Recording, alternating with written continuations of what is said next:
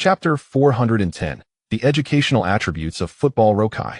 Royvi is performing a bicycle kick, facing the retreating left back of the Madrid Pirates, Ione Martinez. He is executing an impressive display of footwork. His right foot glides over the ball, swiftly followed by his left, in a seamless succession. While the bicycle kick may seem a simple football technique, it is often executed clumsily by many, resulting in a lackluster effect. However, under Royvi's command, such issues are non-existent. His legs move with fluidity, as if he has consumed silk, exuding grace and finesse. It is precisely this harmonious coordination that renders Ione Martinez hesitant to make a challenge, as he cannot ascertain which of Royvi's moves will be genuine. In such scenarios, defenders who act prematurely are likely to be bypassed. Yet, remaining passive is equally perilous, as the distance between them is rapidly diminishing. Indeed, Royvi's right foot deftly nudges the ball away, successfully outmaneuvering Ione. After breaking past his opponent, Royvi pursues the ball but does not continue dribbling.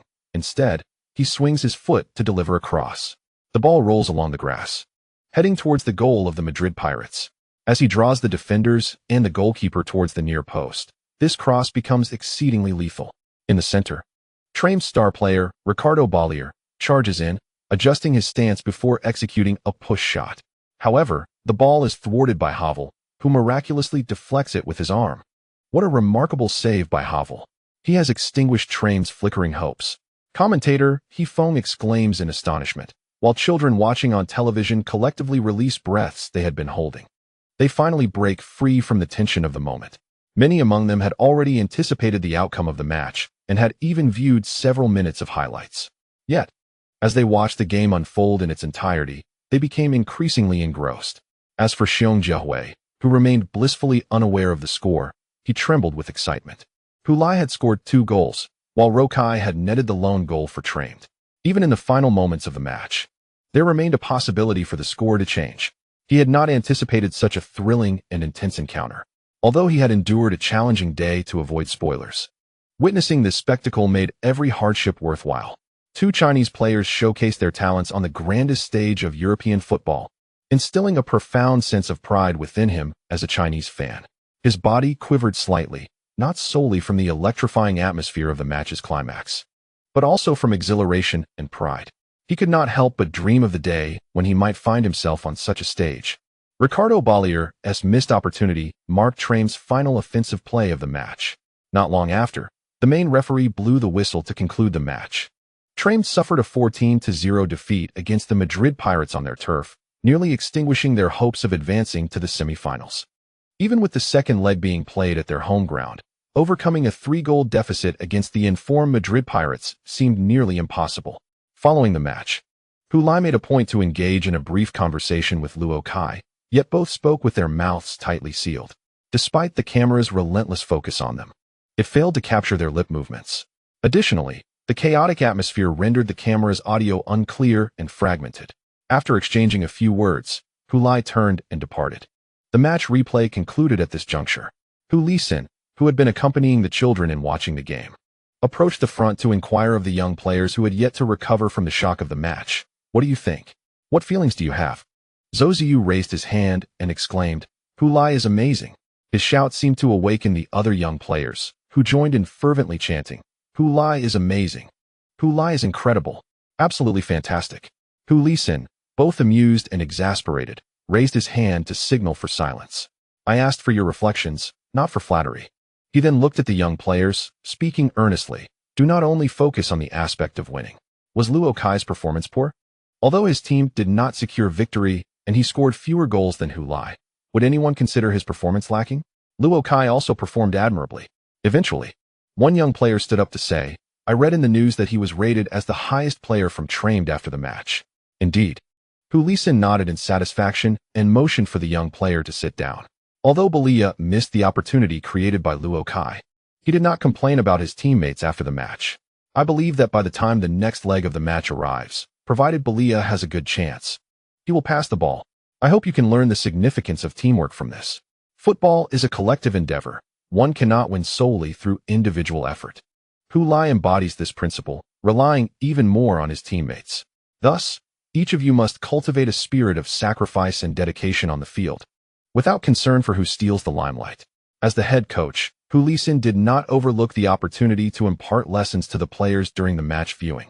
He believes that football, particularly at the school level, is fundamentally an educational tool. It is essential not to pursue results at the expense of nurturing the character and integrity of the players. After all, in the school setting, particularly among elementary students, the number who can ultimately become professional players is exceedingly small.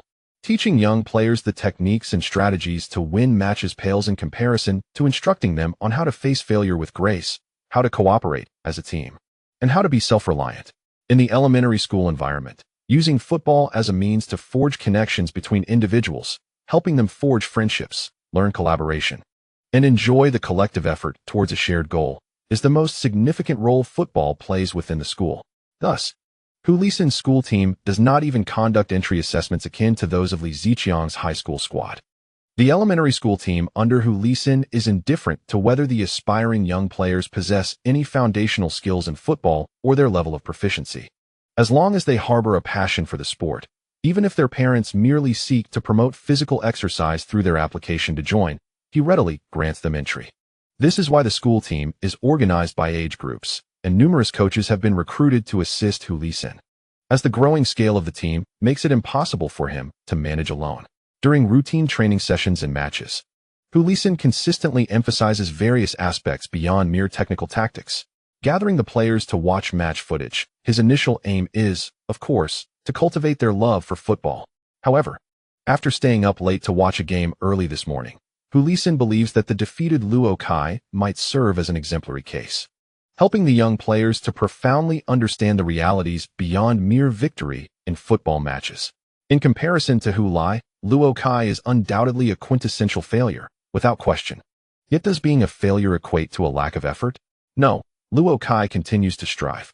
From the first minute of the match to its final whistle, he labored tirelessly. Even when his teammates squandered the splendid opportunities he created, he neither surrendered nor despaired. Such spirit is surely worthy of emulation by the young players. After all, no one can sail through life eternally untroubled or undefeated. Individuals like Luo Kai, the so-called failures, may indeed provide greater lessons and insights. As the father of a victor, Hulai genuinely believes this. Naturally, he is aware that not every young player can comprehend or appreciate his sentiments. The excitement etched on their faces suggests that they may be fantasizing about being victorious like Hulai. Nevertheless, it matters not. As long as he remains the head coach of this elementary school team, he will tirelessly impart these values to successive generations of young players. Through football, he aims to teach them about life, shaping their character and aiding their future integration into society. Not every football youth will ultimately become a professional player, achieving fame and fortune. Yet, each young footballer can derive lifelong benefits from their formative years spent with the sport. This is far more significant than winning a single match, as the latter may help them secure success in their own lives. After the conclusion of the match, the sounds of the famed team anthem, Song of the United People, echoed through Pirate Park Stadium, accompanied by thunderous cheers. In such a raucous environment, Hulai approached Luo Kai, who was bent over, hands on his knees, gasping for breath.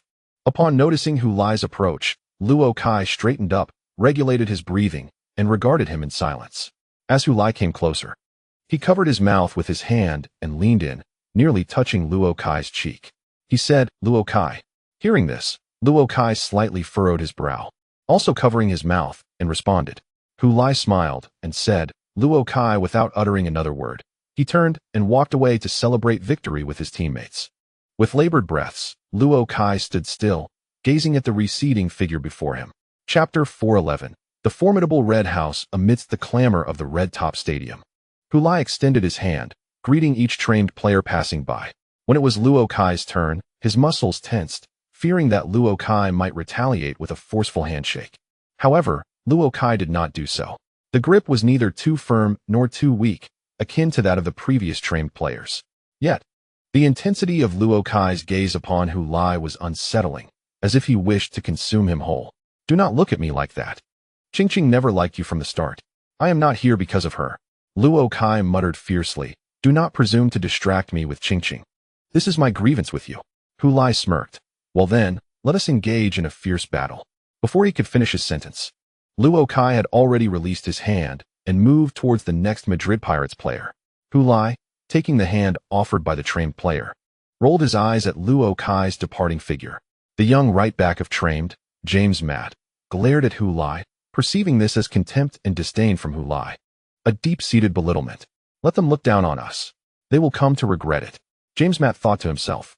Ladies and gentlemen, welcome to the Red Top Stadium. It had been a week since the last match between the two sides.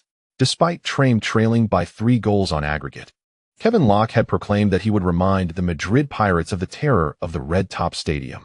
United in purpose, Trame aspired to execute a miraculous comeback on their home ground. Locke was not merely making empty promises. In the weekend league match, he made significant adjustments to the lineup. Many key players, including Balia and Luo, were omitted from the squad for the away challenge against London Bridge, which resulted in a 0-1 defeat, narrowing their lead on the standings to just 1 point. This illustrated Locke's determination. The team would present their best form against the Madrid Pirates. In contrast, the Madrid Pirates made fewer rotations in the weekend league, who continued to participate and scored, marking his 28th consecutive league match with a goal. Thanks to his effort, the Madrid Pirates triumphed over Covet Athletic with a score of 2-1. Following his goal, who was substituted to ensure adequate rest for the ensuing Champions League second leg. Thus, despite their 3-goal advantage from the first leg, Parotti remained cautious. In 2 other Champions League quarter-final matches concluded last night, the Madrid Kings defeated Catalan Union 3-1 at home, ultimately eliminating their opponent with an aggregate score of 4-3, thus becoming the first to reach the semifinals. Although Alvaro managed to secure a 2-2 draw against Amsterdam Athletic at home, their fate of elimination remained unchanged due to a 0-2 defeat in the first leg. In this match, both teams fielded the same starting lineup as in the previous encounter, with no adjustments made to personnel. With the sound of the referee's whistle, the match commenced. Right from the start, the stands of the Red Dome Stadium erupted with an overwhelming cheer. Trame was resolute in their intention to overturn the deficit at home. Not only had the team prepared thoroughly, but even the fans rallied together. Just 2 days prior to the match, local media in Manchester had published articles urging Trame's supporters to fill the Red Dome Stadium, transforming their cheers into a potent weapon to disrupt the pirate players with sonic waves. Consequently, the stadium was packed to capacity, with a grand tifo and a powerful chorus from the fans preceding the match, conveying to the visiting Madrid Pirates that they were facing an impregnable fortress. Seizing the opportunity from the kickoff, Trame launched the ball into the Pirates' half within the very first second of the match, initiating a fierce assault on the Madrid goal. Balia momentarily shook off Kamara on the right flank and, facing the positioning challenge from the Pirates' right back, Irasusta, executed a feint that caused the latter to retreat a step, thereby creating space for a cross. He promptly delivered the ball towards the goal. The football soared over the front and center, hurtling towards the back post. Behind, Madrid's left back, Ione Martinez, leapt in an attempt to clear the ball, but was suddenly met with immense pressure from behind. Rokai.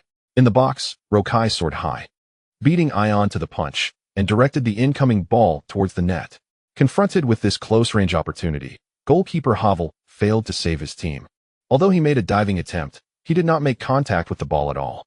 The football slipped through his legs, thudding onto the ground and ricocheting into the net. Wow. Oh my goodness. Matthew Cox shouted excitedly, Rokai? Rokai.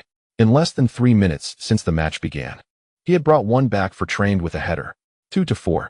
They were only 2 goals behind now. What a dreamlike start. It felt surreal, almost too good to be true. Yet the scoreboard displayed the reality. 4-2. The already boisterous Red Dome Stadium erupted even further at that moment, as if it could lift the red roof off. Rokai had thrown all his weight into the header, embodying a determination that success or failure would be a matter of life and death. Thus, after the header, he lost his balance in midair and fell to the ground.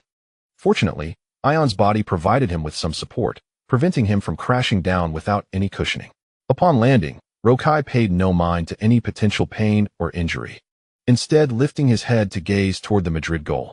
When he saw the football nestled in the net, he gritted his teeth, sprang to his feet, and ran towards Ricardo Balia, who had assisted him. Balia also sprinted towards him. In the forbidden zone of the Madrid Pirates, 2 individuals embraced tightly as more players from Trained surged towards them. They celebrated fervently, as if in a display of defiance. Rokai. Simply splendid. We all knew that Trained was cornered, but none anticipated that it would be Rokai who would sound the trumpet for their counterattack. He did not betray the trust of his coach and teammates. In the quarterfinals of the Champions League, he scored in both matches. Heifeng and Yinkong also cheered for Rokai's goal. Naturally, it was partly because Rokai is a Chinese player, and his impressive performance in the Champions League thrilled Chinese fans. Additionally, Rokai's goal reduced the deficit between the two teams from 3 goals to 2. With 90 minutes still remaining, scoring 2 more goals was not impossible for Tramed. The suspense of advancement returned, making the second leg of the match even more compelling. The Madrid Pirates players did not enter the game with the same urgency as the Tramed players, and they were utterly unprepared for Tramed to score in less than 3 minutes from the start. Indeed, the Pirates were caught off guard, and even after conceding the goal, they struggled to regain their composure. Following Rokai's header, Hull, who had made a miraculous save in the final moments of the previous match, knelt on one knee, raising his left arm high as if to protest to the referee. What could he be protesting?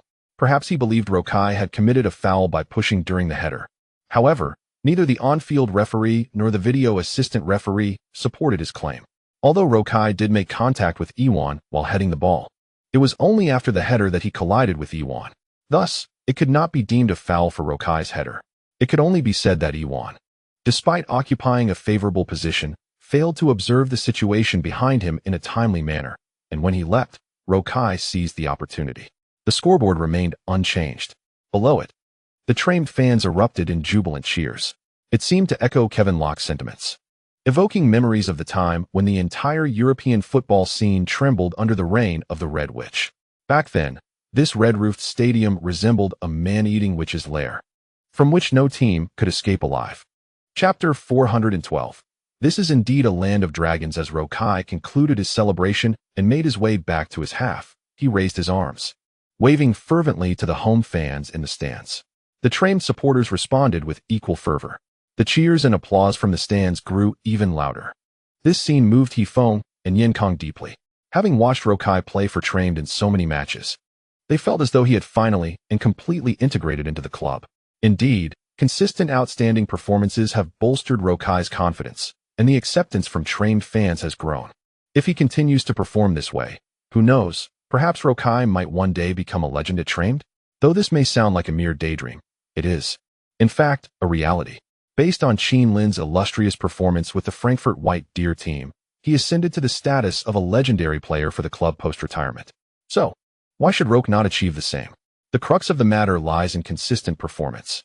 An oscillation between brilliance and mediocrity renders even the most remarkable displays insignificant. However, in recent weeks, Roke appears to have finally transcended his previous limitations, entering a phase of rapid and stable progression. This transformation began with his pivotal goal in the second leg of the UEFA Champions League round of 16 against Torino. Following that moment, Roke seemed to experience an epiphany, showcasing both excellence and stability in his gameplay. With goals in both legs of the quarterfinals, he has solidified his position within the team. Perhaps once this quarterfinal concludes, regardless of whether Tramed can stage a comeback against the Madrid Pirates, Roke will officially usurp George Payne's position in the squad. Having successfully ignited the passion of the home crowd, Roke cast a glance towards Hulai as he sprinted back to his half.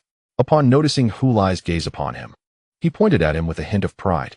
In response to this gesture, Hulai refrained from meeting his eyes, instead tilting his head upward to admire the red canopy of the Red Top Stadium, a venue steeped in cherished memories.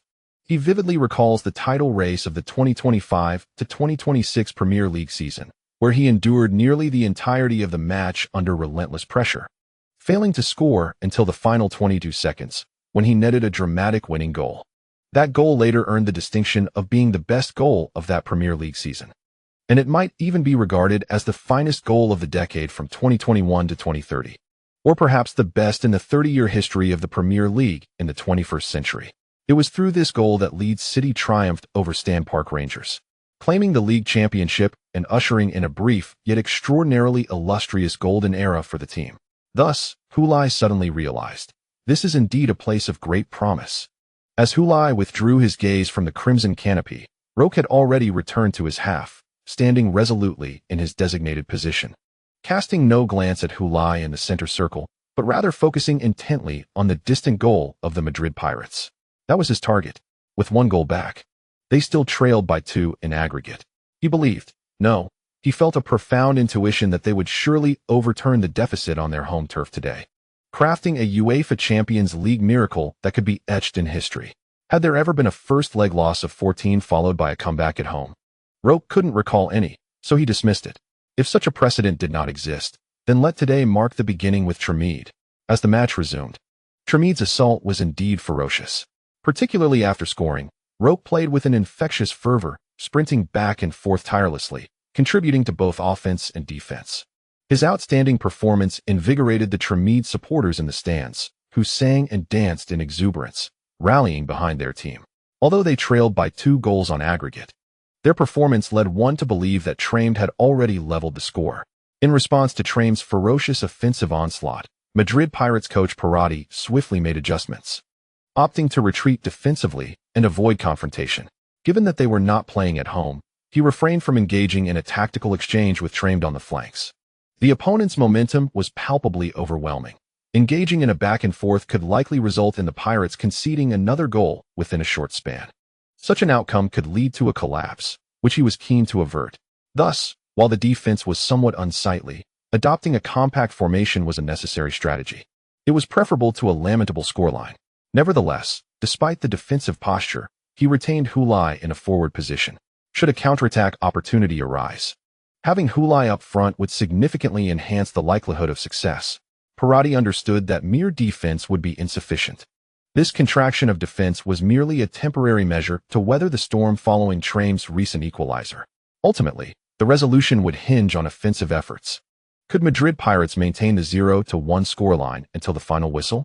While boasting the talents of former World Cup best goalkeeper Jonathan Heiver and the acquisition of Dutch prodigy Danny Drew, this Spanish powerhouse was evidently not a team steeped in defensive tradition.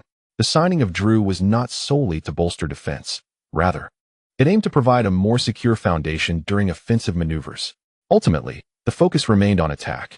It was only natural, given the presence of such an efficient striker as Hulai, that failing to capitalize on offensive opportunities would be a grave misallocation of resources. Roque found himself once again on the flank, facing Ione Martinez, and he attempted to break through once more, inciting Ione's ire. "Do you think I am easily bullied?" Ione seemed to say. As Roque tried to execute a bicycle kick to slip past him, Ione seized the moment, decisively intervening and deftly nudging the ball between Roque's legs. The failed maneuver left Roque stumbling, nearly losing his balance. The referee's whistle remained silent, but the crowd erupted in discontent, with Tremede's supporters insisting that Ione had committed a foul. However, their verdict held little weight. With the ball now in his possession, Ione reacted swiftly, bypassing the still unsteady Roque to regain control and passing forward to Tony, who had retreated to assist defensively but was also poised to support the attack. Upon receiving the ball, Tony faced away from the attacking direction, feigned a turn to the inside, and then swiftly pivoted along the sideline. After turning, he launched a powerful diagonal long pass, propelling the ball to the opposite side of the field. The Madrid Pirates initiated their counterattack. Concerned about interception, Tony's kick was executed with considerable force. Kamara managed to halt the ball near the sideline, but it did not settle at his feet.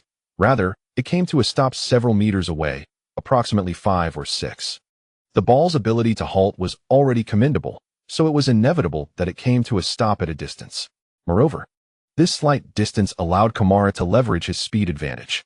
Consequently, even though Kamara found himself outside the boundaries of the field after controlling the ball, he swiftly regained his momentum and surged back onto the pitch, managing to outpace Tremede's left-back Joseph Rogers to seize possession of the ball. The relentless offensive pressure had pushed Tremede's formation forward, leaving most of their players stranded ahead when they were hit by a counterattack from the Madrid Pirates. By bypassing Rogers, Kamara effectively breached Tremede's entire defensive line. Central defender Scott Wilson pursued him diagonally from the center, attempting to obstruct Kamara. However, Kamara denied him the opportunity to close in and instead delivered a cross. With a precise 45-degree angle, the ball soared over the penalty area, heading toward the far corner of the box. Hulai.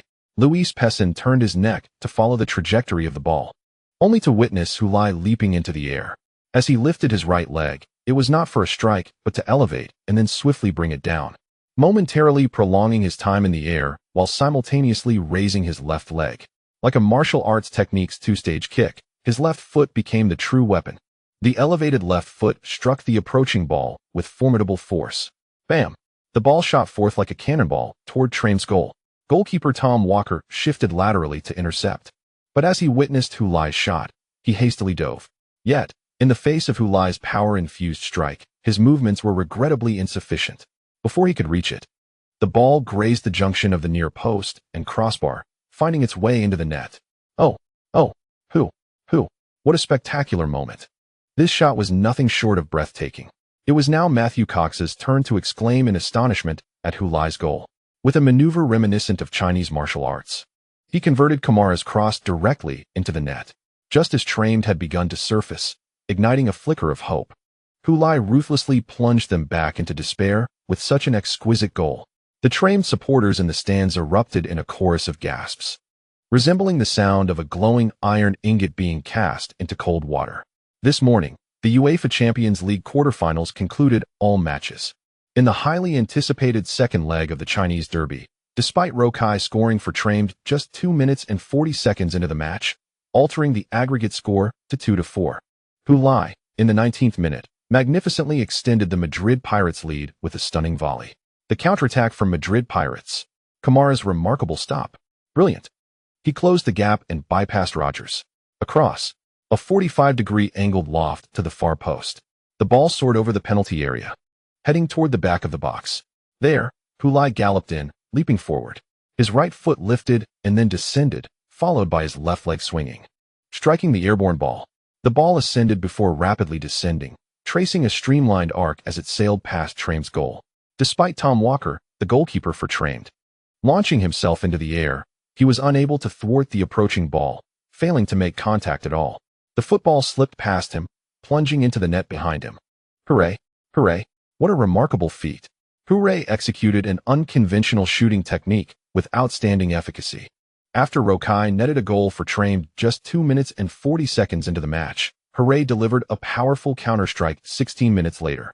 This UEFA Champions League quarterfinal has transformed into a dazzling duel between two Chinese players. A true spectacle. This is the Chinese derby we yearn to witness. Now, the Madrid Pirates have extended their lead to 3 goals, delivering a heavy blow to Traim's morale.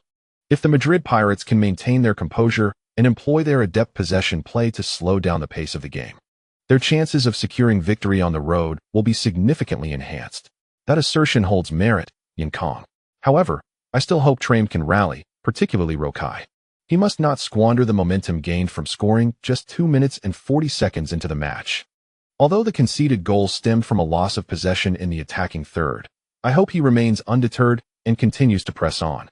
Rokai skillfully controlled a high ball sent by a teammate with his chest while sprinting forward, engaging in a physical tussle with Ione Martinez. Ultimately, he seemed cornered by Ione, nearing the goal line without managing to shake off his close-marking defender. Just as he was about to cross the line, Rokai deftly hooked the ball back with his right foot, while his momentum carried him off the field. Observing this, Iwane turned to seize the ball, only to find Rokai's trailing left foot gently nudging the ball past him and into the penalty area. Iwane hastily reached out to grab Rokai, but came up empty. A splendid display of separation. In the deafening cheers of the Red Dome Stadium, Rokai, utilizing his momentum, elegantly maneuvered past the world champion's left back, executing a beautiful nutmeg before retrieving the ball just outside the goal area and carrying it along the baseline toward the net. Danny Drew lunged at him, while goalkeeper Heiver effectively covered the near post, blocking the shooting angle. Then, Rokai sent the ball to the center. Ricardo Bailea surged forward to meet it with a fierce strike. This shot was much swifter than the previous encounter. Although Heiver attempted to dive back in time, he could not conjure another miracle. The ball sailed into the net before he could make a save. As the first half drew to a close, Traim valiantly clawed back a goal, narrowing the aggregate scoreline to a 2-goal deficit.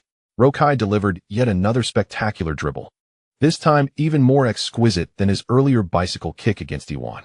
Moreover, Ricardo Bailea did not disappoint with his finish, cleanly slotting the ball into the net. Traim's ability to reduce the deficit before halftime proved advantageous.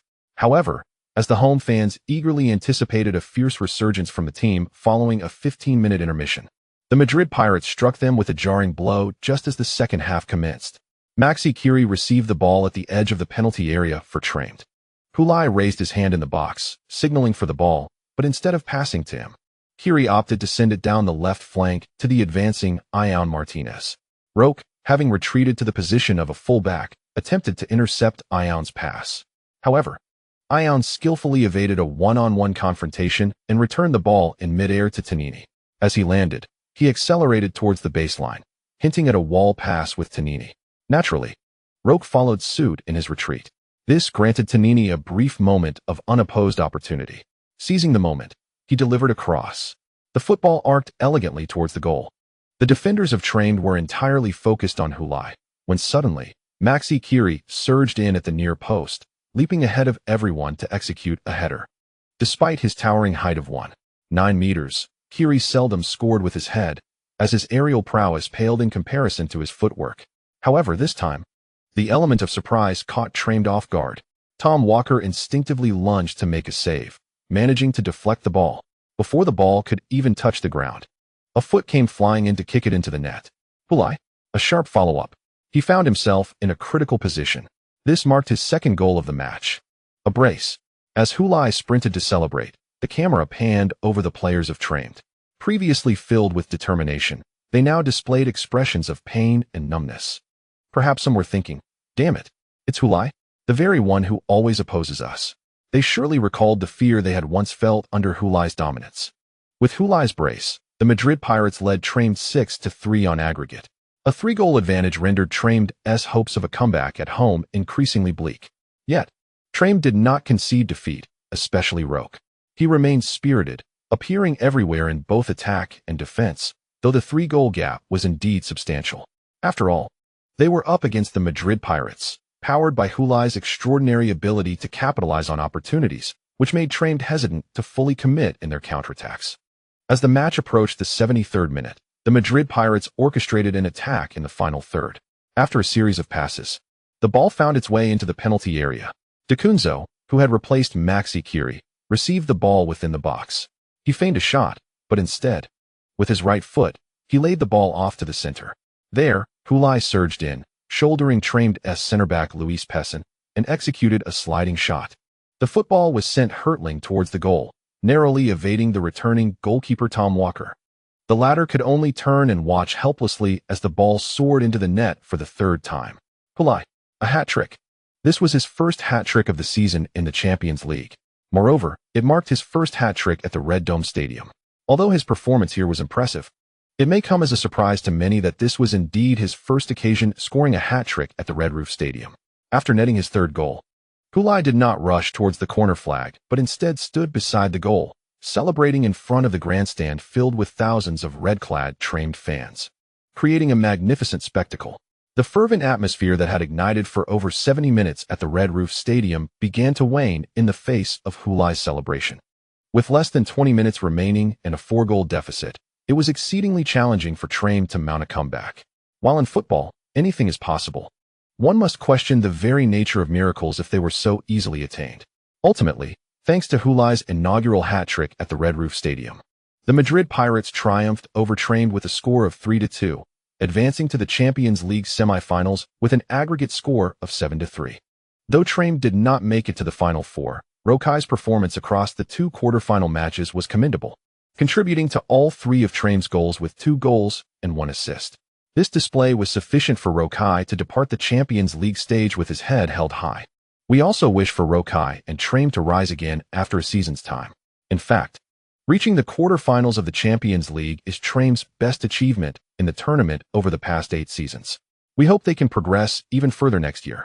In another quarterfinal match held on the same day, Blue-White Munich, who had drawn 2-2 against North London Rangers in the first leg, returned home where Mark Becker had a stellar performance, also completing a hat-trick. He helped Blue-White Munich secure a 5-1 victory over North London Rangers and advance to the semi-finals. Consequently, the Madrid Pirates will face the Bundesliga champions, Blue-White Munich, in the Champions League semi-finals, with their first leg clash scheduled for the early hours of May 2nd. China time. Chapter 414. The German football powerhouse Mark Becker appeared at the press conference wearing a Blue-White Munich sports jacket. He attended the pre-match press conference alongside head coach Bjorn Hantek ahead of their Bundesliga home match against Berlin Gosen in the 30th round of the league. Blue-White Munich will host Berlin Gosen, and a victory will allow them to clinch the Bundesliga title with 4 rounds to spare. After 29 rounds, Blue-White Munich has amassed 80 points, while the second-placed Ruhr-Rhein stands at 67 points, creating a 13-point gap. Last night, Ruhr-Rhein defeated Frankfurt White Deer 2-0 at home, currently holding 70 points, but having played one more match than Blue-White Munich. If Blue-White Munich can triumph over Berlin Gosen at home, they will lead Ruhr-Rhein by 13 points with only 4 rounds remaining, securing the championship early. This would mark Blue-White Munich's 4th consecutive league title. A strategic move to bolster their own squad by acquiring Ruhr-Rhein's top scorer, thereby enhancing their strength while simultaneously diminishing their rivals' capabilities, achieving a dual benefit. Mark Beckenbauer may have realized that remaining in Ruhr-Rhein would make it exceedingly difficult for him to attain the honors he coveted. Thus, he resolutely departed from Ruhr-Rhein. However, upon arriving at Bayern Munich, he found himself in an awkward position. The season prior to his arrival, Bayern Munich had achieved an illustrious treble, securing the domestic league title, the Cup Championship, and the UEFA Champions League. He transferred to Bayern at the pinnacle of their success. Consequently, any failure to replicate such triumphs during his tenure would lead to perceptions that Bayern was in decline, with Beckenbauer being viewed as a principal contributor to that downturn. Last season, Bayern Munich was eliminated in the quarter-finals of the Champions League by Real Madrid, a team boasting the talents of Meili, who ultimately claimed the Champions League title. Beckenbauer scored 10 goals in the Champions League, but could not aid his team in defending their title. This season, the team is poised to clinch the league championship 4 rounds ahead of schedule. Yet, truth be told, he does not place much importance on this accolade. His primary focus remains the Champions League. He had previously won the league title while at Ruhr-Rhein, and achieving it again with Bayern would merely be an embellishment. His decision to transfer to Bayern Munich, despite the potential backlash of being labeled a traitor, was driven by his aspiration to secure the Champions League title. With such a victory, he could vie for the Ballon d'Or and the FIFA World Player of the Year, reaching the zenith of his career. At 31, he is in the prime of his professional life. Failing to capture top honors at this stage would make future accomplishments increasingly elusive. In his inaugural season with Bayern Munich, he netted 38 goals in the league, earning the Golden Boot and shattering the Bundesliga single-season scoring record. Given that the Bundesliga consists of only 34 matches, his scoring efficiency was the highest among the top 5 European leagues. However, this season has seen a decline in his goal-scoring efficiency. After 29 league matches, he has scored only 26 goals. Although he still leads the scoring charts, his performance pales in comparison to the previous season. Conversely, in this season's Champions League, he has been in exceptional form. After the quarterfinals, he has already amassed 16 goals, matching the total of last season's Champions League top scorer, Hulai. It is worth noting that the current Champions League season is not yet concluded, and Beckenbauer has the opportunity not only to surpass Hulai, but also to break the single-season Champions League record of 17 goals set by the legendary Silas Caesar. During the pre-match press conference for the Bundesliga, journalists were particularly interested in the competition between Beckenbauer and Hulai in the Champions League. Mark. Hulai scored 2 goals in yesterday's La Liga match, bringing his tally this season to 48 and 49 goals. Does facing an opponent in such formidable form in the Champions League semi-finals add pressure? This question was somewhat unfriendly, and Beckenbauer's demeanor visibly shifted. His smile gradually faded, and by the time he responded, he maintained only the barest hint of a smile. Hulai is an outstanding forward, and he has been in excellent form recently. However, our next adversary is Berlin Gosen Union, and I believe it is imperative to show respect to our opponents. Therefore, I shall refrain from addressing matters unrelated to the league. Mark Becker's response can be deemed both dignified and composed, evading the media's cunning tactics. He is acutely aware that prior to the Champions League semifinals, the media will undoubtedly sensationalize the rivalry between himself and Hulai. After all, they are competitors in the Champions League scoring charts, with Becker having netted 16 goals and Hulai 14. Furthermore, at the onset of the season, during the Champions League Ballon d'Or nominations, Becker was awarded the silver ball while Hulai received the bronze, marking them as direct rivals. If the media were to overlook the competitive dynamic between the two, it would be a sign of their inadequacy as journalists. Becker is certainly cognizant of Hulai's remarkable achievement of scoring 49 league goals, equaling the record for the most goals in a single season in England's top tier, as well as in the 5 major European leagues. This is no trivial matter. It's akin to dropping a bomb into a still lake, sending ripples throughout. Yet, what relevance does it hold for him? Goals scored in the league bear no relation to those in the Champions League. Despite Hulai's impressive tally in the league this season, he has scored fewer in the Champions League compared to Becker. Last season, Becker scored 38 goals in the Bundesliga, earning the European Golden Shoe. Yet he fell short against Hulai's 16 in the Champions League. Thus, such a question ought not to be posed to him, if it is raised. It is undoubtedly a provocation by the media. He has no desire to engage in such futile discourse. A journalist then turned the spotlight onto head coach Hanček, inquiring whether it is a peculiar experience to face his former club in the Champions League. Hanček's response was even more dramatic than Becker's. He raised his arm and said, "Next, Mark Becker." A spectacular goal. In the 86th minute, he finally broke the deadlock for Blue and White Munich. Perhaps the prospect of clinching the championship 4 rounds ahead weighed heavily on the minds of Blue and White Munich's players. In any case, the visiting Berlin Gosen Union displayed commendable resilience, managing to stave off Blue and White Munich's attempts for the first 85 minutes. At this juncture, it can be proclaimed that Becker's goal has propelled Blue and White Munich to the pinnacle of the championship. The commentator on television exuberantly exclaimed. Outside the broadcast, Jana's Edmund was messaging John Set. "John, I wish to leave the team." Shortly thereafter, John Set replied, "Are you watching the match between Blue and White Munich and Berlin Gosen Union?" Indeed, Edmund did not deny. Then John Set called, "What's up? Feeling pressured?" Edmund replied, "Just now, I suddenly understood why Becker would rather be branded a traitor by the fans than forsake Blue and White Munich. I once fantasized about defeating them in the Ruhr Valley and winning the championship, but now I realize how naive I was." "Don't say that, Janis. We still have the DFB Pokal to compete for," John Set consoled his friend. "That is but a trifling consolation, John. No one cares about the DFB Pokal except those who win it. I would rather see Blau-Weiß Munich claim the DFB Pokal title and allow us to take the league championship. Tonight, the Munich fans may commence their celebrations, yet even if we were to secure the DFB Pokal, I would have no desire to partake in any victory festivities." Edmund suddenly became animated. "We are not a mid-tier team like Westphalia, John. We are a damn powerhouse. But look at us now. Does the Ruhr area even resemble a powerhouse anymore?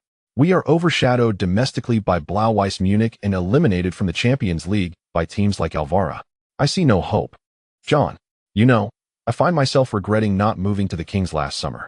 John Set's tone grew serious. "To be frank, Janice, whether you could join the Kings was not solely your decision. Even if you had the chance, I would not have advised it. You should remain in the Ruhr area for a few more seasons to hone your skills. Only when you've grown stronger should you consider moving." Edmund did not respond. Silence enveloped the conversation. John Set understood that the current situation was indeed harsh for Edmund. In truth, Edmund had performed admirably this season, trailing the current league leader, Becker, by merely 4 goals.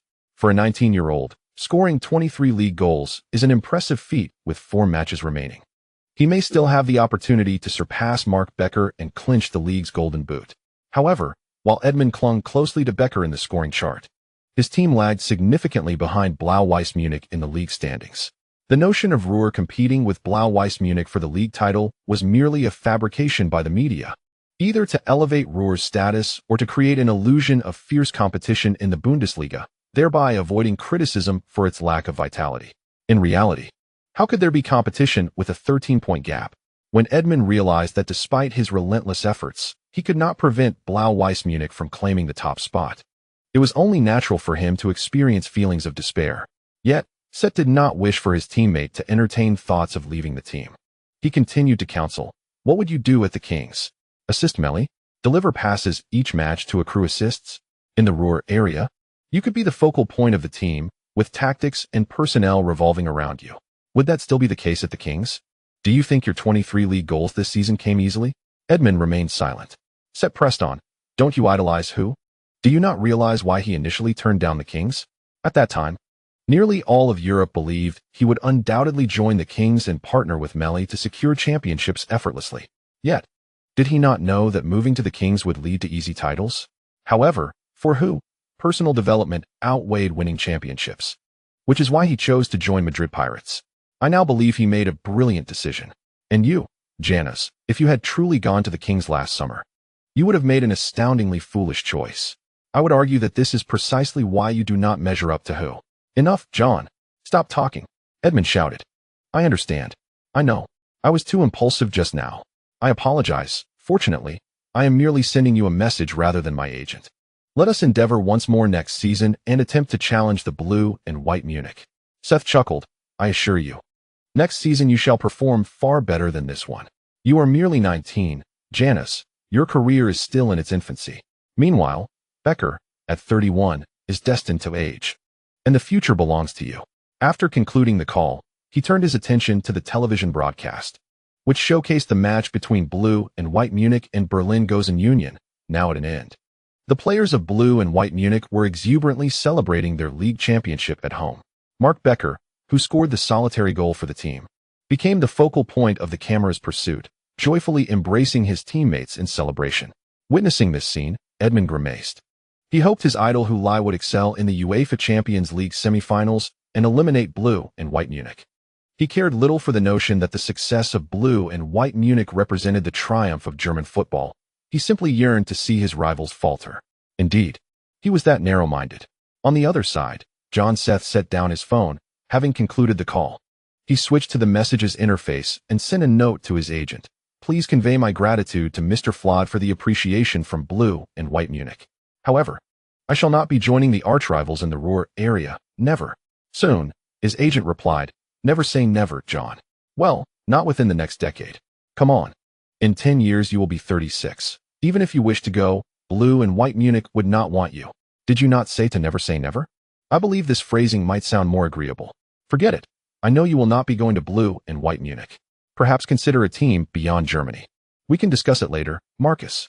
I have just persuaded Janice to remain with the team, and then I left. What a contradiction. Very well. Let us keep in touch, John. I will promptly inform you of any news from my end. Thank you, Marcus. I appreciate your efforts. John Seth finally concluded his conversation with his agent, setting his phone aside as he gazed at the jubilant players of Blue and White Munich on the screen. He had just declined an opportunity to engage closely with the champions. Whether he would regret this decision in the future remained uncertain, but at least, at this moment, he felt no remorse. P.S. Tomorrow, we resume our double updates. Chapter 4:15. I aspire to win the Ballon d'Or. His wife turned over in bed, reaching out for her husband's side, only to grasp at emptiness. Startled, she awakened, her eyes fluttering open to find the space beside her vacant. Just then, she heard sounds emanating from the doorway. Turning back, she spotted her husband, fully dressed and standing at the door, who appeared quite surprised to see her awake. How did you rise so early? His wife, equally astonished, inquired. Where are you off to? Mark Becker spread his hands. To training, of course. She furrowed her brow. If I recall correctly, you mentioned yesterday that Handtech had granted you 3 days off? Following the conclusion of the match against Berlin Gosen yesterday, Bayern Munich has clinched the Bundesliga championship with 4 rounds to spare. In the post-match dressing room, head coach Bjorn Handtech announced a 3-day break for the entire first team. This respite allows the players to rest and rejuvenate, alleviating the fatigue accumulated over the season thus far. After the break, they will reconvene on the training ground, ready to embark on their next endeavors. Bayern Munich possesses the luxury of such a break due to their early title victory, as the remaining 4 matches will essentially serve as warm-up games. With 9 days remaining until the Champions League semifinals, even with a 3-day rest, they still have 6 days left for preparation. The reassembly for training will not disrupt the team's readiness. Beckler nodded in agreement, acknowledging the well-deserved break. Of course, 3 days off sounds perfect. But why train? His wife abruptly sat up. The coach has given us a break, but he hasn't prohibited us from training, has he? Shouldn't we truly rest during our time off? That is what you said, he replied. Under normal circumstances, that would be the case, but not now. If I take a proper rest now, I might end up losing. Beckler spoke with seriousness. His wife's previous drowsiness dissipated. Lose to whom? Beckler nodded affirmatively. You are ahead by 2 goals. His wife's words amused him. 2 goals. What of it? Being ahead by 3 goals offers no assurances. Regardless, you should sleep. I will train and return for lunch, he stated, leaning in to give her a kiss before turning to leave. It was not until she heard the sound of her husband's footsteps fading down the hallway that she sighed softly and shook her head. Recently, her husband had not been himself, but she understood the reason behind it. As his wife, she felt powerless to assist him in his football pursuits. So she could only pray to God, hoping that her husband would receive divine favor, defeat Hulai, and attain the coveted Champions League title. With such an honor, he could aspire to win the Ballon d'Or and the FIFA World Player of the Year. She was acutely aware that this was her husband's lifelong dream. This season, he had secured the silver ball and placed second for the FIFA World Player of the Year, tantalizingly close to the pinnacle of achievement. Should he ultimately secure both the Bundesliga and the Champions League titles this season, such accolades would be sufficient to crown his professional career. Even in the absence of the World Cup and the European Championship. As Beckler's car slowly approached the gates of the Bayern Munich training facility, the guard appeared somewhat bewildered. He turned to his colleague and remarked, "Was that Mark in the car just now?" "Of course, who else could it be?" "But doesn't he know the first team has a break today?" "Well, just because the first team is on break doesn't mean they can't train. Didn't we just see Soren?" The guard expressed no surprise at the captain's presence, as that was typical of him. However, Beckler was not known for being the type to engage in extra training. As the guard pointed out, Mark Beckler was not a paragon of diligence in training. After completing the team's daily training regimen, he typically did not linger to practice further. Therefore, when discussing industrious players, few would conjure the image of Mark Beckler. His remarkable goal-scoring prowess, which enabled him to shatter the single-season Bundesliga record last season, is intrinsically linked to his extraordinary talent, rather than mere diligence. It was this profound understanding of Becker that caused Captain Soren Gribush to widen his eyes in astonishment upon seeing Mark Becker enter the locker room. "What expression is that, Soren?" Becker retorted. Gribush, realizing his reaction had been overly exaggerated, chuckled. "Just joking. You shouldn't be here, Mark." "Why shouldn't I be here?" Becker inquired. "The team is on holiday. You never used to train during breaks. Have you sustained an injury and come for a massage?" Mark Becker found it perplexing that everyone reacted with such surprise at his presence in training, even during his drive to the training facility. Although he did not pause to chat with the guards, he caught a glimpse of their astonished expressions from the corner of his eye. "Just because I rarely trained on my own before, does not mean you should be so shocked as if the sun has risen in the west, does it?" "We?" Gribush keenly seized on the key phrase. "It seems you've encountered others besides me?" The security at the entrance, they were equally astonished. While conversing with the captain, Becker made his way to his locker to change. Noticing his serious demeanor, Gribush furrowed his brow. "What are you thinking, Mark?" "I simply wish to win a Ballon d'Or." In the solitude of the locker room, Becker finally confided in his captain. Upon hearing this, Gribush realized the significance of the moment. This season indeed presented Becker with a splendid opportunity. However, to secure the Ballon d'Or, one must conquer the Champions League, and to do that, they must first eliminate the Madrid Pirates. If he could vanquish the Madrid Pirates, it would mean defeating his direct competitor, Hulai, on the Champions League scoring chart. Overcoming Hulai would diminish the competition for the Ballon d'Or, even if Hulai were to net 60 goals in the league this season. It could not compare to the achievements of Mark Becker, who could claim both the Champions League title and the top scorer accolade. Thus, all eyes would converge upon the two semi-final clashes. Should the blue and white Munich triumph over the Madrid Pirates, Becker would have the opportunity to confront Meili directly. Winning the championship would enable him to surpass Meili in the race for the European Ballon d'Or. However, if blue and white Munich were unable to overcome the Madrid Pirates, all aspirations would be dashed, leaving no room for dreams of the Ballon d'Or. "Very well. Let us train together. Rest assured, Mark. The entire team will support you wholeheartedly in the matches," Gribush assured him. Becker nodded appreciatively. "Thank you, Soren. I will give my all." If anyone else had said this to him, he would have taken it as mere encouragement or consolation. Yet, when Soren Gribush made this statement, he had no doubt it represented a commitment from the entire team, not only because Gribush was the captain, but because he was a leader whose word held immense weight. Gribush patted him on the shoulder and said, "This is not solely for you. It is also for the club. You are a leading scorer, and aiding you in achieving goals is tantamount to assisting the team in winning. The individual and the collective are inextricably linked." Head coach Bjorn Hantek was in his office with his coaching staff, strategizing for the upcoming training session when the door was swung open by the second team coach, Nico Tirpitz. With a look of astonishment, he burst in, exclaiming, "You will absolutely never guess who I encountered on the training ground today." Upon seeing Tirpitz, the recently retired star, Grayman Elmer, who had transitioned to an assistant coach role, scoffed. "Who else could it be? Of course, it's Becker." "Huh? How did you know, Grayman?" Tirpitz inquired, visibly surprised. Hantek erupted into laughter, The entire training complex is aware. This is significant. Tirpitz paused, then nodded. Indeed, it is significant. When has Becker ever opted for extra training? I tell you, when I saw him arrive with Gribouche on the training ground, I was truly taken aback. I thought something was amiss. It's no surprise to see Gribouche here, but Becker? Shouldn't he be out shopping with his wife? When the first team announced a break, Handtek did not prohibit the players from coming to the training facility. However, if they chose to train, they could only do so with the second team or youth squad. Thus, Tirpitz had the opportunity to see Mark Becker during his training session. It's quite easy to deduce. Nico. Although Mark currently leads the Champions League scoring chart by just 2 goals over who? Tirpitz realized. He aims to claim the Champions League Golden Boot. He also wants to break Caesar's record, Elmer added. Handtek smirked. It's not impossible. He is merely 2 goals shy. I actually hope he surpasses Caesar's record. When that time comes, I'll give Caesar a call and ask him how it feels to have his record broken by a player from blue and white Munich. Grayman Elmer chuckled, rubbing his bald head. The others in the room were also amused. The 4 Heavenly Kings represented an era in which they battled as rivals throughout their careers. Witnessing a former adversary struggle brings Elmer great joy.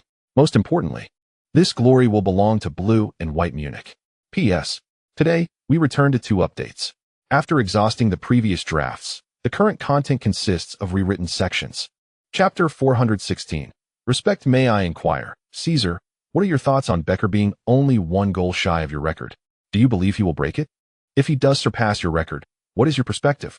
Records are destined to be broken from the moment they are established. Thus, I hold no particular views. Nor do I believe that my record will remain unbroken indefinitely. Upon concluding training, Albertazzi observed reporters surrounding Caesar on the periphery of the training ground, posing their questions. Confronted by a throng of journalists, Caesar stood with his hands clasped behind his back, responding to their inquiries with an air of dignity. However, this scene ignited a furious ire within Albertazzi. To him, it appeared that the journalists were not merely interviewing the captain, but rather interrogating him. Following the team's elimination from the Champions League, the Italian media had turned their collective ire towards the captain. Some mockingly remarked, "If I were Caesar, I would announce my retirement immediately after being ousted from the Champions League." Questions arose about why Selados chose to retire at 35, while Caesar, at 37, sought to extend his contract with the club for another year. Others bluntly criticized, "I believe Caesar has become an impediment to the team's progress." While some truths must be spoken, few dare to voice them, so I will take it upon myself. I am grateful for Celio Caesar's contributions to the team, but it is evident that his era has come to an end.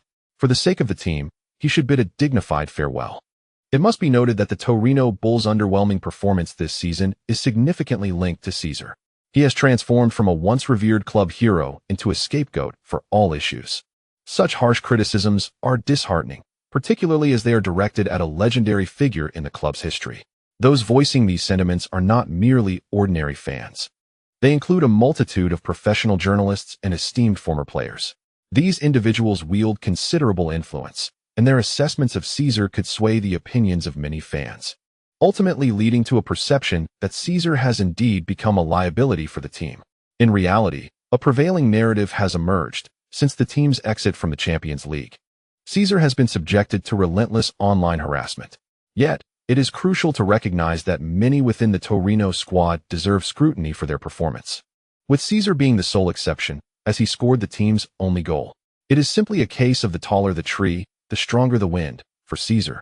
Being a superstar attracts criticism that garners attention. Albertazzi finds this media climate intolerable. He understands that in the world of football, one can be exalted for stellar performances and vilified for a lackluster display. However, certain individuals, such as Celio Caesar, who has led the club to a Champions League victory and brought home a World Cup for the Italian national team, deserve a modicum of respect and should not be treated with ingratitude. Thus, witnessing the journalists besiege Caesar, Albertazzi disregarded all else and intervened, positioning himself protectively between the reporters and the captain. He vociferously rebuked the journalists. "Is this the attitude you should adopt when faced with a legend? Mind your words and tone. Before you stands a 3-time World Footballer of the Year and a 3-time Ballon d'Or recipient." At this juncture, he slightly shifted to the side, revealing Celio Caesar.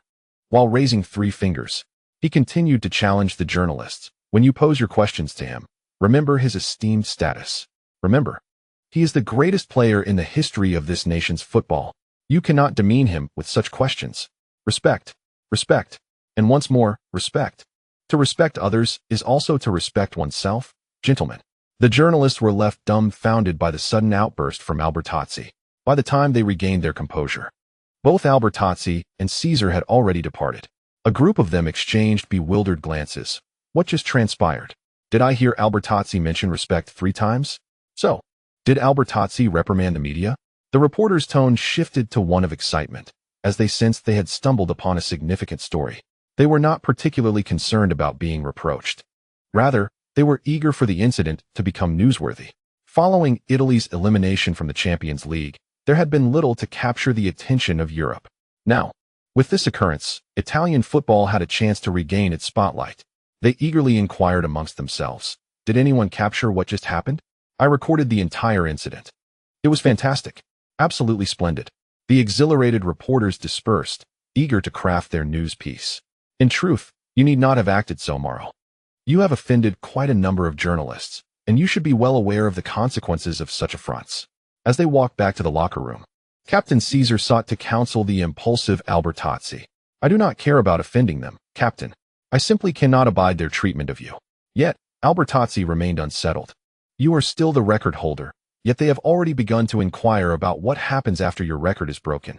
That is sheer humiliation. Caesar chuckled. Regardless, it was bound to be broken eventually.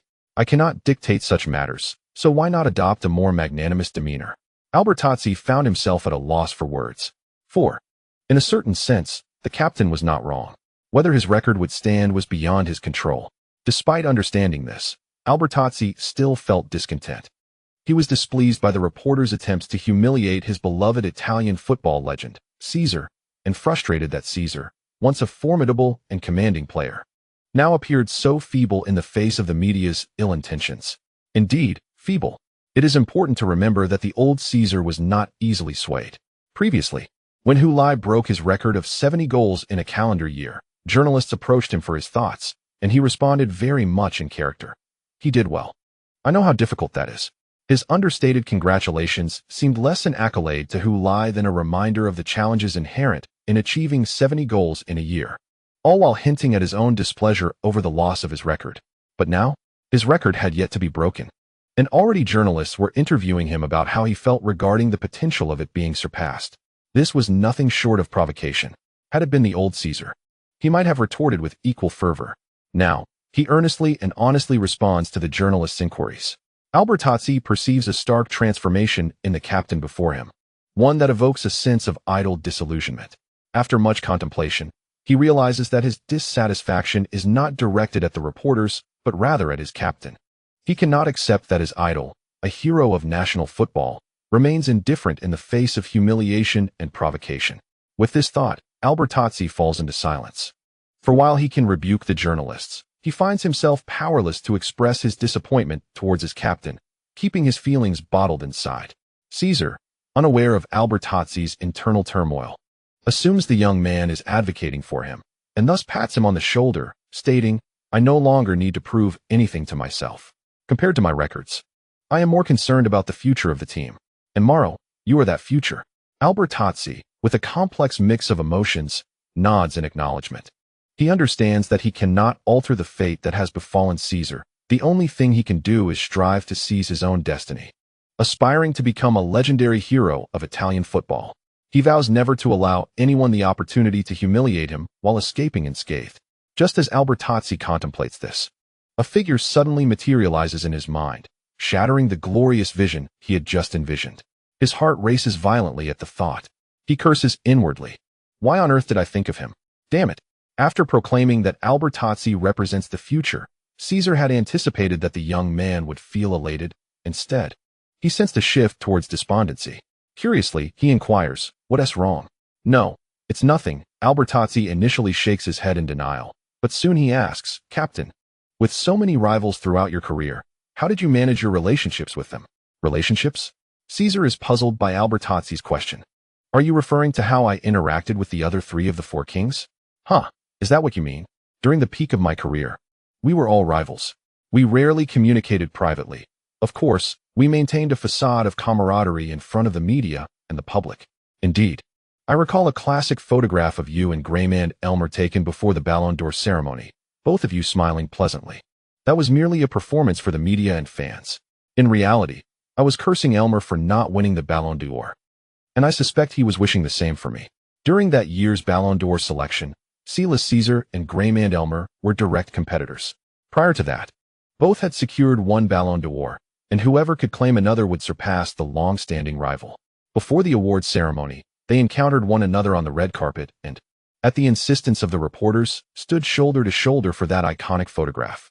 However, I recall that in the end, you did not secure the Ballon d'Or, but rather it was Elmer who claimed it. How did you handle this situation? How did you approach it? Caesar pondered for a moment, stating, I confined myself within my room for a full 8 hours. And then you came to terms with it? No, not at all. When I emerged from that room, I still had not reconciled with the situation. I merely unleashed every curse I could muster during those 8 hours, venting my emotions. Afterward, I was able to resume my journey with a relatively calm mindset. Yet, this does not imply that I believe Elmer deserved to surpass me and receive that year's Ballon d'Or. I expressed my frustrations, but I emerged with a resolute goal to defeat Elmer. Thus, the following year, I triumphed over him and claimed the Ballon d'Or. At this point, Caesar chuckled. After listening to Caesar's account, Albertazzi appeared contemplative and chose not to speak further. The two walked side by side into the locker room. Chapter 417. The more challenging Albertazzi respect. Respect. Respect. The locker room resonated with these powerful phrases. Laughter erupted as someone remarked, Fabio, are you still watching that video? Fabio Presido, who was engrossed in the video, explained, I just saw it. Albertazzi was suddenly besieged by the media. What happened? Well, it turns out that a journalist asked Caesar how he felt about his Champions League single-season goal record being on the verge of being broken. Albertazzi then admonished him, claiming they were disrespecting Caesar. He emphasized the word respect 3 times. A teammate promptly stepped in to clarify the situation to Presido. Others began to comment as well. I can truly empathize with Albertazzi's actions. The media has indeed shown a lack of respect towards Caesar. However, Albertazzi is still quite young and impulsive. He did not consider that his actions would provide the media with material to sensationalize. Sensationalism aside, the crucial issue is that he has offended the media, and he will face the consequences. Albertazzi's rebuke of the journalists quickly became a trending topic on Italian social networks. The video of him chastising the reporters spread widely and was even remixed.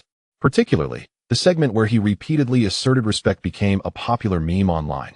Given the considerable criticism Caesar has faced in recent months, Albertazzi, who defended him, also became a target for online harassment. Some even crafted jokes to mock him. Albertazzi doesn't want us to criticize Caesar. He got his wish, for now everyone is directing their ire towards him. Caesar is saved. Well done, Mauro Albertazzi. Let us extend our gratitude to Albertazzi. Yet, Albertazzi seemed unfazed by the voices of the internet and media. He was determined to confront them head-on. He had just posted a message on his social media account featuring all the honor Caesar had once achieved, accompanied by the words, respect, respect, and more respect. While netizens used this phrase to ridicule him, he wielded it as a counterattack. Wang Guangwei sat quietly in the locker room, listening to his teammates engage in a lively discussion about the hottest topic of the moment, refraining from joining in. Albertazzi, an Italian player, found it challenging to voice his opinions amidst a crowd of Italians as a Chinese player. Just then, his teammate, Elias Ricardinho, a 26-year-old Brazilian forward, took a seat beside him. Hey, Wang, what's your take on this? He inquired immediately. What is my take? Wang Guangwei replied, somewhat taken aback. I have no opinion. How can you not have an opinion?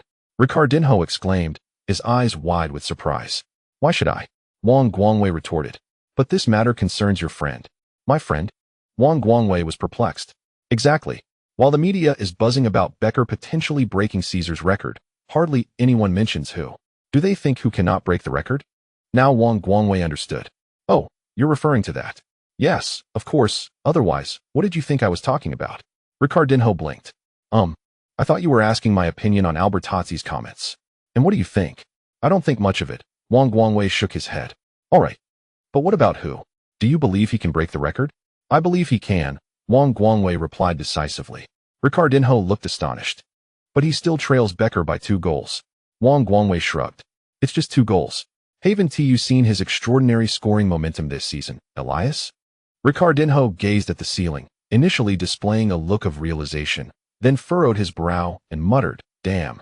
If only I had his form. You're actually doing quite well. Elias, the season isn't over yet. You have a significant chance to surpass 20 goals, Wang Guangwei reassured his teammate. Ricardinho chuckled. Wang, that doesn't provide me much comfort. Yes, I have a great chance to exceed 20 goals, but whose tally is nearly 3 times mine. You cannot compare yourself to the inhuman. Wang Guangwei continued to console him. Ricardinho shook his head, dismissing the notion, and pondered another issue. Wang, do you think Albertazzi might be affected by all this, leading to a dip in his performance? If so, wouldn't that give me a scoring opportunity? Wang Guangwei grinned. I hope so, but honestly, Elias, the likelihood of that is quite slim. In fact, you might have to be wary of him finding his stride even more because of this. Really? Ricardinho's eyes widened. His mouth agape as he stared at Wang Guangwei. Wang Guangwei nodded in affirmation. Albertazzi. Oh, splendid. An incredible save. In the face of Ricardinho's close-range header. Albertazzi exhibited astonishing reflexes, deflecting the ball away, despite being ensnared in the media whirlwind due to his recent outburst at reporters. It was evident that off-field matters had not impacted his on-field performance. After landing from his header, Ricardinho watched the ball sail out of bounds, hands on his head, staring in disbelief at Albertazzi, the primary goalkeeper of Torino FC, after rolling twice on the ground to dissipate the impact, is now rising from the turf in front of the goal. He vigorously celebrates his recent save with a triumphant fist pump, while his teammates rush to embrace him, expressing their gratitude for his remarkable intervention. Meanwhile, Ricardinho remains frozen, hands clasped atop his head, still in shock from the save that thwarted what he believed to be a stunning goal, indeed, a certain score. His header was positioned just on the edge of the small box, a mere 5.5 meters from the goal line, struck with great velocity. Had one witnessed his header and then attempted a save, it would have been utterly impossible to react in time. Thus, it is evident that Albertazzi must have anticipated Ricardinho's movement prior to the header, positioning himself to make the save just in time. Ricardinho recalls what Wang Guangwei had cautioned him about the previous day, to be wary of Albertazzi, for he might be in exceptional form because of this incident. Damn it. He was right. As Ricardinho launched his header, the fans of Eldria in the stands at Columbus Stadium could hardly contain their exuberance, erupting in cheers prematurely. However, Albertazzi's save abruptly silenced their jubilant cries. It is unclear how many were left breathless, some even coughing violently, clearly having choked on their own excitement. The scoreboard displayed the live score. The home team, Eldria, trailed Torino FC 0-1. With only 8 minutes remaining in the match, despite their home advantage, Eldria could not breach the Torino defense. Ricardinho's header had represented Eldria's best opportunity of the match, yet it failed to penetrate Albertazzi's resolute grasp. The despair was palpable. This season, Torino FC had often secured victories with a single-goal lead. While it is commonly said that a one-goal advantage is the most precarious, this adage does not apply to Torino FC, whose goal remained steadfast even when leading by just one. In the final moments of the match, Wang Guangwei, playing as a center-back, was pushed up to the front line by the coach, taking on the role of a striker. Eldria, in a desperate bid, launched an all-out assault to equalize the score. This match was a midweek league makeup game. Eldria, having played one match less, was trailing the 6th-place Orobica Sports by 2 points. A victory over Torino FC at home would allow them to leapfrog Orobica Sports, thus securing the 6th position. With 5 rounds left in the league, their chances of qualifying for next season's UEFA Europa League would significantly increase. Yet, regrettably, even with the audacious strategy of sending a center-back to the front line, Eldria could not penetrate Torino's defense. Wang Guangwei had 2 opportunities to score within the penalty area, 1 header and 1 shot. The shot soared over the crossbar, while the header was thwarted by Albertazzi. As the referee blew the final whistle, Eldria was unable to equalize. The match concluded, with Alberto's 7 remarkable saves. Torino FC triumphed over Eldria with a score of 1-0 away from home. Although they remained 7 points adrift of the league leaders, Sabrai, their qualification for the Champions League appears to be virtually assured. As for Eldria, who aspires to compete in European tournaments, they have suffered a significant setback on their home turf. Wang Guangwei's dream of European competition remains distant. The television cameras focused on Torino's goalkeeper, Alberto, who was celebrating the victory with a triumphant fist pump. The subtitles announced that he was the man of the match. The commentator remarked on Torino's declining control over the game, noting that they allowed Eldria 7 shots on target. But does it matter? As long as Alberto is in goal, victory is still within reach. Just as long as they don't encounter Hulai. Indeed, just as long as they don't face Hulai. Later today, we will continue to broadcast the La Liga match where Madrid Pirates challenge Royal Carthage in the 34th round. Hulai will be aiming for his 50th league goal, so be sure to tune in to Sports Channel. Chapter 418. An ordinary match truck driver Andy Woman parked his vehicle in the rest area, having already dined within, tidied up, and now sat on the bunk behind the driver's seat, engrossed in a live broadcast of a La Liga match on the satellite television. As a devoted fan of Tremede, he was not only watching the match, but was also intensely invested, his body taut with anticipation. The source of his anxiety was the current match, Madrid Pirates facing Royal Carthage. As the game reached the 70th minute, the score remained 0-0. On screen, the English commentator noted that prior to this round, Royal Carthage was ranked 6th with 50 points, a position that could lead to European competition. However, they were only 6 points ahead of 7th place Seria. In this round, Seria had defeated Royal Velva 2-1 away, narrowing the gap between the two teams to 3 points. Thus, if Royal Carthage failed to secure victory against Madrid Pirates at home, they risked losing their European qualification in the final 4 rounds of the league. Consequently, Royal Carthage was playing tenaciously. As the commentator finished, Madrid Pirates launched an attack into Royal Carthage's penalty area. Despite the close marking of 2 defenders, Hulai managed to seize the opportunity, demonstrating an extraordinary sense for the ball's trajectory, and made a strike towards goal. However, under the pressure of the defenders, his shot lacked power and was easily collected by Royal Carthage's goalkeeper, Salva Rodriguez. "Damn it! Come on, Hulai," Andy Woman exclaimed, pounding the bunk beneath him, creating a series of muffled thuds. "Show us the form you had at our home ground. Aren't you supposed to be a goal scorer? You managed 3 against Tremede.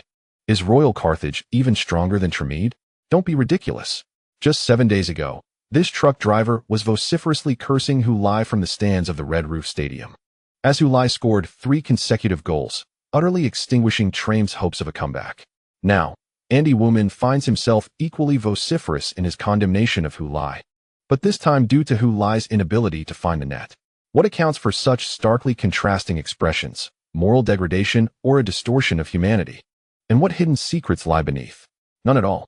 The truth is simply that Woman has placed a wager on Hulai, betting that he will score 50 or more goals in a single season and that he will continue his scoring streak until the league's conclusion. For each of these outcomes, Andy Woman has staked £200, although the odds were not as favorable when he placed his bet as they were at the outset. There remains a possibility for Woman to turn a modest profit. Even if he cannot amass wealth overnight like Neil Mullen, it still represents a satisfactory outcome for him. Now, with Hulai only 1 goal away from his 50th in the league, Woman is merely 1 goal short of winning £200,000. Furthermore, should Hulai score in this match, he would sustain his streak, ensuring that Woman's wager on his continued scoring until season's end would not be in vain. Combined, these prospects amount to nearly £500,000 before tax. Therefore, if Hulai manages to score, that goal becomes worth £500,000. How could Andy Woman remain indifferent, unperturbed? Initially, he lay in bed watching the match, but as the game progressed, his posture shifted continuously. After pounding the bed with frustration, he eventually rose to stand in the truck cabin, a quintessential position for a fan overwhelmed by anxiety. On the small television screen, the Madrid Pirates besieged the goal of Royal Carthage. Just from this image, one might assume it was the Pirates' home ground, as their defensive line appeared riddled with gaps. A Madrid Pirates supporter witnessing this scene would undoubtedly fret over their team, fearing that they might not only fail to score in the dying moments of the match, but also be ambushed by Royal Carthage. In reality, Royal Carthage's tactics were indeed crafted for such scenarios. They had already capitalized on the Pirates' offensive pushes to execute counterattacks. However, lacking a high-efficiency striker like Hulai, coupled with the outstanding performance of the Pirates' goalkeeper, Heiver, Royal Carthage had yet to capitalize on their opportunities. As the match drew closer to its conclusion, the Pirates' offense intensified, and the possibility of being caught off guard by Royal Carthage loomed ever larger. Yet, Andy Woman remained unconcerned by this predicament. Whether the Madrid Pirates won or lost mattered little to him. His sole focus was on whether Hulai would score. As long as Hulai found the back of the net, it was inconsequential if the Pirates relinquished the league title. The Pirates' latest offensive foray culminated with Vukovic, whose long-range shot was deflected by Jacob Tipland out for a corner. Spotting Hulai pushing toward the goal, Andy Woman could not help but exclaim in urgency, "What are you doing at the front? Given your small stature, what can you possibly achieve? Why don't you pull yourself together? Only by doing so can you create space. Aren't you particularly adept at finding opportunities?" There is a ghostly space right in front of the door. His frantic gestures towards the television screen resembled those of a true Madrid Pirates fan. However, Hulai remained oblivious to his distant complaints from England, steadfastly standing at the door, pushing into the thickest part of the crowd, just as Woman was getting anxious. A clear whistle pierced the air as Vukovic kicked the ball toward the goal. Suddenly, Hulai, who had been jostling within the small penalty area, darted sideways and surged forward. He leapt high above everyone else, twisting in midair, directing the incoming ball toward the far corner of the goal. The central defender of Royal Cartagena, Jacob Tipland, failed to keep up, left behind as he reached out in a futile attempt to disrupt Hulai's trajectory. Yet, he couldn't even graze Hulai's jersey. The ball was sent sailing toward the far post, as goalkeeper Salvar Rodriguez leapt into the air, stretching his arms to make a desperate save, but he missed the ball entirely. Hulai's header was remarkably cunning. It was not merely a simple nod. His entire body rotated in unison, transforming his position from back to front, as though seated on a revolving chair. The ball glided past Salvar Rodriguez's outstretched hands, striking the inside of the far post before ultimately bouncing into the net. He scored. He scored. He finally scored. 10. He has put the Madrid Pirates in the lead. This marks his 50th goal of the season in La Liga. He has become the first in history, the first player to score 50 goals in a single La Liga season, the first player to achieve 50 goals in a single season across the 5 major leagues in Europe. This season belongs to who? Hulai. Ahaha. Ha. Splendid. Magnificent. In the cockpit, Andy Woman excitedly collapsed onto the bed, pounding the mattress and laughing heartily. He then sprang back to the driver's seat, vigorously honking the horn. The truck emitted a deafening buzz. He was unconcerned about disturbing the other truck drivers resting nearby. He could no longer think rationally, only wishing to unleash his overwhelming emotions, reveling in the joy of being a fan of Hulai. Once he finally calmed down a bit, he returned to the television, watching the slow-motion replay of the goal, murmuring, "All right, I forgive you for eliminating Talamid. You are simply marvelous. I adore you. I love you to bits. I hope your girlfriend won't mind." Then, satisfied, he settled back, reclining on the bed, eagerly pulling out his phone to message Neil Mullen. "I did it, mate. Thank you. Neil, I owe you a drink." Although the match between the Madrid Pirates and Royal Cartagena was not yet concluded, he no longer cared about the outcome or whether Royal Cartagena could mount a comeback. For him, Hulai scoring his 50th goal in the league, marking his 30th consecutive match with a goal, encapsulated the essence of the game. Hulai's achievement of 50 goals this season, alongside his remarkable streak, was indeed the entirety of the match between the Madrid Pirates and Royal Cartagena. Following Hulai's goal, the score remained unchanged. Ultimately, the Madrid Pirates secured a narrow 1-0 victory over Royal Cartagena, continuing to lead the league standings. Aside from Hulai's singular goal, there was nothing else of note in this match. Chapter 419. A momentous event in European football on the team bus returning from Genoa to Turin, despite their recent victory. The players of Torino FC were not overly exuberant. To them, although the match had been thrilling, it hardly warranted grand celebrations. After all, their opponents were merely Eldria. Had they faced Sabrai, the atmosphere would have been boisterous from Milan all the way to Turin. Now, having played a match, they were eager to return home, and fatigue settled over them. Consequently, the bus was relatively quiet. Some had already dozed off in their seats, while others occupied themselves with their phones and music, wearing headphones to avoid disturbing their companions. The team bus sped along the highway under the night sky, swift yet stable. The driver, a seasoned veteran with 30 years of service to the team, skillfully maneuvered to ensure a safe and prompt return home. He dimmed the cabin lights to facilitate better rest for the players. Suddenly, amidst the previously tranquil atmosphere, a gasp erupted. "Who has scored 50 goals? His exclamation roused many from their slumber. Did he truly achieve it? Has the match between Madrid Pirates and Royal Carton concluded? Indeed, it had just ended. And he had done it. Wow, this is simply remarkable. Those who had been drowsy were now wide awake, and those engrossed in their phones hastily removed their headphones, turning to news sites to follow the match taking place far away on the Iberian Peninsula. The only goal of the match was astonishing, without who the Madrid Pirates would never have been able to secure the top position this season. Enough of that. Without who, they wouldn't have won against us either. The Torino players, feeling the pangs of jealousy, completely overlooked their own narrow victory over Eldria. 50 goals in a single season. My goodness, what does that even signify? The La Liga season still had 4 matches remaining, allowing him to further shatter his own goal-scoring record. Moreover, in addition to his 50 goals this season, he had scored in 30 consecutive matches. To be honest, had he not been subjected to drug tests after nearly every game, I would genuinely suspect he was on performance-enhancing substances. The team captain, Caius Caesar, who had remained silent until now, cleared his throat and remarked, "Some things are better left unsaid." The player who had spoken earlier, realizing his faux pas, quickly amended his statement. "I meant to say that whose form is so extraordinary that it's hard to believe. Of course, I know he is clean. I'm merely astonished." "What is so astonishing about it?" Caesar replied. "He did not score 50 goals overnight. The entire continent witnessed his remarkable journey from his first goal to the 50th. It is evident that who is currently at the pinnacle of his career, and the tactics employed by the Pirates aligned perfectly with his abilities, enabling him to achieve such feats. Within the confines of the bus, everyone was engaged in discussions about Hulai's extraordinary accomplishments.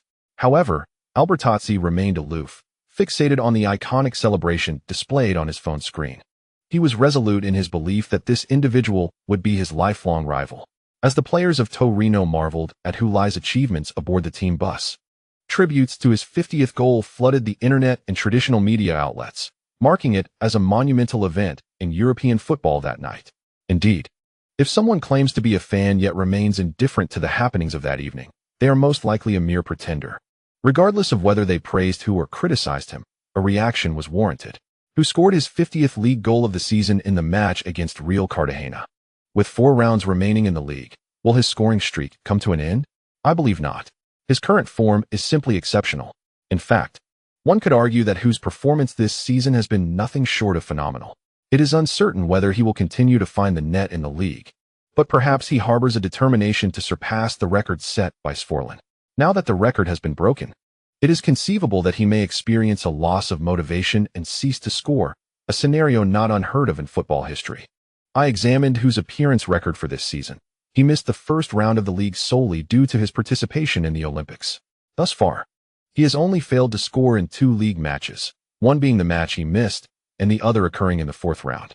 Since the 5th round, he has consistently scored in every league match, maintaining this streak for 30 consecutive rounds, a remarkable achievement. Yet, for some reason, I find myself feeling a tinge of regret for who, had he participated from the first round, he might have established a historic record of scoring in every league match this season. Although 4 rounds remain, I am increasingly convinced that he can continue to score. While the championship of La Liga still hangs in the balance, no one is debating the race for the Golden Boot, as it is a foregone conclusion that who will claim it with an insurmountable lead. I find myself pondering whether I will ever again witness a player exhibit such frenzied performance. Though UEFA has yet to hold the Ballon d'Or award ceremony, I firmly believe that if this season's Ballon d'Or does not belong to who, it would indicate a scandalous undercurrent within UEFA's selection process, thereby undermining its authority. Even if the Madrid Pirates ultimately fail to secure the Champions League title, who should still lift the Ballon d'Or for his magnificent displays. In addition to the accolades from media reporters and ordinary fans, football legends from various countries have also sent their congratulations to Hulai for his remarkable achievements. Agustin Rivero, a former star of the Madrid Pirates and record holder for consecutive goals within the team, promptly expressed online, "I have always proclaimed whose greatness. Football at its core is merely a game of who scores more goals, who consistently surpasses others in this regard, and that is irrefutable evidence of his status as the world's strongest player." Bobby Klein, a former England international, football luminary, and host on Sky Sports, updated his social media immediately following Hulai's goal this season. Who is truly a phenomenon in the football realm. I consider it a rare privilege to witness whose 50 goals. Who could have anticipated that this young Chinese talent Upon his debut in the Premier League with Leeds City, would subsequently sweep across European football? Hector Ingram, a legendary figure from Queen's Park Rangers, exclaimed, "A miracle." His Sky Sports co-host, Peter Nelson, a former Tranmere player, echoed, "My God, 50 goals. What is whose limit?" French football superstar Céline Montier remarked, "Did I not once jest that who might surpass my record of 82 goals in a year? Well, I confess I was joking then. But now, I assert without jest that who genuinely has the potential to break my record. I eagerly anticipate that day and am curious to see by how much he will elevate my record." Jorge Dylan, head coach of the Chinese national team, expressed, "I often have this illusion that who seems to belong to another realm, as if he hails from a distant outer space. He is a football superhero." When the players of Blue and White Munich returned to training after a 3-day break, they felt as if they had emerged from a different era. Suddenly, all of Europe was abuzz with discussions surrounding Hulai's 50 league goals and his prospects for winning the European Golden Ball. The achievement of 50 league goals in a single season by Hulai became a popular topic within the dressing room of this Bundesliga giant. Taking advantage of the conversation, Captain Soren Gribsch stepped forward to address his teammates. "Everyone is discussing whose chances of winning the European Golden Ball. However, our Mark also aspires to claim the Golden Ball. For that to happen, he must surpass who in the Champions League and the scoring charts, and he also has the opportunity to break Caesar's record. I believe it is crucial for our team to demonstrate unity at this juncture. We have already secured the league championship. Now, the focus is solely on the Champions League. While ensuring we reach the Champions League final and secure the title, I hope everyone will do everything possible to assist Mark in scoring. This is not just Mark's honor, but also the honor of Blue and White Munich." With the captain's eloquent words, there was little room for dissent. Naturally, the support was overwhelming. The captain's sentiments were well articulated. And who would dare to oppose? Mark Becker, not known for being unfriendly within the team, found everyone willing to assist him. Moved by the support, Mark Becker stood to express his gratitude. "Thank you all. I will give my utmost effort and will not let down your support and expectations." The dressing room erupted in enthusiastic applause in response to his declaration. For the current squad of Blue and White Munich, securing the league title is a significant achievement. Yet they fell short of reaching the finals of the German Cup. Their ultimate aspiration remains to clinch the UEFA Champions League, assist their leading scorer in attaining the prestigious Champions League Golden Boot, surpassing the single-season goal record previously held by the illustrious Julius Caesar, and ultimately securing the coveted Ballon d'Or. This encapsulates the final objective for Blue and White Munich this season. In any other context, the match where the Madrid Pirates triumphed 10-0 against Royal Carthage would merely be viewed as an ordinary contest. Historically, there has been no animosity between these two teams, nor have recent encounters bred any new rivalries. Although Royal Carthage hosted the match, the disparity in strength between them and the Madrid Pirates rendered a home defeat unsurprising. Yet, this seemingly mundane match has etched itself into the annals of history. In the years to come, it will be recalled repeatedly, featuring prominently in various retrospectives. Just moments after the final whistle, this match has already begun to circulate in numerous media discussions worldwide. The focal point of this fervor lies in Hulai, who scored his 50th league goal of the season during this match, breaking the single-season goal record for Europe's top 5 leagues set by Georges Florin over a century ago. Consequently, what began as an ordinary match transformed into a historic spectacle, deserving of the title legendary. For Royal Carthage, it remains uncertain whether this is a stroke of fortune or misfortune. Chapter 420. The Hulai Museum. I am Hulai. I truly am Hulai. Cease your squabbling. For I am the one wearing number 14, the number of Hulai. The cacophony from the younger players on the adjacent training field caught the attention of the 5th and 6th graders. Observing the younger students vying to emulate Hulai, Xiong Jiahui scoffed with an air of superiority. How childish. Returning to the training session for the 5th and 6th graders, Xiong Jiahui celebrated after scoring a goal by performing Hulai's iconic celebration. He even provided his own commentary. Ho-woo. Zhou user approached, teasing. Who was it that just called someone childish? Ignoring him, Xiong Jiahui maintained his stance, legs apart, arms extended behind him, slightly hunched. In his imagination, this pose was nothing short of spectacular. However, someone interjected with a reality check. Xiong Jiahui, your celebration is incorrect. Angered, Xiong Jiahui retorted, what do you mean incorrect? It's as standard as can be. The current celebration of Hulai, when he leaps and rotates, involves raising his arms above his head. a fact corroborated by the very individual who had critiqued Xiong Jiahui, who proceeded to demonstrate Hulai's celebration right there on the field. The onlookers nodded in agreement. Indeed, indeed. Hulai now raises his hands above his head when he jumps. Xiong Jiahui, how long has it been since you last watched Hulai play? With his pride slightly bruised, Xiong Jiahui blushed and countered, what do you know? This is the original version. I am merely paying homage to Hulai. Of course, using the original is paramount. It signifies staying true to one's roots. Others, indifferent to such matters, express their opinions. I still believe the current moves are far more aesthetically pleasing. Indeed. Much more visually appealing. While the players in grades 3 and 4 debated who could emulate Hulai, those in grades 5 and 6 engaged in discussions regarding whose imitation of Hulai's celebratory gestures was the most impressive. Ultimately, they shared a common goal. In a La Liga match that concluded in the early hours of today, the Madrid Pirates triumphed over Royal Carton with a score of 1-0, maintaining their lead at the top of the league standings. The match itself was unremarkable, although it was an away game, given the prowess of the Madrid Pirates. Securing a victory against Royal Carton was hardly surprising. The crux of this encounter was Hulai's goal, marking his 50th goal of the season in La Liga. With this achievement, he surpassed George Hurst's record of 49 goals set during the 1925-1926 English First Division season. Prior to Hulai, Hurst held the title of the player with the most goals in a single season across Europe's top 5 leagues.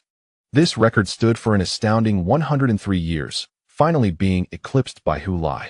Following Hulai's goal, a flurry of commentary erupted across European social media platforms. Sports legends were featured on television, with today's sports news prominently highlighting Hulai's goal against Royal Carton and the surrounding narratives and reactions. In truth, many of the stories reported in the news had already been circulating online, but Ceylon still preferred to sit in front of the television and watch the central news broadcast once more. For someone of her generation, television news held a certain formality, akin to a peculiar ritual. As she watched the nationally renowned anchor on CCTV recapping the evaluations from sports legends that Ceylon had previously encountered online, her conviction grew stronger. Consequently, she decided to forego the news entirely and rose to find her husband, who was engrossed in work. Lau, are you busy? Hulisen removed his glasses and turned to face his wife at the door. Oh, why are you so courteous today? Courteous? You used to say whatever was on your mind without hesitation. Ah, how annoying. Knowing Hulisen was teasing her for interrupting his work, Ceylon playfully tapped his shoulder. Hulisen feigned defense with his arms, but did not genuinely block the light tap. So what's the matter? He inquired. Ceylon began, well, you remember we bought that apartment to create a hall of fame for our son? Hulisen nodded. I now wish to expand this idea. Expand it? Hulisen did not grasp his wife's intention. Well, previously, we intended to create a hall of fame that resembled a museum. But it was merely for our amusement, a small affair. Now, I wonder, why not construct an actual museum? The museum dedicated to our son's football career would showcase his trophies, accompanied by photographs and videos, akin to a formal museum. It would be open to the public for ticketed visits. As Ceylon spoke, she noticed her husband's expression grow serious, prompting her voice to soften considerably. However, she quickly raised her tone in retort. What? Do you have any objections? Hulisen shook his head. No. Then what is that expression on your face? Hulisen replied with a smile. I was merely reminded of something I observed at the training ground today. By the way, why the sudden ambition to expand? Old who? Do you think our son currently wields considerable influence? Yes, indeed. Hulisen recalled the discussions among the school team players of various grades earlier that day. This was no new phenomenon. It was unclear whether these youngsters were deliberately trying to curry favor with their head coach, or if they genuinely admired Hulai. Regardless, imitating Hulai's goal celebration had become a regular occurrence within the team, a testament to his influence. Moreover, beyond his immediate surroundings, countless others must have been touched by Hulai's impact. The development of high school football in China is flourishing, thanks in part to the contributions of Hulai and his peers. The football team at Dongchuan High School, where Old Li works, has also expanded its roster, adding a girls' team alongside the boys, as it is, after all, the alma mater of Li Qingqing. It would be remiss not to have a girls' team. A few days ago, I read in the news about a campus football drama adapted from an online story, reportedly inspired by Hulai and Li Qingqing's high school experiences. The author has taken creative liberties, and the series gained significant popularity online, which ultimately led to its acquisition by Tungfei Company for adaptation into a television show. The Anong Stars, the team Hulai once played for domestically, has seen a significant decline in strength, with their goal each season merely survival. However, this does not impede them from garnering a substantial following from fans across various provinces during away games. Online, the reputation of Anong Stars remains unparalleled in the Chinese Super League, while fans of other teams often engage in heated debates. The mention of Anong Stars evokes admiration for their contribution to the national team, as they have nurtured numerous national players, their legacy akin to a training ground for Chinese football. Moreover, there are more profound influences that may seem unrelated to Hulai but are undoubtedly a result of his impact. An increasing number of children are now eager to play football, developing a passion for the sport and aspiring to dedicate their futures to it. I recall oldly discussing over drinks that, despite the vast numbers in the Dongchuan high school football team, it is likely that 99% will never enter professional football. Nevertheless, they train diligently and express hopes of pursuing football coaching in college, aspiring not to become professional coaches, but rather grassroots youth trainers, teaching children and students the beautiful game. Hulisin believes that the aspirations of these young children are genuine. Among the coaches of his elementary school soccer team, several have previously participated in the National High School Soccer Championship. They are youthful, having recently graduated from university, and have taken up coaching positions at an elementary school team. Their ambition to become soccer coaches was born during their time in the high school soccer championships. There was a common notion that if one did not succeed in becoming a professional player after learning to play soccer from a young age, their youth would be wasted, leading to a life deemed ruined. Hulisin is deeply affected by this sentiment, as he himself has been a victim of it. However, with the improvement of the overall environment for soccer in China, an increasing number of people are willing to play, even if they do not become professional players. Soccer can still be a valuable skill, and becoming a coach is also a respectable profession. So, what is the purpose of learning soccer? At the very least, it provides an additional pathway rather than the former dead end, does it not? Just look at how impactful our son's recent record-breaking achievement has been.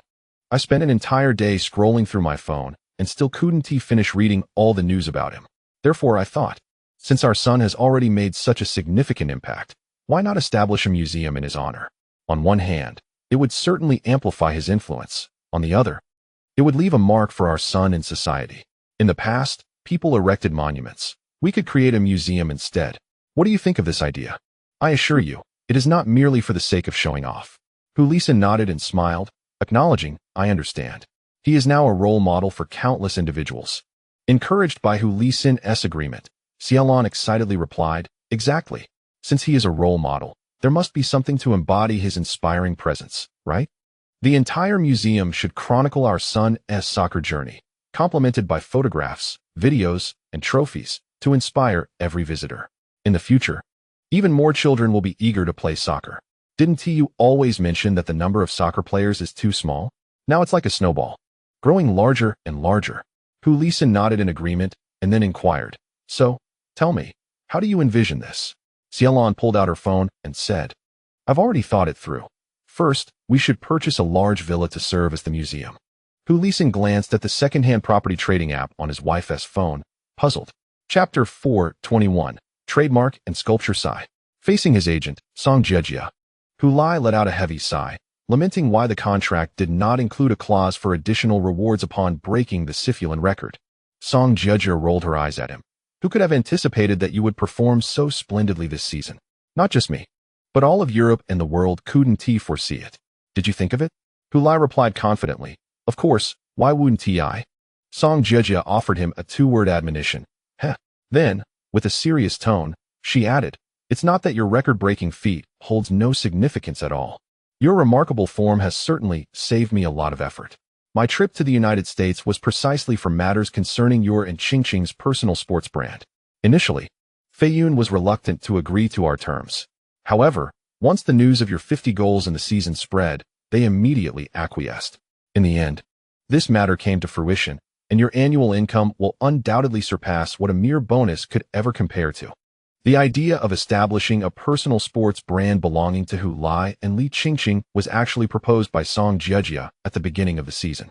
Although Fei Shun currently provides Hulai with commendable benefits and regards him as a key supported spokesperson, Song Jejia still aspires to transition from being merely a spokesperson to a business partner with Fei Shun. The influence of Hulai and Li Qingqing is so immense that Song Jejia feels it is a waste to restrict Hulai to a mere endorsement role. Given their prominence and status in China, do they not deserve an independent product line? Thus, after securing the consent and authorization from Hulai and Li Qingqing, Song Jejia initiated discussions with Fei Shun regarding this matter. However, the initial negotiations were fraught with difficulties. Fei Shun acknowledged the significance of Hulai and Li Qingqing in the Chinese market, yet they were unwilling to accept Song Jejia's proposal. After all, investing in the establishment of a new company and brand alongside Hulai and Li Qingqing did not align with their objective of maximizing corporate benefits. Furthermore, they believed that Hulai's stature in the global football arena had yet to reach a level that warranted the creation of a sub-brand dedicated solely to him, especially since he is yet to receive a Ballon d'Or. Nonetheless, as the season progressed, Hulai's performance escalated to unprecedented heights, surpassing everyone's expectations. Consequently, the dynamics of Song Jejia's negotiations with Fei Shun began to shift. Song Jejia made it unequivocally clear that Hulai's contract with Fei Shun would expire in 2 years. Should Fei Shun refuse to invest in a partnership to launch a sub-brand with Hulai, he would seek opportunities elsewhere once the contract expired. With Hulai's influence and capabilities, there would undoubtedly be an abundance of corporate capital willing to invest in him and support the launch of his personal sports brand. Hulai's 50th league goal against Royal Carton became the proverbial last straw for Fei Shun, as they realized that continued indecision would result in their irrevocable loss of 2 superstars with unparalleled influence in the Chinese market. Their competitors would spare no expense to acquire them, leading to significant losses for Fei Shun. "I've even designed the trademark for you," Song Jejia proclaimed with pride. "You can design trademarks too?" Hulai responded with surprise. "What is so difficult about it? Look, this brand belongs to both you and Qingqing, so the trademark should reflect that. I thought, why not have you and Li Qingqing seated back to back as your new brand logo? What do you think?" Song Jejia said animatedly.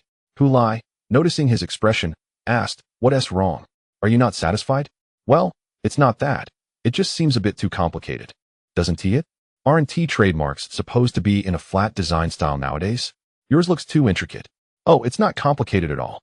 Song Jejia seemed particularly proud of his idea, repeatedly waving his hands in rebuttal, suggesting that they could utilize their silhouettes, retaining only the basic features that would clearly indicate one was male and the other female. Hulai, suppressing laughter, thought to himself, "Goodness, that resembles Kappa even more." He shook his head, saying, "Song, you're not a professional designer. Such matters should be left to design firms. Let the experts handle their specialized tasks." However, Li Qingqing, who had remained silent until now, suddenly voiced her opinion. "I believe old Song's idea is quite good." Energized by the support, Song Jejia beamed, exclaiming, "Exactly. Qingqing has taste." He even gave Li Qingqing a thumbs up. Hulai found it challenging to explain to Li Qingqing that Song Jejia's concept bore a striking resemblance to a renowned brand from another dimension. He could only express delicately, "This trademark certainly cannot be designed by Song so casually, or else it would be rather juvenile, wouldn't it? We must engage a professional design company and consider the opinions of the experts." Indeed, Song Jejia could not realistically design a trademark himself. He nodded in agreement, saying, "Exactly. However, we could submit this creative concept to a design firm and let them articulate this sentiment through professional design language. I still believe my idea is quite brilliant. This brand belongs to both of you. It cannot be complete without either."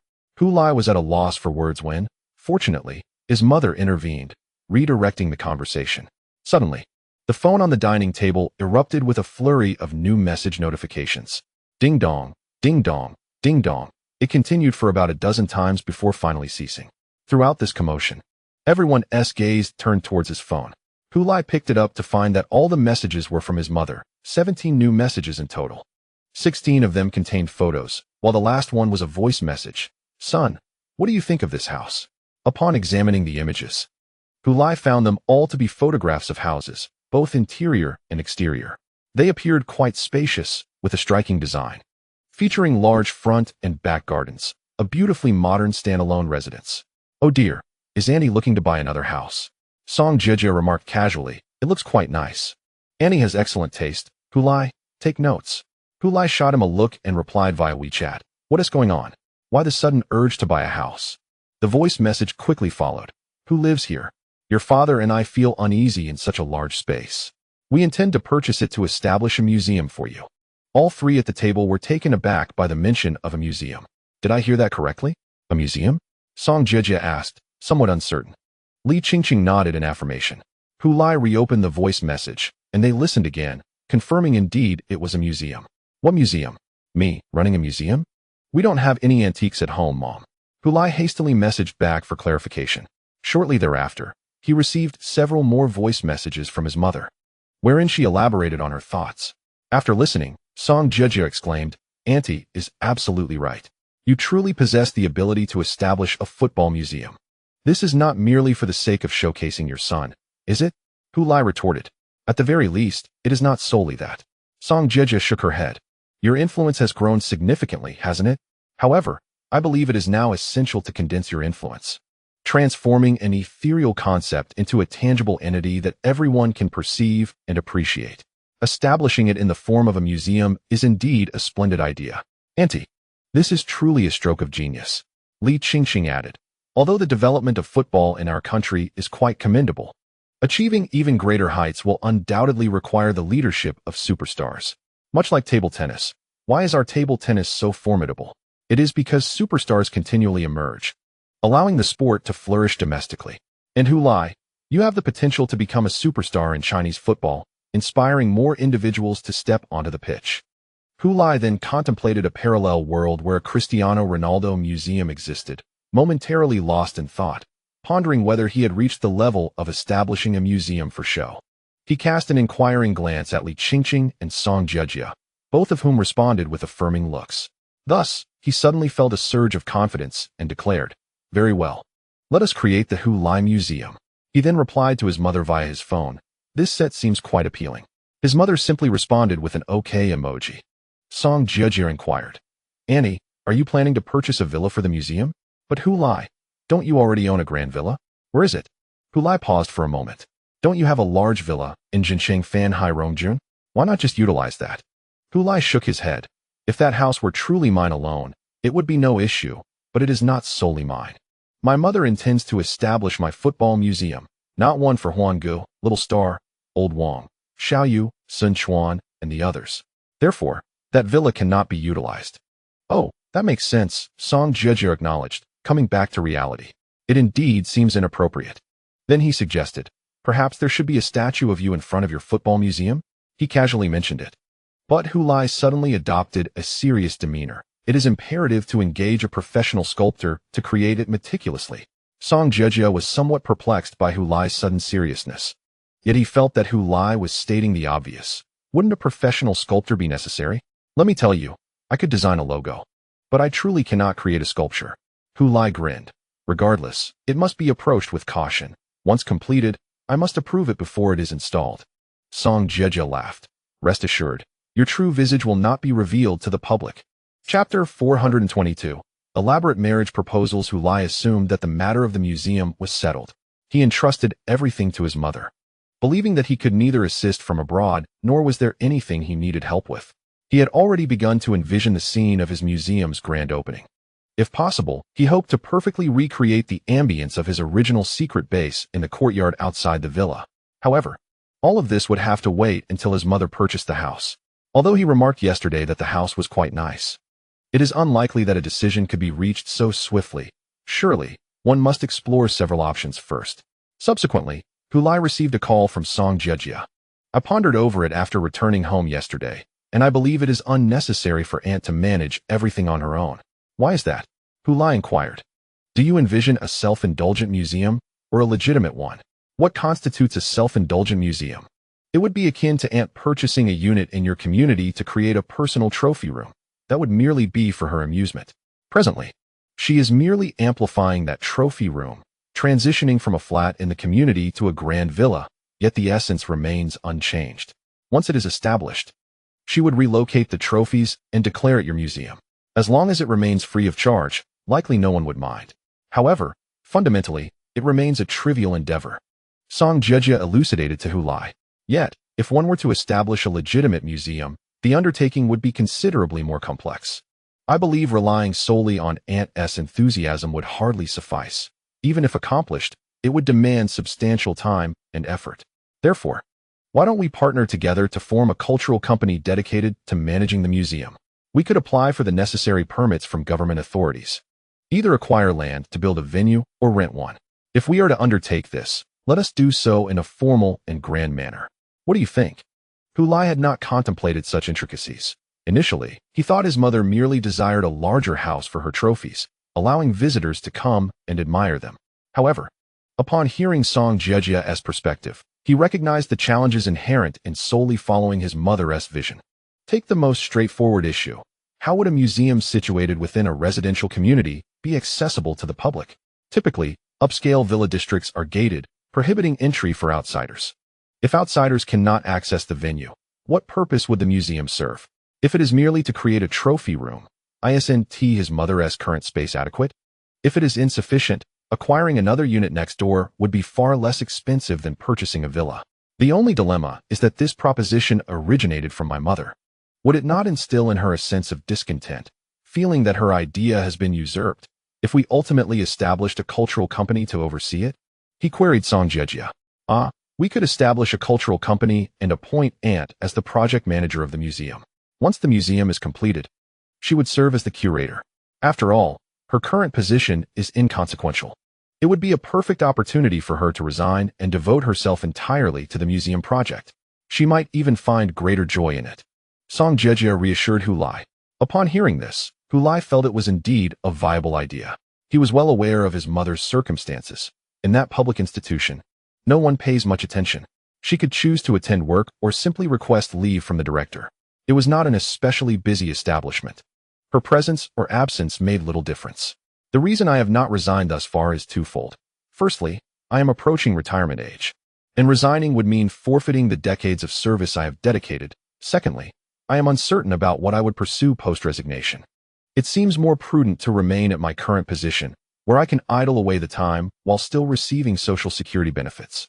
Now that the museum project has been proposed by her, it is evident that she is willing to invest her energy into it. Thus it can be regarded as a venture of my mother. Therefore, it is reasonable to assume she would not refuse to resign for this cause. Very well. I shall inform my mother of this development. You may have my aunt coordinate with us. The company will provide a dedicated person to assist her with the necessary procedures. Should she find it cumbersome, we can handle everything on her behalf, facilitated by professionals, allowing her merely to await her appointment as the museum director upon its completion. Song Jiejia has indeed considered everything thoroughly. After ending the call with Song Jiejia, Hulai turned to Li Qingqing and remarked, "Alas, my mother's efforts may have been in vain." "Not entirely," Li Qingqing replied with a smile. "She surely desires to see the museum project formalized. Just have a good conversation with her. She will surely comprehend," she added. However, the thought of his mother, regarded as the most formidable opponent in his career, made Hulai feel overwhelmed. Nevertheless, the call must be made, as it is a matter of importance, and it must be done swiftly. Otherwise, if delayed a few days, she might have already purchased a house, which would be a tremendous waste. Hulai was acutely aware of his mother's remarkable decisiveness. Thus, he glanced at the current time in the country and steeled himself to initiate a voice call to his mother on WeChat. Once connected, he awkwardly conveyed Song Jiejia's intentions to her. As anticipated, a tone of disappointment resonated from the other end. "What? So that house was purchased in vain?" "Well, it's not entirely so. If you had made a few more trips to view properties, then it would be a true waste," Hulai responded, suddenly catching on to the key phrase. "What do you mean by purchased in vain?" "The house, the one we viewed yesterday. Didn't you already buy it?" "Yes. You said it was that particular one, didn't you?" "When did I ever say it was that one? I merely mentioned that it looked quite good." "Hey, child. If it looks good, doesn't that imply it is worth buying?" Hulai was left speechless, realizing he had underestimated his mother's decisiveness. "You said it was good, so I naturally took your opinion into account and decided right then to make the purchase. The deposit has been paid, and the contract signed." Hulai buried his face in his hands. Li Qingqing, stifling laughter, remarked, "Auntie is simply delightful." Xiaolon continued her lamentations. "Now, since Song Fatty has informed you that we need not purchase a house ourselves, doesn't that render the purchase pointless? Let me tell you, it wasn't cheap. It cost over 27 million. Hulai quickly interjected to soothe his mother. "It's all right. Since it's already bought, we shall let it be. While 27 million is indeed substantial, it is not beyond my means at present. The key concern is my mother's feelings. I cannot allow this amount to cause her distress, for that would be far more troublesome than the financial loss. Ah, I have an idea. Unexpectedly, Xiaolan adjusted her perspective, clapping her hands. Since the purchase is made, let us consider it as a wedding house for you and Qingqing. Hulai? Li Qingqing, too, ceased her laughter. Xiaolan returned to the study, humming a tune as he held his phone. Hu Lisin turned around and inquired, "What did he want from you?" Xiaolan's expression shifted, and with a sigh, he lamented, "Alas, the house was a feudal purchase." Feudal purchase? Hu Lisin was taken aback. Sitting up straight. How so? Xiaolan relayed Song Jiejia's thoughts to Hu Lisin. After listening, Hu Lisin felt that Song Jiejia's considerations were indeed more thorough, and he conceded her point. However, this realization meant that the villa truly was a wasted investment. His heart ached at the thought of a 27 million yuan property. Although his son was currently earning a substantial income, a professional athlete's career is fleeting. One must plan for life post-retirement. A villa, which they would have no use for, was simply a waste of resources. "It's all your fault for acting too hastily," he complained. Yet, his wife chuckled, beaming with pride as she replied, "No worries. I've already assured them that this house would serve as their marital abode. Given the significance of this property, they should be rushing to tie the knot." Hu Lisin was momentarily taken aback, surprised by his wife's pragmatic approach to remedying the situation. Upon further reflection, he realized that it indeed made sense. When Hulai and Li Qingqing eventually marry, having their wedding residence in their current modest home would seem rather lacking. Acquiring a grand villa as their future marital home was quite reasonable. Nevertheless, he reminded his wife, "You may encourage the marriage, but do not rush them into having children. For professional athletes, childbirth can hinder their careers." How could I not understand that? Xiaolan waved her hand dismissively, feeling that her husband underestimated her knowledge. Female football players typically cannot play after 16 weeks of pregnancy. Hu Lisin was slightly surprised. "Oh, how do you know that?" "I specifically researched it," she replied. "You still wish to hold a grandchild, don't you?" "Who wouldn't?" she responded. "But it depends on the circumstances. Both of them are currently in their career ascendance, so I prefer not to dwell on it. At worst, we can discuss it post-retirement. By then, they will only be in their 30s and can still have children." Xiaolan had evidently planned everything meticulously. Such a wife left Hu Lisin at a loss for words. Chapter 423. Before the Champions League semi-final, after entrusting the museum project entirely to Song Jiejia, Hulai no longer concerned himself with it. The villa that was intended for the museum eventually transformed into a matrimonial residence, a matter beyond Hulai's control. In essence, apart from football, he need not worry about anything else.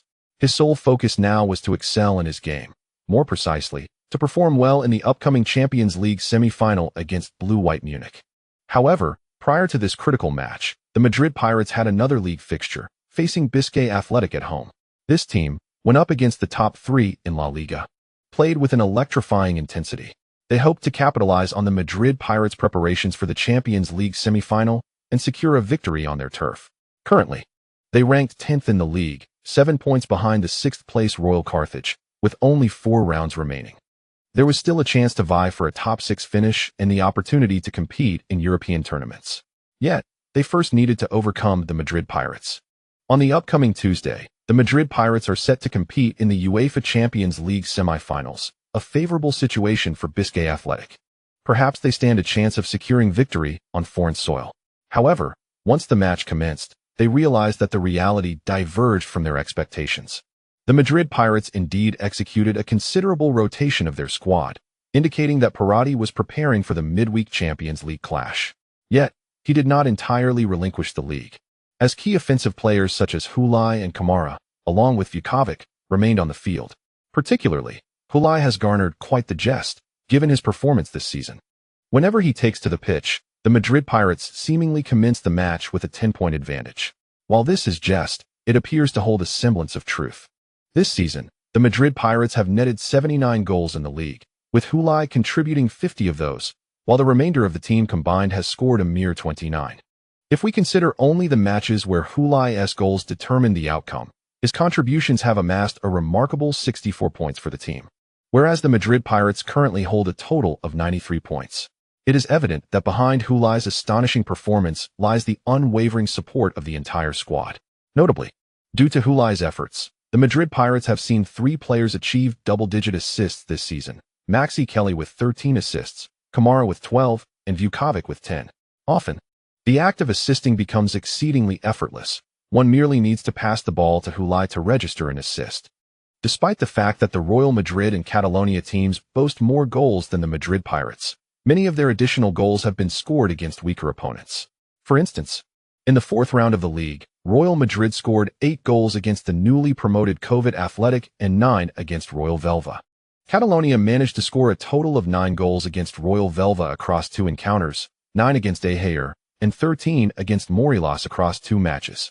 In comparison, the Madrid Pirates' ability to score against weaker teams is somewhat lacking. However, they excel remarkably against stronger opponents.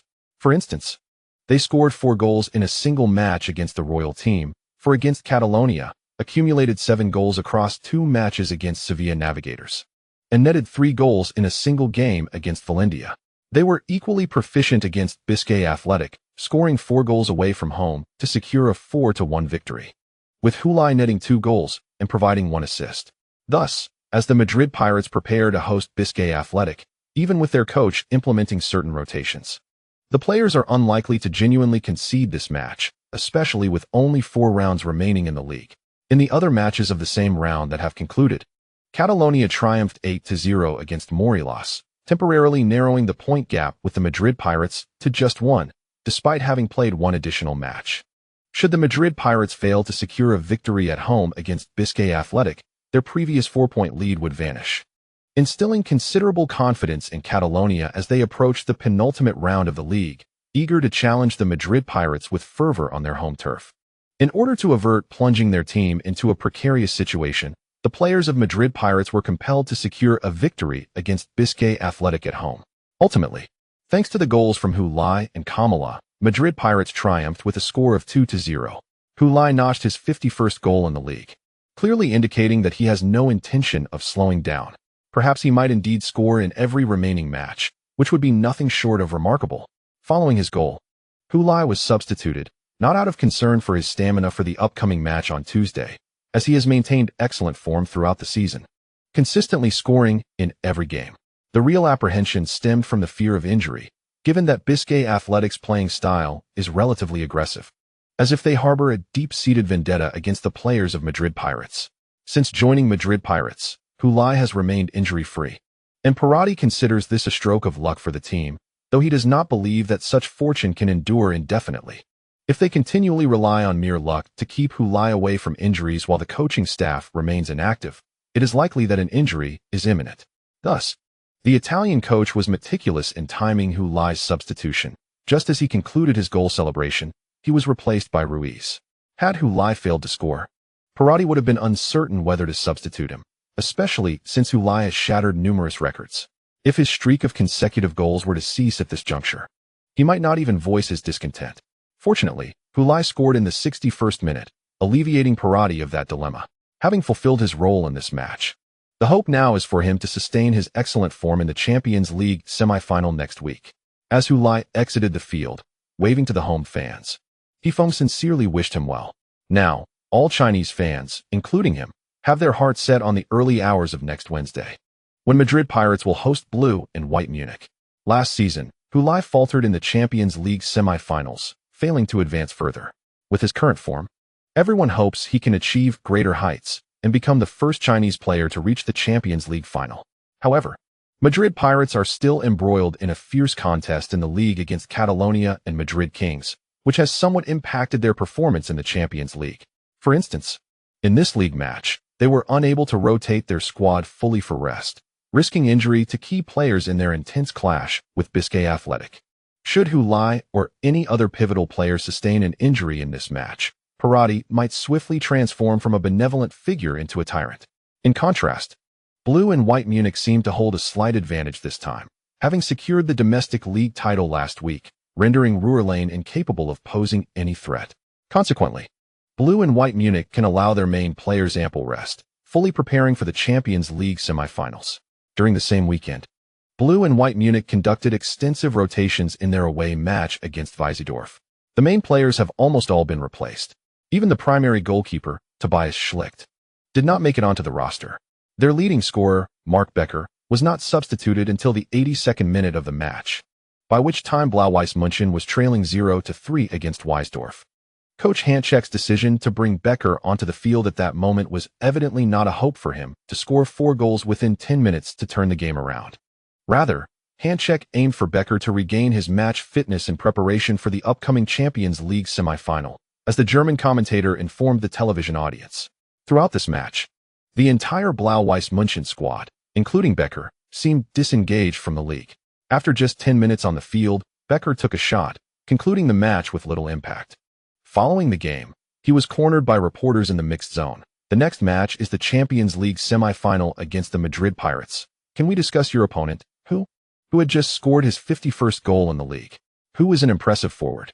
And competing against such an opponent is one of the key attractions of the Champions League, as it brings together the world's finest players.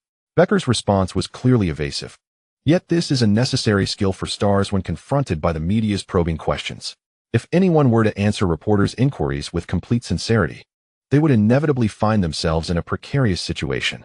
Noticing Becker's deft refusal to draw comparisons with the reporters shifted their strategy. You have scored 16 goals in this season's Champions League, just one shy of Caesar's record of 17.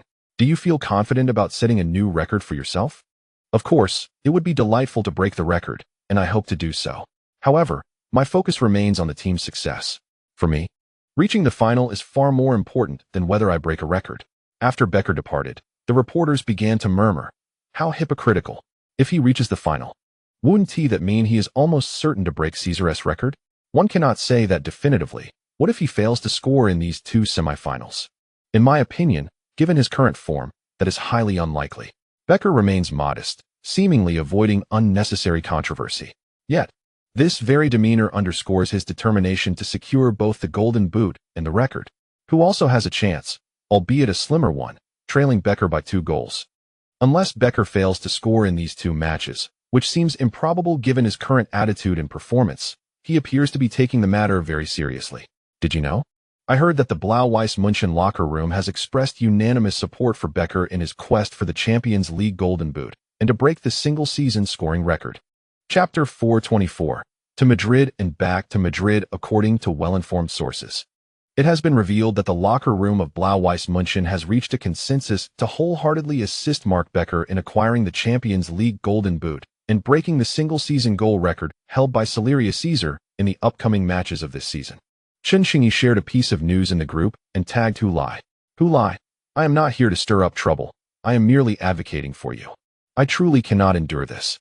Why is everyone proclaiming that Becker will break records and win the Golden Boot, while completely overlooking you? Is that just?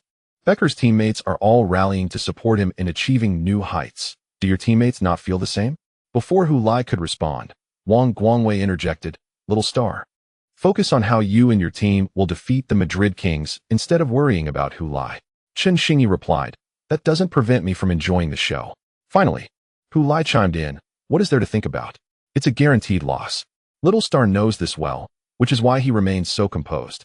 He then tagged Chen Xingyi again. "Would you like me to share my wisdom on defeating Meili?" Chen Xingyi initially sent a pouting emoji before responding.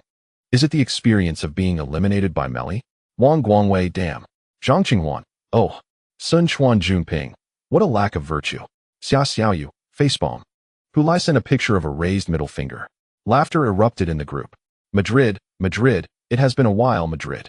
Sitting on the team bus and gazing at the straight highway leading to the heart of Madrid, assistant coach Michaels Tard expressed his thoughts. The head coach, Björn Hanczek, shot him a glance. "Don't speak as if we haven't been here in ages. We were just here last season." Last season, in the UEFA Champions League quarterfinals, Bayern Munich, as the defending champions, faced the Madrid Kings. The first leg was an away match in Madrid, where they suffered a 0-1 defeat.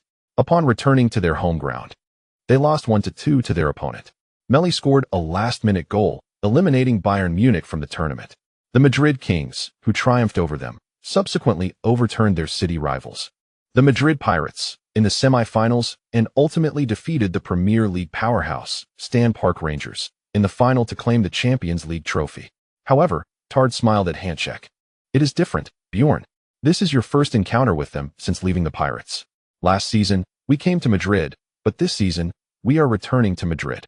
Tard had served as Hanchek's assistant coach during his tenure with the Madrid Pirates, and their shared experiences created a unique bond with the team that others could not comprehend.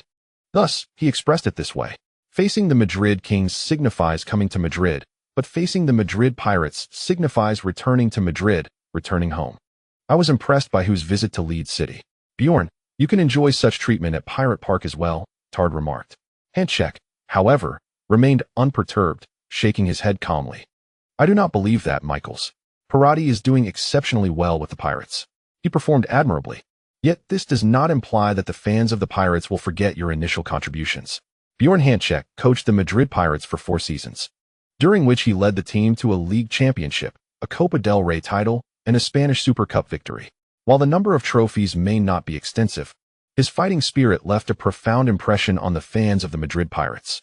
Most importantly, prior to Hanchek's tenure, the Madrid Pirates, despite their prestigious name, had been mired in mediocrity for many years. A decade ago, during the 2011 to 2012 season, they secured the club's second UEFA Champions League trophy, a moment many believed heralded the dawn of a new dynasty for the Pirates. However, it turned out to be the pinnacle of their achievements. In the subsequent 9 seasons, they were largely deprived of any championship titles. The league title and the Copa del Rey eluded them, with only a solitary Spanish Super Cup victory to their name, which was facilitated by a reform allowing 4 teams to participate. Otherwise, they would have lacked even the opportunity to compete for the Super Cup.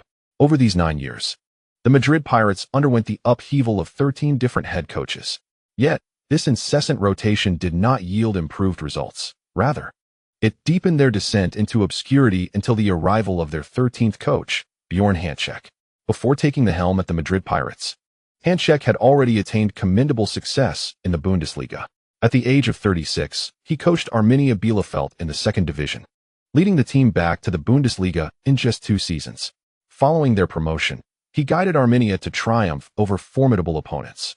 In the first season post-promotion, not only did they secure their league status ahead of schedule, but they also finished 5th, earning qualification for the UEFA Europa League.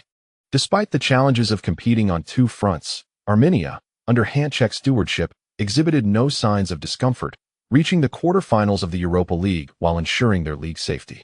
By this time, Hanchek had captured the interest of numerous European clubs.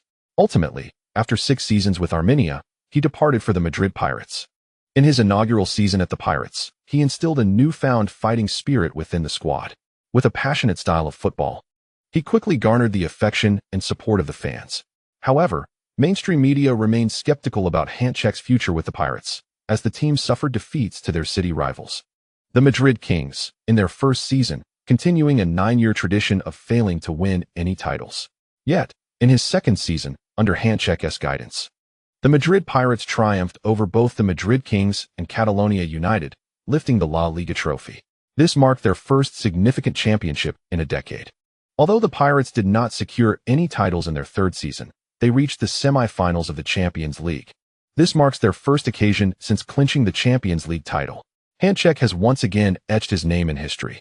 In his 4th season, although the Madrid Pirates fell short in the league championship race against the Madrid Kings, they exacted revenge in the Copa del Rey final, triumphing over the Kings to secure the coveted cup.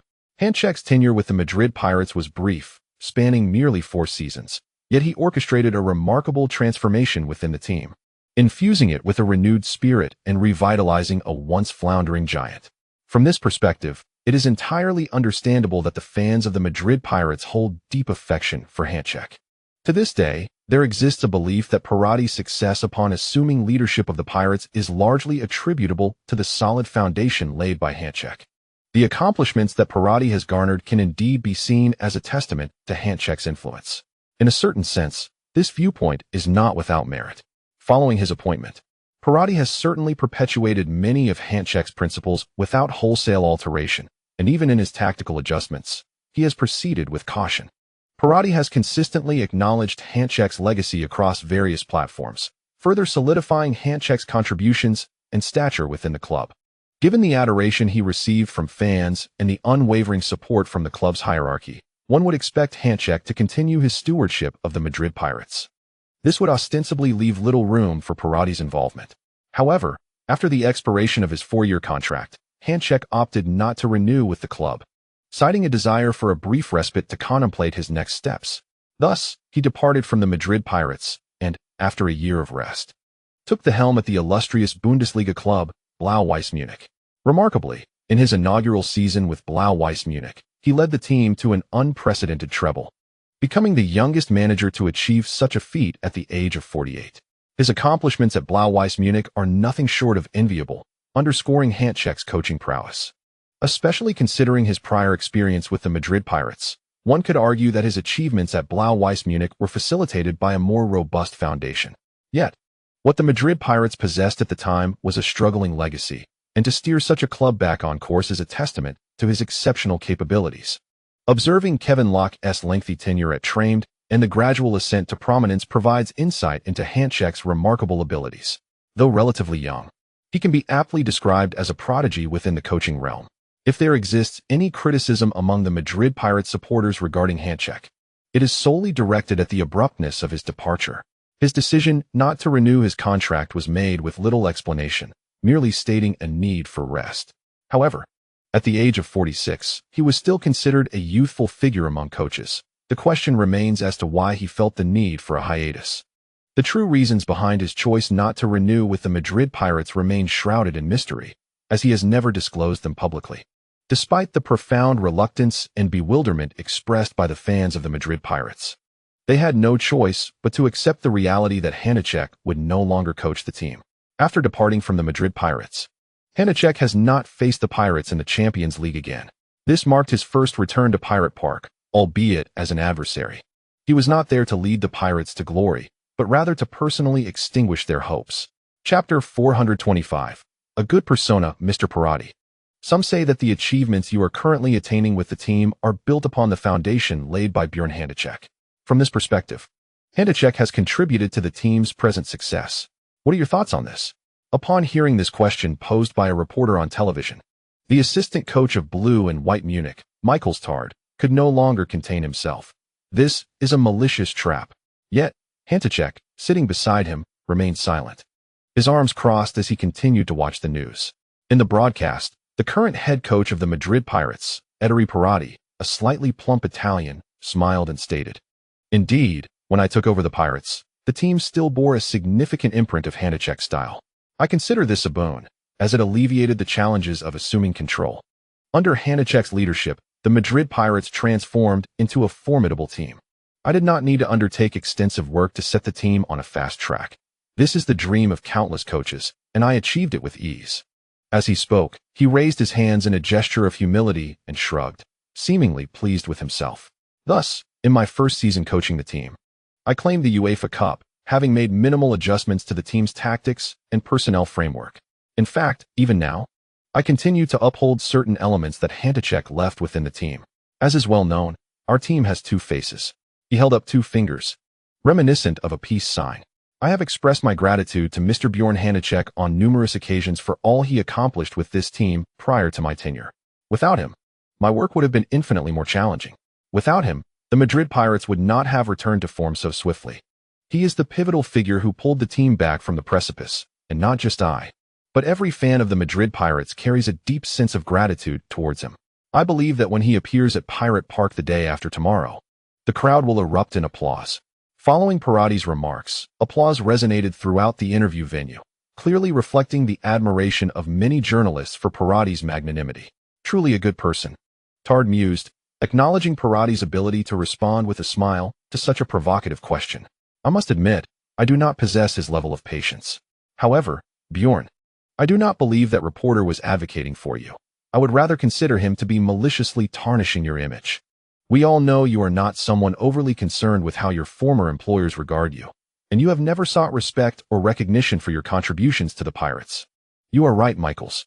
Hanchek, who had remained silent until now, suddenly interrupted Stad. I am not that kind of person, but I do not mind them believing I am. Stad stared at him, momentarily perplexed by his words. What do you mean? It means I want them to think I am still the godfather of this team. Stad blinked, still unable to grasp the meaning. Observing his confusion, Handcheck patiently elaborated, Michel, what kind of person do you think Parotti is? Just as his nickname suggests. He is a good man. He has a pleasant temperament and maintains harmonious relationships with both the club management and the players. I have never heard of him having conflicts with anyone, Stad replied. In fact, at times, he appears somewhat weak. You see how he responds to media provocations, still accommodating their narratives. I almost believed he genuinely respects you. Perhaps he does, Handcheck remarked. Simply put, while many claim that his success in leading the team to UEFA Europa League and league titles is merely a continuation of my legacy, we both know he is a highly capable coach, right? It's just that prior to coaching the Pirates, he was not well known. Stad nodded in agreement. Indeed, he may lack fame, but he possesses remarkable ability, especially in tactical matters, which exceeds what many perceive. Handcheck was pleased that his partner recognized this aspect, nodding in affirmation. Yes, everyone believes Parotti's strength lies in his interpersonal skills, as if uniting the locker room is his greatest asset. Yet, they overlook his tactical acumen. After taking the helm of Madrid Pirates, he swiftly implemented a strategy that starkly contrasted with ours, which serves as the best testament to his capabilities. Indeed, his decision to utilize Maxi as a forward while having him perform as a playmaker was sheer brilliance. I even believe that Hu's impressive goal tally this season is due to Parotti successfully persuading Maxi to relinquish his scoring responsibilities and support Hu instead. Not only that, the acquisitions of Vukovic and Kamara were aimed at strengthening his possession-based tactics. This season, the Madrid Pirates represent Parotti's ideal vision, his most formidable form. Thus, witnessing their significant victories, such as 3-1 against Stan Park Rangers away and 4-1 against Tramed at home, indicates what? It signifies that the Madrid Pirates are currently at the pinnacle of their team cycle, assistant coach Stad replied. Indeed, every team undergoes a cycle, transitioning from a rebuilding phase to gradual maturation, ultimately reaching maturity, followed by a regeneration phase. The Pirates are presently in their maturation stage, which makes them a formidable and challenging opponent. Defeating them away will be quite difficult. We must devise alternative strategies. What strategies? Parotti is always a calm coach. Let us make him lose that calmness. Upon hearing Handcheck's suggestion, Michel Stad turned to him in astonishment. Handcheck stood at the edge of the pitch, surrounded by numerous reporters, all directing their cameras toward this talented young manager. Through the lens, he appeared to be the master of the stadium. In truth, he was quite familiar with this arena.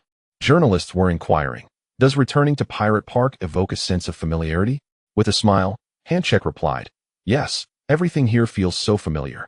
It's as if I have never left. I am delighted to be back, to return to Pirate Park, as if coming home. Were these words spoken by Hulai? They would certainly be perceived as sarcastic. Others might find them to be somewhat inconsiderate.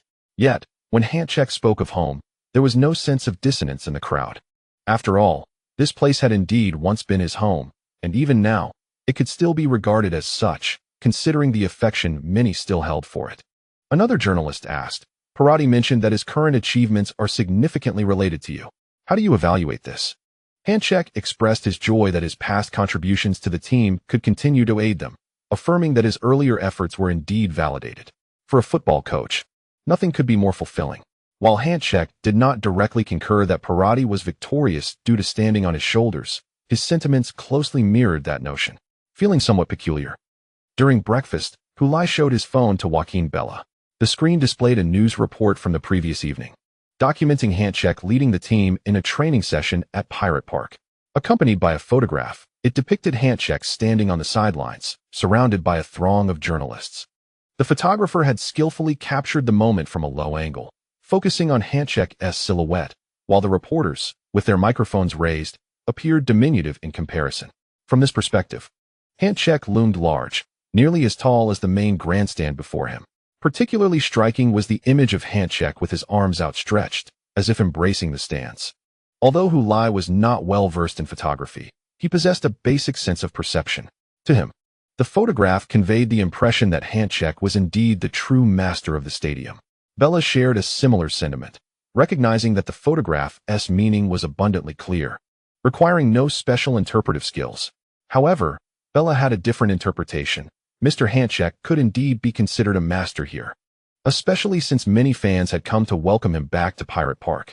That's different, Joaquin. It's acceptable for fans to welcome a former coach. But he shouldn't assume that role upon his return, should he? Did you hear what he said during the interview? He nearly implied that the team's championships were solely due to him. I find that rather disrespectful to our current coach, don't you? Hulai had never played under Hanchek, so he harbored no particular affection for the club's esteemed former coach. Instead, he had formed a close bond with Parotti, whom he regarded as a respectful and admirable individual. Thus, he naturally assumed the position of Parotti. Bella felt somewhat awkward. Well, yes, it is a bit. However, Mr. Hanchek has always been such a maverick. He does not care how others perceive him. He does whatever he wishes and speaks his mind without restraint. Joaquin Bella's stance diverged from that of Hulai, which indeed rendered the situation a tad uncomfortable, as he was precisely elevated from the youth team to the first team by Hanchek. It can be said that he owes his current success to the then coach of the Pirates, Bjorn Hanchek. To criticize Hanchek would indeed appear ungrateful. Maverick? Hulai recalled his predecessor, Tony Clark, who was affectionately dubbed the Madman. Bearing such a moniker, Clark acted with almost reckless abandon during matches. Any tactical adjustments he made were considered entirely justified. Occasionally, Clark would deliberately amplify his eccentric persona and then, at crucial moments, reverse his approach, catching the opposition off guard. He nodded. What a splendid character trope. Chapter 426. Should the good be faced with a gun? The moniker of a madman cannot justify such behavior. I perceive this as a blatant provocation. Enzo Nahel, the second assistant coach of the Madrid Pirates, hails from Italy and was brought over by Ettore Parotti. When he received the invitation to coach the Madrid Pirates, he did not bring his entire coaching staff from Italy. He only brought Nahel. This was because Nahel had previously played for and retired at Sardinia under Parotti's guidance. Subsequently joining Parotti's coaching team, it was evident that Parotti was instructing Nahel on how to become a competent coach. Therefore, upon his arrival at the Madrid Pirates, he naturally brought Nahel along with him. In the original coaching staff at Sardinia, Nahel was the only one newly initiated and unable to stand alone. Parotti was apprehensive about allowing Nahel to remain in Italy, desiring to keep him close for further learning. Good people always excel at considering others. Upon joining the Pirates, the team already had an established coaching staff left by Hanchek. After Hanchek's departure, aside from the original first assistant coach, Michael Tard, who left with him, the rest remained with the Madrid Pirates. Parotti appointed the former second assistant coach, Jesus Valentin, as the first assistant coach and assigned Nahel the role of second assistant coach responsible for player liaison. This was partly because Nahel had just retired and could view matters from a player's perspective, fostering a common language with the players. Moreover, Nahel's credentials did not qualify him for the position of first assistant coach. Otherwise, how would the others perceive it? A novice coach, freshly retired, stepping into the role of first assistant coach? What did they think of the original coaching staff? To ensure unity within the coaching team and a smooth transition, Parotti promoted Hanchek's former assistant, Valentin. Nahel had no objections to this, and the other coaches, observing Parotti's approach, gained a tangible understanding of his reputation as a good man, leading to a harmonious and amicable atmosphere within the coaching team.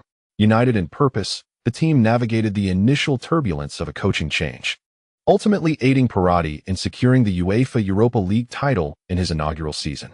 Although critics assert that this triumph is merely a vestige of the Hanchek era, it is undeniable that Parotti's ability to unify the original coaching staff is a testament to his remarkable coaching prowess. However, the previously harmonious coaching team has encountered discord following Hanchek's return. Nar, feeling aggrieved, sought out Parotti to voice his frustrations in the face of Hanchek's provocations. Valentin and the others remained silent. Why the silence? Do they truly believe our achievements are solely due to Hanchek's influence? While it is one thing for outsiders to say so, they do not comprehend our internal dynamics. But if they too share this sentiment, it leaves me disheartened.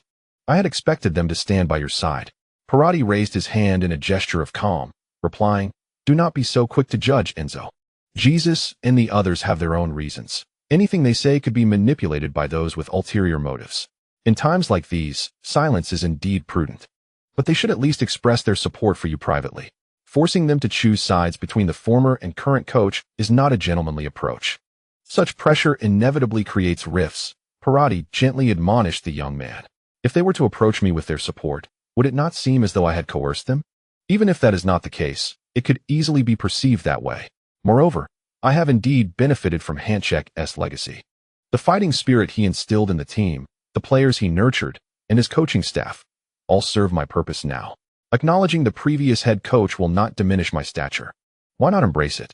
Despite Parotti's reasoning, Enzo Nar remained unconvinced but chose silence over rebuttal, conveying his stance through his demeanor. Understanding Nar's thoughts, Parotti refrained from imposing his perspective, instead offering a smile and allowing the topic to rest. Nar was young, filled with the fervor of youth. Criticizing him might suppress his thoughts and foster resentment, which is far more perilous than open disagreements. Thus, Parotti opted to avoid the subject. After all, once this match concluded, the issues stemming from Hanchek's presence would likely dissipate on their own. Goodness, what a crowd! Han Shuyu exclaimed, gazing at the throngs of Pirates fans. This is the UEFA Champions League semi-final. Beside her, Li Qingliang spoke with pride. It's only the Final Four. What is there to be so proud of? Unable to restrain herself, Han Shuyu retorted. Do you realize when the Pirates last reached the Champions League semi-finals for 2 consecutive seasons? Li Qingliang countered. Well, do you? After a moment's contemplation, Han Shuyu faltered, genuinely unaware. When? 23 years ago. That revelation left Han Shuyu astounded. It was indeed a dismal record worth celebrating. Furthermore, this match held special significance as the Pirates fans were set to welcome Hanchek back home. Li Qingliang pointed towards the Madrid Pirates fans passing by, among whom one held a sign reading Welcome Home, Bjorn. Han Shuyu furrowed his brow and remarked, I've always wanted to ask, is it truly acceptable to welcome an ex while the current one is present? Li Qingliang cleared his throat. Look at the bright side. We are merely extending a warm welcome to Hanchek before the match, which does not imply that we will cheer for Blau-Weiss Munich during the game. After all, Hanchek has undeniably breathed new life into this team. Without him, there would be no Pirates as we know them today. Yet, the Pirates are distinctly under Parotti's command now. Han Shuyu interjected. Hanchek laid the groundwork, and Parotti has built upon it. The revival of the Pirates is a joint effort of 2 head coaches. While that's true, Han Shuyu continued, the narrative surrounding the media is that Parotti should express gratitude towards Hanchek. And now, Hanchek is visiting the Pirates Park. Promoted as if he were the returning emperor, with the entire crowd expected to applaud the guest coach. Have you considered how Parotti might feel about this? Li Qingliang waved his hand dismissively. Parotti is well known for his honesty. He won't be bothered by it. Honest men don't provoke anyone, do they? Han Shuyu quipped. Well, Parotti truly doesn't care. He is a genuinely good person, not a hypocrite. After all, he has publicly acknowledged Hanchek's contributions to the team more than once, Li Qingliang replied. Han Shuyu nodded. I see. So, good people are destined to be under scrutiny. It's hard to convey this clearly. We simply wish to express our respect for Hanchek. But that doesn't mean we lack respect or support for Parotti, Li Qingliang insisted. Calm down, Li Qingliang. I never said you were wrong. I just have some grievances towards Hanchek. Did you see that news about him adapting to the venue yesterday? The tone and images conveyed a certain feeling, didn't they? It felt rather self-satisfied. I believe Parotti respects him immensely, but has Hanchek ever shown the same respect towards Parotti? Han Shuyu asserted. Is it so difficult to acknowledge that the Pirates' current achievements are primarily due to Parotti's leadership? Li Qingliang frowned in contemplation. It was indeed the case that Parotti had always praised Hanchek, yet Hanchek seemed to have never expressed any respect towards Parotti. This seemed rather unreasonable. However, just as Li Qingliang was pondering this, another thought persuaded him. Hanchek is a maverick. He has always been this way, which is why he often incites controversy. He explained to Han Shuyu. So, it's normal for me to feel discontent? Han Shuyu countered. Li Qingliang nodded. I think it is indeed normal. There are always those who adore him and those who do not, with scarcely any middle ground. It was the same during his tenure with the Pirates. The fans either loved him passionately or not at all. Han Shuyu smirked. I am aware. I am a Kings fan. After all, Li Qingliang. At last, Li Qingliang discerned the root of Han Shuyu's strong opinions about Hanchek. You are a Kings fan. So it is perhaps natural for you to harbor a distaste for Hanchek. Han Shuyu fell silent. Although she was once a fervent supporter of the Kings, she could now be considered a partial admirer of the Pirates, standing in solidarity with them in her discontent towards Hanchek and advocating for Parotti. After all, the current head coach of the Pirates is none other than Ettore Parotti. However, she refrained from further discussing this topic with Li Qingliang. Her inclination towards the Pirates only began to blossom after Hulai's transfer to the team. It is entirely natural for Li Qingliang, a devoted Pirates fan, to harbor deep sentiments for Hanchek, who rescued the team from its dire straits. Nonetheless, in the depths of her heart, she yearned for the Pirates to triumph, desiring that everyone recognize who truly deserves credit for the team's current achievements. She acknowledged that Hanchek laid a solid foundation during his 4 seasons, yet to assert that he is the key figure behind the team's success is utterly absurd. Have you forgotten Hulai's contributions? Who is the true architect of the Pirates' present accomplishments? Clearly, it is Hulai, while you all extol Hanchek. Do you imply that Hulai was brought in at Hanchek's behest? For Han Shuyu, an ardent Hulai devotee, anyone who lauds Hanchek diminishes Hulai's stature within the Pirates and must be met with stern rebuke. Chapter 427. A single blow shattering all laws. Hulai stood in the players' tunnel, marking his first encounter with Bayern Munich, although not his initial meeting with its players. He had previously faced off against Mark Becker during his time at Leeds United, yet their interaction had been minimal, devoid of any camaraderie. Thus, they exchanged no greetings upon their reunion. Conversely, the captain of Bayern Munich, Soren Grabouche, was someone Hulai had met at the European Ballon d'Or award ceremony, where they had shared a brief conversation. Consequently, upon their next encounter, Hulai took the initiative to greet him. Grabouche responded graciously, which surprised Hulai. You actually spoke to me. Grabouche smiled and replied, the outcome of a football match solely depends on the players' performances on the field, not on the rumors surrounding them. Hulai gave him a thumbs up, exclaiming, you truly understand. I've been saying those rumors about me are absolute nonsense. You have spoken to my very heart. If it weren't for our impending match, I would have wanted to become sworn brothers with you. You know what that means, right? It signifies a deep bond and brotherhood. In response to Hulai's exaggerated praise, Grabouche chuckled lightly. Then why not transfer to our team?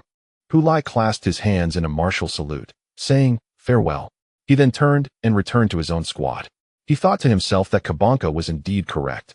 This captain seemed eager to recruit anyone he encountered for his team. It was a shame that he was only earning a salary from Bayern Munich. The club ought to grant him the remuneration befitting a general manager. Just as Hulai settled back into his position with his team, he heard a slight commotion behind him. Turning to investigate, he spotted Bayern Munich's head coach, Bjorn Hanchek, approaching from the end of the tunnel. Upon entering the corridor, he first greeted a staff member stationed at the entrance, clad in the uniform of the Madrid Pirates.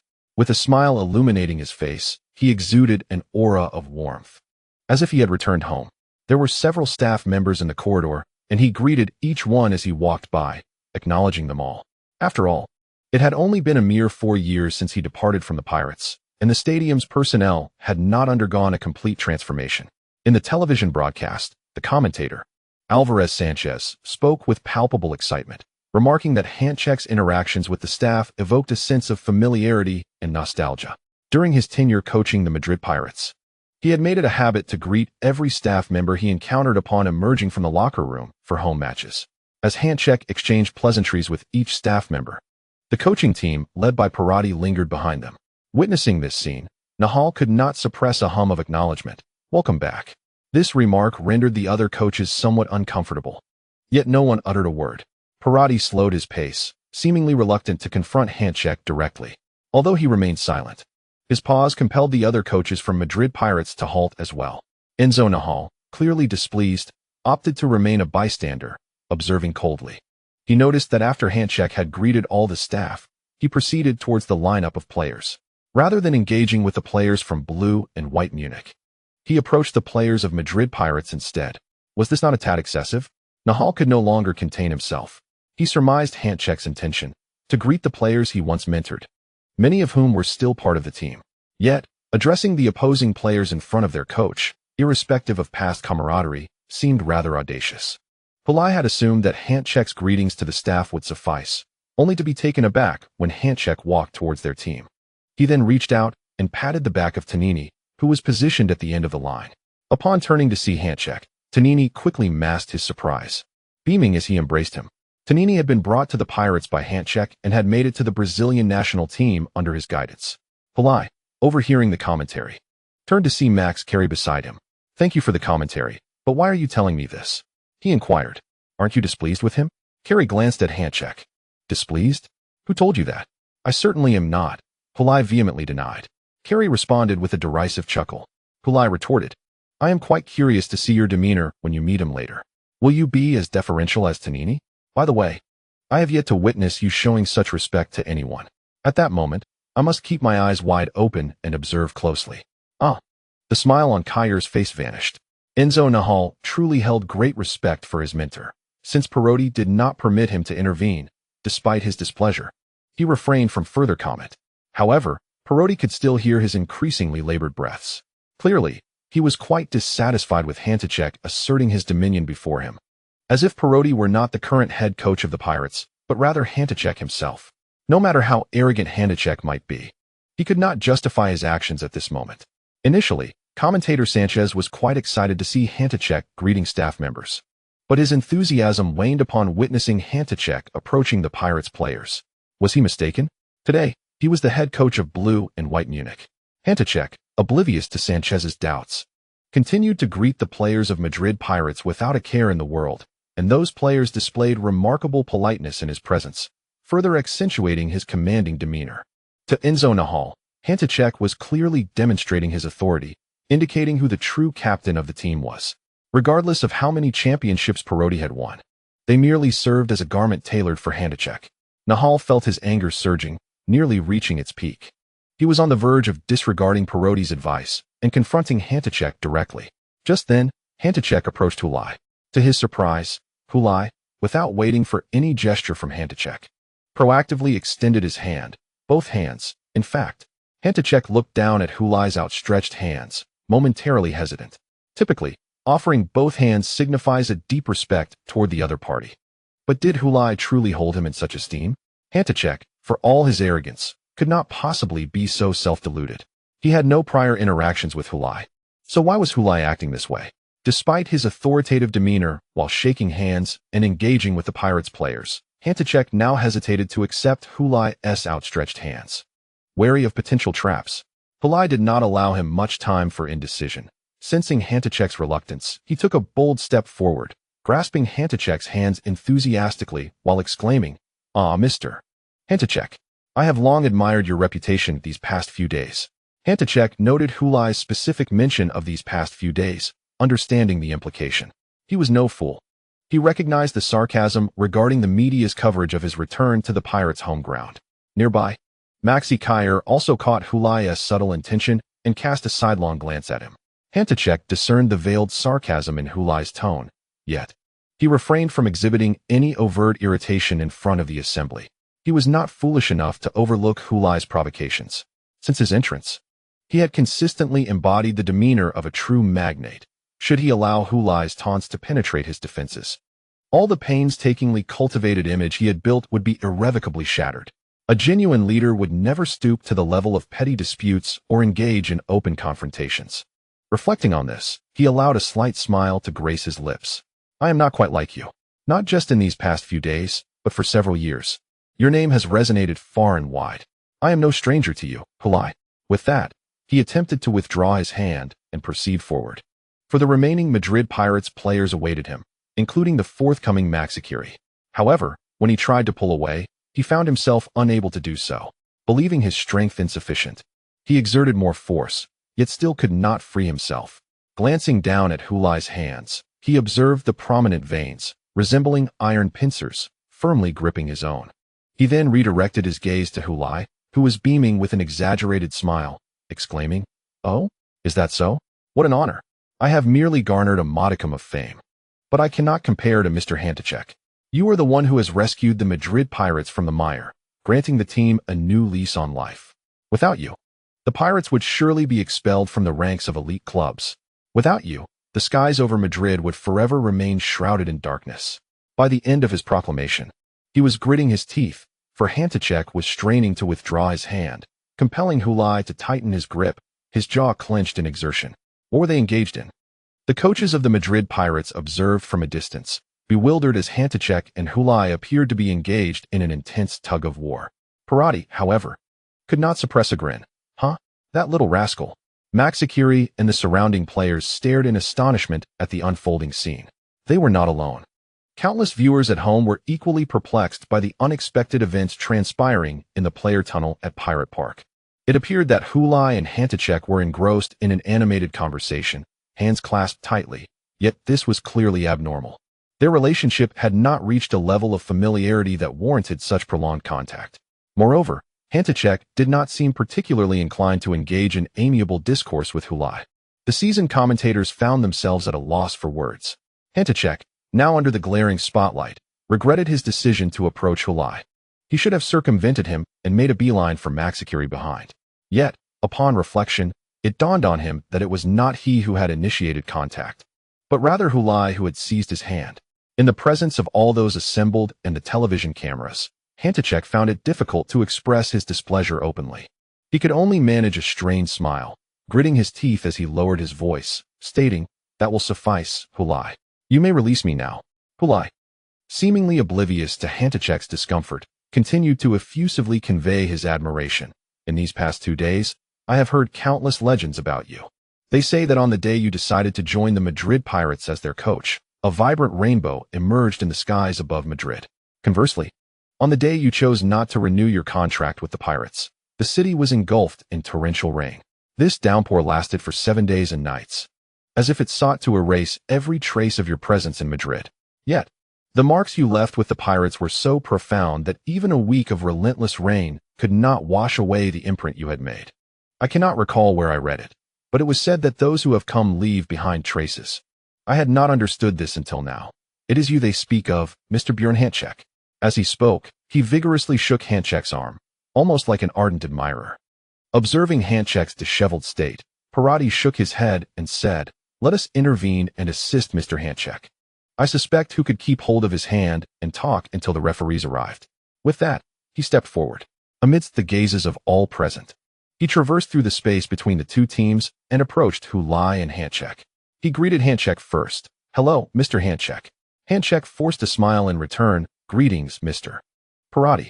He had intended to seek Parotti's assistance, but felt that doing so might undermine his previous efforts. So he refrained from mentioning it and continued to feign camaraderie with Hulai. Parotti then turned to Hulai, patting his shoulder. "All right, that's enough, Hu." Upon hearing this, Hulai relented and released Hantacek's arm, though he expressed some lingering sentiment. In China, we say that a drink with a confidant is never too much, while conversation with an incompatible partner is overly verbose. The fact that we can shake hands and converse for this long clearly indicates that we are kindred spirits, Mr. Hantacek. Hantacek, uninterested, offered a perfunctory laugh and turned to leave. He did not greet the remaining Pirates players, simply making his way toward the players' tunnel. As he exited, everyone in the tunnel heard the cheers from the stands. However, it was not as thunderous as one might have expected. The earlier scene in the tunnel had been broadcast live on the big screen. Once the cheers subsided, Parotti patted Hulai's shoulder again, saying nothing further, and led his coaching staff out of the tunnel. After watching him depart, Hulai turned to his companion, Maxikiri, and remarked, "You owe me your gratitude for sparing you a hollow and awkward conversation." Kyrie retorted, "How can you be certain it was insincere? Although I am not one of the Pirates brought in by Hantacek, I certainly secured a championship under his guidance." "Ah, truly? I apologize for interrupting your reunion with your mentor." Hulai feigned surprise. "Why not seek him out now for a heartfelt chat? I am sure Mr. Hantacek would be delighted." Kyrie scoffed. "This is the first time I have encountered someone capable of being so refreshingly unrefined."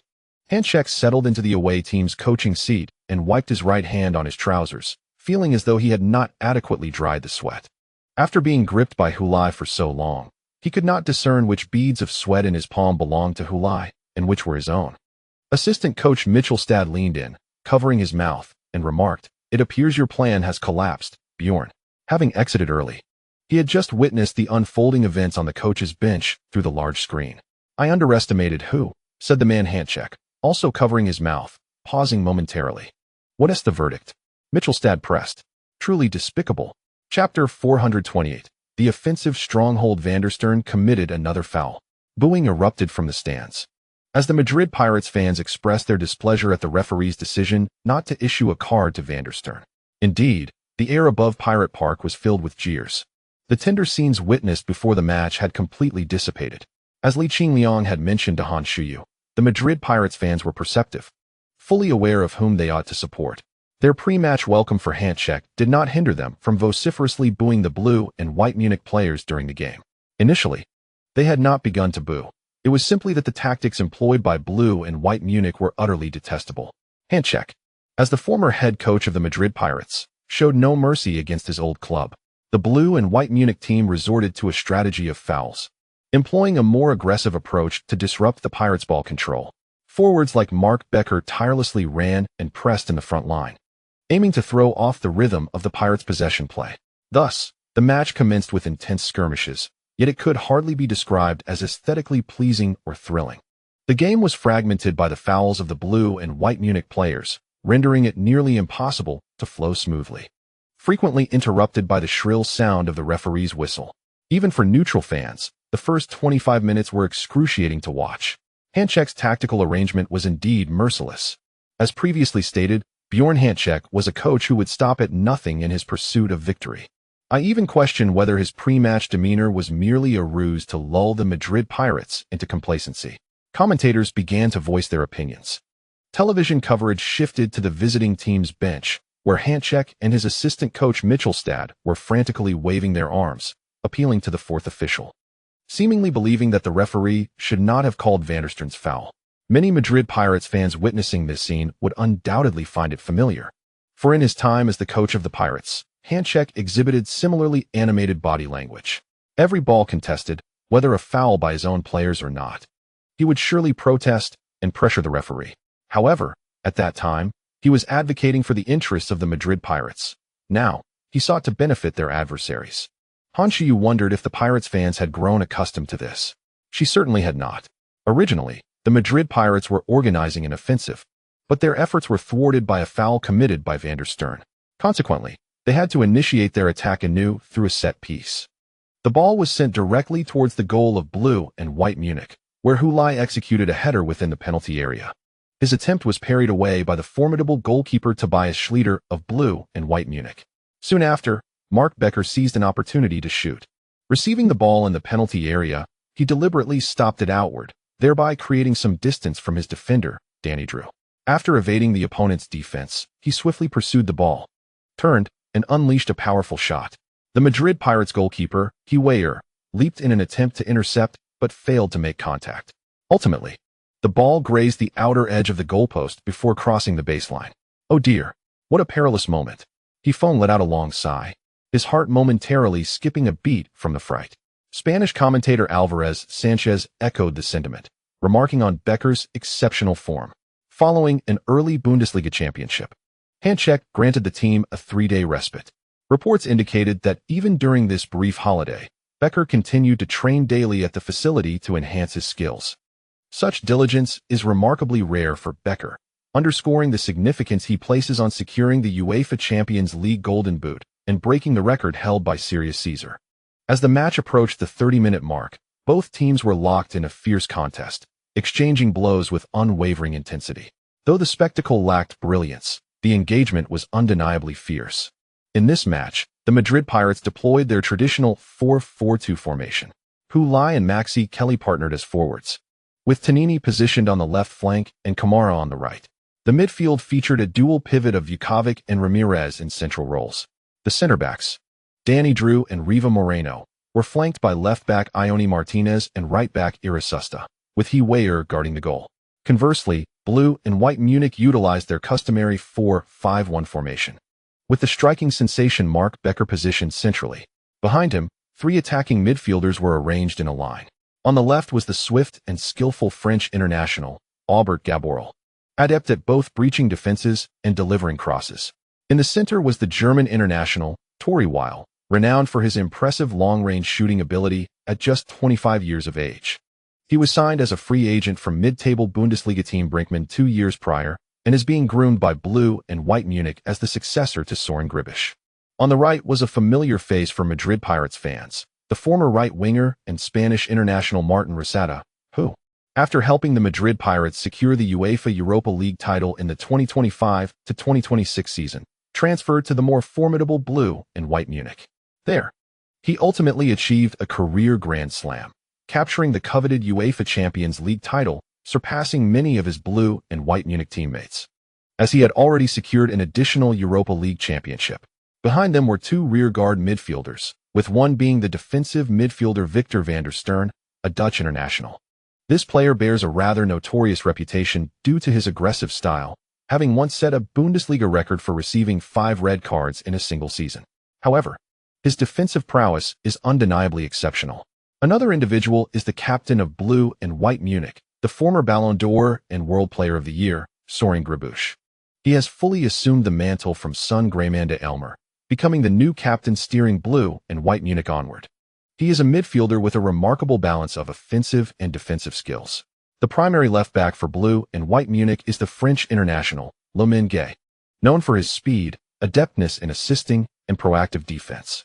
Though not tall, he is exceptionally agile and displays a robust playing style.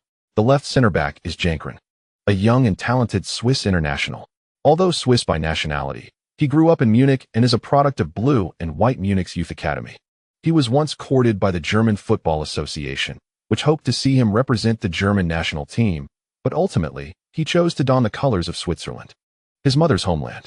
Alongside him in the central defense is Patrick Eswain, another German international. The right back for Blue and White Munich is also a German international, Philipp Kitchhoff, a towering fullback standing at 195 meters, who can also double as a center back. Lastly, they have their goalkeeper, who is also the number 1 for the German national team, Tobias Schlitt.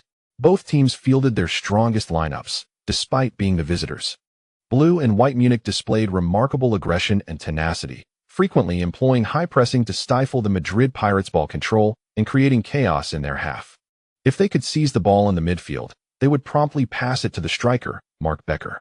Becker would then leverage his physical attributes and technical skills to maintain possession, fulfilling the role of the offensive fulcrum. It can even be said that although Hanchek positioned 3 attacking midfielders behind Becker, it is actually the center forward, Mark Becker, who dictates the team's attacking direction and tempo, rather than his supporting midfielders, Obed Gabor, Tori Weil, and Martin Rosada. Take, for instance, this particular attack. The Madrid Pirates advanced the ball into the front line, and when Vukovic attempted to pass forward to Hulai, he misfired, allowing Blue and White Munich center-back, Jankren, to intercept the ball and pass it out. Captain Gribush of Blue and White Munich sent a long pass seeking Becker ahead. Becker positioned himself, shielding Danny Drew behind him, and then executed a header back to Tori Weil. After a series of exchanges in the front line, Becker had moved to the edge of the Madrid Pirates penalty area, raising his hand to signal for the ball. Obed Gabor delivered a diagonal pass to him while he angled his run towards the center. Seemingly to engage in a wall pass with Becker, Becker spread his arms wide, using his body to block Drew, and instead of passing to the overlapping Gabor, he opted to pass to Weil on the opposite side. A cross-running maneuver, combined with Becker's obstruction of Drew, meant that when Weil received the ball, no one was there to challenge him, allowing him to comfortably take a shot aimed at the far corner. "Watch out," as he foam exclaimed. Highway appeared in the trajectory of the ball's flight. He chose an exceptional position, refraining from making any exaggerated leaps. Instead, he skillfully intercepted the incoming soccer ball, bringing it down to the ground before cradling it in his arms. Although no goal was scored, the German commentator vociferously praised the attacking maneuver of Bayern Munich, particularly lauding Becker's performance. Despite being just 1 goal shy of equaling Caesar's record, Becker remained steadfast in fulfilling the tasks assigned by his coach. With him as a stronghold, Bayern Munich's offensive became increasingly menacing. Should the Madrid Pirates assume he was eager to score and neglect the defense of other Bayern players, they would surely regret it. Chapter 429. The most crucial skill for a forward. While the German commentator continued to commend Bayern Munich's recent attack and Becker's display, the goalkeeper, Heiver, had already sprung into action. He initiated the offense with a throw-in. By employing high pressing alongside a rapid tempo, Bayern Munich had advanced their formation significantly during the previous attack, leaving spaces behind them. Heiver hoped to exploit this opportunity for a counterattack against Bayern Munich.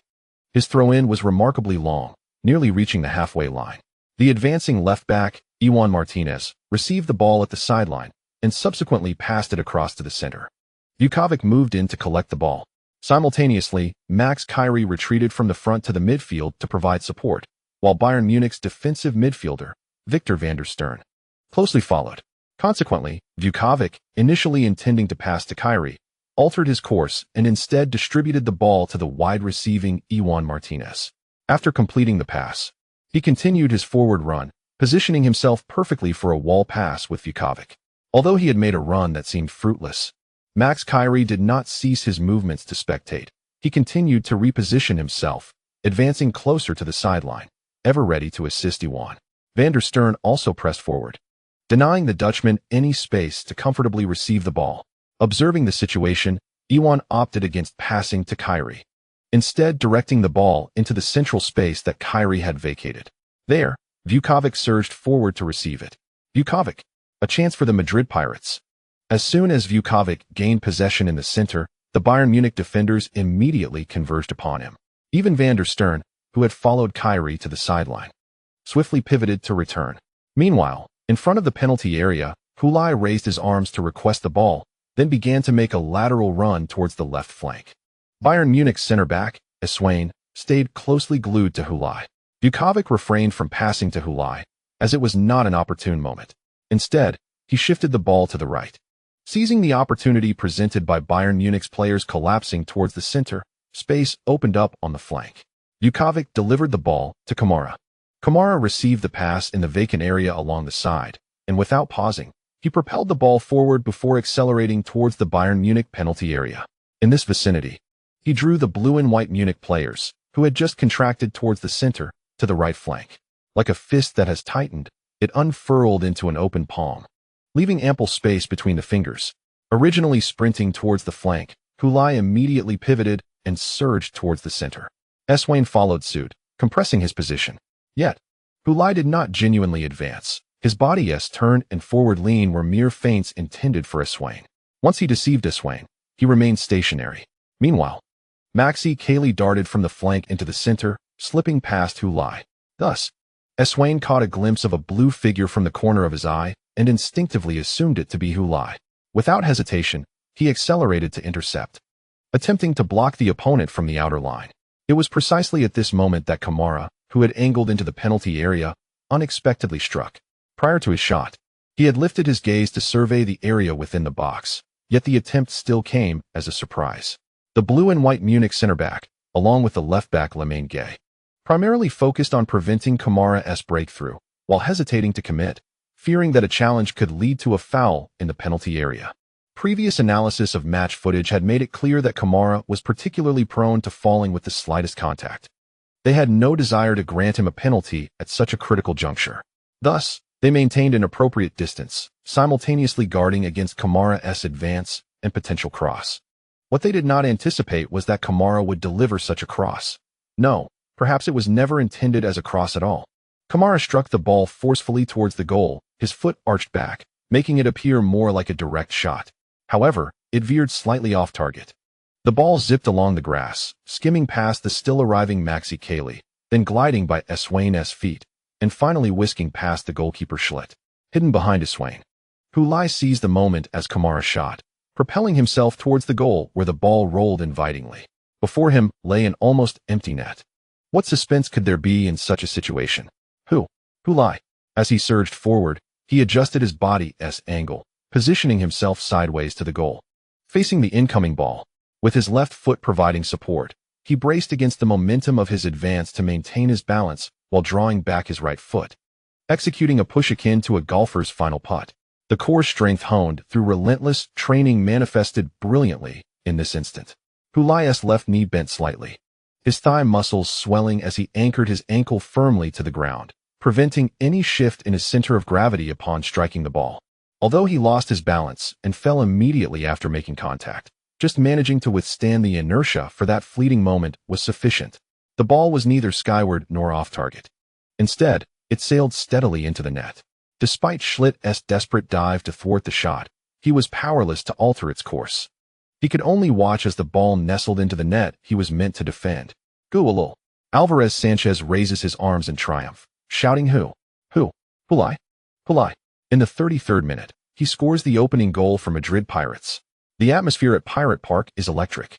After scoring, Hulai tumbles to the ground, sliding into the net. He then struggles to rise from the goal, grasping the post, executing a graceful maneuver as he exits the net, waving to his teammates while sprinting towards the corner flag. Behind him, the blue and white Munich players raised their arms, signaling to the referee that Hulai was offside. The players of Madrid Pirates disregard them, laughing as they rush to Hulai to celebrate first. The television broadcast shows a slow-motion replay of the goal. As Kamara touches the ball, the image freezes, and from a perspective perpendicular to the sideline, it is evident that the foremost part of Hulai's body is his left foot, which is still slightly behind Estwain's supporting foot. Therefore, he is not offside. The goal stands. Hulai has netted his 15th goal in the Champions League this season, just one shy of his total from last season. Heiver joyfully reports this. Meanwhile, Hulai pays no heed to the complaints from the blue and white Munich players. As they call for the video assistant referee's intervention, he leaps high, performing a 180-degree turn in midair, one arm raised triumphantly. His legs firmly planted on the grass of the corner flag area. Ho! As Kamara receives the ball on the right and makes a diagonal run. Blue and white Munich's coach, Bjorn Hantek, holds a bottle of water, twisting off the cap, prepared to drink. Upon witnessing the Madrid Pirates' offensive play, he halts all actions, maintaining his posture with the bottle in hand, fixated on the field. After Hulai scores, Hantek's fury is palpable. He forcefully slams the water bottle to the ground, splashing water all over himself, drenching his suit, hair, and cheeks. The Madrid Pirates fans are no strangers to this scene, as Hantek had similarly expressed his rage during his tenure coaching the Pirates. However, at that time, his ire was directed at opponents, and now it is aimed at his own team. Damn it! After smashing the water bottle, Hantek turns to his coaching staff, cursing loudly. Damn! What the hell? The coaches understand that he is not criticizing the team's performance, but merely expressing his frustration over conceding a goal, regardless of the reasons behind it. Conceding a goal is always disheartening. One coach in the blue and white Munich staff sighs. Hulai's ability to seize opportunities is simply remarkable. Indeed. Heiver exclaims in genuine admiration. Yinkong immediately concurs. Yes, yes. Becker may be more well-rounded, able to assist teammates in addition to scoring. But when it comes to sheer goal-scoring ability, Hulai truly excels. For instance, in the first 30 minutes of this match, both sides engaged in a lively exchange, creating numerous opportunities. However, Becker failed to seize the opportunity first. Instead, it was Hulai who took the lead. I believe that the essence of a football match ultimately lies in which team can score more goals. Therefore, for a forward, particularly a center forward, the most valued quality is undoubtedly the ability to score. Indeed. Well said. Selados exclaimed loudly in front of the television. What about playmaking ability? A forward should focus on scoring. If you have the skill, then score more goals. Hulai, listening to his wife's audacious declaration, refrained from reminding her that their son was still trailing Mark Becker by 1 goal on the Champions League scoring chart. He understood the reason behind his wife's reaction. Throughout this season, she had been incensed by certain remarks circulating online. Regardless of how many goals Hulai scored, there were always those who claimed that, as a forward, he lacked versatility, merely scoring goals with a singular style, and had limited potential for future achievements. Such comments could easily be brushed off by an ordinary Hulai fan. But Selados, as his mother, found it difficult to remain indifferent like a typical supporter. She was quite affected by the online commentary regarding her son, often engaging in heated exchanges with critics under pseudonyms. Initially, Hulai advised her not to argue with strangers on the internet. Yet, the more he urged Selados to remain calm, the more agitated she became, even dragging him into her tirades. Eventually, Hulai ceased his counsel. After all, with a pseudonym, there was no fear of social repercussions. If someone displeased her, she would directly confront them. At least it maintained harmony at home. In truth, Hulai gradually began to comprehend why his wife was so irate. After all, every time Hulai was insulted, the slurs inevitably fell upon his wife. As she was Hulai's mother, Hulai, by nature, preferred not to engage in disputes with outsiders, while Selados, equally driven by her temperament, refused to bow down or concede in front of others. For Selados, this season's Champions League semi-finals presented an excellent opportunity to fulfill her aspirations. Ever since the controversies surrounding the UEFA Ballon d'Or and the World Footballer of the Year nominations arose this season, she had yearned for a direct confrontation between her son and Mark Becker, to witness who truly excelled. Now, after more than 30 minutes into the semi-finals, her son had scored first. As a mother, she felt both proud and pleased, although it was difficult to temper her enthusiasm. Hulai had no intention of dousing her excitement. They could not control what would happen next. Why not relish the moment instead of worrying about potential setbacks? Wouldn't that be too exhausting? Chapter 430. Opposing forces. Mark Becker, hands on his hips, gazed at the jubilant celebrations of the Madrid Pirates players, easily identifying his target among them. Hulai. the forward who always seemed to be in the most crucial positions. To be honest, Becker was also a top-tier forward himself, which allowed him to discern true talent. Unlike the cacophony of criticism directed at Hulai, Becker recognized the remarkable prowess that Hulai possessed. Although he has never publicly articulated his views and competitive spirit towards Hulai, deep within, he indeed regards Hulai as his foremost rival. Last season, he triumphed over Hulai in the race for the European Golden Shoe by a margin of 2 goals. However, Hulai significantly outperformed him in the Champions League. This season, the tables have turned, with Hulai leading the charge in the Golden Shoe race, while he now surpasses Hulai in the Champions League scoring chart. Yet, the gap between them has narrowed to a mere goal. A formidable adversary, indeed. However, a single goal does not signify his capitulation. The Madrid Pirates players concluded their celebrations and returned to their half, while the blue and white Munich players awaited in their positions. With a whistle from the referee, the match resumed. The recently buoyed Madrid Pirates quickly regained possession and launched a fierce assault on the blue and white Munich goal. "Here comes Hulai," the commentator exclaimed. Tony and I delivered a cross from the left flank. Hulai dashed into space and headed the ball towards the goal. The blue and white Munich goalkeeper, Tobias Schlieder, soared into the air, palming the approaching football onto the crossbar. Alas, what a pity. Hulai nearly scored twice within 2 minutes. Countless Chinese fans, mirroring Hulai's dismay, clasped their heads in disbelief before the television screens. Schlieder executed a world-class save, such as the prowess of Germany's #1 goalkeeper. Upon witnessing the Madrid Pirates nearly score twice, blue and white Munich coach Hantikek bellowed from the sidelines, gesturing to his temples to remind everyone to remain calm and composed. Indeed, the blue and white Munich players exhibited signs of panic following the conceded goal. When Tony and I initiated the cross, right-back Philip Kitchhoff failed to promptly intervene, allowing the opposition to deliver the ball comfortably into the danger zone. One can only imagine how many blue and white Munich supporters felt their hearts sink as they saw Hulai leap to head the ball. Fortunately, Schlieder maintained his focus. Otherwise, the blue and white Munich fans would have been left in tears. After the corner was taken, the Madrid Pirates players failed to capitalize. As the ball was headed away by the young blue and white Munich center back, Jankren, the Madrid Pirates secured the second ball. Kamara, positioned outside the penalty area, unleashed a powerful shot that soared over the crossbar. Following their lead, the Madrid Pirates appeared invigorated, relentlessly assaulting the blue and white Munich goal, seemingly intent on extending their advantage to 2 goals before the halftime whistle. In the face of the aggressive Madrid Pirates, blue and white Munich did not retreat to fortify their defenses, but continued to press the Madrid Pirates players. Upon regaining possession, they passed the ball to Mark Becher, maximizing his role as an offensive stronghold. If a direct threat to the Madrid Pirates goal presented itself, they would shoot. If not, they would maintain possession and await support from their teammates. This demands a high level of comprehensive skill from the forwards. Mark Becher, standing at a height of 1.87 meters, possesses a physical advantage that enables him to undertake such tasks. Furthermore, he exhibits commendable footwork. Even in the absence of support from teammates, he is capable of maneuvering the ball effectively. The relentless pressing by the blue and white Munich team has resulted in a somewhat chaotic scene on the field. After successfully defending against an attack from the Madrid Pirates, Soren Gribush delivers a long pass from the backfield aimed at Becher.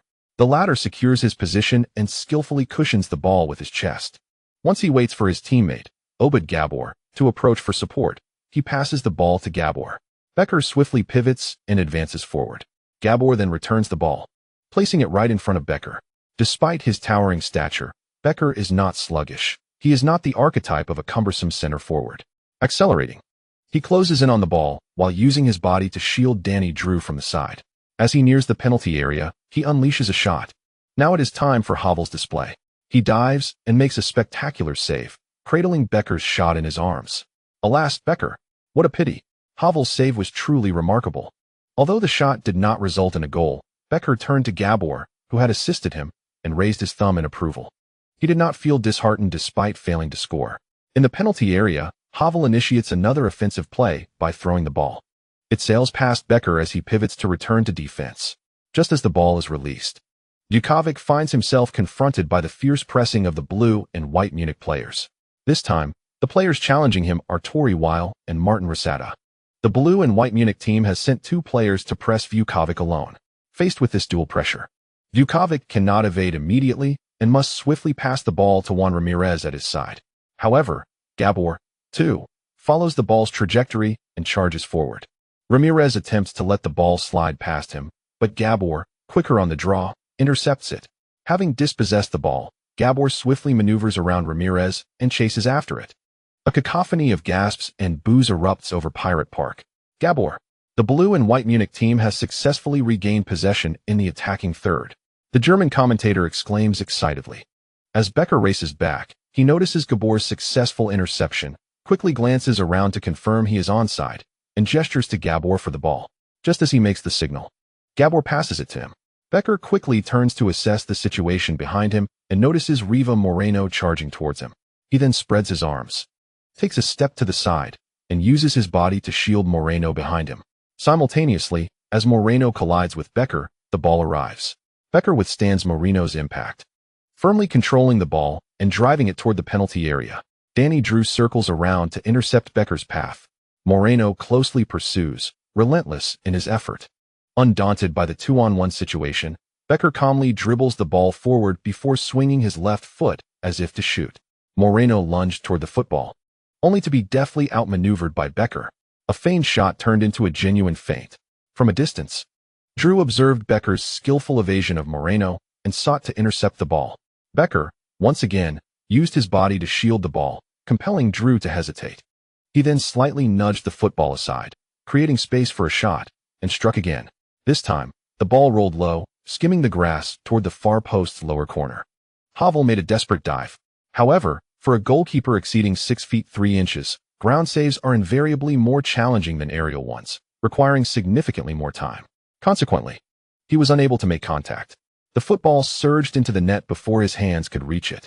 The cacophony of cheers and boos at Pirate Park reached a fever pitch. The home fans were incredulous. They had only led for 6 minutes before the score was equalized. Mark Becker. Oh, splendid. He brought Bayern Munich back on level terms. This marked his 17th goal in the Champions League this season, equaling the record set by Silas Caesar, positioning him among the top scorers in a single Champions League season. Just one more goal separates him from breaking Caesar's record and claiming the singular glory for himself. The German commentator was beside himself with excitement. Mark Becker was even more exhilarated. After scoring, he dashed toward the sidelines, executing a passionate, sliding celebration. His teammates joyfully converged from all corners. The assisting player, Obed Gabar, mirrored his slide, embracing Becker on the pitch. He sighed deeply. The Madrid Pirates could not maintain their lead for long. Bayern Munich was relentless in their pursuit. They appeared utterly unconcerned about fatigue. Meanwhile, the Madrid Pirates, after taking the lead, were fixated on scoring again, oblivious to the turmoil brewing in their defense. Becker not only leveled the score, but also matched Silas Caesar's record. When Shilon heard this, she huffed in displeasure. Although she acknowledged that Becker was indeed closer to breaking the record than her son, she could not help but feel irked. What does this mean?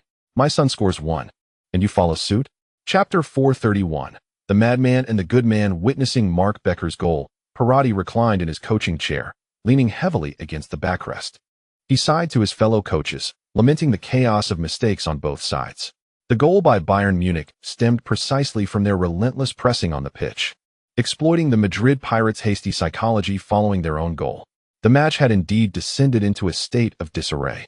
Yet, Parotti refrained from making adjustments, believing that amidst the chaos, the Madrid Pirates held a greater advantage. He hoped his team could capitalize on the confusion and score again. If they could establish a 2-goal lead over Bayern Munich in the first half, the remainder of the match would be considerably more manageable. As a head coach, this would allow him to execute his tactics with greater composure. While chaos often breeds goals, it was Bayern Munich that reaped the rewards. Bayern Munich's tactics were, in fact, quite targeted. After a deep sigh, Parotti addressed the coaches beside him. Their strategy of high pressing combined with fouling was designed to disrupt our fluid ball control. Faced with such circumstances, we would abandon intricate midfield passing in favor of direct play along the flanks.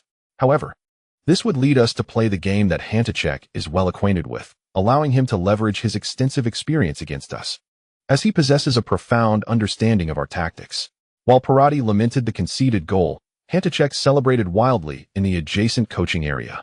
It was yet another familiar scene for the Madrid Pirates fans, clearly indicating that Hanacek was not sympathetic to their plight.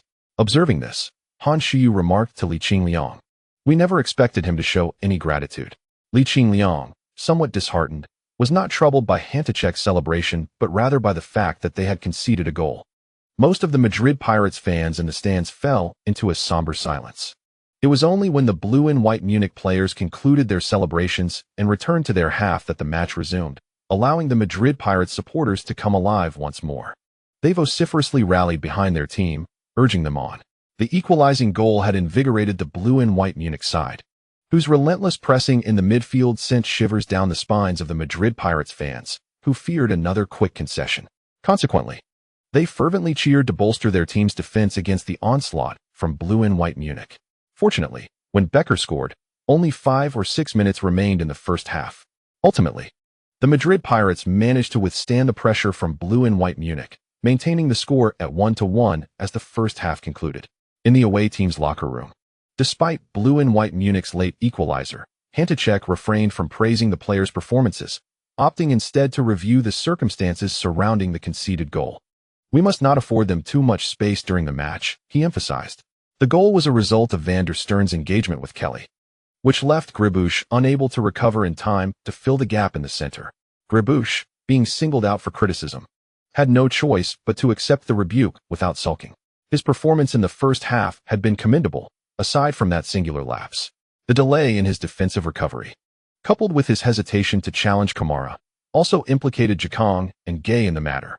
However, as the captain, Gribush naturally bore a heavier burden of responsibility. "We must not repeat this in the second half. All of your yellow cards have been reset prior to this match, so what is there to fear?" he stated. Kelly is a player who has endured significant injuries. He harbors apprehensions regarding physical confrontations. If we can apply sufficient pressure, he will undoubtedly falter. Therefore, let us continue to target him in the second half. According to UEFA regulations, all yellow cards are wiped clean after the quarterfinals to prevent players from accumulating 3 yellow cards and facing automatic suspension during the crucial final match. This has also enabled many players to express themselves freely, significantly alleviating the coach's concerns when formulating tactics. Currently, Hanacek demands that the entire team continues to apply pressure on the Madrid Pirates players, a strategy that stems from this very understanding. In the second half, we must persist in contesting every corner of the field against them. We absolutely cannot allow the match to fall into their rhythm. They favor possession play, so we must disrupt the flow of the game. In essence, we will counter their discomfort with our own tactics. Observing his fierce demeanor, it is hard to fathom that this is the esteemed coach of the Madrid Pirates. However, those familiar with Hanacek remain unfazed, accustomed to his nature. He will never hold back in a match out of sentiment. He is wholly committed to the pursuit of victory. During his tenure with the Madrid Pirates, he gained notoriety for his ruthless approach to winning. He once publicly declared that he would not ask his attacking players to kick the ball out of play simply because an opposing player had fallen. Who knows if he was feigning sincerity? These were his exact words. This statement stirred considerable controversy, yet Hanacek did not apologize. He steadfastly maintained his viewpoint. However, when it comes to directing his players to waste time on the field, he expresses outrage towards opposing players who do not kick the ball out of play. This seems particularly hypocritical. Yet, upon deeper reflection, his standard has always been singular: victory. He is willing to do whatever it takes to secure a win. This has been his style long before he arrived at the Madrid Pirates. During his time at Arminia Bielefeld, he exhibited the same approach. Despite lacking significant acclaim and facing substantial criticism, nonetheless, he remained steadfast, silencing many with his team's performance. The fans of Arminia Bielefeld were nearly unanimous in their support for Hanacek. The thrill of standing alongside him in the trenches is matched only by the discontent felt when he stands against you. The reverse is equally true. In the second half, the opponents will undoubtedly continue their high pressing for a while, but they cannot sustain this intensity throughout the match due to their physical limitations. However, this does not imply they will transition from high pressing to a defensive counterattack. I suspect they will maintain a certain level of pressing and interception in the midfield, creating challenges for us. In summary, do not assume the second half will be easier. It may very well be the opposite. Meanwhile, in the home team's locker room, Parotti is analyzing the situation for his players. In stark contrast to the passionate, ever-gesticulating Hanacek, Parotti stands calmly before the multimedia tactical board. speaking in a measured tone with a composed expression as he explains the potential scenarios for the second half. His calm demeanor instills confidence in the players, as if nothing could unnerve this coach. In response to their pressing, our midfield must enhance their ball control.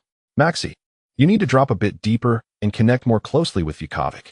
In Vukovic, you must manage the tempo effectively.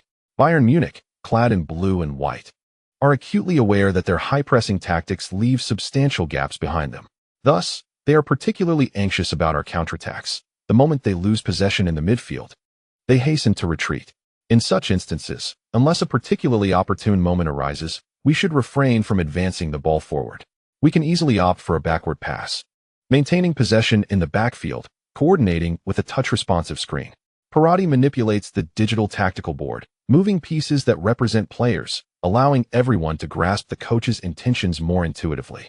This presents us with the opportunity to gradually deplete their stamina, undermining their high-pressing strategy.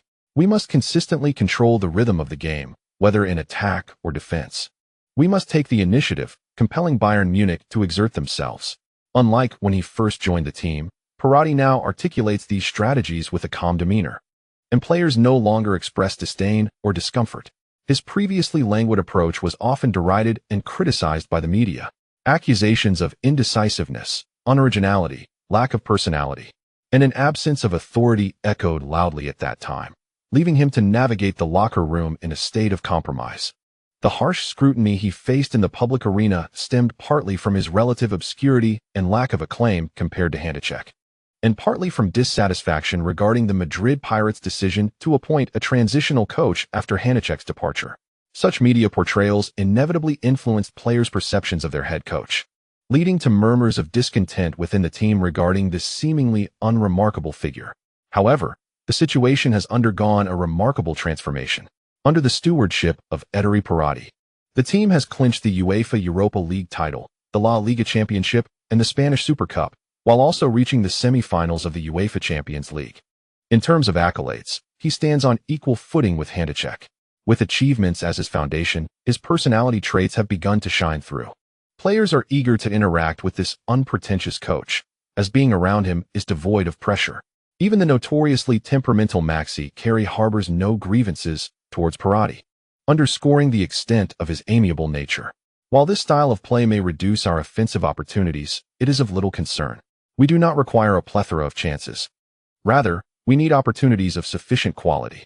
Therefore, we must remain patient and not rush. The right moment will surely come to us. As he spoke, he cast a knowing glance at Hulai, a gesture understood by all.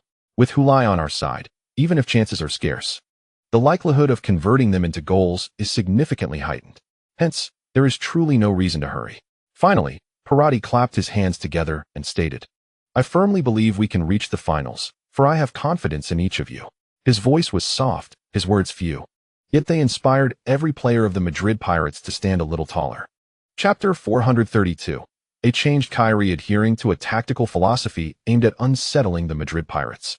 The blue and white Munich team exhibited an even greater aggressiveness in the second half. This unexpected assertiveness raised eyebrows, considering that they are the dominant force in the Bundesliga. Many believe that as a National League powerhouse and a top-tier European club, they should embody a certain elegance and poise befitting their status.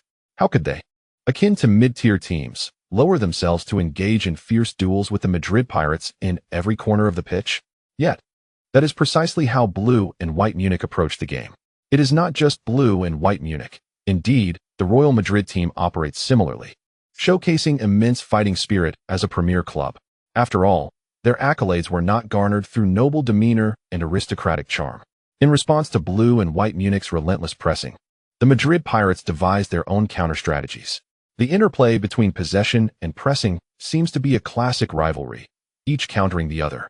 Pressing demands a high level of synergy among teammates while simultaneously placing considerable demands on individual player skills. At times, when a player in possession finds themselves cornered and unable to distribute the ball, it is their individual prowess that must extricate the ball from perilous situations. Maxim Kyrie exemplifies such a player, possessing remarkable individual abilities. However, the shadows cast by two significant injuries have undoubtedly left their mark on his psyche. Thus, Heiver's decision to direct his players to apply pressure on Kyrie was not without merit. Yet, Kyrie's response to the pressing was somewhat unexpected for handcheck. As Martin Lazada pressed against his former teammate Kyrie, the latter adeptly maneuvered the ball from his left foot to his right. Simultaneously, he leaned back and pulled the ball back with his right foot. Lazada persisted in his pursuit, making multiple attempts to reclaim possession. In his initial 2 efforts, he failed to make contact. However, on the 3rd attempt, as Kyrie shifted the ball back to his left foot, Lazada's timing faltered, resulting in him inadvertently striking Kyrie's right foot. Kyrie immediately cried out in pain and collapsed to the ground, prompting the referee's whistle to signal a foul against Lazada. Having once been teammates, Lazada maintained a level of courtesy, bending down to pat Kyrie on the back before extending his hand to help him up. The Madrid Pirates fans in the stands refrained from booing Lazada, who once played for them, and even applauded his friendly gesture. Kyrie, once helped to his feet, exchanged a brief acknowledgement with Lazada before parting ways. Not long thereafter, Kyrie found himself on the receiving end of a foul from Royvi, who brought him down in midfield. The referee once again penalized the blue and white Munich player for a foul. This time, however, Weir did not enjoy the same leniency as Lazada, being booed by the Pirates fans due to his lack of prior affiliation with the club. Nevertheless, handcheck, standing on the sidelines, was unfazed. He even applauded Weir, commending his foul. His strategy was to disrupt the Madrid Pirates' rhythm of possession, preventing them from executing their fluid style of play. Currently, both Martin Lazada and Royvi have excelled in the tasks assigned to them, deserving encouragement and praise for their commendable performance. However, handcheck soon sensed something amiss. In his estimation, Maxi Kelly, having endured 2 consecutive injuries, should have been intimidated by the aggressive defense and consequently made errors, relinquishing possession. Contrary to this expectation, Kelly not only remained undaunted but frequently raised his hand to demand the ball. Upon receiving the ball once more, he found himself confronted by Vandenberg, the defensive midfielder from blue and white Munich, who rushed in to apply pressure from behind, while Lazada and Weir approached from opposite directions, intent on ensnaring Kelly within their encirclement. A slight increase in their aggression would likely compel him to lose possession. Indeed, Kelly initially found his passing options obstructed, relying solely on his individual skills to escape. He adeptly shielded the ball from Vandenberg and, as Lazada lunged to intercept, deftly nudged the ball to his left, aiming to break through. However, Weir waited on that side, ready to seize the opportunity. Yet, in a surprising twist, Kelly deftly pulled the ball back with his left foot. As he did so, he executed a turn, shifting from facing Weir to turning his back towards him, using his body to protect the ball against Weir's advance. Vandenberg, seeing Weir miss his mark, promptly moved in to provide cover, positioning himself in front of Kelly without hastily committing a foul, seeking to further constrict Kelly's maneuvering space. Now, the 3 players were nearly encroaching upon Kelly. Suddenly, he flicked the ball up with his right foot. The ball skimmed past Vandenberg, while Kelly maneuvered around him, aiming for a separation of man and ball. Vandenberg instinctively spread his arms slightly to obstruct the play, resulting in Kelly colliding with his arm and losing his balance, tumbling to the ground. As he fell, Kelly let out a pained cry, clutching his chest as if Vandenberg's hand had struck him directly at his heart. The referee's whistle coincided almost perfectly with the jeers from the crowd.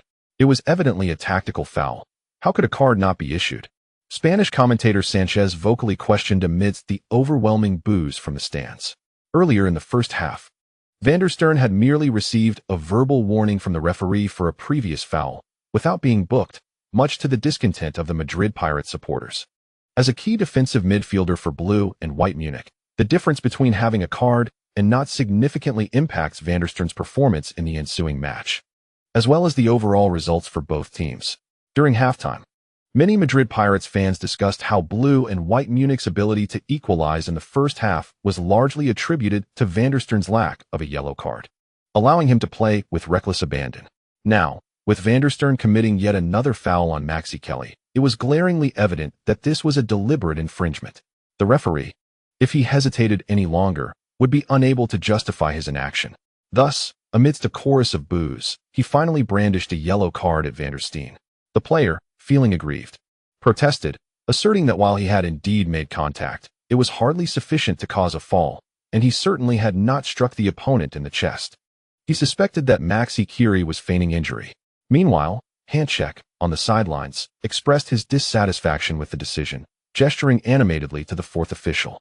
Observing this scene, Han Shuyu remarked to Li Qingliang beside her, "I believe you can still welcome Hanchek back to his home ground solely because the Pirates and Blue-White Munich have not faced each other before." Li Qingliang remained silent, unsure of how to respond. Van der Steen, now burdened with a yellow card, undoubtedly impacted the match. As a Dutch international, he had shown no mercy towards an established player like Maxi Kiri. However, he was now compelled to exercise restraint for fear of receiving another card. Targeting Kiri alone could easily lead him to earn a second yellow, culminating in a red card and his expulsion from the game. It dawned on Hanchek what Kiri was attempting to accomplish, a deliberate tactic of drawing fouls against Blue-White Munich. Logically, this approach was fraught with danger, as it consistently placed oneself in jeopardy of injury. Yet, Hanchek noticed that Kiri would shout fiercely, fall dramatically, and then rise unscathed after a prolonged roll on the ground. He appeared unhurt. To label him a diver would be unjust, as it was indeed a foul by the Blue-White Munich players that caused his tumble. The nuance of this situation left Hanchek frowning. The Maxi Kiri he once coached had not behaved in such a manner. Who had he learned this from? Before long, Hulai, receiving the ball in the attacking zone, shouted loudly and fell to the ground. The referee's whistle sounded again, eliciting a cacophony of boos from the stands. Blue-White Munich's center-back Iswain raised his hands in exasperation, convinced he had committed no foul, yet the referee saw it otherwise. Sitting on the ground, Hulai continued to converse with Iswain, indicating that even if a foul had occurred, it was likely of minimal consequence. However, according to the rules, it was indeed a foul, and compounded by the fact that they were in the Pirates' home ground. Hulai's fall triggered a wave of discontent from the crowd, exerting substantial pressure on the referee. Hanchek recognized that Maxi Kiri had learned this tactic from Hulai. Iswain's foul prompted Hanchek to rush to the sidelines once more. Yet this time, instead of vociferous protests, he merely spread his arms in a gesture of discontent, more resigned than anything else. For when faced with a rogue, perhaps even anger serves only to encourage and commend him. Chapter 433. An unfitting harmony. The tactical strategy devised by Hanchek for the Blue-White Munich has a critical flaw. Once a key player receives a yellow card, the entire team faces immense risk. With Van der Steen now booked, Maxi Kelly found his pressure in midfield significantly alleviated.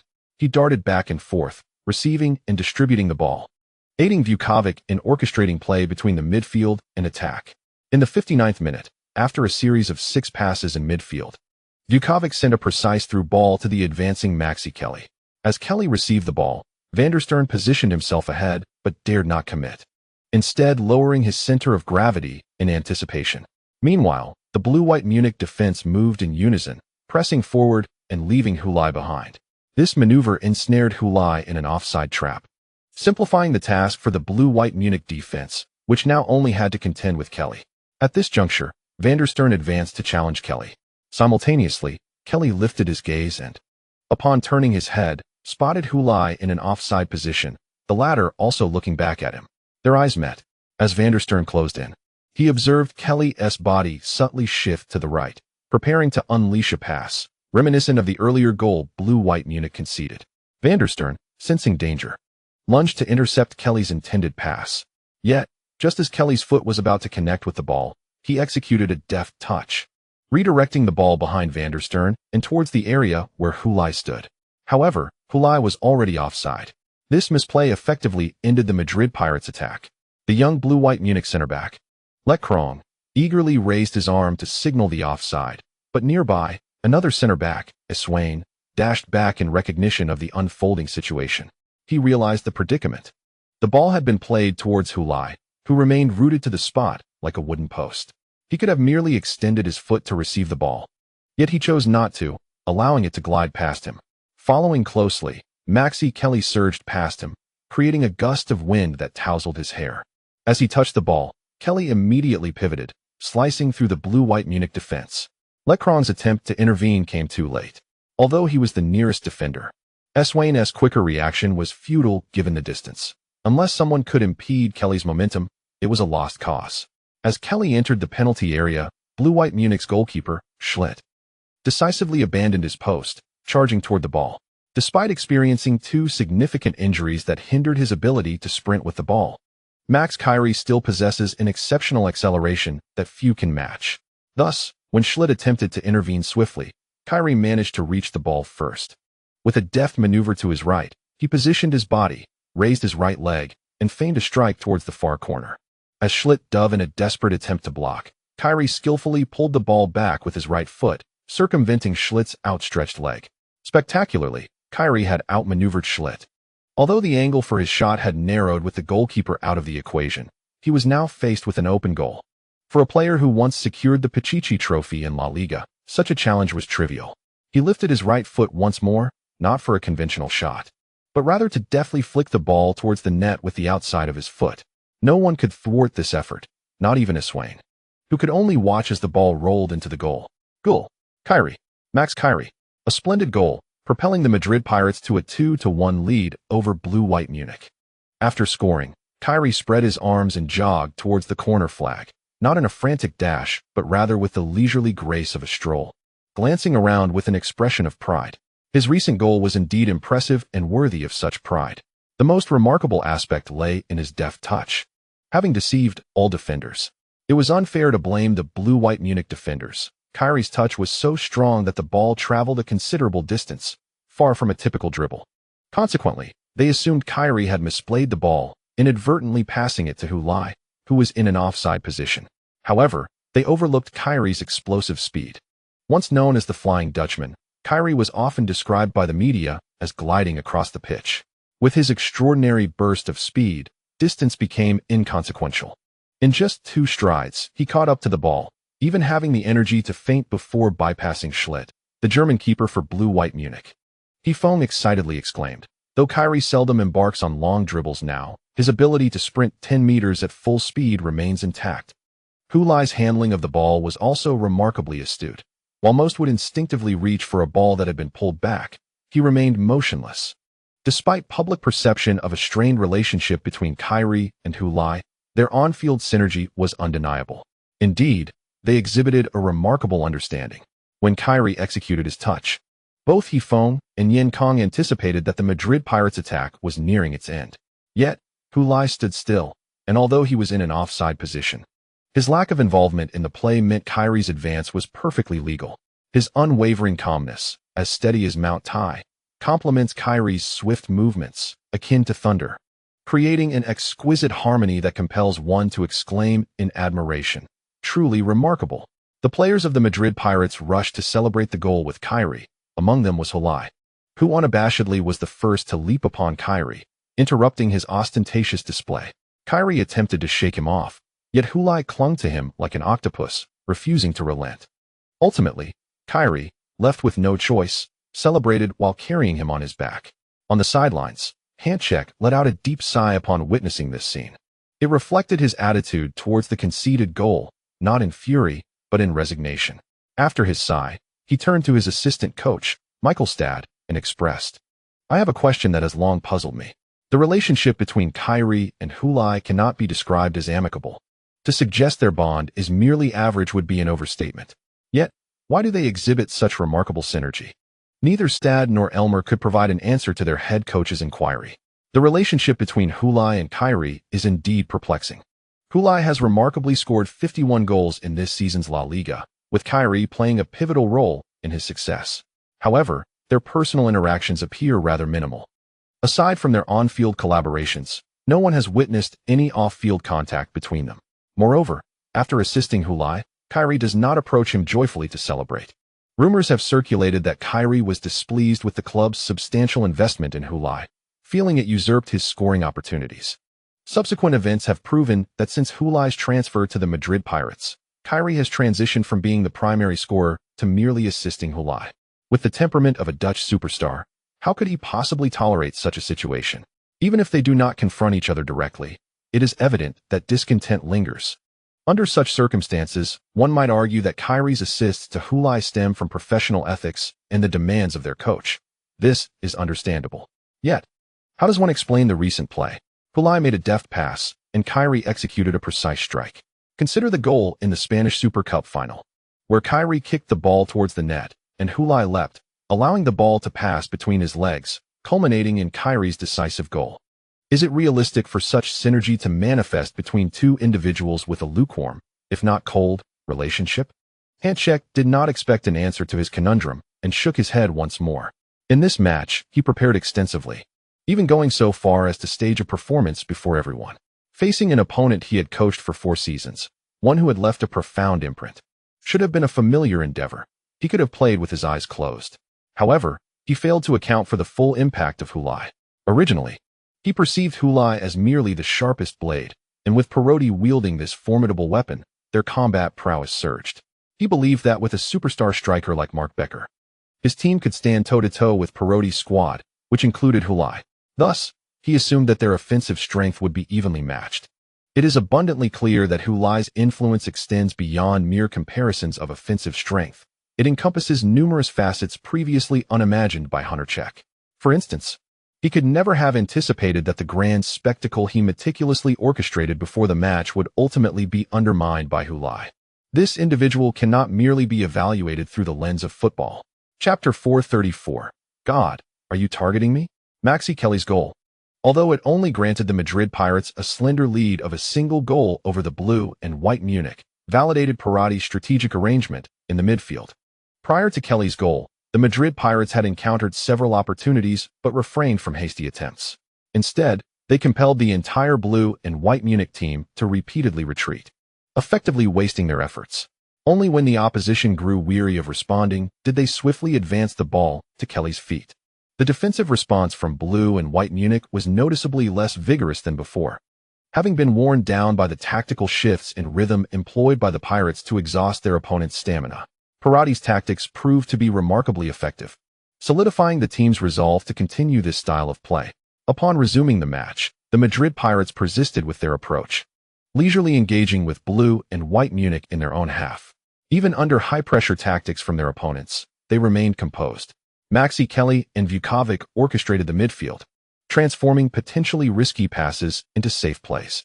Opportunities that might have led to conceding a goal were expertly navigated through their masterful technique and awareness, transitioning smoothly to their teammates. Faced with such a formidable adversary, blue and white Munich had no choice but to temporarily abandon their high pressing, slowing their pace and rhythm. After a brief respite, they realized this tactic was ineffective, as the Madrid Pirates were playing with remarkable comfort. At the behest of coach Handshake's fervent exhortations, they resumed their pursuit of the Pirates, but this led to inevitable gaps in their defense. Where there are gaps, there is Hulai. In the 70th minute, Hulai and Maxi Kelly exchanged positions, with Kelly taking the forefront while Hulai dropped back to the midfield to demand the ball. He was no longer the mere forward waiting for teammates to provide passes for opportunistic shots. He was now intricately involved in the team's overall possession play. In this instance, he retreated to receive the ball. Vukovic delivered the pass, and as Hulai received it, he deftly flicked the ball away with the outside of his right foot, evading the challenge of Soren Gribush. However, Gribush was undeterred and, as the captain of blue and white Munich, pressed forward again, seeking to ensnare Hulai. Aware that Hulai's ball control was not as formidable as Kelly's, he believed that sustained pressure could yield success in dispossessing him. Yet, Hulai opted not to engage Gribush in a one-on-one confrontation. After evading the initial challenge, he immediately passed the ball to Kamara, who had been advancing from the flank, eagerly awaiting Hulai's delivery. As the football was passed to him, he swiftly turned his back to the attacking direction, using his heel to nudge the ball that Hulai had sent to him towards Maxi Kelly, positioned on the edge of the penalty area. The ball traversed the space between Gribush and the left back of the blue and white Munich team, Lemenge, both of whom were unable to intervene, merely watching as the football rolled towards Kelly. Advancing towards the ball, Kelly found himself with his back to the goal, prompting the blue and white Munich center back, Eswain, to close in on him. Upon receiving Kamara's pass, Kelly leaned his body to the left, as if intending to pivot in that direction. Eswain immediately shifted his focus to block Kelly's potential movement. Meanwhile, Gay and Gribush turned to retreat and pressed towards Kelly. Kelly indeed spun his body, yet the ball was deftly nudged with the sole of his right foot towards the center, in a direction completely opposite to his turn. There Hulai, who had passed the ball to Kamara, was surging forward. Upon seeing Kelly redirect the football, he accelerated to chase after it. As Gribush reached the midway point, he caught sight of Kelly's pass to the center, while Hulai zipped past him, prompting him to hasten his pursuit. Another blue and white Munich center back, Lankren, also converged towards the center. However, Hulai was quicker than their movements, seizing the opportunity to guide the ball into the penalty area before unleashing a shot towards the goal. Hulai. Lankren barely had time to react, and Gribush behind him was unable to reach Hulai. They could only watch as the ball zipped low across the grass towards the far bottom corner of the goal. Goalkeeper Schlitt, exerting himself, leapt to block the shot. But it was too late. He could not make contact with the ball. He could only lie on the ground and watch as the football nestled into the net. Hulai. Splendid. The Madrid Pirates executed a beautiful combination play in the attacking third, tearing through the blue and white Munich defense. This marked Hulai's second goal of the match. His 16th goal in the Champions League this season, equaling his tally from the previous season and trailing only one goal behind Mark Becher. The attacking coordination displayed by the Madrid Pirates was truly remarkable. A feast for the eyes. This exemplifies the transformation of the Madrid Pirates since Parotti's arrival. Under the previous coach Hanisek, their style of play was more straightforward, relying on wing play to directly exploit the opposition's flanks. Such intricate and sophisticated passing sequences leading into the opponent's penalty area were rare. The football played by Parotti's Madrid Pirates is, in fact, more aesthetically pleasing. However, this distinction holds little significance for Hulai, as he is adaptable to any tactical approach. Upon scoring, the Chinese commentators He Feng and Yin Kong expressed their elation. They were not only concerned about the Madrid Pirates' performance, but also closely monitoring the competition between Hulai and Mark Becher. Currently, Becher had netted 17 goals, matching the record of Selous Caesar, while Hulai had equaled his own goal tally for a single Champions League season, with the first leg of the semi-finals not yet concluded. And another leg still to come. Given their current forms, both players seemed poised to surpass Caesar's record. It remains to be seen who will ultimately claim this accolade. Hulai has indeed scored twice. Will Becher follow suit? Not a chance, she exclaimed furiously. She fervently wished that Becher would not score again, for only then would her son have a chance to catch up with him. After Hulai executed his signature celebration once more, Mark Becher stood at a distance, hands on hips, observing. Hulai was undeniably formidable, facing intense scrutiny from the blue and white Munich defenders, leaving him with scant opportunities to possess the ball. Consequently, he withdrew to receive support and, through a series of deft passes with his teammates, seized an opportunity to strike and score.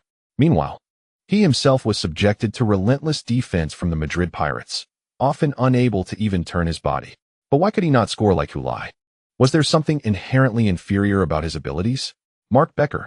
With a thunderous shout from the commentator, the German striker leaped in the Madrid Pirates' penalty area, colliding with Danny Drew in midair. The two clashed, yet Becher managed to direct the ball towards the goal with a header. However, under Drew's close interference, Becher's attempt was feeble and posed no threat to Hall, who easily caught the ball. Hall then initiated an attack with a throw. The Pirates' offensive ultimately faltered when Hulai was dispossessed by a Swain, who tackled him from the side, sending him sprawling to the ground. Despite raising his arm to protest to the referee, no foul was called against Swain this time.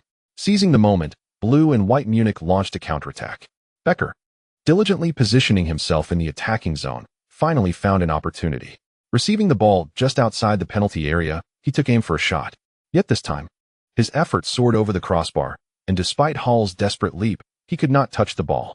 The Madrid Pirates supporters in the stands unleashed a chorus of derisive laughter at Becher. With Becher and Hulai as rivals, the Pirates fans naturally showed him no mercy. 5 minutes later, Becher found himself with a golden opportunity inside the penalty area. Receiving the ball on the flank, he cut into the box. Poised to shoot towards the far corner with his right foot, he deceived the defending Madrid Pirates center-back, Riva Moreno, who abandoned his balance to intercept. Then, with a deft adjustment, he pulled the ball to the left, taking a small step forward before unleashing a shot with his left foot. This time it was no feint. The ball soared towards the far corner of the goal, grazing the outside of the far post and rolling out of bounds. Becher. Oh dear, what a close call.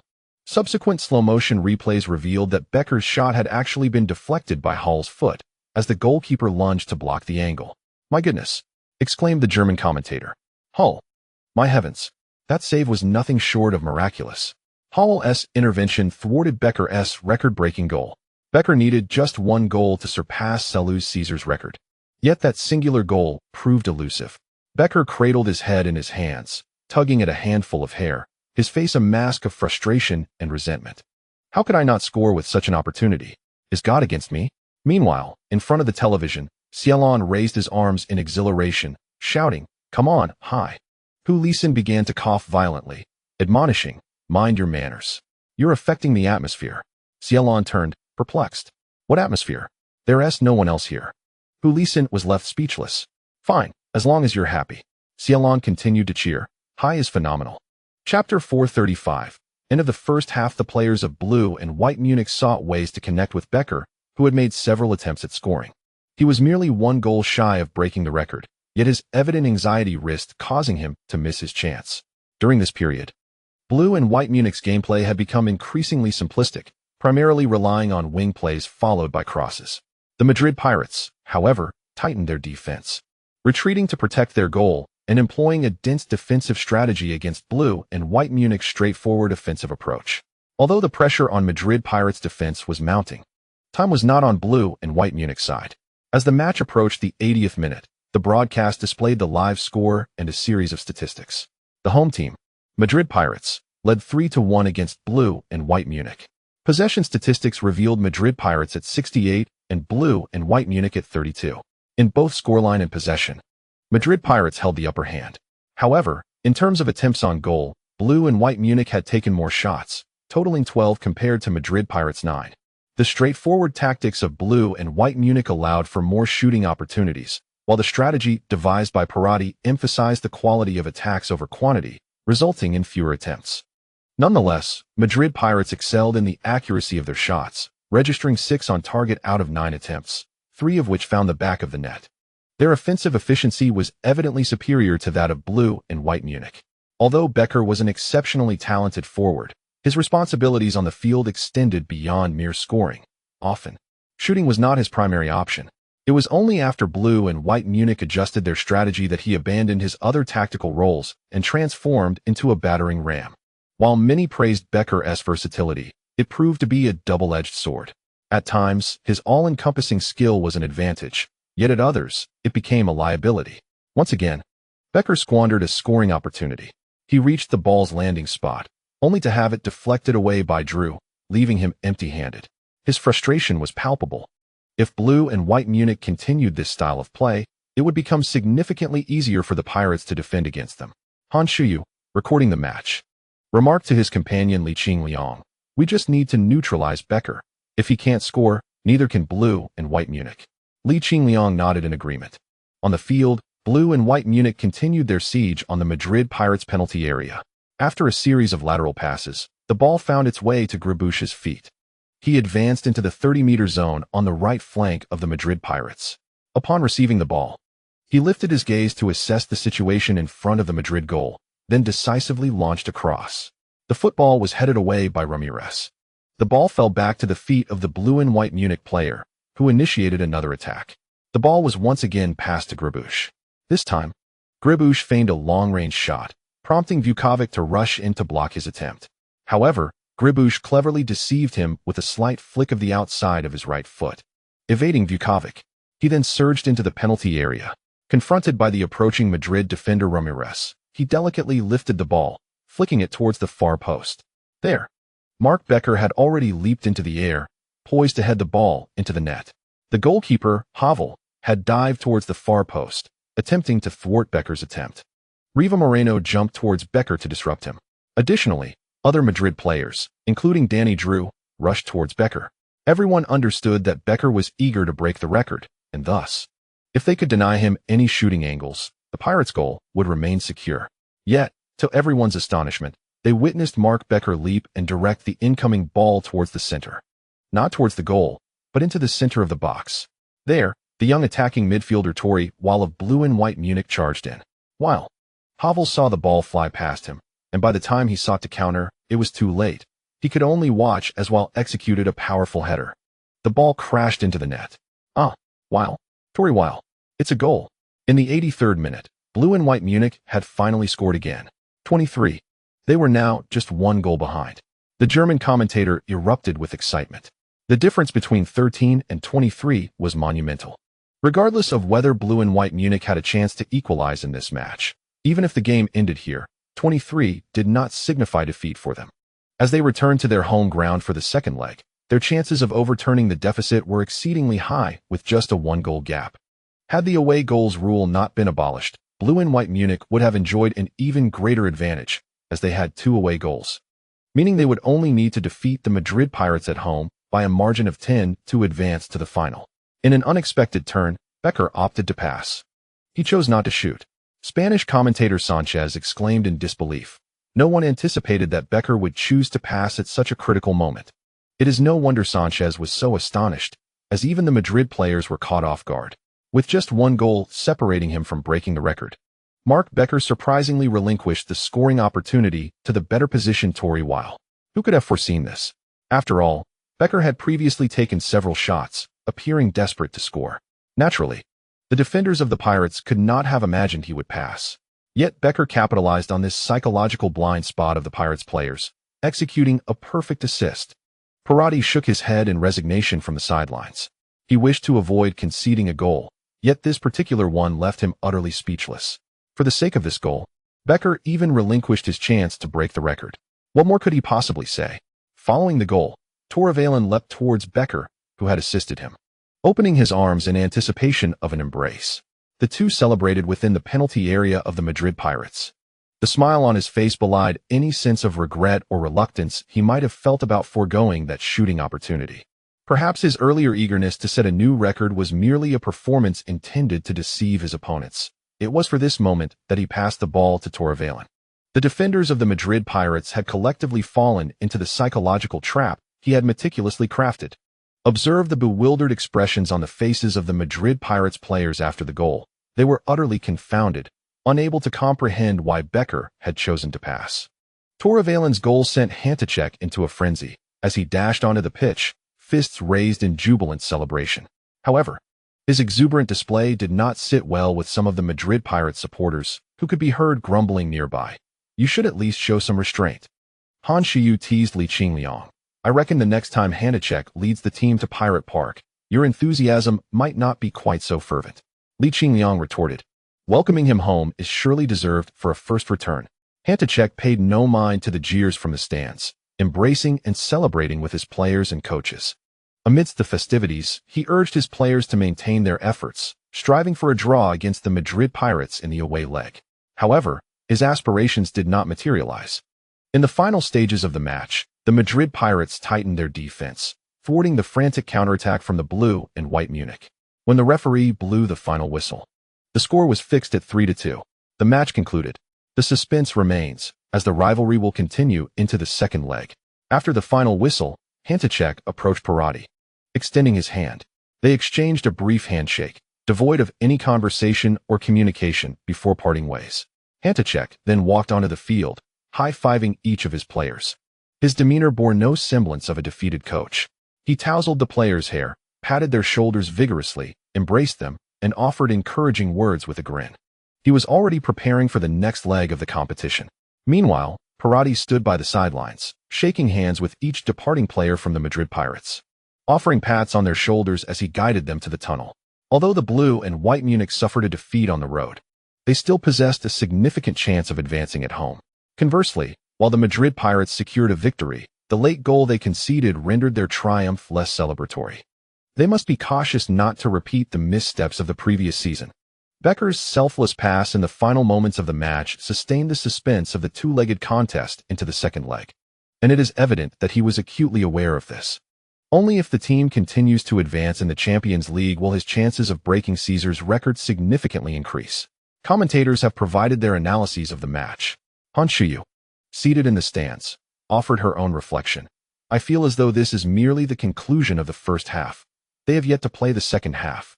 Through her camera lens, players from both sides made their way into the tunnel, as if they would emerge moments later to resume the match. Chapter 436. Halftime Hantacek sat at the post-match press conference table, facing a throng of reporters, and stated, Our players have had ample rest, and next Wednesday, we will field our strongest lineup in the Champions League. Everyone will bring their utmost form to confront the Madrid Pirates. Becker is in excellent condition. He has equaled Caesar's record, which is a remarkable achievement. However, I believe he will not stop there. He will set a brand new record in next Wednesday's match. And I have complete confidence in him. A reporter raised a hand to inquire, Will it be difficult for you to eliminate your former club? Hantacek shook his head dismissively. I am now the head coach of Blau-Weiß Munich, and my responsibility is to lead Blau-Weiß Munich to victory, regardless of the opponent. I am a professional coach, and I understand what needs to be done. Following the first leg, some Madrid media criticized you for lacking respect towards your former club. What is your perspective on this? I believe the greatest respect for a former club is to give your all in defeating them during the match.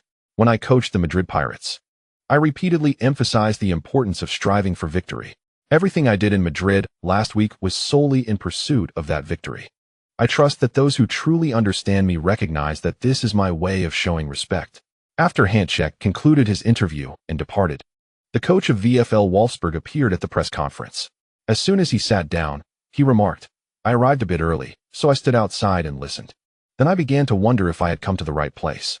Am I at the post-match press conference for Blau-Weiß Munich and the Madrid Pirates?" At this point, he chuckled. "I'm joking. In fact, after meeting with Hanček, I wished him well, hoping that they might eliminate the Madrid Pirates in the second leg. That way, we would have defeated Blau-Weiß Munich, and they would also advance to the finals, a truly joyous outcome." Hulai. The commentator extended his voice in a roar. On the field, Hulai sprinted from in front of the goal to the corner flag, executing his signature celebration. A brace. This marks Hu's second goal in the match. He has propelled the Madrid Pirates to a 2-1 lead over Turias. Finally, they have taken the lead away from home. Hu's form is exceptional. This also marks his 32nd consecutive league match scoring and his 53rd league goal. Despite Hu's consistent scoring, his performance remains remarkable. However, in the pursuit of the league championship against Real Madrid and Catalonia United, Parotti refrained from making substantial rotations to the team's lineup for this match. This decision is sure to impact the players' stamina, while Bayern Munich opted for a complete rotation during their weekend match against VfL Wolfsburg, even willing to concede defeat to ensure their players remained in peak physical condition. Furthermore, perhaps in an effort to allow Hu to continue his scoring streak in the league, Parotti hesitated to make any adjustments regarding Hu, insisting that he start every match. This will undoubtedly exacerbate Hu's fatigue, and as the season draws to a close, even a slight difference in physical condition could influence performance in the matches. The German commentator first praised and then criticized. Meanwhile, in front of the television, Bayern Munich's coach Hanček remarked to his fellow coaches, "Do not heed the commentator's idle chatter. It has become evident that Hu's physical condition poses no issues. He has nearly participated in every match this season, missing only 2 King S Cup games and 1 Super Cup match. Yet has anyone observed any signs of fatigue?" Everyone shook their heads. Therefore, in Wednesday's match, we must enforce the strictest defense against Hu, leaving him with no opportunities to score. Only by stifling Hu's goal-scoring potential can we hope to reverse the outcome at home. In the 70th minute, Hu was finally substituted. Subsequently, in the 82nd minute, Parotti utilized his final substitution, yet it was not for Maxi Kelly. Parotti is unlikely to allow Kelly to start in the second leg, Hanček asserted. Otherwise, he would not have kept Kelly on the field for the entire match. The first assistant coach, Michel Stade, remarked, "Doesn't that imply the Pirates will adopt a more defensive and conservative tactical strategy in the second leg?" That seems to be the case. Parotti intends to play defensively and counterattack. But can they hold their ground? The second assistant coach, Graeme Elmer, raised a question. They are not known for their defensive prowess. The Pirates are not a defensive team, but that does not mean their defense is inadequate.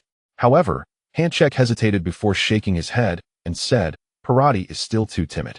If I were him, I would initiate an aggressive attack from the start away from home, aiming to disrupt our pre-match plans and prevent us from playing comfortably." Being a good person lacks a bit of character, Elmer commented. Otherwise, why, after winning the first leg 2-1 last season, did they still allow Real Madrid to mount a comeback in the second leg? A lack of decisiveness and excessive caution. While such a cautious approach may lead to a championship victory in the league, it can result in failure during intense encounters in the Champions League. After being eliminated in the semi-finals by their arch-rivals last season, the Pirates coach, Ettore Parotti, faced significant criticism. He is considered the primary architect of the defeat. Some argued that Parotti's overly conservative and cautious tactics, while holding a lead, ultimately led to the team's downfall. Parotti has never defended himself against such claims, further solidifying the criticism. Following that loss, rumors circulated about his potential dismissal. It is believed that a coach devoid of personality can no longer lead the Pirates forward. Had it not been for Parotti guiding the team to the league championship at the last moment, his position might have been in jeopardy. In contrast, When Hanchek led the Madrid Pirates to the Champions League semifinals only to be eliminated by Torino, there were no rumors suggesting his dismissal following the match. This clearly illustrates who commands greater favor. Hanchek is reluctant to let the coaching staff discuss potential successors and promptly redirects the conversation. Let us not concern ourselves with who Parotti is. We must focus solely on our responsibilities. The silver lining for us is that without Kelly, their offensive threat diminishes slightly. Conversely, if we fail to score promptly, we risk allowing them to seize the opportunity behind us. Therefore, I require the entire team to maintain a high-pressure, fast-paced approach throughout this match, ensuring we are physically prepared. He began assigning tasks to the coaching staff, and everyone became earnest, shedding their previous idle chatter to embrace a work-focused mindset. Before heading out for training, Mark Becker was halted at the door by his wife. I have prayed to God for this matter for an entire week, and this morning, I received his revelation. The Lord has told me that you will score in tomorrow's match, breaking Caesar's record. Upon hearing this, Becker smiled faintly and leaned down to give his wife a heartfelt kiss. Thank you, Elsa. I feel invigorated. Go for it, Mark, you are the best. The couple shared a poignant farewell at the door. After training, Becker would not return home. He would stay at the hotel with his teammates to rest and prepare for the second leg of the Champions League semifinals that evening. His wife would also be present to cheer for him, witnessing the special moment of divine blessing. Meili is charging down the field. Ahead of him lies the goal of Amsterdam Athletic, and no one can stop him now. Beautiful. The ball is in. Meili has scored again. This marks his second goal of the match. Although it is only the 65th minute, the match feels concluded. Ladies and gentlemen, the game is over. The Madrid Kings lead Amsterdam Athletic 2-0 on their home turf, with an aggregate score of 5-1. Is there any suspense left regarding the outcome of this match? The grand anthem of the Madrid Kings echoes through the Crown Stadium. Amidst the resounding chorus, Meili and his teammates embrace in celebration. In a corner, out of sight of the camera, Chunxingi supports himself on his knees, bent over, gasping for breath. This marks the fourth encounter this season with Meili, and once again, it feels utterly hopeless. He had hoped to meet Hulai in the finals, to stage a Chinese derby in the Champions League final. But now he can only watch as the Madrid Kings advance to the Champions League final for the second consecutive season. Meili stands as the superstar in the spotlight, while he remains shrouded in darkness, hidden from view. Damn, I truly learned the experience of being eliminated by Meili from Hulai, Chunxingi mused to himself. Real Madrid has reached the UEFA Champions League final for 2 consecutive seasons, presenting them with the opportunity to pursue a second consecutive title. Chapter 437. The second half commences. Becker takes a shot. Oh, what a close call. Amidst the commentators' exclamations, the ball grazes the crossbar and sails out of play. A massive sigh resonates from the stands of the Iron Dome Stadium in Munich, as the home fans lament Becker's failure to score against the Madrid Pirates. 75 minutes have elapsed in the second leg of the semifinal, with the score still at 0-0. Overall, the Madrid Pirates maintain a 3-2 lead over Munich. Initially, it was presumed that the Munich side, trailing by just a goal, would find it easy to equalize upon returning home. However, contrary to expectations, their relentless assaults have yielded little against the Madrid Pirates, who have opted to tighten their defense in the backfield, displaying minimal offensive ambition throughout the match. Meanwhile, Munich has mounted a fervent offensive, incessantly pressuring the Madrid defense. Yet, owing to the Pirates' cohesive defensive strategy and the remarkable performance of their goalkeeper, Heiver, who has made 7 vital saves by the 75th minute, their efforts have been thwarted. Becker himself has struck the frame of the goal 3 times, only to be denied by Heiver. The Madrid Pirates' offensive strategy has been refreshingly straightforward, relying on long passes to find attackers like Hulai and Kamara. Coach Parotti has made adjustments to the team's starting lineup and formation, shifting from the customary 4-4-2 to a 4-3-3, with Hulai, Kamara, and Tonini forming a trio of forwards, while Maxi Kelly remains on the bench. In practice, however, the team still functions like a 4-4-2, as Tonini plays a dual role as both a winger and a central midfielder, often positioning himself in the midfield. The offensive play of the Madrid Pirates predominantly hinges on the synergy between Hulai and Kamara, utilizing long balls to connect with them and create threats through their cooperation. Although their shots on goal have been few, each has posed a significant threat. This explains why Munich has yet to find the back of the net even after 70 minutes. Their defense is occasionally tested by Hulai and Kamara, preventing them from fully committing to an all-out attack. With Kamara absent from midfield, Parotti has deployed a formidable trio consisting of Ramirez, Vukovic, and Joaquin Bella to form a protective barrier. Their primary responsibilities are threefold: to ensure the security of the backline, to orchestrate midfield control, and to initiate counterattacks. They have executed these tasks commendably. Ramirez focuses solely on defense, while Joaquin Bella maintains a balance between offensive and defensive duties, supporting Ramirez during defensive phases and linking with Vukovic when transitioning to attack. Vukovic's role in defense primarily involves holding his position and maintaining the integrity of the formation. At most other times, he employs his exceptional individual skills to transform precarious situations into manageable opportunities for the team, passing the ball to Joaquin Bella or others. Coupled with the four defenders and the formidable goalkeeper, Heiver, this formation represents the pinnacle of defensive capability for the Madrid Pirates. In a manner reminiscent of last season's Champions League semi-final second leg against the Madrid Kings, Parotti opted for a more cautious and defensive tactical approach in both matches. However, the dynamics of the two encounters diverged significantly. Last season, the Madrid Pirates found themselves on the back foot initially, only for Hulai to score first, unexpectedly granting the Pirates an early lead. Subsequently, Meili quickly leveled the score, and the steady pace Parotti sought devolved into a frenetic exchange of attacks, characterized by a rapid tempo and lively back-and-forth play. This is to be expected, as the Madrid Pirates and Madrid Kings are fierce rivals. When they clash, even the slightest spark ignites a fierce contest. In this match, from start to finish, the Madrid Pirates adhered to the tactical plan laid out by their coach prior to the game: stability, slowness, and delay. The trio of Ramirez, Joaquin Bella, and Vukovic in midfield, though outnumbered by the five midfielders of Blue-White Munich, demonstrated superior control, perhaps even slightly surpassing their opponents. The seasoned Ramirez, the industrious Joaquin Bella, and the agile Vukovic, despite their differing attributes, complemented each other remarkably well. Throughout the match, commentators from various nations lauded this midfield combination. It was their consistent control of the game's rhythm that prevented the Madrid Pirates from being unsettled by the aggressive onslaught of Blue-White Munich.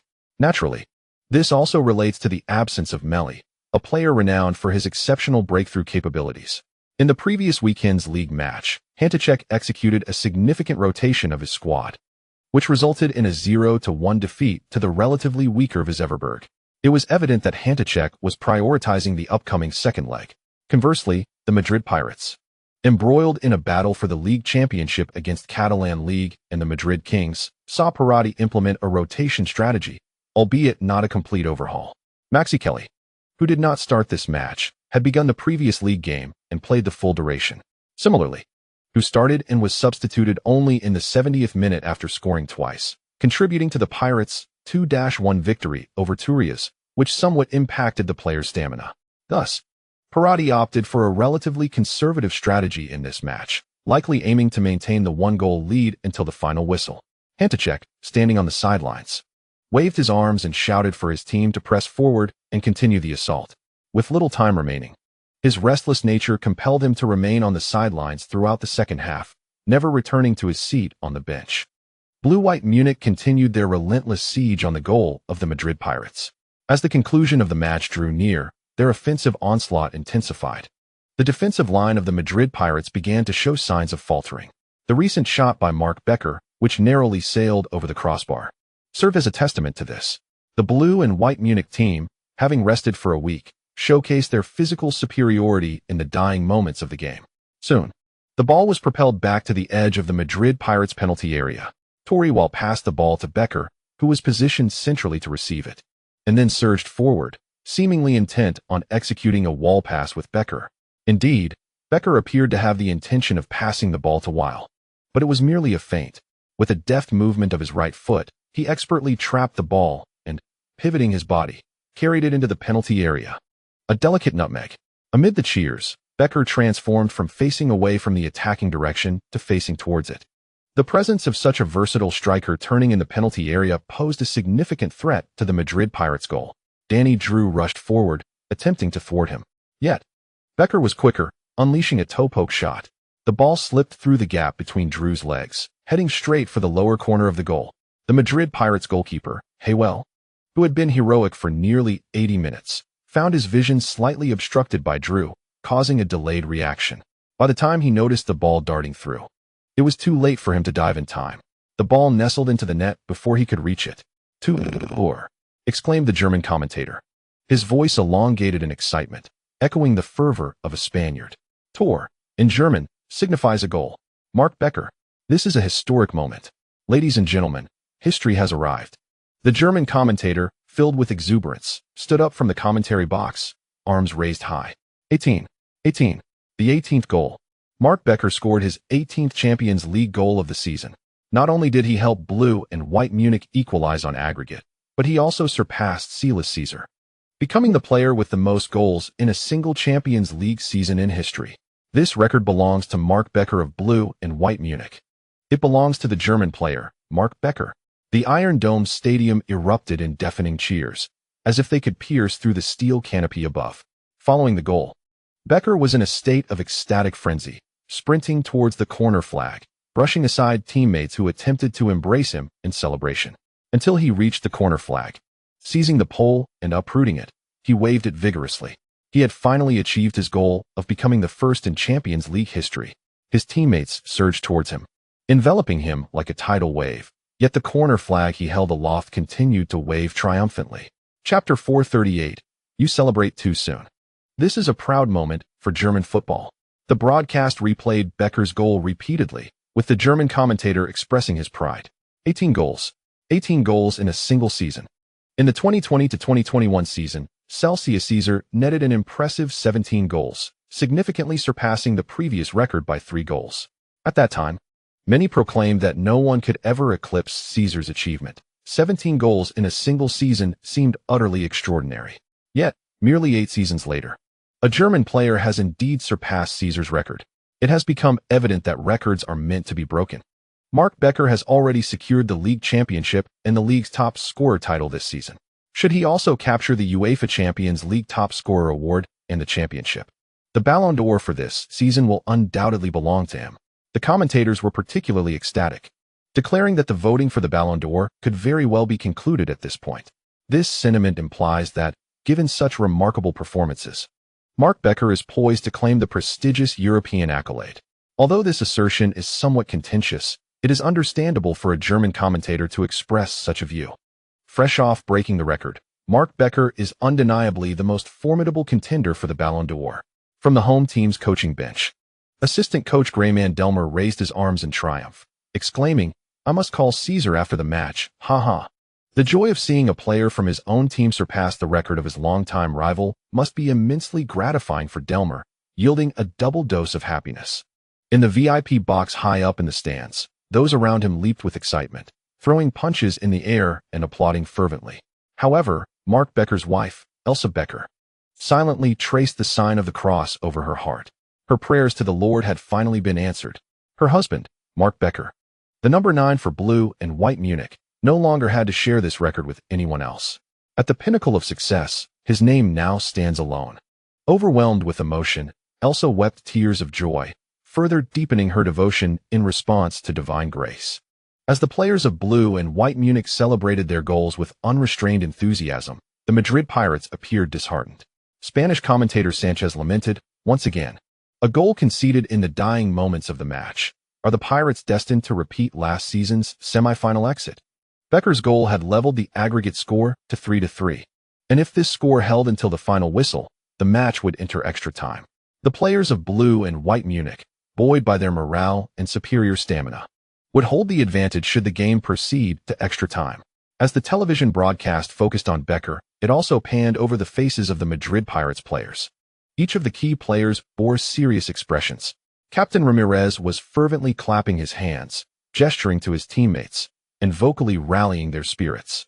Although Becker's goal did not eliminate the Madrid Pirates from contention, it was evident that the situation had become dire. They had successfully held their ground for nearly 80 minutes. Yet time was not on their side. The camera soon shifted to the Pirates' substitutes bench, revealing Maxi Kelly rising from his seat, donning a vest, and heading towards the warm-up area. He was about to be substituted onto the field. As he made his way to the warm-up area, Kelly cast his gaze upon the field, seeking out Hulai, who stood in the center circle, poised with the ball at his feet. After Becker's goal, Kairi's attention was fixated on Hulai, as he observed the latter's every move until interrupted by assistant coach Heiver. He noticed that while Becker and his teammates celebrated their goal, Hulai was already gesturing to goalkeeper Havel, signaling him to toss the ball over. Upon receiving the ball, Hulai swiftly turned and sprinted toward the center circle, marking the duration of the blue and white Munich players' celebrations with his own presence in the center. He stood with the ball at his feet, hands on his hips. Though his expression was indiscernible from afar, Kairi could confirm only one thing. Hulai's gaze remained steadfastly directed at the blue and white Munich goal. The warm-up area for the Madrid Pirates players was conveniently located behind the blue and white Munich goal, allowing Kairi to maintain a clear view of Hulai's face, unwaveringly oriented toward the goal. Do not panic. It's merely an equalizer. Their goal was a fluke. As the blue and white Munich players gradually returned to their half, Madrid Pirates captain Ramirez continued to rally his team's spirits. He was aware of Kairi rising from the sidelines to warm up, indicating that the head coach had made adjustments. However, Kairi would still require time to prepare. Ramirez recognized that the team needed to remain composed, avoiding any disarray that could allow blue and white Munich an opportunity to strike. Once Kairi entered the fray, even if the match were to extend into extra time, they would still have a chance. For Kairi and Hulai represented the most formidable attacking duo for the Madrid Pirates this season. If the Pirates had previously excelled in defense, it was now time for them to unleash their full offensive prowess. In Ramirez's mind, there were still 40 minutes left in the match, not merely 10. As the blue and white Munich players returned to their half, the German commentator finally recalled the aggregate score. Becker's goal not only shattered the record held by Silas Caesar, but also brought the teams level on aggregate. With approximately 10 minutes remaining, blue and white Munich even had the opportunity to eliminate the Madrid Pirates without the need for extra time. With Becker in such fine form, what was beyond possibility? The commentator's optimism stemmed from the fact that, thus far in the match, the home side, blue and white Munich, had maintained the upper hand, having just scored a goal and buoyed by their rising morale. With Becker in prime condition, it seemed inevitable that the match would fall into the rhythm of blue and white Munich, even if they could not breach the Madrid Pirates goal in the remaining 10 minutes. Dragging the game into extra time would still favor blue and white Munich. After all, having rested all their players in last weekend's league match, where they suffered a defeat to the weaker VfL Wiesbaden, their stamina would surely surpass that of the Madrid Pirates. Extra time. The Madrid Pirates would hardly know what hit them, although they conceded a goal in the 80th minute. The personnel arrangement suggested that Parotti had adequately considered the possibility of the match extending into extra time. Thus, he kept Maxi Kiri on the bench until now before finally bringing him onto the field. In the event of overtime, the Madrid Pirates might not be without advantages. To many Chinese fans, Heifeng and Yankong once again provided them with a sense of reassurance. However, this was of little consequence. Many could not help but recall the previous season when the Madrid Pirates were dragged into overtime by the Madrid Kings after a second-round score of 23. Who would have anticipated that, in a home game with a score of 21, they would ultimately face a reversal? It was enough to induce a sense of PTSD. This cannot be blamed on the fans, as the defeat from last season was too painful. If someone were to assert that one could always trust Hulai, there would inevitably be those who would use this game as failure to counter such claims. Is it not said one can always trust Hulai?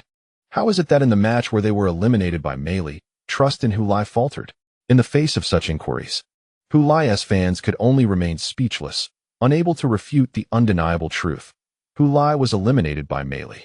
This has become an everlasting ache in the hearts of countless Hulai supporters. Now, as the Madrid Pirates faced the possibility of being dragged into overtime, it was truly difficult not to draw parallels to that previous moment. Even Hulai's most ardent admirer, Xiaolon, appeared visibly anxious in front of the television at this moment, let alone others. The only one likely to maintain a composed demeanor at this juncture would be the esteemed Master Yan Yan. Under the watchful eyes of countless anxious Chinese fans and amidst the cacophony of the venue, the referee blew the whistle to commence the match. Hulai passed the ball back and then turned to sprint towards the front. The ball landed at Vukovic's feet. He first lifted his head to assess the situation on the right flank, then executed a powerful long diagonal pass towards that direction. There, Kamara controlled the ball with his chest, driving it forward. The defense of blue-white Munich quickly retreated, while left-back Lemine Gay approached from the center for a one-on-one with Kamara. Faced with Gay's defense, Kamara opted to accelerate towards the baseline. He He pushed the ball forward vigorously, racing against Gay. Simultaneously, he kept an eye on the situation in the middle. Upon seeing Hulai making a run from behind, he did not wait to cross from the baseline, but instead, midway through his sprint, executed a sudden back pass. It was so unexpected that Gay had no time to defend and could only turn to watch as the ball soared towards the center. Following Hulai into the penalty area was Blue-White Munich's center back Estrom. He was not actually running into the penalty area after Hulai. Rather, it was Hulai who was trailing behind him, as he was positioned in front of Hulai. Consequently, the ball was passed behind him, prompting him to abruptly stop and turn, attempting to intercept the ball. However, Hulai, who was closely following him, leaped into the air to deftly flick the airborne ball. Estrom missed his kick entirely. The flicked ball sailed over Estrom's head, and as Hulai landed, he readied himself for a direct shot. Another central defender, Jekrin, along with Sorengrib, charged towards Hulai, with Jekrin positioned up front to obstruct him while Gribush aimed to disrupt from the side. Yet Hulai remained unfazed, merely lifting his gaze to the descending football. He spread his arms to maintain balance, pivoted his body, supported himself with his right foot, and swung his left leg, striking the ball that had descended to the perfect height towards the goal. Schlitt jumped into the air, diving to his right, indeed making contact with the ball. However, the force of the shot was overwhelming. The ball was slightly deflected, ricocheting off the underside of the crossbar before plummeting into the net. The once vibrant Iron Dome Stadium was suddenly engulfed in an eerie silence. The decibel level plummeted. Just a minute ago, half a minute ago, even 10 seconds prior. The jubilant blue and white Munich fans in the stands were left dumbfounded, hands clasped atop their heads, staring in disbelief at their own goal. In the warm-up area behind the blue and white Munich goal, Max Kyrie mirrored their astonishment, gazing in shock at the unfolding scene so close at hand. No one could have anticipated that the Madrid Pirates would seize the opportunity of this kickoff to score directly. Chapter 439. A deathly silence Kamala with the back pass.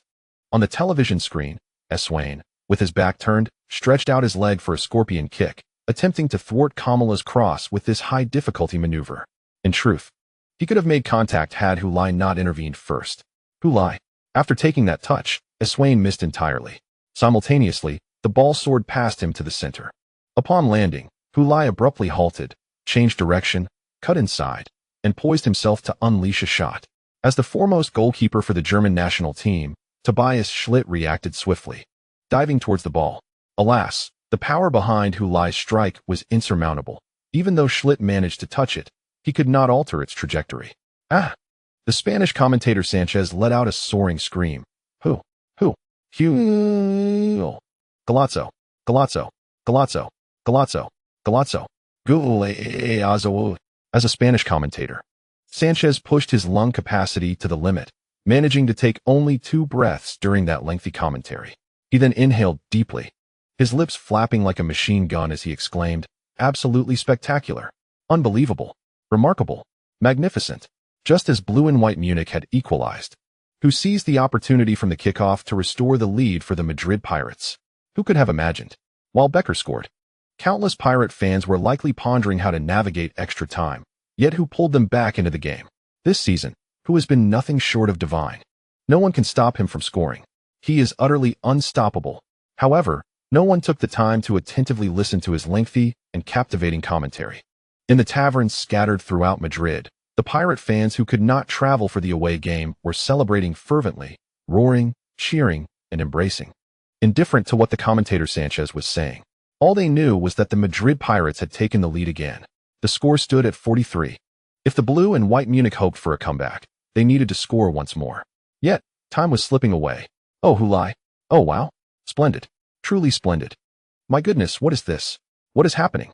Just after conceding, the Madrid Pirates scored again immediately. The blue and white Munich fans must have barely enjoyed their happiness for a minute. Heifeng and Yin Kong in the studio were shouting excitedly, sounding less like professional commentators and more like terrified ordinary fans. One could hardly blame them. Such a scene was indeed a rarity. Even the wildest of screenwriters could not have penned such a script. Hulai had few opportunities in the first 80 minutes. But Becker's goal seemed to flip a switch within him. He shot immediately after the kickoff and scored. In front of the television, Cielon clutched her head with both hands, her eyes wide, her expression exaggerated as she gazed at the screen. unsure of how much was genuine and how much was theatrical. However, beside her, Hulisen's astonished demeanor was certainly not feigned. Perhaps those who understood the game best found the scene before them utterly incredible, as it was challenging to explain through the lens of football knowledge. In the end, one could only exclaim, "This is football. The ball is round. My goodness. This is football. My goodness. The ball is round." Fellow fans, this. In the media section, Han Shuyu recorded the moment on her phone, expressing her emotions in the only way she could. Lacking the eloquence of a professional commentator, she resorted to crude language for the most direct expression. She had begun recording only after Becker's goal, intending to capture the aftermath of the blue and white Munich's goal, but inadvertently filmed the entire process of Hulai's goal. Otherwise, it would have been unimaginable for her to think Hulai could seize the opportunity to score from the kickoff. It felt as if it had been preordained. This is utterly absurd. In front of the blue and white Munich bench, the second assistant coach, Grayman Delmer, exclaimed in shock and disbelief. Moments ago, he had been laughing heartily at Becker breaking Caesar's record, but now his face was a mask of terror. Meanwhile, head coach Hanchek had dashed to the sidelines, gesturing to the players on the field, urging them to continue pressing forward with their attack. The score had shifted from 33 to 34, leaving the blue and white Munich with only one path ahead. Forget everything else. It was time to attack. Just do it. Only through offense could they find a way out. Despite facing unprecedented setbacks, head coach Hanchek was the first to respond, making a decisive and correct decision. As the players of the Madrid Pirates concluded their jubilant celebrations and returned to their half of the field, the referee's whistle pierced the air, prompting Becker to send the ball back into play. The blue and white Munich, eager to launch a counterattack, quickly regained their composure after the initial chaos. The supporters of blue and white Munich in the Iron Dome Stadium rallied once more for their team. Despite the heavy blow of having just equalized only to see the Madrid Pirates draw level. Yet, what challenges have the fans of Europe's elite club, blue and white Munich, not witnessed? True giants have weathered countless storms and cannot be subdued by a single setback. We are blue and white Munich. We are the sovereigns of German football. Our arch-rivals in Europe are the Madrid Kings. What are the Madrid Pirates in comparison? Blue and white, charge forth. With the cheers of their home fans resonating in the air, blue and white Munich kicked off and delivered a long pass from the backfield towards the front, targeting Mark Becker, seemingly intent on emulating the miracle of the Madrid Pirates. However, this time Becker's position was occupied by Danny Drew, who outjumped Becker and headed the incoming ball away. Dudukalos seized control of the second ball, deftly flicking it backward while facing away from the direction of the attack. He then pivoted, skillfully evading the approaching blue and white Munich player, Toriwile. After turning, Dudukalos used his chest to cushion the aerial pass. Lifting his gaze to survey the field ahead, he noticed Hulai making a determined run forward, with a vast expanse of space ahead of him. Without hesitation, he executed a long pass, sending the ball ahead of Hulai's path. As Hulai sprinted forward, he glanced back and saw the ball hurtling towards him, prompting him to focus intently on his sprint. While Cologne shadowed him closely, he refrained from making a challenge. Upon entering the 30-meter area, Hulai glanced back once more and realized the ball was within reach. He suddenly accelerated, momentarily shaking off Cologne's tight marking, leaping to extend his right foot. The ball, soaring over 50 meters across the pitch, landed perfectly on the instep of his right foot. As he brought it down, he smoothly guided it forward with the outside of his foot. The entire sequence was executed seamlessly, as smooth as silk. Hulai, what a splendid stop. Hulai, what a brilliant play. The quality of his touch was so exquisite that Cologne could not find the opportunity to intercept, and he found himself half turned away. Both players surged into the penalty area. Cologne hesitated to commit to a tackle. It was only when Hulai swung his right leg that Cologne attempted a desperate lunge from a diagonal angle, seeking to disrupt Hulai's shot. However, Hulai's advantageous positioning, cultivated from his impeccable ball control, proved crucial at that moment. Cologne could not reach it. Thud. The ball was struck towards the goal by Hulai. Schlitt, moving to the near post to block the shot, made a desperate save attempt, but failed to touch the ball. The ball whisked past Schlitt's face, barely grazing the top of his head. As the German gatekeeper raised his head, he felt as if a colossal aircraft soared past him, the thunderous roar shattering his eardrums and rendering him temporarily deaf to all sounds. On the sidelines, Hanchek waved his arms, maintaining a ferocious demeanor. Yet the expression on his face had transformed from menacing to blank. Behind him, the coaching staff of blue-white Munich resembled a collection of statues, each one frozen in place. Their gazes fixated on their own goal. Schlieder tumbled to the ground, and at last, he beheld the football.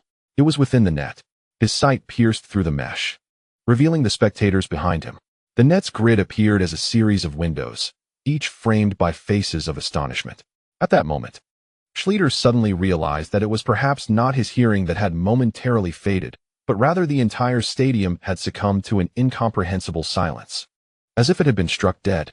Chapter 440. He truly knows how to score. The football was sent soaring from the backfield, traveling over 50 meters before landing at the edge of the blue-white Munich penalty area. Hulai launched into a sprint from the center circle, covering nearly 30 meters.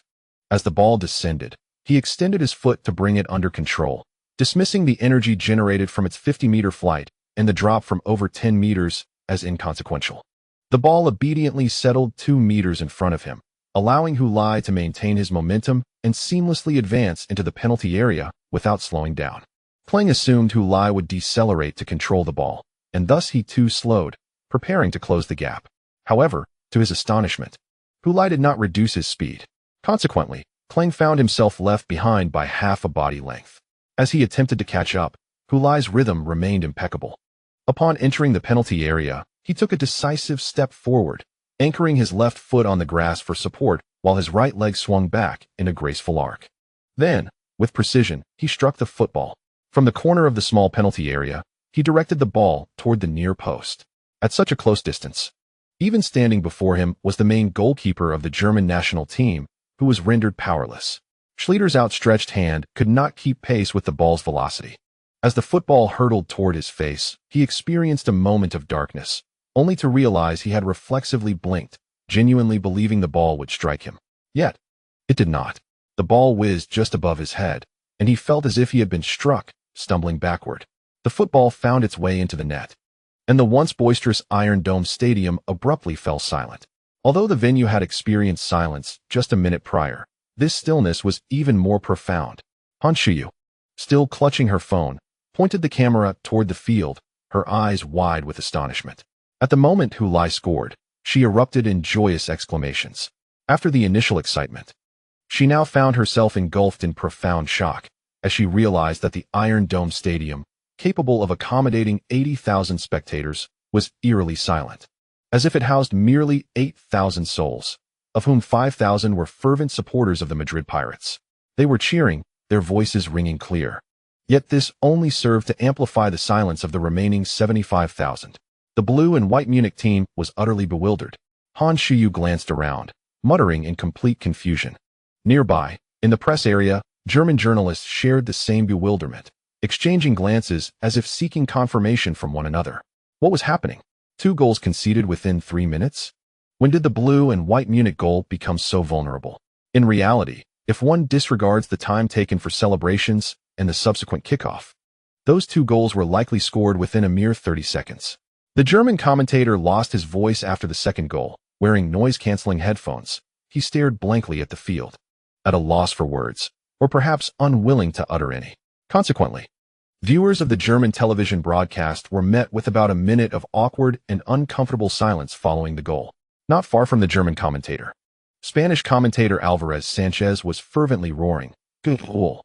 The atmosphere in the stadium was tranquil, yet the television broadcast was alive with excitement. He Feng and Yin Kong shouted until their voices were hoarse. The 18th goal. Hulai. He has also scored his 18th goal in the Champions League this season. He has equaled the record set by Mark Becker. Now, Hulai shares the single-season Champions League goal record with Becker. The aggregate score stands at 5, with the Madrid Pirates leading by 2 goals. With less than 10 minutes remaining, the outcome of the match seemed all but decided. Hulai is poised to become the first Chinese player and the first Asian player to score in a Champions League final. 2 goals within 2 minutes. Such a display was nothing short of spectacular. A beautiful touch had already ensured the success of the attack for a player of Hulai's caliber. The remainder was effortless. Blue and white Munich could never have anticipated that after dominating the Madrid Pirates for 80 minutes, they would collapse within just 2 minutes. This is Hulai's influence. This is Hulai's significance. One must never underestimate him, or he will seize your very essence. Hulai, the ultimate predator, the deadliest assassin, an ever-present shadow, an eternal nightmare for defenders, the sword of Damocles hanging over the goalkeeper's head, a strategic nuclear deterrent on the pitch, stimulated by Hulai's brace. Yin Kong transformed into a literary maestro, showering Hulai with extravagant praise, delighting every fan of Hulai. When Mark Becker scored, many Hulai supporters were disappointed that he had broken the record first, but now they no longer cared, for Hulai had equaled Becker's tally. Originally, there was only one individual at the pinnacle of the world. Now, there were two. Parotti witnessed Hulai launching the football into the blue and white Munich goal. His immediate reaction was not one of jubilant celebration, but rather a contemplative touch to his head. He then waved his hands, an incredulous gesture. The assistant coaches beside him were far more animated, rushing out to embrace and celebrate. It was only when Hulai executed his iconic celebration for the second time that they somewhat regained their composure. The resounding ho echoed like thunder, awakening them from their astonishment. First assistant coach Valentin approached Parotti, inquiring, "Shall we still bring on Kyrie?" At the moment he posed this question, even Valentin found it somewhat absurd. They had decided to substitute in Maxi Kyrie because Becher had just helped blue and white Munich equalize the aggregate score, anticipating that the match would stretch into extra time. Thus, they intended to introduce Kyrie as a fresh force to enhance their offensive efforts in pursuit of a resolution during extra time. Little did they expect that less than 3 minutes had passed since Kyrie began his warm-up, and the battle had already concluded. This presented an awkward situation. The solution was still warming up, yet the problem had vanished. Thus, was there still a necessity to field Kyrie? Parotti paused, only then realizing he had made a prior substitution aimed at addressing the extra-time scenario. He quickly regained his composure and laughed. "Let us go ahead and bring him on." He initially intended to express that it would merely waste a little time, but then reconsidered. What time was there to waste with such a score? After a moment of hesitation, he declared, "Consider it a reward for Kyrie." Maxi Kyrie stood behind the blue and white Munich goal, warming up while witnessing Hulai's 2 goals unfold. When Hulai scored the first goal, Kyrie was left utterly astounded. Upon witnessing the second goal, he clasped his head in disbelief. Even he, seasoned and self-assured, was taken aback by the spectacle before him. He had anticipated Hulai's response to Becher's record-breaking moment would not go unnoticed, yet he did not foresee such an overwhelming reaction. First, he seized the opportunity from the kickoff to score directly, and then, following another kickoff from blue and white Munich, he scored again. Scoring seemed as effortless as breathing. Even for a battle-hardened star like Maxi Kyrie, such a player as Hulai was a rarity in his illustrious career. The proud Kyrie had to concede that achieving such feats would be incredibly challenging for him. To equalize immediately after conceding was already an impressive feat. To capitalize on the opponent's kickoff to score again was nothing short of extraordinary. As Kyrie emerged from his shock, he suddenly realized that the greatest suspense of the semifinals seemed to have resolved prematurely. With an aggregate score of 5, the Madrid Pirates stood nearly invincible, and it would not be amiss to claim that the Pirates had secured their place in the Champions League final. Given Hulai's current form, Kyrie felt that even if blue and white Munich were to score 2 goals in the remaining time, creating a miracle, Hulai would likely continue scoring, quashing any such miracle. Thus, he pondered, was there still a necessity for me to take the field? Kylie soon considered that he might still have an opportunity to take the field. However, it was likely that the player he would replace was Hulai. Head coach Parotti would undoubtedly seize this moment, substituting Hulai early to grant him a chance to exit the stage and bask in a moment of special treatment. Although he might not receive the applause and cheers of the fans, given Hulai's character, he would likely interpret the boos from the blue and white Munich supporters as a form of reward. Upon seeing Parotti's insistence on bringing Kylie on, Valentin inquired, "Who will be substituted?" "Is it who?" Hulai had scored twice in the match, playing a pivotal role in leading the team to the Champions League final. Under the circumstances of the dwindling match time, it seemed reasonable to replace him. The Madrid Pirates need not worry about a potential comeback from blue and white Munich. Yet, Parotti shook his head, dismissing the suggestion. "No, do not take Hu off. Let him remain on the field." As per popular request, an additional chapter has been added, with the 3rd update scheduled for 6 in the afternoon. A gentle reminder for a monthly subscription, as Maxi Kylie and Vukovic exchanged high fives and surged onto the pitch. 3 minutes had elapsed since Hulai's second goal. The match had progressed to the 84th minute. The atmosphere in the Iron Dome Stadium had quieted considerably. On one hand, the blue and white Munich fans had ceased their noisy antics, while on the other hand, some had even departed early, doubtful that their team could mount a comeback. With an aggregate score of 3-5, Blue and White Munich trailed by 2 goals. How could they play in the remaining minutes? Hulai, like a divine being, had bewildered both fans and players alike with 2 goals in quick succession. In a state of apprehension, fearing further conceding after their own counterattack, Blue and White Munich, despite being the trailing side, played with a surprising lack of vigor. Mark Becker, however, was notably energetic. Yet, his solitary enthusiasm proved futile, and the tremendous pressure affected his performance adversely. Blue and White Munich had a promising attacking opportunity, but Becker, from over 30 meters away, opted for a distant shot, sending the ball soaring over the goal line without posing any threat to the Madrid Pirates net. Upon Kylie's entrance, it was not Hulai who was substituted, but rather Vukovic. Hefone remarked, "Does Parotti intend to allow Hulai to break records in this match?" They believed that Hulai's ability to score 2 goals immediately after Becker had set a record was already quite remarkable. A hat trick? While undeniably tempting, it seemed too formidable a challenge. Cialon, bouncing in front of the television, exclaimed, "Why not? Which is more difficult, a hat trick or 2 goals in 2 minutes?" Her assertion was so compelling that even Hulisin felt inclined to commend her. There was no denying it. While achieving a hat trick was indeed a significant challenge, it was not unprecedented. Their son's performance in today's match was exceedingly rare. Given that their son has accomplished this exceedingly rare and challenging feat, why shouldn't he aim for a hat trick? Thus, Hulisin did not perceive his wife's concerns as unreasonable. Furthermore, it is unlikely that their son would simply halt his progress. He gazed at the screen, which displayed a close-up of his son. The subtitles revealed his son's matches and goals in the Champions League this season: 12 matches, 18 goals. After Max Kyrie took the field, the Madrid Pirates reverted to a 4-4-2 formation. Hulai and Kyrie formed a formidable duo as strikers, while Kamala returned to the right midfield position, and Tanini remained on the left. The midfield was anchored by the double pivot of Ramirez and Joaquin Bela. Although they appeared to be clustered in their half, this did not signify that the Madrid Pirates would abandon their offensive pursuits. Their tactics remained unchanged, still focusing on counterattacks. Hanchek roared from the sidelines, fervently gesturing with his arms as if possessed, urging his team to press forward relentlessly. Despite trailing by 2 goals on aggregate, opportunities were not entirely absent. History has shown that last-minute comebacks, where 2 goals are scored to turn the tide, are not uncommon. Just 3 minutes prior, such a scenario had unfolded. Under Hanchek's fervent exhortations, the players of Blue and White Munich surged forward with all their might. At this juncture, they were no longer concerned about the vulnerabilities left behind for the Madrid Pirates to exploit. Even if they were to be taken advantage of, it mattered little. After all, they faced certain defeat regardless, so they might as well take a desperate gamble. The priority was to score before conceding another goal to the Pirates, leaving their defense to the whims of fate. In the VIP box, Mark Becker's wife, Elsa Becker, repeatedly made the sign of the cross over her chest, praying for her husband and for Blue and White Munich. Both Becker and Hulai had scored 18 goals. Whoever advanced to the finals would have the opportunity to surpass their rival and claim the record.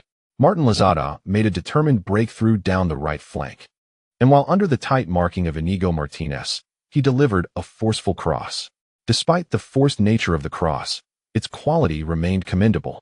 The ball arced gracefully toward the goal. Mark Becker sprinted in the penalty area, leaping to contest the header. Just as he was about to connect with the ball, it was fiercely punched away by a fist. However, he had deflected the ball with a powerful punch. Outside the box, Soren Gribsch and Juan Ramirez leaped to contest the header, a direct confrontation between the two captains. Ultimately, Ramirez gained the upper hand, securing his position and redirecting the ball with a glancing header to the left. Tanini received the ball and advanced forward. However, most of the players from Blue and White Munich had already ceased their defensive efforts. They relied on their teammates to reclaim the ball and launch a counterattack. The only player attempting to defend against Tanini was the defensive midfielder, Victor van der Stern. If he could regain possession, he would initiate an immediate counterattack. If the opportunity to seize the ball eludes them, they shall resort to foul play to stifle the Madrid Pirates' counterattack in its infancy. He collided with Tanini. The Brazilian winger deftly nudged the ball forward before abruptly halting his movement. Van der Stern charged through the space between the ball and others, losing his balance and tumbling to the ground. Tanini, once again, surged forward, pursuing the ball. This time, however, he refrained from carrying it directly. Despite the vast expanse of open field ahead, he swung his left leg in a sweeping motion, delivering a long diagonal pass towards the right front of the pitch. There, Maxi Carey was sprinting forward. The Madrid Pirates were on the attack. The lagging blue and white Munich defender, Estrom, glanced back at the ball while closing in on Carey. In the entire second half, the blue and white Munich side was reduced to just 3 players, 2 center-backs, Jankro and Estrom, along with a goalkeeper, Schlitt. Even Soren Grivsch had opted against retreating, as he was too far away and could only rely on his 3 teammates in the back to thwart the Madrid Pirates' counteroffensive and then push the ball back upfield. Maxi Carey slowed his pace, preparing to receive the ball within the 30-meter zone. In the middle, Hulai was pressing forward, closely followed by Jankro. Pass, pass, pass. In rhythmic repetition, Shiran shouted this phrase from in front of the television, her fists pumping up and down as if to rally support. She had spotted the opening. Not just her, but viewers around the globe had also seen that gap. If Carey could deliver the ball, Hulai would be one-on-one with the goalkeeper. Yet, no one knew whether Carey would pass. Adjusting his footing, Carey made no indication of intending to control the ball. Unlike most players who would slow down to prepare for a high ball, he did not lift his foot to create space for a cushion. He continued to remain still until the ball was about to land. This left Estrom uncertain as he approached. He did not press Carey too closely, fearing being outmaneuvered. Instead, he maintained a reasonable distance, avoiding a situation where Carey could easily control the ball and dribble past him. Meanwhile, he allowed Carey to control the ball without interference, reasoning that if Carey merely stopped the ball at his feet, it posed little threat to the goal. Just as Estrom was contemplating this, the ball landed at Carey's feet. The Dutch superstar naturally stepped forward, extending his right foot. As he was about to make contact with the ball, his ankle suddenly twisted, directing the ball toward the space behind Estrom. Estrom assumed it was a feint to control and pass, yet Carey remained motionless. He froze, bewildered by the unexpected turn of events. Approximately half a second later, he realized something was amiss and quickly turned around. There he saw Hulai slicing in from behind him at an angle. Jankro had already been left behind. The Iron Dome stadium erupted in boos. Carey was magnificent. Hulai was through on goal. Schlitt decisively abandoned his post, rushing towards the ball. Yet, Hulai was quicker, skillfully maneuvering the ball past him. Schlitt fell to the ground. Reaching out in vain, he didn't even graze Hulai's foot. Hulai, Hulai, Hulai. Amidst the commentator's incessant shouts, Hulai dashed past Schlitt, pursuing the football, faced with an enormous open goal. At this moment, no one could thwart his historic achievement. With his right foot, he effortlessly nudged the ball into the empty net. Wow. Hulai. Magnificent. Splendid. Hulai. Absolutely stunning. A hat trick. Hulai has accomplished a hat trick. 19. The 19th goal. Oh my. No one has ever achieved what Hu has accomplished. 19 goals in a single Champions League season. He single-handedly elevated this record to an astonishing height. In the 79th minute, Mark Becker scored his 18th goal of the season, surpassing Celius Caesar, becoming the player with the most goals in a single Champions League season. At that moment, Hu was 2 goals behind him. But who could have predicted that Becker's record would only last a mere 6 minutes before becoming obsolete? The Chinese superstar Hulai completed his hat trick in just 6 minutes, surpassing Becker's 18 goals with 19, claiming the new record for goals in a single Champions League season. Ladies and gentlemen, esteemed viewers, what you are witnessing is the most extraordinary scene in Champions League history. This match seemed to engage only in its final 10 minutes, and how riveting it was. Incredibly, Hu executed a stunning comeback against Becker. Mark Becker is indeed a remarkable scorer, having achieved an extraordinary feat, yet his greatness merely serves to highlight an even greater achievement. Hu, 19 goals. The creator of the new record for goals in a single Champions League season, May 9, 2029, at the Iron Dome Stadium, is destined to be etched in history. People will forever remember the tales that unfolded on this night, in this arena. Friends, how fortunate we are. This is football. It can elevate you to the heavens or plunge you into the depths of despair. Such an extreme transformation requires merely 6 minutes. Originally, who would have shared this record with Becker? But alas, I'm afraid there is no room at the summit for two. Commentators from around the globe reached a collective crescendo for this moment, exhausting their vocabulary to laud the scene before them. Amidst these fervent voices, after scoring, Hulai sprinted towards the corner flag, once again performing his iconic celebration. This time, accompanied by Ho, there was also applause. The blue and white Bayern Munich fans at the Iron Dome stood before their seats, solemnly applauding the soaring figure. The applause was for Hulai, for Mark Becker, and for all the players who contributed to this legendary 6 minutes. Amidst the roaring applause, the old record came to an end, and a new record was born. P.S. Seeking monthly votes. Chapter 442. They can now. Hulai stood in the interview area, with a backdrop adorned with Champions League sponsor logos, microphones, and cameras before him.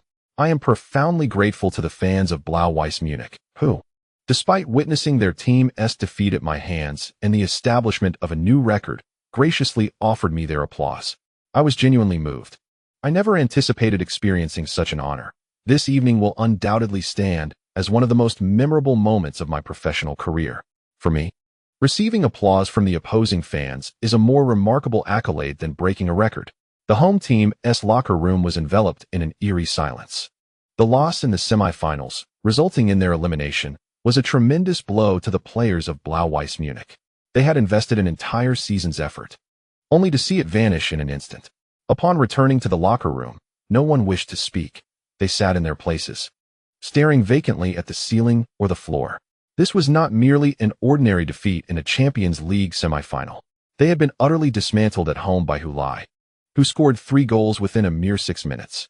As a Bundesliga powerhouse, Blau-Weiß Munich had never endured such a painful moment. And now, they had etched a chapter in history that was best left unexamined.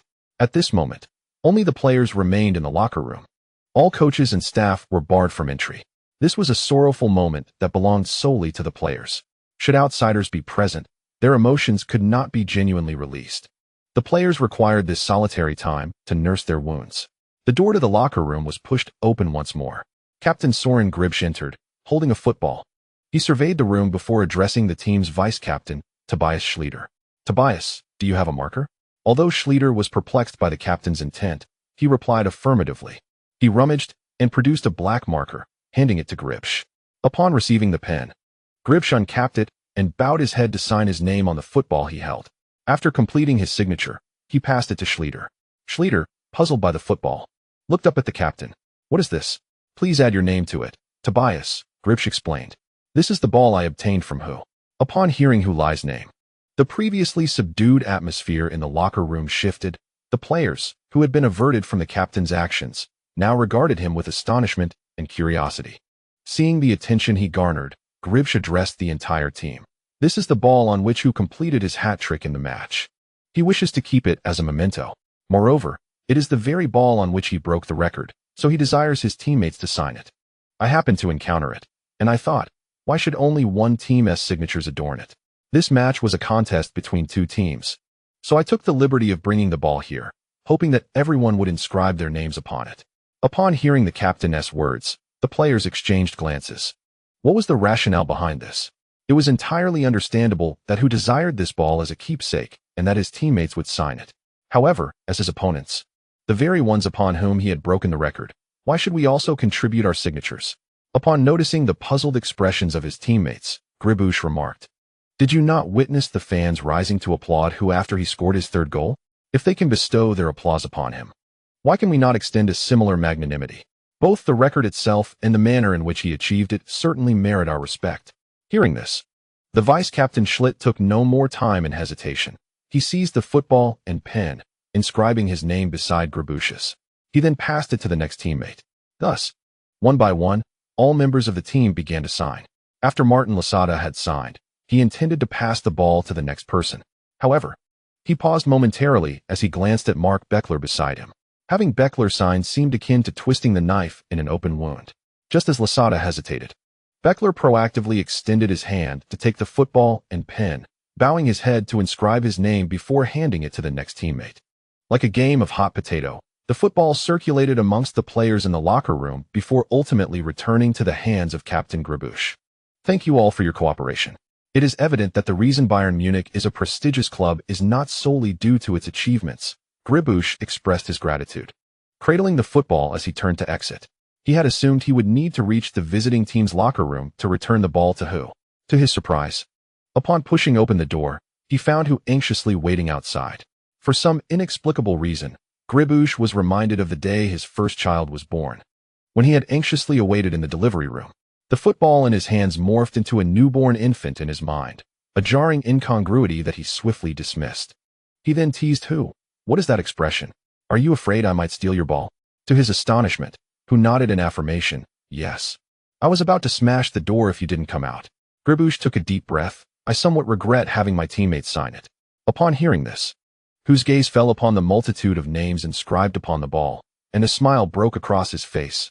Thank you. Thank you. I knew you Munich folks had class. You wouldn't tarnish my precious ball. He even gave Gribush a thumbs up. Gribush handed the football to who cradled it in his arms, and turned back towards the locker room. Initially intending to display some gentlemanly demeanor, Gribush found himself suddenly disinclined upon seeing whose expression. Who, unfazed by Gribush's abrupt change in demeanor, carefully held the unmarked side of the football, humming a tune as he walked away. Upon returning to his own locker room, second Captain Schlitt approached, covering his mouth as he whispered, "Are you trying to boost whose favorability to entice him to join our team in the future?" Gribush turned to him and nodded in acknowledgement. I drew inspiration from those applauding fans. Should he indeed contemplate departing from the Pirates in the future, the events that unfold here tonight may perhaps sway his emotional inclination towards us when selecting a team. I can only speculate. For who knows when he will desire to leave the Pirates. Regardless of the timing, there is no harm in fostering goodwill now. Schlitter gave a thumbs up to his captain, truly admiring this leader who is always contemplating how to recruit talent for Bayern Munich. I am delighted to have set a record through my hat trick. After Becker scored, our only recourse was to give it our all. We exerted every effort and ultimately reaped a gratifying outcome. At this moment, there are countless individuals I wish to thank. So please allow me to refrain from elaborating on each one, as this is not an award ceremony. However, I must extend my heartfelt gratitude to our head coach, Mr. Ettore Parotti, who has bestowed upon me the utmost tolerance and trust. He is a highly respected coach, beloved by our entire team. Leading us to the Champions League final is the finest testament to his work. Moving forward, our team will strive earnestly to secure the Champions League title under Mr. Parotti's guidance. We possess that confidence, for he is our captain. After watching Huell's interview with German subtitles, Michaelstad remarked to Hanchek, he is deliberately speaking in favor of Parotti. Hanchek shrugged. He is a player brought in by Parotti. If he doesn't support him, should he support me instead? Bjorn, I feel you are on the verge of losing the goodwill of the Pirates fans. Initially, the aim was to win, yet here we are, eliminated. During the post-match press conference, a reporter inquired of Hanchek regarding Parotti's accomplishment of leading the team to the Champions League final, a feat he had not achieved during his tenure with the Pirates. Hanchek, with his customary defiance, responded, I congratulate Parotti and his team, yet I must assert that reaching the final is merely the beginning, not the conclusion. Entering the final with a celebratory mindset is perilous. Losing the final, in my view, is no different from being ousted in the semifinals. In truth, you need not express those sentiments. A simple congratulation to your former club would suffice. The match has concluded, and there is no need for further psychological warfare. I can already envision how the Spanish media will criticize you tomorrow, accusing you of cursing your former club to defeat in the final, Stad advised his old partner. Hanchek suddenly posed, Michel, do you know why I did not renew my contract with the Pirates? Stad was perplexed by Hanchek's sudden inquiry, yet his curiosity was piqued. For Hanchek had never disclosed his reasons for not renewing, not even to his partner. Thus, he inquired why. During the season we lost to Torino. We ended up empty-handed domestically as well. In the subsequent final season, we secured only one King's Cup.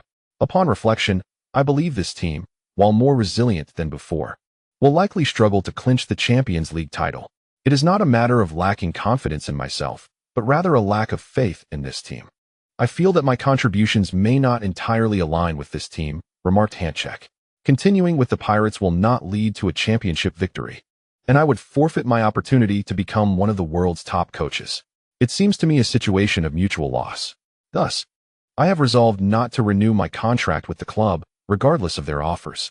As it turns out, in my very first season with Bayern Munich, I secured a treble, which affirms that my decision to part ways with Madrid Pirates was indeed the right one. Mitchelstadt inquired, so you believe the Pirates will be unable to clinch the Champions League title? Hanchek shook his head, no. What I mean is that I now believe they have the potential to win. With that, he flashed a smile at Stott. Chapter 443. Those trees dressed impeccably in a suit. Peng Hao navigated through the bustling crowd to board the bus. His attire quickly became crumpled, yet he was utterly unconcerned. The morning rush hour in Jincheng was beginning to rival that of major metropolitan cities. In this laid-back city, numerous elderly individuals arose early to catch the bus to distant markets, lured by the prospect of vegetables priced a few dimes cheaper than those available at their doorstep. What? You wonder if bus rides are free? Jincheng has instituted a policy allowing seniors to ride without charge. Thus, the early risers engaged in their market excursions collided with the throngs of working individuals during the peak hours. During such bustling times, the notion of yielding to the elderly often fell by the wayside. The cramped bus made even turning around a challenge. Offering a seat often meant that the elderly might not even reach the vacant spot. Previously, there had been incidents where seniors chastised the youth for not giving up their seats, but most sided with the younger generation, empathetic to the exhaustion that came with the morning and evening rushes. Today, the bus was as crowded as ever. Having remained in Jincheng after graduation, Peng Hao had been with his current company for over half a year and had gradually acclimated to the packed bus rides each morning. Standing near the rear door, he stifled a yawn, feeling somewhat lethargic, and had to brace himself to avoid excessive contact with those in front of him. Before him stood a young woman clad in professional attire. He was keen to avoid being mistaken for a bus predator. Initially, he directed his gaze into the distance, attempting to clear his mind. However, his attention was captivated by the screen of the young woman's phone, for it was displaying highlights from the Champions League match that had occurred earlier that morning. More specifically, it showcased the legendary 6 minutes, beginning with Becker's 18th goal. Hulai scored 3 consecutive goals, surpassing the German striker Becker with a total of 19 goals, thereby setting a new record for the most goals in a single Champions League season. This remarkable feat transpired within a mere 6 minutes. Consequently, the term legendary 6 minutes has become synonymous with the rivalry between Hulai and Becker in the context of Champions League scoring records. The origin of this name remains unclear, yet it has garnered universal acceptance among fans. Despite having stayed up late to watch the live broadcast, Peng Hao could not help but feel a surge of emotions as he revisited that segment. It is worth noting that during the live stream, he had been so exhilarated that he had hoarsely shouted himself hoarse. Not only did he lose his voice, but he also struck his knuckles against the wall until they bled. At that moment, he was entirely unconcerned about disturbing his neighbors. Fortunately, no one came knocking to cause him trouble. Now, as he gazes at the video, his only regret is that he can only see the visuals, unable to hear the accompanying sounds, as the girl is wearing wireless Bluetooth headphones. If he could have heard the live commentary, it would have undoubtedly immersed him further into the experience, allowing him to escape the discomfort of the crowded morning rush hour and immerse himself in the excitement of the match. Just as he was entranced by the girl's phone screen, she suddenly turned to him and inquired, "Do you want to watch?" Upon snapping back to reality, Peng Hao felt embarrassed, fearing he might be mistaken for a lecher. He quickly stammered an explanation, "I assure you, it's not what it seems, miss." To his surprise, the girl smiled at his flustered demeanor, tilted her head to remove one of her Bluetooth headphones, and handed it to him. "Here," she said before turning back to watch the video. Peng Hao took the headphone, placing it in his ear and feeling the lingering warmth from her touch. Still in a daze, it wasn't until a roar erupted from the headphones, "Ghoul," that he jolted back to reality. The girl was watching multilingual commentary, the legendary 6 minutes. Chu Yifan sat in his car, his hand resting on the steering wheel. Looking through the windshield, he was met with an endless line of red brake lights. The main thoroughfare during the morning rush hour was notoriously congested, a situation he had grown accustomed to. In the adjacent bus lane, several buses were queued, each packed with passengers. Yet, Chu Yifan was not in a hurry. His fingers gently tapped the steering wheel. The car radio had just concluded the latest traffic report before switching to the morning news. After the traffic update, the broadcaster excitedly asked how many listeners had seen the UEFA Champions League semi-final that took place earlier that morning. Hulai, who had emerged from our very own Anong Shining Stars, had shown brilliantly in the match, surpassing Mark Becher on the Champions League scoring list. Upon hearing this, a smile crept onto Chu Yifan's face. Listening to how the host praised Hulai in various styles made the morning rush seem less arduous. Originally, Becher's goal during the match had broken Caesar's record, creating quite the spectacle. The atmosphere at the Iron Dome Stadium had been electric. Yet, in a mere 6 minutes, Hulai had turned Becher's new record into an old one with a hat trick. Perhaps this was the shortest-lived record in the history of world football. Ha! Qin Lin stood on the training ground of the South China Tigers, facing the players before him. They had just concluded their morning training session and completed their post-training recovery warm-up. Ordinarily, Qin Lin would allow the players to disperse immediately. However, today he specifically instructed everyone to remain after training, as he had something to convey. The team's recent performance had not met expectations, and external criticisms had been abundant. Standing before the players, Qin Lin commenced his address. I understand that our lackluster results are attributable to certain objective factors. Indeed, we have faced an unusual number of injuries recently. Yet, injuries are an inherent aspect of football, and thus cannot serve as an excuse for our subpar performances. Before Qin Lin, the players of the South China Tigers stood attentively, some gazing at him, while others bowed their heads. Surrounding the team were the members of the coaching staff, who, alongside the players, listened intently to the head coach's words. Football is a fickle game. At times we soar, while at others we plunge. In moments of triumph, we must not succumb to arrogance, and in times of adversity, we must not yield to despair. Did anyone catch the Champions League match that took place this morning? Qin Lin suddenly inquired, prompting those who had previously lowered their heads to look up at him in surprise. Yet, no one replied. Qin Lin rephrased his question. I'm not just referring to live broadcasts. Highlights count too. Has anyone watched it? Raise your hands if you have. A considerable number of players lifted their hands in response.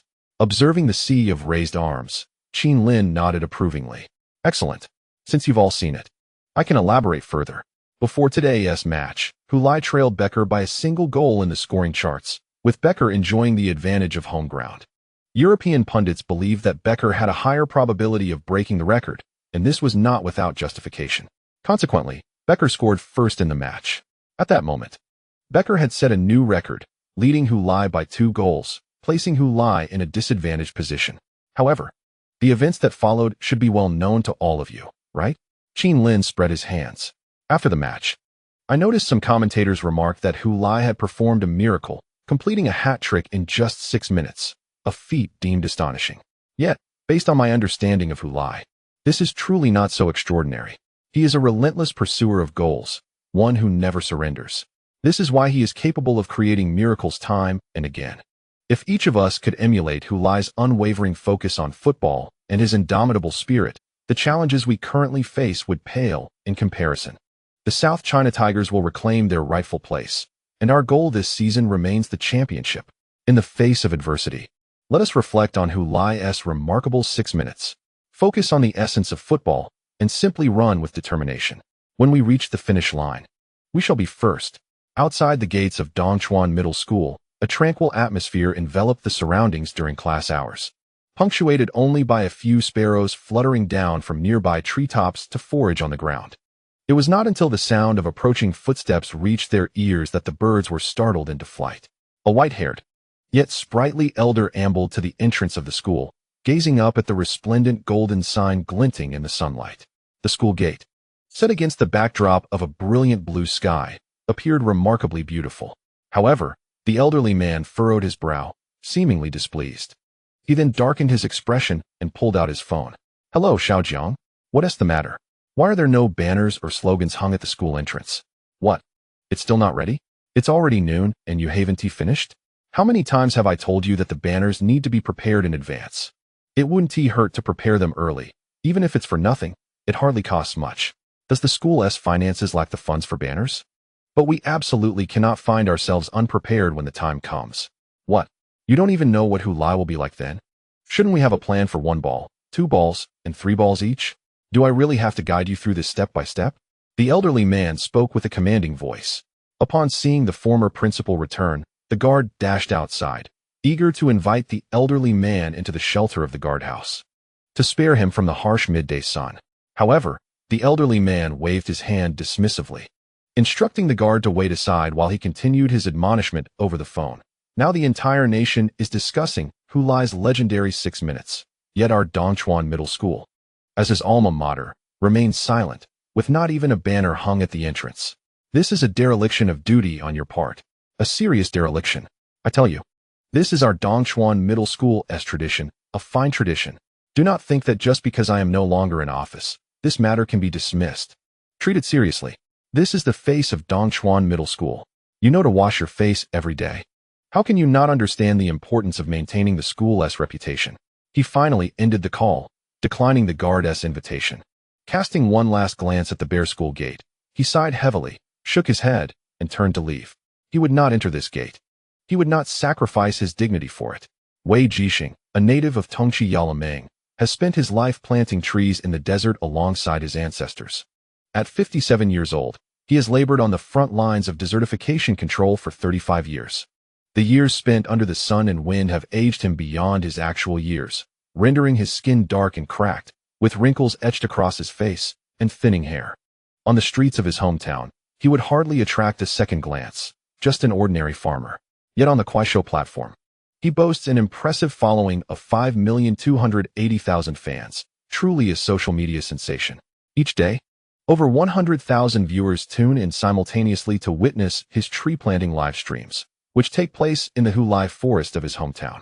Many of his viewers, who are also fans of Hulai, initially sought merely to oversee the public welfare project, fearing it might devolve into a mere facade project with no real care, ultimately tarnishing Hulai's reputation if it were to fail.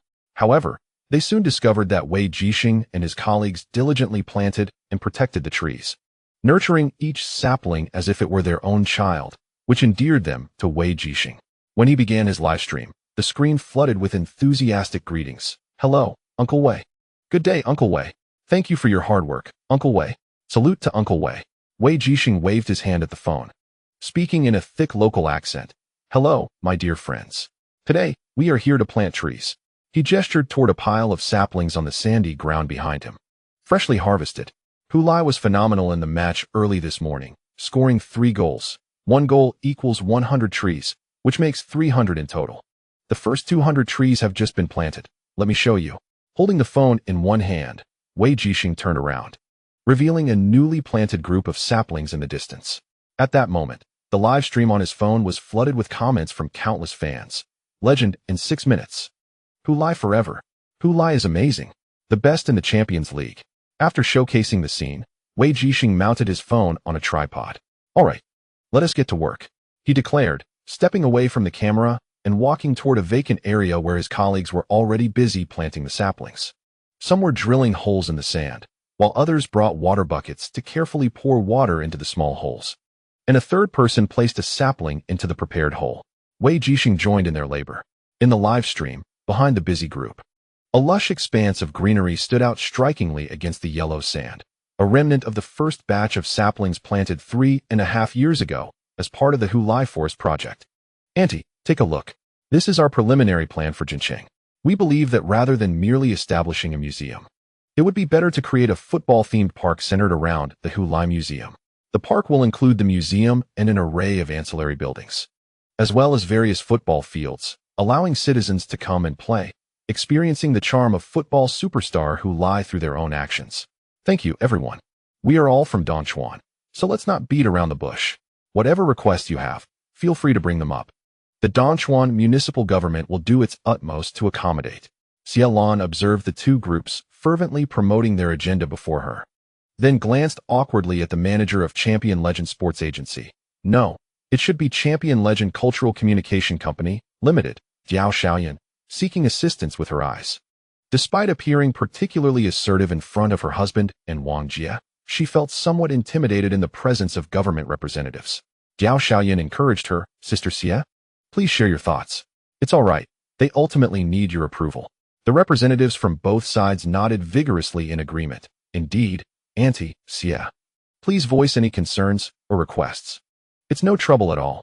Xia Lan furrowed her brow, feeling troubled. To be honest, I didn't think too much about it at first. I just wanted to create a museum to promote my son. Initially, I even considered buying a villa to renovate. I never intended to develop a football-themed park. Upon hearing this, the Jincheng representative's expression darkened, while the Dongchuan representative appeared hopeful. However, Xia Lan quickly shifted her tone. But now, after hearing Director Wang's proposal from Jincheng, I think it sounds truly excellent. If we are to do this, let us aim for something grand. The Dongchuan representatives were taken aback, while the Jincheng representatives perked up once more. As the representatives from Jincheng believed they had a chance, Xiaolon deftly shifted the conversation. However, we are from Dongchuan. Our home is Dongchuan. My son still has his household registration there. It would be quite unreasonable to establish the museum in Jincheng. The Jincheng representative, upon hearing this, grew agitated. How could that be unreasonable, madam? Consider this. Hulai's professional career commenced at Anong Shining Stars, which is located in Jincheng. Therefore, building it in Jincheng is entirely appropriate. The Dongchuan representative interjected, what you say is misleading. Hulai's football journey began with us in Dongchuan. He started playing football in high school and even led our Dongchuan middle school to victory in national competitions. How can we accept a museum built in Jincheng when it disregards the true origins of his career? Turning to Xiaolon with an amiable smile, he suggested, how about this, Xia madam? If you favor the theme park concept, we could establish a football-themed park in Dongchuan instead. The Jincheng representative interrupted, what? This football theme park is our idea. You Dongchuan folks can't just swoop in and take credit. The Dongchuan representative retorted, a football theme park? Just because you claim it's yours doesn't make it so. Our park's exclusive? My design is different from yours. I could just create a football park. The Jincheng representatives were taken aback by the audacity of the Dongchuan locals, clearly intent on appropriating their concept. As the dispute escalated, Xiaolon could no longer bear to watch and intervened. Please, let us not quarrel. After all, Jincheng and Dongchuan are neighboring areas, aren't they? Why not build a football theme park in the vicinity of where Dongchuan meets Jincheng? The representatives from both sides exchanged glances. Diao Xiaoyan could not help but look towards Xiaolon, uncertain how to assess her imaginative proposal. Good evening, dear viewers. Today is May 10th, 2029, Thursday, the 27th day of the third lunar month. Welcome to the news broadcast. The main story today covers the conclusion of a UEFA Champions League semi-final match that took place early this morning. The Madrid Pirates overcame an initial setback to triumph with a score of 3-1 against Blue-White Munich, advancing to the finals with an aggregate score of 6-3. Our player Hulai achieved a hat trick during the match, propelling his team back into the UEFA Champions League final after 17 years and setting multiple records. He scored 19 goals in this season's Champions League, breaking the single-season record previously held by Sirius Caesar and Mark Becker. Additionally, he completed his hat trick in under 6 minutes, establishing the fastest hat trick record in Champions League history. P.S. The narrative of the semi-finals has come to a close. Following this, I will provide a brief chapter discussing my reasons for rewriting the original match storyline. Due to its length, I have opted to present it as a separate chapter for your consideration. Staying true to my original intent, this represents the outcome of my revisions, which I invite you to review. The original content lacked the necessary build-up and character development, diving straight into the match with Bayern Munich from Chapter 414, focusing solely on goals and record-breaking moments. I feel that this approach, devoid of context, fails to evoke excitement and neglects the creation of memorable characters, thus squandering the significance of such an important semi-final match. The narrative hastened towards completion, resulting in a hasty and flawed execution. The depiction of the match was painfully uninspired, devoid of passion and emotion. After forcefully riding through the first half, I realized I could not continue in this manner. Upon reflection, I understood that the essence of this book is not merely to showcase the protagonist, Hulai, in a grandiose light, but to portray an entire world, without distinct characters, each with their own thoughts and stories. How can one truly create a world? Consequently, I chose to delete and rewrite, slowing down my thoughts and intricately developing various characters from multiple dimensions. For instance, I will elaborate on Handcheck, the head coach who sacrifices his ties to his former club for the sake of victory, even playing the villain in front of his old fans. And I will also enhance the narrative surrounding Becker's aspiration for the Ballon d'Or. I intend to treat the two-legged semi-final as a single match and construct it as a complete narrative, complete with exposition, rising action, climax, and resolution. This is what some readers might call filler, yet it is the very charm of storytelling. Everyone is aware that Hulai will break records, and some have even speculated on how he might do so. However, this is merely the framework of the story. It is insufficient on its own. The thoughts, personalities, and nuances of the characters within the nearly 30,000 words from chapters 415 to 443 constitute the rich substance.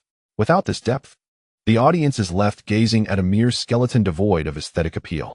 Only by immersing readers in authentic emotions and relatable characters can the moment of Hulai breaking records resonate profoundly, rather than presenting it as a dry account of achievements. From the results, I have succeeded. Both subscriptions and engagement metrics affirm this. Therefore, despite criticism labeling my build-up as filler, I will persist in this writing style. To enhance the reading experience, I will remove all comments that criticize my pacing. If the critic is merely a novice or apprentice, not only will I delete their comments, but I will also mute them, as I have previously stated. Should anyone inquire about the disappearance of their comments, they should understand that it is a consequence of their misguided remarks. This is not filler, it is an entire world. 70% of the human body is water, and 70% of the Earth's surface is covered by water. Life cannot exist without water, just as the world cannot birth life without it. Thus, I am proud of my distinctive style, which I do not intend to alter. For those who appreciate it, feel free to engage. For those who do not, I welcome your absence. Let us each choose our own paths and find solace. To those who have reached this point, I trust you are readers who resonate with and accept my work. I am grateful for your support and understanding as we collectively shape this world. This narrative is nearing completion, with approximately 1 million words remaining. At my current pace, it may conclude by the end of this year or early next year. Even as I approach the final stages, I shall remain steadfast in my original intent, treating every plotline with the seriousness it deserves, eliminating any unsatisfactory segments for a thorough rewrite. When the day of completion arrives, I hope we can all reflect on the journey of the past 2 years, recalling moments that evoke both smiles and shivers, feeling a genuine sense of nostalgia and longing. Thank you.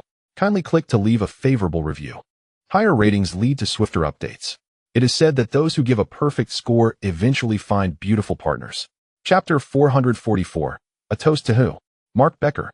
He has established a new Champions League record with 18 goals in a single season. This is a historic moment. A new benchmark has been set. Becker's name will be eternally etched in the annals of Champions League history. Truly remarkable. Simultaneously, he has aided Bayern Munich in equalizing the score. With 10 minutes remaining, there is ample opportunity for a comeback.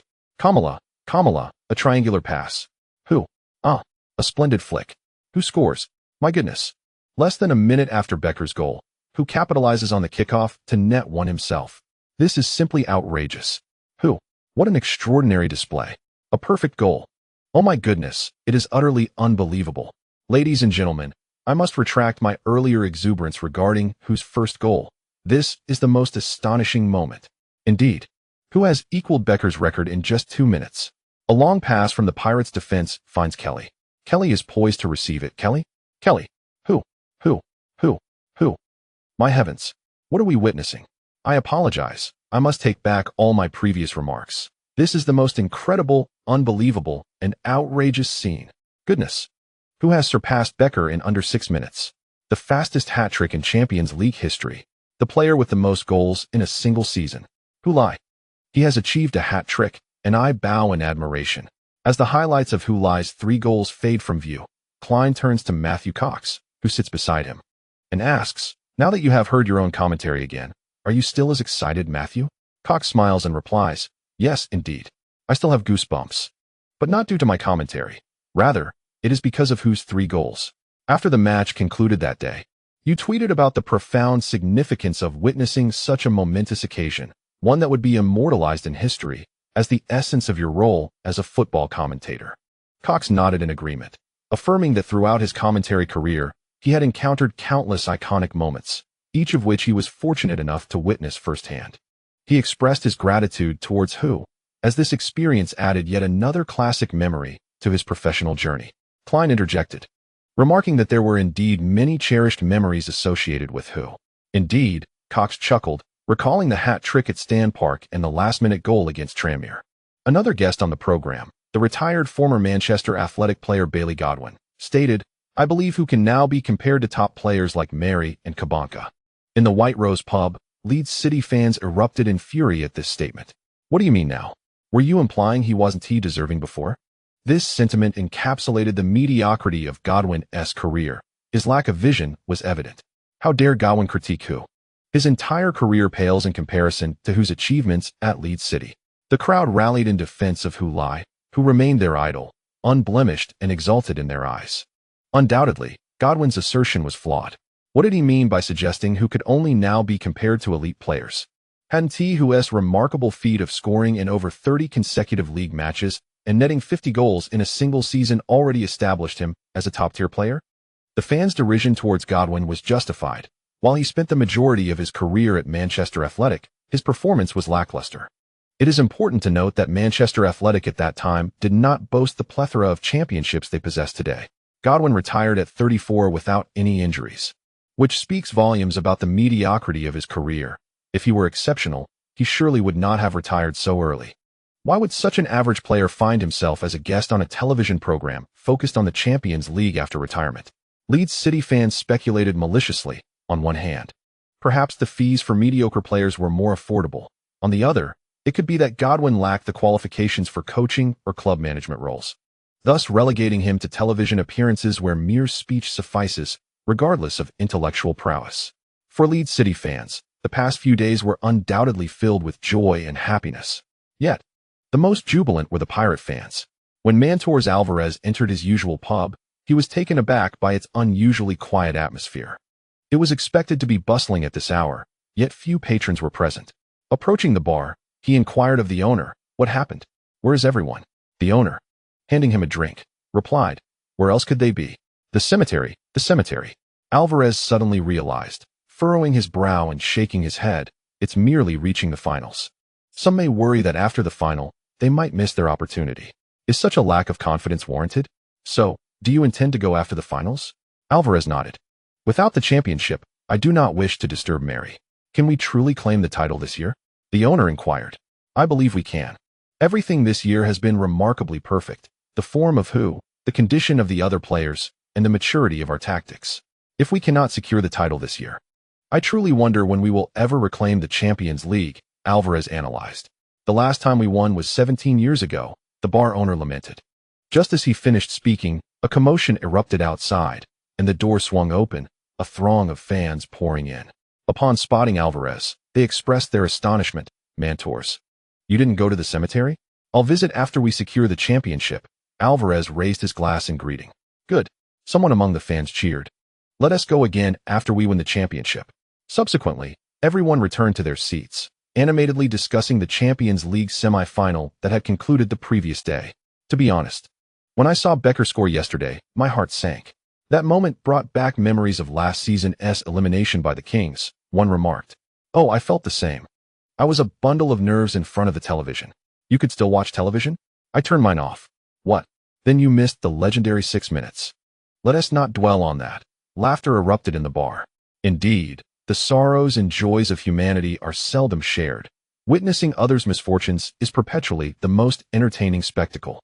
After the laughter subsided, someone raised their glass and stood up, proclaiming, who has undoubtedly been the club's most successful acquisition in the past 2 years. Without him, we would not be where we are today. I propose a toast to who. His suggestion was met with enthusiastic applause. Everyone in the bar rose, glasses raised. Chanting in unison, to who cheers. Out of respect, they called out his full name. Cheers. Han Shuyu was roused from her slumber by the incessant ringing of the phone. In truth, she had heard it earlier, but had no inclination to answer. Her mind acknowledged the call, yet her body remained motionless, as if communicating, no matter who it is, I simply shall not answer. Thus, the ringing continued until it disconnected automatically. She resumed her drowsy sleep. However, the phone rang again shortly thereafter. After enduring this back and forth several times, Han Shuyu finally could not remain asleep. She turned over, grasped her phone from the bedside table, and answered with irritation, Li Qingliang, are you out of your mind? Do you know I was up all night editing videos? I was still editing on the plane from Munich to Madrid, after finally getting some sleep. You called to disturb me. From the other end, Li Qingliang's voice sounded somewhat aggrieved. But Han Shuyu, you've already slept for nearly 10 hours. It's time for dinner. I don't want dinner. I want to sleep. With that, Han Shuyu hung up the phone and tossed it aside. Suddenly, the phone rang once more. Han Shuyu buried her head in the blanket and let out a scream before answering the call again. This time with a demeanor far more composed. All right, it's your treat. By the time Han Shuyu and Li Qingliang were seated at an outdoor table in the restaurant, it was already 10:30 in the evening in Madrid, yet the streets remained lively and vibrant. The exterior of the restaurant was filled with patrons, all engaged in cheerful conversations, their faces alight with smiles as if they all had something delightful to celebrate. Han Shiyu appeared noticeably more spirited than before. I think you should take a proper rest after the season ends, Han Shiyu. This relentless schedule of staying up late to edit videos is truly taxing. Li Qingliang advised earnestly. Han Shiyu nodded in agreement. Indeed, I fear one day I might collapse in front of the computer. She then shifted her tone. But if I can witness Hulai's extraordinary performances before that happens, it would be worth it. Li Qingliang quickly waved his hand. No. If you really die, how would you see Hulai's even more remarkable feats afterward? Han Shiyu chuckled. Don't worry, I was just joking. One may eat indiscriminately, but one must not speak carelessly. Li Qingliang showed genuine concern for her, which Han Shiyu could sense, and she smiled warmly in response. When they finished their meal and settled the bill, the waiter unexpectedly offered them a 50% discount. Both were taken aback. The waiter explained, "You are Chinese, and all Chinese diners today receive a 50% discount." He even playfully mimicked Hulai's celebratory gesture. Ho-woo. Li Qingliang and Han Shiyu were amused by the charming waiter. Han Shiyu then inquired, "If we come back after the Champions League final, will we still get a discount?" The waiter replied promptly, "As long as we are champions." Han Shiyu gave him a thumbs up. "Then we will definitely return." Subsequently, she and Li Qingliang turned to leave the pirate-themed restaurant in Madrid. The streets were bustling with tourists, and they spotted several individuals wearing Hulai's number 14 jersey, and not just one. Hulai's influence in this city had grown immensely and profoundly. Although he had been in Madrid for less than 2 years, he had already become an integral part of it.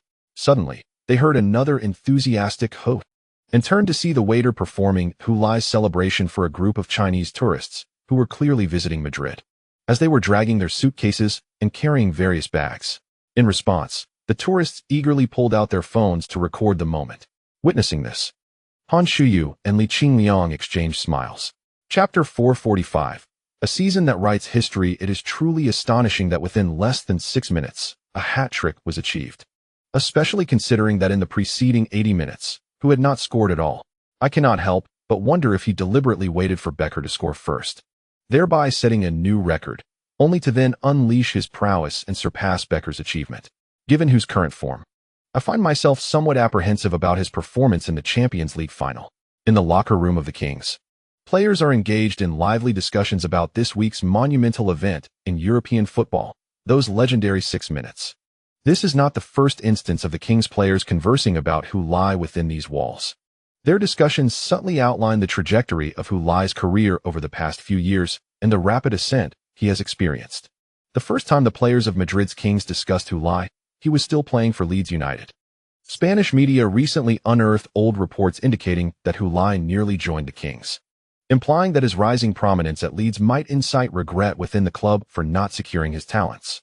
Whether the higher-ups at the Kings harbor such regrets is uncertain, but the players at that time felt no remorse. Just because Hulai was excelling then did not guarantee his continued success. To become a player for the Kings, one must consistently perform at a high level. That initial conversation was brief and did not garner extensive attention. At that time, Hulai was merely one of many topics discussed in the Kings locker room.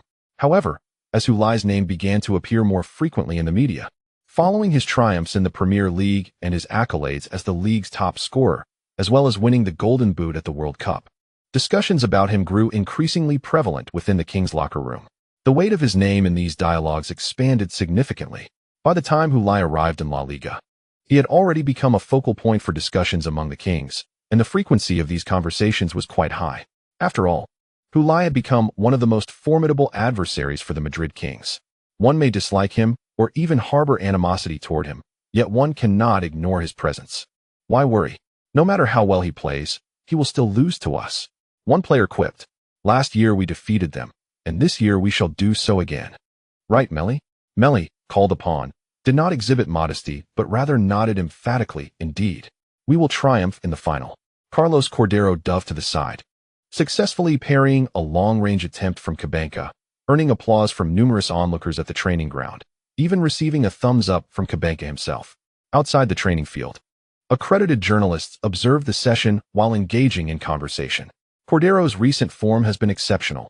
I believe his performance has been bolstered by the upcoming match against the Madrid Pirates. Cordero has kept 5 consecutive clean sheets, promising an exciting encounter in the match against the Pirates. I suspect he still remembers the mistake that led to a goal during their last meeting, and now he has an excellent opportunity for redemption. Oh, I dare say that even the supporters of Catalonia United ought to express their gratitude towards who, for it was he who elicited a more formidable performance from Carlos Cordova. The focal point of the journalists' discussions is none other than the team's goalkeeper, Carlos Cordova, rather than their leading star, Cabin Ka. Indeed, the spectacle of this match predominantly revolved around Cordova. The last encounter between the two teams occurred during the 18th round of the league, where Cordova was mercilessly outwitted by Hulai, who managed to intercept the pass intended for him and deliver it directly to the advancing Kamala. Furthermore, in the second half, he committed another grievous blunder. It was this very error that led to the team's disheartening 14-0 defeat at home against the Madrid Pirates, with Hulai achieving a hat-trick at Cordova's expense. Following that match, Cordova's form fluctuated significantly, and rumors began to circulate regarding Catalonia United's intentions to recruit a replacement goalkeeper. A turning point occurred during the National Derby. After aiding his team in a 2-1 victory over the Madrid Kings, Cordova has since allowed only a single goal in 8 matches, which was conceded in the 31st round against the Sevilla Navigators. Such remarkable form has caused the earlier rumors to fade into obscurity. The head coach of Catalonia United, Jose Benel, has also come forth to dispel these rumors, asserting that the team does not contemplate replacing their primary goalkeeper, as Cordova remains their most trusted player. It appears that the faith placed in Cordova by both the management and the players has indeed borne fruit. Next up is the 37th round of the league, where the Madrid Pirates will host Catalonia United, and Cordova will undoubtedly exert every effort to thwart Hulai from scoring, while simultaneously striving to secure victory for his team. It is quite amusing. Han Shuyu, upon seeing the news, expressed his incredulity to Li Qingliang via WeChat, questioning whether the Barcelona media had truly lost their senses by sensationalizing Cordova's potential for revenge. After all, Becker and Schlitt remain fresh in memory. Yet the media seems to believe that Cordova can withstand the impressive form of Hulai. Li Qingliang, however, countered, "One cannot dismiss the possibility. What if they truly can? Did they not manage to secure a 0-0 draw against us away last season?" Han Shuyu shot a glance at his friend. "Li Qingliang, your optimism is misplaced. Such ungrounded hope is unwarranted." "Who is being optimistic? I am merely being serious," Li Qingliang retorted. "Football is unpredictable. Given that Hulai can score a hat-trick in 6 minutes, why should Cordova not achieve a clean sheet against him? Thus, I believe it is wise to remain modest." The UEFA Champions League semi-finals have concluded, with the Madrid Pirates triumphing over Blue-White Munich with an aggregate score of 6-3. Advancing to the finals, Hulai's legendary 6-minute hat-trick has become widely celebrated, a topic of fervent discussion among fans. Meanwhile, the Spanish media has begun to hype the impending championship clash between the Madrid Pirates and Catalonia United. With only 2 rounds remaining in the league, the penultimate round will witness the Madrid Pirates hosting Catalonia United. This encounter pits the league's first and second place teams against one another. Currently, the Madrid Pirates lead Catalonia United by a margin of 4 points. Should they secure at least a draw at home, they will clinch the league title a round early. Will this become the Madrid Pirates' curse? At the very least, last season, the Madrid Pirates managed to secure a goalless draw against Catalonia at home. Naturally, even if the Madrid Pirates were to lose to Catalonia, they would still maintain their position at the top, as long as they triumphed over Real Velva in the final round, thus clinching the championship. The current scenario is considerably more favorable than last season. Apart from determining the champion, this match bears an intriguing prospect. Should the Madrid Pirates emerge victorious, they would become the 3rd team in La Liga history to claim the title with 100 points. The previous 2 teams to achieve this feat were the Madrid Kings and Catalonia, both of whom have previously won the league title with a perfect score. Presently, the Madrid Pirates have accumulated 99 points, needing just 1 more to reach the coveted 100. A simple draw at home against Catalonia would suffice for them to secure the championship. Consequently, should the Madrid Pirates clinch the title, they would undoubtedly be crowned with a perfect score. Moreover, the Madrid Pirates have the opportunity to set a record in the top 5 European leagues for the highest points total by a champion. While achieving 100 points is a formidable challenge for European powerhouses, it has been accomplished by certain teams. In La Liga, both the Madrid Kings and Catalonia have reached this milestone. Thus, Merely winning the title with 100 points does not render the Madrid Pirates superior to their two rivals. However, if they can surpass the 100-point mark, it would indeed be a singular achievement. If the Madrid Pirates were to defeat Catalonia, their points would rise to 102, surpassing both the Madrid Kings and Catalonia, while also equaling the points record held by Torino. Furthermore, in the final round of the league, as long as the Madrid Pirates avoid defeat against Real Velva, they would surpass Torino to become the team with the highest points in a single season across the top 5 European leagues. Whether it be 103 points or 105, history would be made. For the Madrid Pirates, this season truly represents a chapter of new records and milestones. In addition to their league points, they also have the chance to secure the first treble in the annals of Spanish football history, having reached the Champions League final, leading the league table, and preparing for the Copa del Rey final. If they triumph in all three competitions, they would etch their names into the history of Spanish football. However, achieving this feat is no easy task. Last season, the Madrid Kings had a similar opportunity, having secured the Copa del Rey and the Champions League titles, but faltering in the league. For this season, the Madrid Pirates faced the daunting challenge of securing the treble, with the Champions League final likely to be their most formidable hurdle, as their adversary is none other than their archrivals, the Madrid Kings. It was the Pirates who thwarted the Kings' treble ambitions last season, and if the Kings do not disrupt the Pirates' pursuit of the treble in this season's Champions League final, they would betray their status as bitter enemies.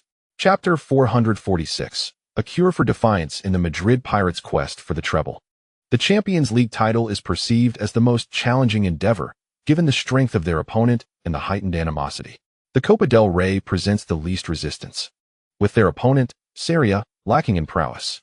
The league stands in between, theoretically offering the Madrid Pirates a significant chance of claiming the title. The third-ranked Madrid Pirates have prematurely exited the contest for the league championship, relegating their hopes solely to the UEFA Champions League final. In contrast, Catalonia FC still harbors aspirations for the league title. They trail the Madrid Pirates by a mere 4 points. Should they triumph over the Pirates in the 37th round, they could narrow the gap to just 1 point, thereby creating the potential for a miraculous turnaround in the final round. In the concluding match of the league, Catalonia FC will host Covite Athletic, while the Madrid Pirates face a daunting away challenge against Royal Vervia. Both teams are currently entangled in the relegation zone, presenting a precarious opportunity for survival. Such teams are notoriously difficult to contend with. Catalonia FC enjoys the advantage of home ground, while the Madrid Pirates must venture into the territory of Royal Vervia. What if the Pirates were indeed toppled on the road? Would that not set the stage for Catalonia FC to craft an incredible comeback for the championship? Regardless of how slender the chances may appear, one must always hold on to dreams. Who knows when they might materialize? Of course, for a miracle to unfold, one must first attend to their own affairs. This entails defeating the Madrid Pirates away before returning home to conquer Covite Athletic. The entire Catalonia FC squad arrived in Madrid a day prior to the match, engaging in acclimatization training at Pirate Park in the evening, alongside a pre-match press conference. Typically, such press conferences feature 1 or 2 players. When goalkeeper Carlos Cordero approached head coach Jose Benel to express his desire to participate in the pre-match press conference, Benel was not taken aback. "I knew you would seek me out," he remarked, though he added, "I am uncertain whether your participation in the press conference is a fortuitous or unfortunate matter." Cordero, apprehensive that the coach might refuse, ardently contended, "It is undoubtedly a fortuitous matter, 100% so. I often dream of that match. I wish to conclude tomorrow's game as a full stop to that chapter. Moreover, even if I do not attend the press conference, the inquiries from the media will invariably pertain to me. I do not wish to be perceived as a coward hiding away." Benel sighed, recognizing the futility of dissuading Cordero, and nodded in acquiescence. "Very well, I consent to your participation. I arrive at Pirate Park with a resolute objective." During the press conference, goalkeeper Carlos Cordero indeed became the focal point of attention among all present. In contrast, his Brazilian teammate, Cabanca, garnered little interest. However, Cabanca remained unfazed upon hearing Cordero's words. He patted his teammate's shoulder in encouragement, signifying his solidarity. The journalists in attendance were equally stirred by Cordero's remarks. They were well aware that he was referencing the 18th round of the league, where the Madrid Pirates had faced Catalonia FC, ultimately prevailing with a resounding score of 4-1. Yet, What proved even more intriguing than the outcome was the manner of the defeat. Catalonia FC's humiliating loss was largely attributed to two glaring blunders made by Cordero during the match. One such error involved an ill-fated pass directly to Kamala, enabling him to assist Hulai in scoring. In yet another instance, Hulai's shot resulted in a fumble by Cordero, the ball soaring over his shoulder and into the net. Following the match, Cordero became the target of criticism, and although he claimed that the initial blunder was a trap intentionally set by Hulai, it did little to alleviate the pressure he faced. Of course, Hulai shared in some of the blame, but he remained unconcerned. He had triumphed, after all. Cordero, however, was not so composed, as Catalan Union had indeed suffered a loss. It now appears that had Catalan Union not lost that match, perhaps even if they had merely drawn, the current gap in points between the two teams would not be 4, but rather 1. Should Catalan Union defeat Madrid Pirates in this round of the league, they would no longer need to look to other teams' fortunes in the final round, securing their own destiny firmly in their hands. Thus, should Catalan Union ultimately fail to clinch the league championship, it could be argued that their defeat in the 18th round sealed their fate. Consequently, Cordero must bear the brunt of the responsibility for his 2 errors. I acknowledge my 2 mistakes in our last encounter, but there were reasons behind them. Furthermore, this underscores that if Hulai refrains from employing underhanded tactics, he would struggle to score against me. I am aware that Hulai has scored in 32 consecutive league matches. Thus, his streak shall conclude here. Upon uttering these words, a wave of astonishment swept through the press conference. The journalists had finally heard the explosive content they yearned for. Carlos Cordero issued a challenge to Hulai, vowing to end his streak of consecutive goals. Would Hulai respond? He had not attended the pre-match press conference. Rather, he was intercepted by reporters while making his way from the bus to the locker room. I watched his interview. Regarding the record, I have consistently stated that I am indifferent to how long I can extend it. From the moment I set the record, I understood clearly that any record is destined to be broken. So he intends to end my record? That is perfectly fine. Anyone is welcome to attempt to shatter my record. After succinctly addressing the reporters, he proceeded down the dedicated corridor alongside his teammates. The journalists murmured behind him. Hulai is surprisingly modest. What a pity that he didn't take the bait. The two didn't engage in a quarrel. I believe Hulai's approach is commendable. What is the point of verbal sparring before the match? Whether Cordero can indeed end Hulai's record will be revealed during the game. Hulai has truly matured. Rather than engaging in a war of words with Cordero, he chose to speak diplomatically. Chinese journalists were also whispering among themselves. Spanish reporters believe Hulai is becoming more mature? Can they not discern the sarcasm in his words? Indeed, his assertion that anyone can end his record clearly implies his confidence in facing 10 challengers. To be honest, if I were not sufficiently acquainted with Hulai's true nature, I too might not recognize it. Oh, let us not make unfounded speculations about others' thoughts. There is no indication of him wanting to face 10 challengers or any hidden meanings. Let us report the truth as it is. Ah, yes, exactly. In the face of Cordero's challenge, Hulai maintained a clear mind, undistracted by external influences. Wholly devoted to the competition, a heart filled with thunder, yet a visage as serene as a placid lake, he is worthy of being hailed as a supreme general. Hulai is formidable. The Madrid Pirates secured a throw-in just 5 or 6 meters past the halfway line. Ione, nearest to the ball, received it from the ball boy, eager to execute the throw-in. However, he was halted by Ione Martinez.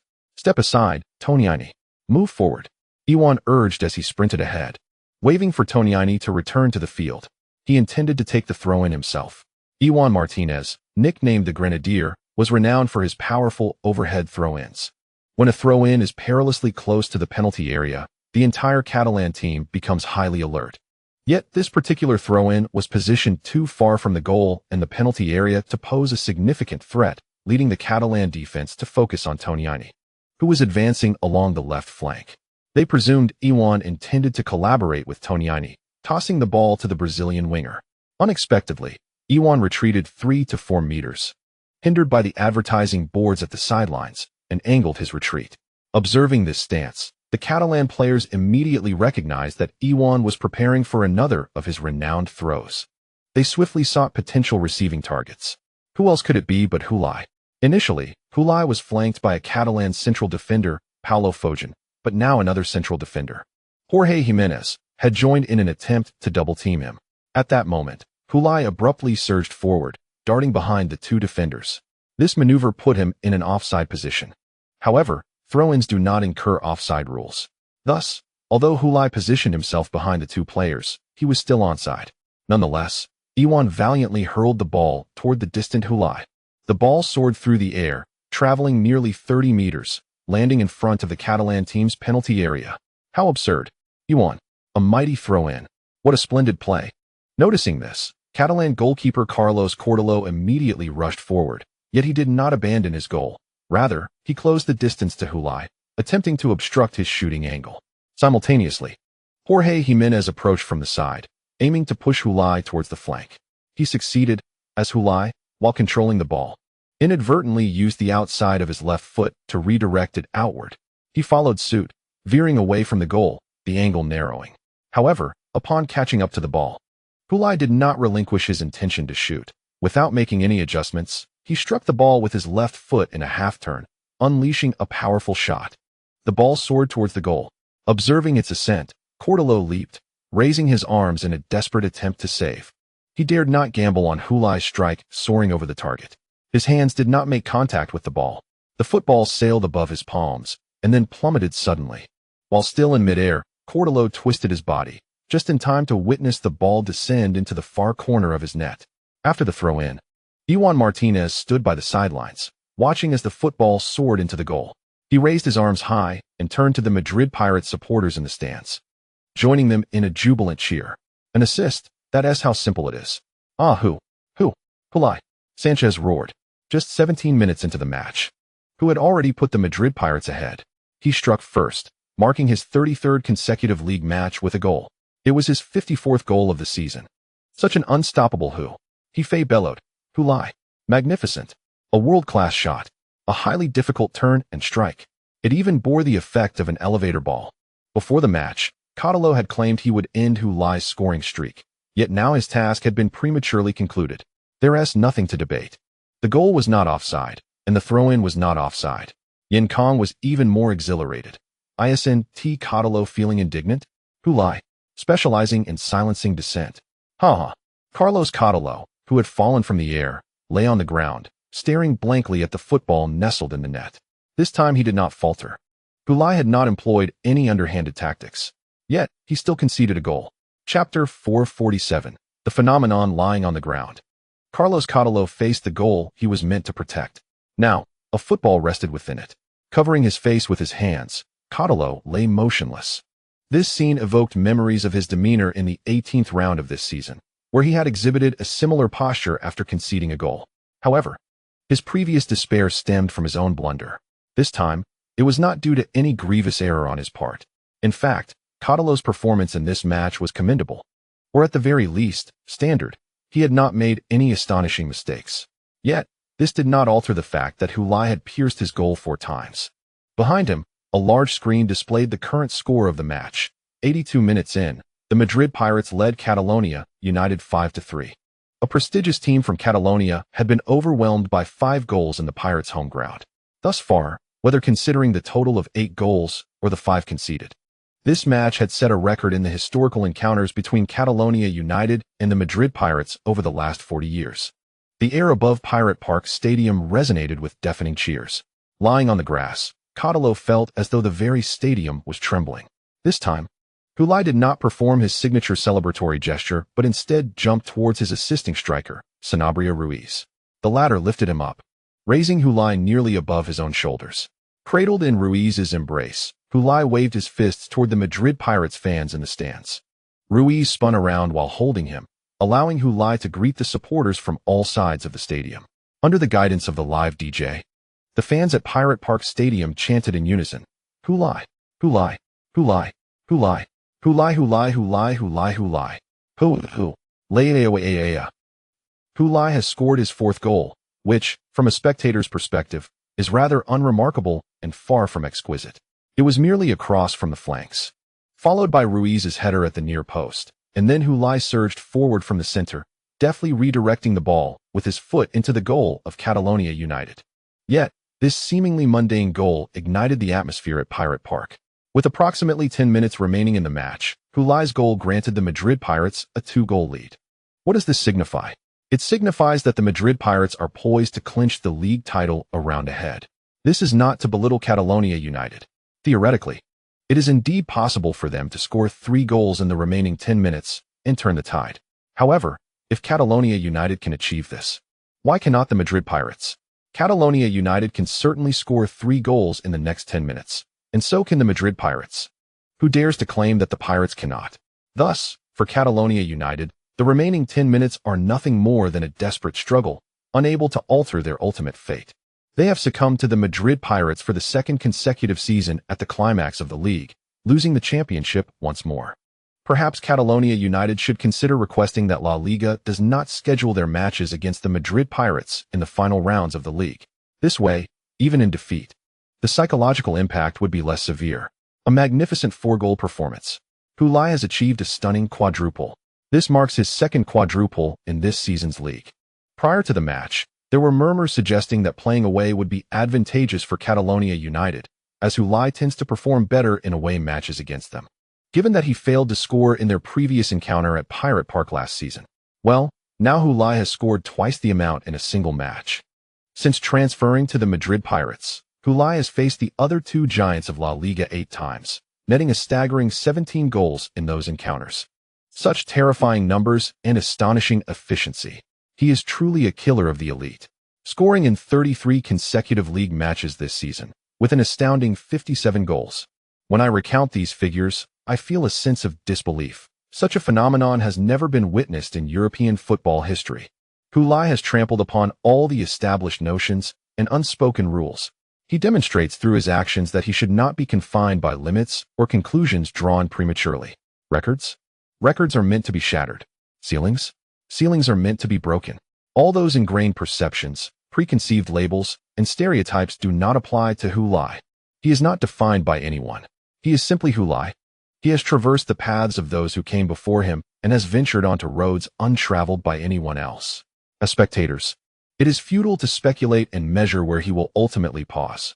What we need to do is merely appreciate the journey he has undertaken and cheer for him.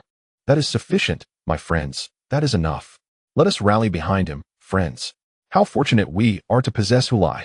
After Hulai achieved a remarkable quadruple, he foamed. A young literary enthusiast could hardly contain his excitement and spontaneously penned a short essay in celebration. Nearby, Yinkong jested. The fans of the Madrid Pirates must surely be thinking, how fortunate we are to have Hulai. Laughter erupted among countless fans in the stands, many of whom could hardly wait for the match to conclude, already shouting towards the cemetery, "Mom, we retained the league championship. My dear, did you see? We are champions once more. Thank you, Dad, for blessing Hulai with a season free of injuries. Did you see? We are on the verge of victory. Please continue to watch over him, ensuring he scores in the Champions League final and triumphs over the Kings. Oh God, we are grateful for the magnificent and extraordinary Hulai." Tears mingled with laughter among the crowd. Last season, the Madrid Pirates defeated Catalonia United to clinch the championship away from home, with few Pirate fans present at the Santiago Bernabéu Stadium. Now, the arena is nearly filled with Pirate supporters, reveling in their celebration and compensating for the regret of not being there during last season's victory. The jubilation of winning has commenced. Cortolo lay on the ground, disregarded, as the other Catalonia United players were too absorbed in their own sorrow to offer solace. They too needed comfort. The team's primary center back, Jorge Jimenez, stood with his hands on his hips, his gaze vacant as he observed the celebrating Madrid Pirates. The goal scored by Hulai had just passed before him. Strictly speaking, he had failed to adequately defend against Hulai, his response too sluggish. Yet, Jimenez felt no guilt. Allowing Hulai to score seemed a natural occurrence to him, hardly worth mentioning. Why should he be expected to contain him? Hulai had netted goals against every team this season, breaching all defenses. Why should he be held accountable for not stopping him? Jimenez found himself repeating this mantra within, fearing that without it, he might unravel. It was utterly frustrating. Catalonia United, after all, was a club of European stature, and he was a mainstay in the Spanish national team, a champion of the World Cup. Yet, each time he faced Hulai, he seemed to merely serve as a backdrop to Hulai's celebrations. Why was this so? As Jimenez engaged in self-hypnosis and psychological reinforcement, Cabank also directed his attention towards the jubilant Pirate players. He bent forward, hands on his knees, lifting his head with parted lips, gasping for breath. Beads of sweat cascading down his cheeks, his soaked jersey clinging to his slightly arched back. In this match, he had exerted every effort, scoring twice and providing an assist. He had been involved in all of the team's goals. Yet, in the face of Hulai's astonishing quadruple, it felt utterly inconsequential. When he initially transferred to Catalonia, he was brimming with ambition, convinced that with his experience of defeating Hulai in the Premier League, he would lead Catalonia to triumph over the Kings and Pirates, reclaiming the championship throne. Although Meili had faced overwhelming adversity against Hulai in the previous season, he believed he could gain the upper hand when confronting Hulai again. However, upon joining Catalonia, he realized that the Hulai he faced now was far more formidable than the brash young player he had encountered in the Premier League. This season's Hulai was a phenomenon he had never witnessed in his career, indeed, in his entire lifetime. It felt as though he was not contending with an opponent, but rather a demon. A fleeting sense of regret washed over him, a twinge of remorse for leaving Manchester Athletic for Catalonia. Otherwise, he might have led Manchester Athletic to seize the Premier League title and continued to reign supreme there. Nevertheless, this thought quickly dissipated, cast aside into the ether. Sometimes, one must step out of their comfort zone and confront the storms of life head-on. You cannot vanquish me, Hulai. Next season, I shall present myself before you in a mightier form. Chapter 448. Across the seas, Hulai was lifted aloft by Ruiz, his upper body raised high in the air as he gestured triumphantly to the fans in the stands. Surrounding him were his fellow players from the Madrid Pirates, who encircled Hulai, making him the pinnacle of the scene, the focal point of all eyes, whether consciously or unconsciously.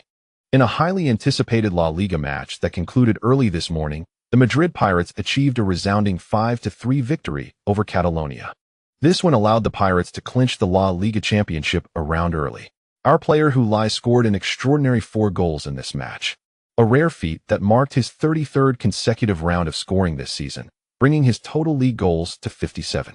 After their championship victory, the entire Madrid Pirates team boarded a bus to celebrate at the Harvest Goddess Plaza. Thousands of Pirate fans gathered, witnessing their captain, Ramirez, tie the Pirate flag to the statue of the Harvest Goddess. However, this was not an official celebration ceremony. The Pirate Club announced that a formal celebration would take place at Pirate Park Stadium after the season concluded to commemorate this season. Regardless of whether the team wins the Champions League, this plan will remain unchanged, though adjustments may be made to the scale of the celebration depending on the number of championships won. Celebrating a single title would certainly differ from reveling in a treble. Having successfully defended their league title, the Madrid Pirates took another step towards their treble ambitions. Next, on May 26th, they will face Sevilla in the King S Cup final, marking a Chinese derby in the Cup. Following the King S Cup final, the Champions League final will commence in Milan, Italy, at dawn on June 2nd, where the Madrid Pirates will confront their city rivals, the Madrid Kings. Television broadcasts featured sports programs related to Hulai and the Pirates. In front of the television, Celados opened 3 large suitcases, spreading them across the floor, occupying a significant portion of the living room, creating an eyesore and an obstacle to walking. Hulai, who had just come out to fetch water, frowned and asked, "What are you doing?" "Packing," she replied assertively. "Packing what?" he inquired. "The luggage for our trip to Europe," she answered with conviction. Hulai, bemused, responded, "But the Champions League final is still more than half a month away. Why are you packing now?" "Oh, you simply don't understand," Celados retorted, feeling justified. "I'm just doing a trial run." "A trial run?" Hulai felt he was struggling to keep pace with his wife's enthusiasm. "Yes. I need to take out the suitcases and pack everything we plan to bring to Spain to see if it all fits. If it doesn't, I will have to find additional suitcases. You can't realize at the last moment that it won't fit and then scramble to find more bags, can you?" Celados argued persuasively. "So your plan is to pack everything now and then repack it later?" he asked. "Exactly. I'm not foolish enough to pack too early. What if I need something in the next half month? That would be terribly inconvenient. Isn't that a bit foolish? Don't you find it exhausting?"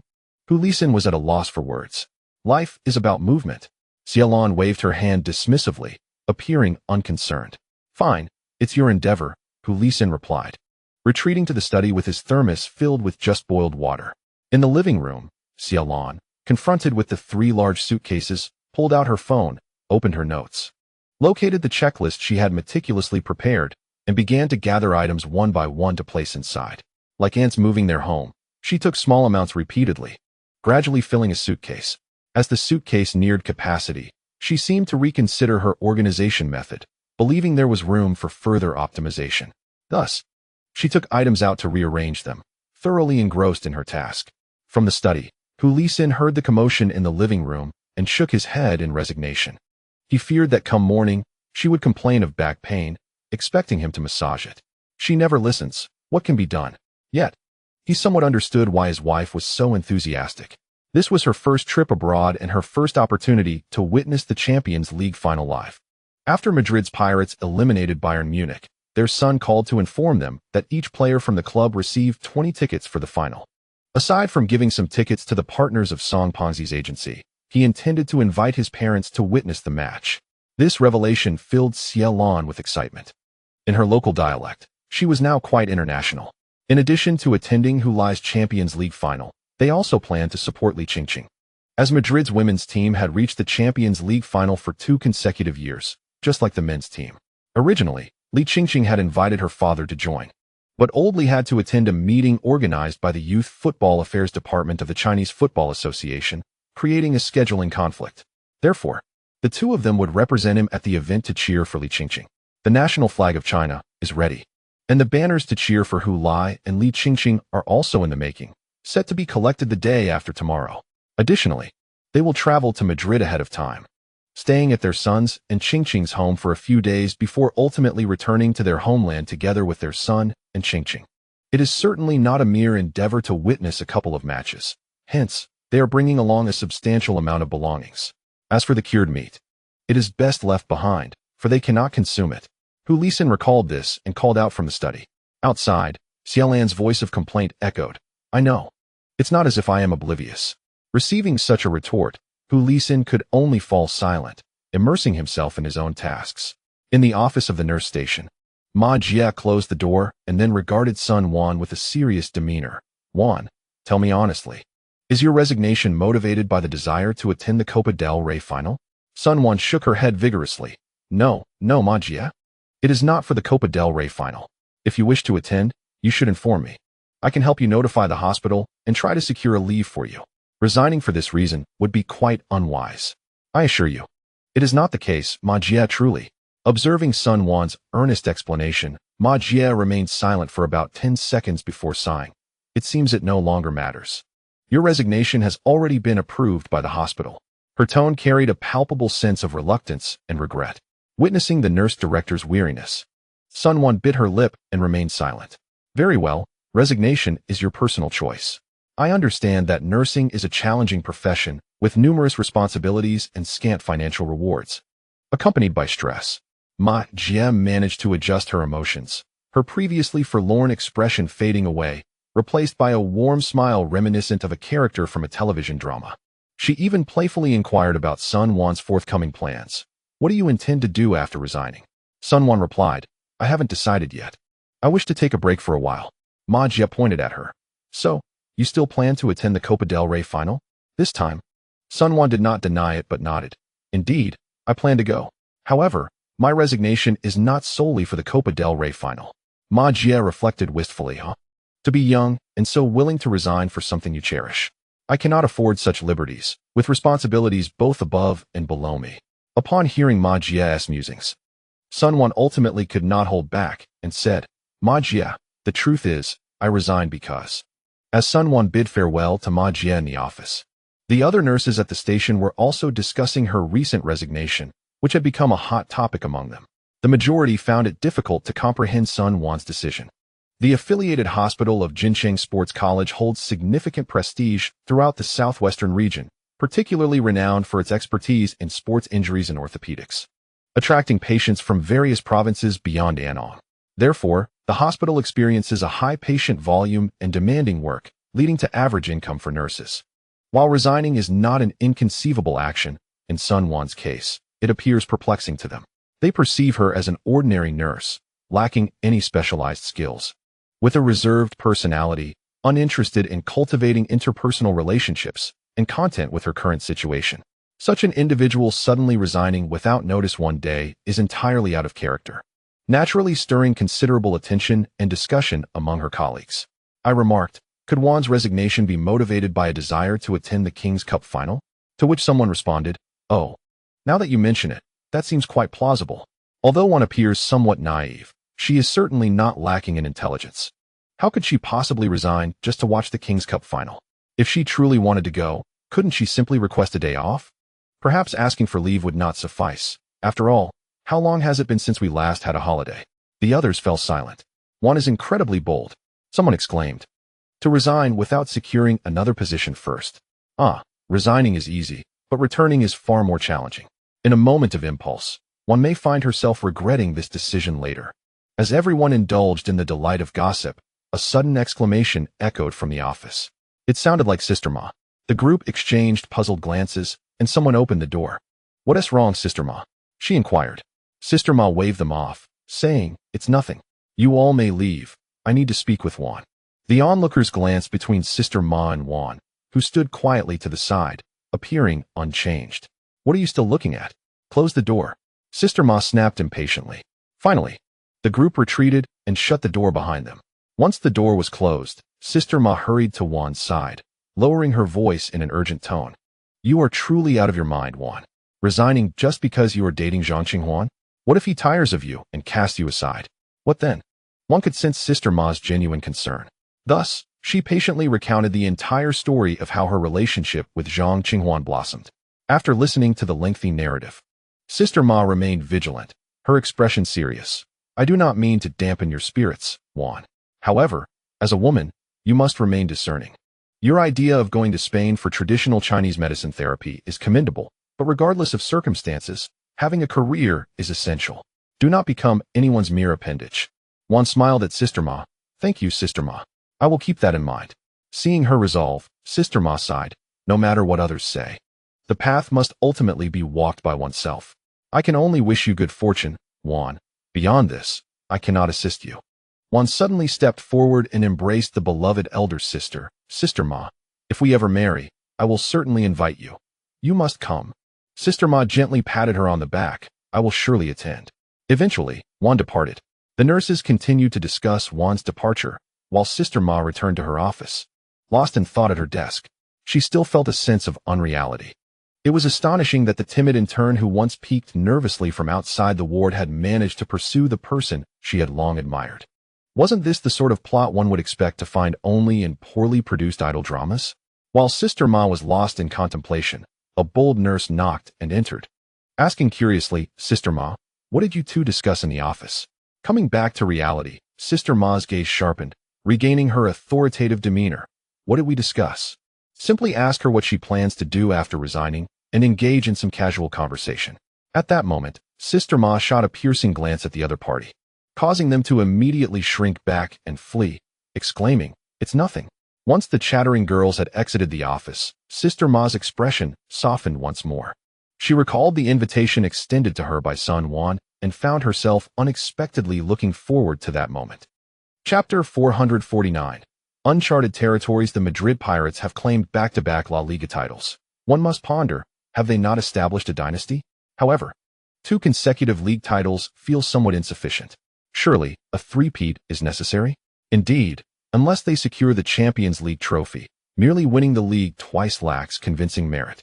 The significance of the Pirates' consecutive titles is not merely in the question of dynasty, but in the fact that it has brought an end to the reign of the kings.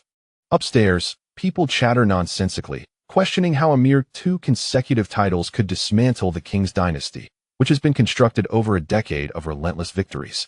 Even in these past 2 years, the Kings have claimed both the Champions League and the Copa del Rey, continuing their era of dominance. The Madrid Pirates' successful title defense has ignited fervent discussions online. In China, the discourse remains relatively mild. After all, Hulai plays for the Pirates, and the intensity of debate is tempered. Otherwise, one might easily attract unwarranted scrutiny. As the face of Chinese football, Hulai bears immense pressure. Yet countless fans fervently uphold his image. Thanks to Hulai, the once underdog Madrid Pirates have garnered the most fans in China, eclipsing even those who previously supported the Kings and Catalans. During online debates, the Pirate supporters often leverage their numbers and moral high ground to suppress the other 2 rival fan bases. However, the scenario shifts dramatically on foreign platforms, where notions of national pride hold little sway. Here, the Pirates fans and the Kings fans engage in a fierce online battle. The Pirates supporters assert their intent to end the Kings' dominance in Spanish football, while the Kings fans retort with sardonic remarks, stating, "Ah, the Pirates finally concede that our Kings reign supreme in this nation's football." The Pirates fans claim their team has a significant chance of clinching the Champions League and achieving a treble, attributing this to Hulai's extraordinary form. In response, the Kings fans reference last season's Champions League semifinals to remind the Pirates supporters of what Champions League pedigree truly means, questioning, "Where was who when you were eliminated?" The Pirates fans mock the Kings for dreaming of a treble last season, which ultimately eluded them due to a missing league title. The Kings fans counter that this season, the Pirates may find themselves in the same predicament, advising them not to rush into mockery lest they face the consequences of their own jibes. Regardless of the side, fans on both ends consistently manage to unearth evidence that supports their arguments. The verbal skirmishes prevalent on the internet are largely devoid of significance. They serve merely as an outlet for emotions, with neither party capable of persuading the other, nor expecting to do so. The true contest lies in the forthcoming match. Should the Madrid Pirates emerge victorious, their supporters shall take to the online realm with exuberance. Conversely, if the Madrid Kings claim victory, their fans will naturally revel in mocking the Pirates supporters, who, feeling disgruntled, can do little but swallow their discontent. This encapsulates the essence of football, irrespective of prior boasts or eloquent rhetoric. Only the outcome of the match holds sway. The victor is exalted, while the vanquished are scorned. With a mere fortnight remaining until the decisive clash of the season, there lies ahead one final round of league matches and a Copa del Rey final. In a week's time, the Madrid Pirates will face Royal Velva in the last league encounter. As of the conclusion of the 37th round, both Royal Velva and Covet Athletic have yet to fully escape the specter of relegation, despite their current positions outside the drop zone. They lead it by a mere 2 points. Initially, the Catalan Union supporters had hoped that in the last round, Royal Velva would fiercely contest the Madrid Pirates to their benefit. However, this hope has dissipated, as the Madrid Pirates have already secured the championship a round early. Although the final match holds little significance for the Catalan Union fans, it remains highly consequential for Royal Velva and Covet Athletic, both desperate for survival. In keeping with tradition, Royal Velva will line up to welcome the newly crowned champions, the Madrid Pirates. Yet, once the match commences, such reverence will swiftly vanish. Royal Velva will battle fiercely, seeking to defeat the league champions on home turf to secure their place in La Liga. Prior to this match, Royal Velva was positioned 17th with 34 points, just 2 points ahead of relegation, with both Loga Union and the Phoenicians trailing closely behind. The situation is precarious, particularly with Loga Union facing the last-placed Moralize at home in the final round. A victory there seems plausible. Should Loga Union triumph while Royal Velva falters, the rankings would flip, allowing Loga Union to escape relegation at the expense of Royal Velva. In light of this, despite the formidable challenge posed by the Madrid Pirates, the entire Royal Velva squad will resolutely take the field at home. Pre-match sentiment among the media was cautiously optimistic regarding Royal Velva's chances of overcoming the Madrid Pirates, given that the latter had no pressing need to engage vigorously in this final league fixture. However, they failed to account for Hulai's insatiable hunger for goals. Prior to this league match, Hulai had scored in 33 consecutive matches, netting 57 goals in total. He has shattered numerous records and could indeed choose to rest at this juncture. Yet, the crux of the matter lies in what justification exists for stifling Hulai's prolific scoring prowess. 57 goals are astonishing, but why not aim for something even more remarkable? It is evident that Hulai seeks to embellish his record further. Thus, in this match, Parotti opted to rotate several key players. Yet Hulai remained in the starting lineup. The implications are unmistakable. Despite the fierce resilience displayed by Royal Velva, it was Madrid Pirates who first found the net, with Hulai leading the charge. In the 36th minute, Joaquin Bella delivered a precise through ball, and Hulai darted into the open space, receiving the pass. With a defender from Royal Velva clinging to him, he decisively unleashed a shot. The ball soared from the edge of the penalty area towards the goal, and the Royal Velva goalkeeper could only helplessly watch as it slipped into the net from the near post. This marked his 34th consecutive league goal, and his 58th of the season.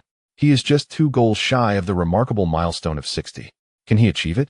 Sanchez, ever the enthusiastic commentator, began to fantasize about a hat trick just after Hulai netted his first goal. However, it cannot be said that he was merely stoking the flames. The truth is that Hulai's performance this season has consistently surpassed all expectations. Hence, Sanchez decided to let go of his reservations and dream big. After all, if Hulai fails to reach this milestone, it would not be his dilemma. Yet, if Hulai succeeds, would it not reflect poorly on my own vision? Who am I? I am Alvarez Sanchez, a seasoned commentator with over 15 seasons of experience in La Liga. I have witnessed countless spectacles.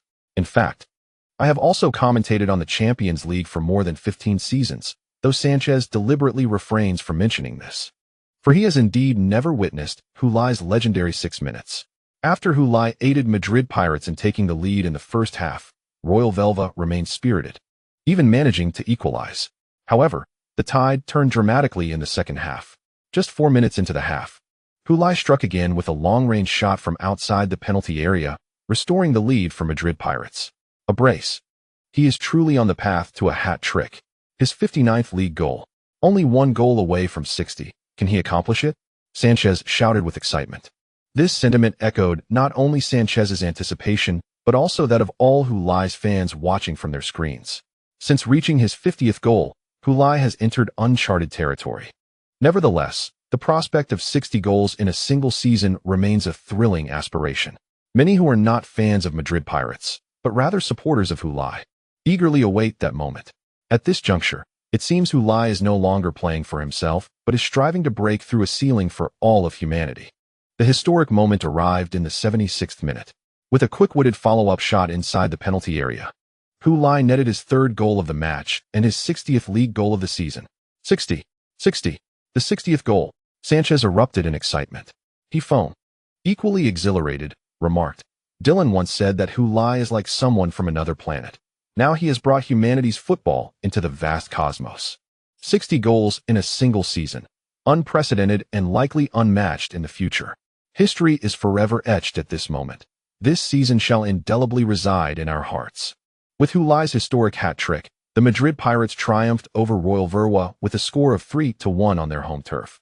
However, following the match, the fans of Royal Verwa did not shed tears for their team's relegation. Instead, they celebrated their miraculous survival and successful avoidance of demotion. Prior to the match, Loga Union was deemed virtually secure, yet they astonishingly drew 1-1 at home against Morelais, accumulating 33 points, 1 point shy of Royal Verwa. That solitary point became the dividing line between paradise and despair. Ultimately, Royal Verwa retained their position in La Liga.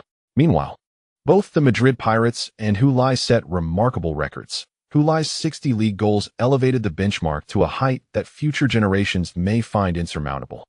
The Madrid Pirates also shattered the single-season points record in Europe's top 5 leagues, amassing 105 points, previously held by Torino.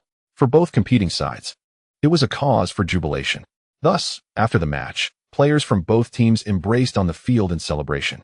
The players of Royal Verwa sincerely congratulated the Madrid Pirates for their championship victory and historic achievement, while the Pirates reciprocated by commending Royal Verwa on their retention in La Liga. Additionally, Royal Verwa's players approached Hulai for a jersey exchange, but he politely declined, stating, "This is the jersey in which I scored 60 goals. I wish to keep it as a memento." Understanding the significance of this cherished garment, they appreciated his sentiment.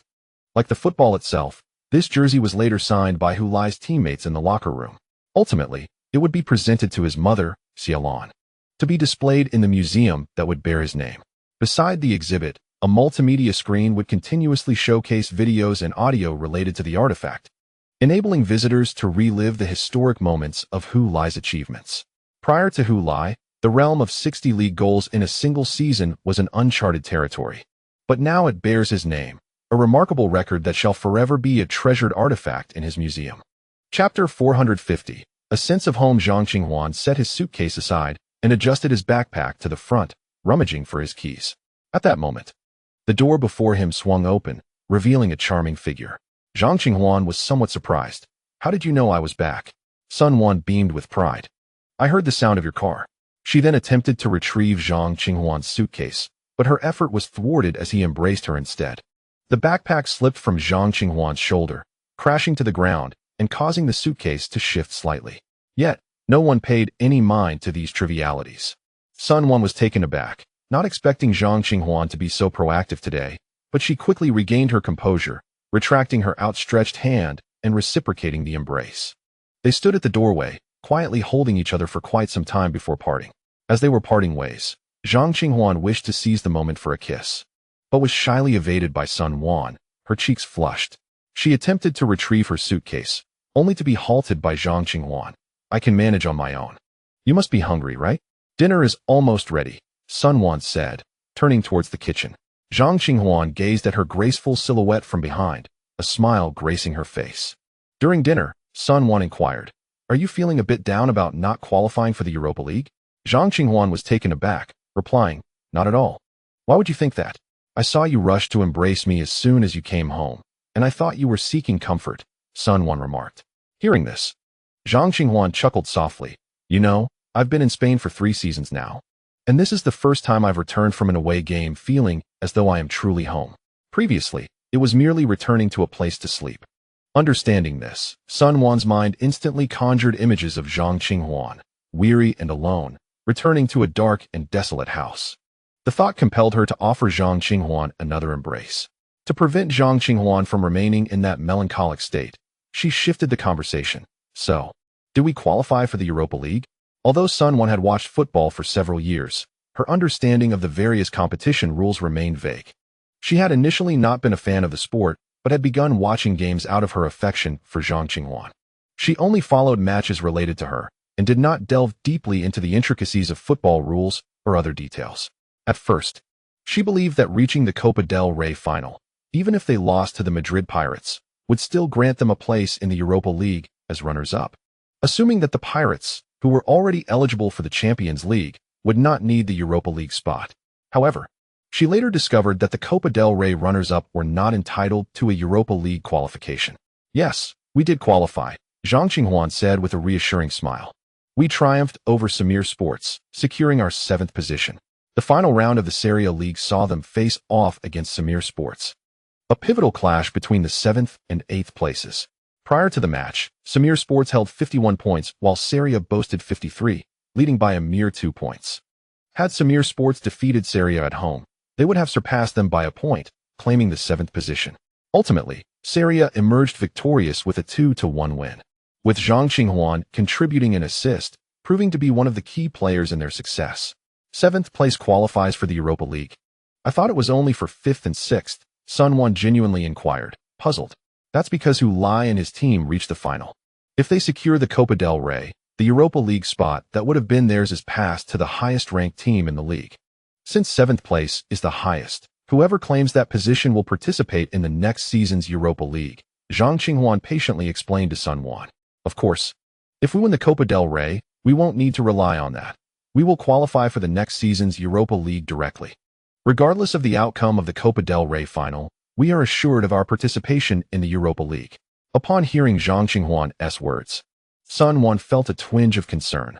Wouldn't he securing a spot in the Europa League in advance diminish Serie's drive in the final? Not at all. Our progression to the Copa del Rey final is not solely for the sake of qualifying for the Europa League, Zhang Qinghuan replied with a smile. Who would relinquish the opportunity to contend for the championship? But aren't Hulai and the others striving for a treble? That depends on their own capabilities. We certainly will not hold back. If they fail to secure the treble, it cannot be attributed to me, but rather to their own shortcomings. Moreover, I specifically made a wager with him. The winner treats the loser.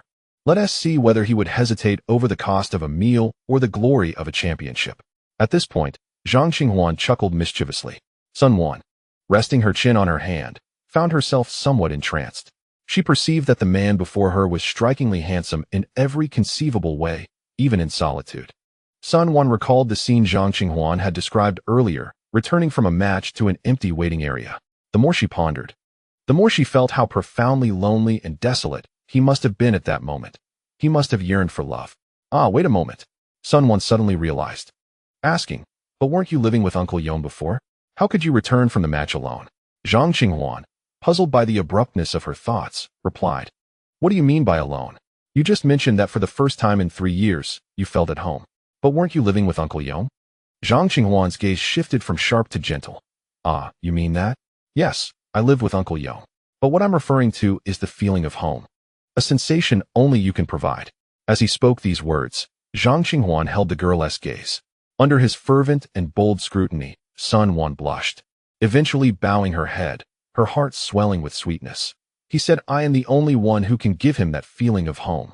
Once Sun Wan lowered her head, Zhang Qinghuan's expression finally relaxed, and he silently exhaled a breath of relief. The curtain has fallen on the 2028 to 2029 La Liga season. The Madrid Pirates successfully defended their title with a remarkable tally of 105 points, scoring 91 goals while conceding only 26, boasting a goal difference of 65. Meanwhile, the Madrid Kings capitalized on the opportunity presented by the recent defeat of Catalonia at the hands of the Pirates to overtake their rivals, securing second place. However, this distinction holds little significance, as both the second and third places are afforded direct entry into the Champions League. Perhaps being the runner-up sounds more prestigious? In the final match of the season, the Madrid Kings faced Getafe at home, unleashing an impressive 7 goals and ultimately sweeping the small satellite team from southern Madrid with a score of 7-3. Meili showcased a hat-trick during the match, bringing his total league goals for the season to 33. Yet, much like the standings of the Madrid Kings in the league, his performance has failed to secure him the coveted top scorer title, nor has it earned him a place on the front page of post-match media coverage. In contrast, Hulai's hat-trick has seen him net his 58th, 59th, and 60th goals of the season, with the final round yielding 3 points and 7 goals. The Madrid Kings have become the second team this season to surpass the 100-point mark, while their total of 120 goals has crowned them as the highest-scoring team of the season. Nevertheless, these accomplishments hold little significance. Despite scoring the most goals in the league and accumulating the second highest points, the championship remains elusive. However, the Madrid Kings still have a chance for redemption in the Champions League final on the evening of June 1st in Milan, Italy. Should they triumph over the Madrid Pirates in this match, they could exact retribution for a season filled with failures and humiliation, potentially doubling their satisfaction. After all, the prestige of the Champions League title far outweighs that of the league championship. It is a title of paramount importance. If the Madrid Kings can secure the Champions League crown, the loss of the league title would not be deemed a failure, and they could deliver a significant blow to the morale of their archrivals, the Madrid Pirates, rendering their otherwise illustrious season a painful memory, a dual victory. Thus, even before the Champions League final has commenced, one can already envision the intensity and excitement that the match will undoubtedly bring. This final marks the first ever Madrid derby in the history of the Champions League final, a game destined to etch itself into the annals of history. Chapter 451, reflecting on father-son relationships in old age after finishing their match against Royal Vilva, the Madrid Pirates returned to Madrid that afternoon. Following a half-day of recovery training the next day, Parotti granted the entire team a 2-day respite, allowing the players, who had toiled throughout the season, to rest and rejuvenate. They would then return to prepare for the Copa del Rey final against Serie and the Champions League final against the Madrid Kings. The 2-day holiday was brief, and many players opted to remain at home. Yet, some, with a penchant for adventure, seized the opportunity to venture out. For instance, Ian had asked Hulai if he wished to accompany him to Torre in the vicinity of Madrid. However, Hulai declined, not out of disinterest in spending time with Ian, but because he had pressing matters at hand. His parents were flying in from China to visit, and he needed to pick them up from the airport. On the second day of the holiday, he and Li Qingqing went to the airport to welcome his parents and Song Jiejia, who accompanied them. "Oh my, this house is truly advanced. What high-tech wonders!" exclaimed his mother, Xiaolan, as they entered. Her astonishment continued as they stepped into the spacious courtyard. Upon seeing the lawn, she revealed a different sentiment. "What a pity it is not used for growing vegetables," she lamented. Hu Lisan, standing nearby, quipped, "What are you hoping for? Isn't this good? Isn't growing vegetables worthwhile? Organic greens, grown by oneself, are far more reassuring. You can plant whatever you desire," Xiaolan retorted. Hu Lisan could only concede defeat. Yet, Xiaolan remained somewhat reluctant to part with the moment. Gazing at the lawn in the yard, she remarked, "If we don't plant vegetables, surely we can at least grow some scallions and cilantro?" Hu Lisan, uninterested, feigned ignorance. Song Jiejia followed behind them, chuckling foolishly, well aware of who commanded the most respect in their household. It was Hulai who responded, "Mom, we hardly have the time to tend to a garden." Xiaolan initially shook her head, then nodded in agreement. "That's true. Your lives are yours to dictate. With that, she refrained from further comment, shouldering her bag as she crossed the yard and entered the house. Upon stepping inside, she couldn't help but exclaim, "How grand! How bright!" The house featured an abundance of floor-to-ceiling windows, allowing for ample natural light. Li Qingqing began to introduce her aunt to the space. Xiaolon nodded and remarked, "In comparison, the villa we purchased in Dongchuan pales in comparison." Hu Lisin replied non-committally, "The style differs." He too was scrutinizing his son's home in Spain. The interior decor was modern and minimalist, devoid of excessive embellishments. Unlike some athletes who, upon acquiring wealth, sought to emulate social elites by amassing various art pieces or indulging in luxury goods, filling their homes with ostentatious packaging that flaunted their affluence, Hulai and Li Qingqing chose a more humble lifestyle. Their home was furnished with only the essentials, lacking chaotic clutter. There were no grand works of modern artists or peculiar sculptures. Aside from being larger and brighter, it bore no distinction from an ordinary home. He then shifted his gaze, looking through the floor-to-ceiling windows in the dining area, where he spotted a movable goalpost and several scattered footballs on the lawn. Recalling media reports, he pointed and asked Hulai, "Is this where you practice?" Hulai and Li Qingqing replied in unison, "Yes, Dad." Hu Lisin nodded approvingly, and then proceeded directly to the backyard. Hulai hurried to keep up with him. Meanwhile, Xiaolon, brimming with enthusiasm, ascended the stairs to explore further, accompanied by Li Qingqing. Observing that he was no longer needed, Song Jujia reclined on the living room sofa, relishing the leisurely moment. Standing alone with his father on the lawn, Hulai watched as his father brought over a football, juggling it skillfully. The ball was well inflated, bouncing back with vigor, indicating it had not been neglected but was in frequent use. This suggested that his son indeed practiced regularly with Li Qingqing, which brought him satisfaction. His son had not lost his drive to strive for excellence despite his accomplishments. He still cherished the game, just as he did in his youth, continuing to play even after sustaining injuries. After juggling the ball a few times, Hu Lisin sent it sailing into the small goal. Observing this, Hulai chimed in, "Dad, you're still as sharp as ever." That strike was quite impressive. Hu Lisin waved him off repeatedly. To be praised by someone who had scored 60 goals in a league was not flattery, but rather a slight embarrassment.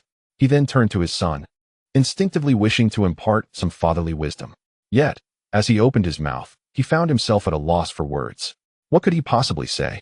He was merely a coach of an elementary school soccer team, while standing before him was his son, already one of the elite football stars on the planet.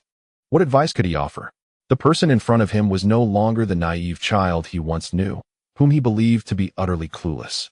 He could no longer scold, chastise, or command him, attempting to mold him according to his own will. The path he had once traversed, fraught with hardships and deemed a dead end, was now the very road his son had successfully navigated. The achievements his son had attained were beyond what he could ever aspire to, even beyond the realm of imagination. Did this mean that everything he had done for his son was fundamentally misguided? He was almost relieved that his son had not heeded his advice, that he and his mother had conspired to deceive him. Otherwise, he would have inadvertently stifled such a promising future. What face did he have as a short-sighted, foolish, and inept father to maintain a facade of authority before his son? Hu Lisin stood before his son, slightly hunched, despite being taller than Hulai, appearing somewhat diminished. "Oh, what a splendid view from this balcony. Why is Madrid so flat?" exclaimed Xiaolon as she stepped onto the terrace on the third floor, gazing out over the city. Li Qingqing entered from behind, smiling. "When we first arrived in Madrid, we shared the same sentiment." The two then spotted Hulai and Hu Lisin in the courtyard below.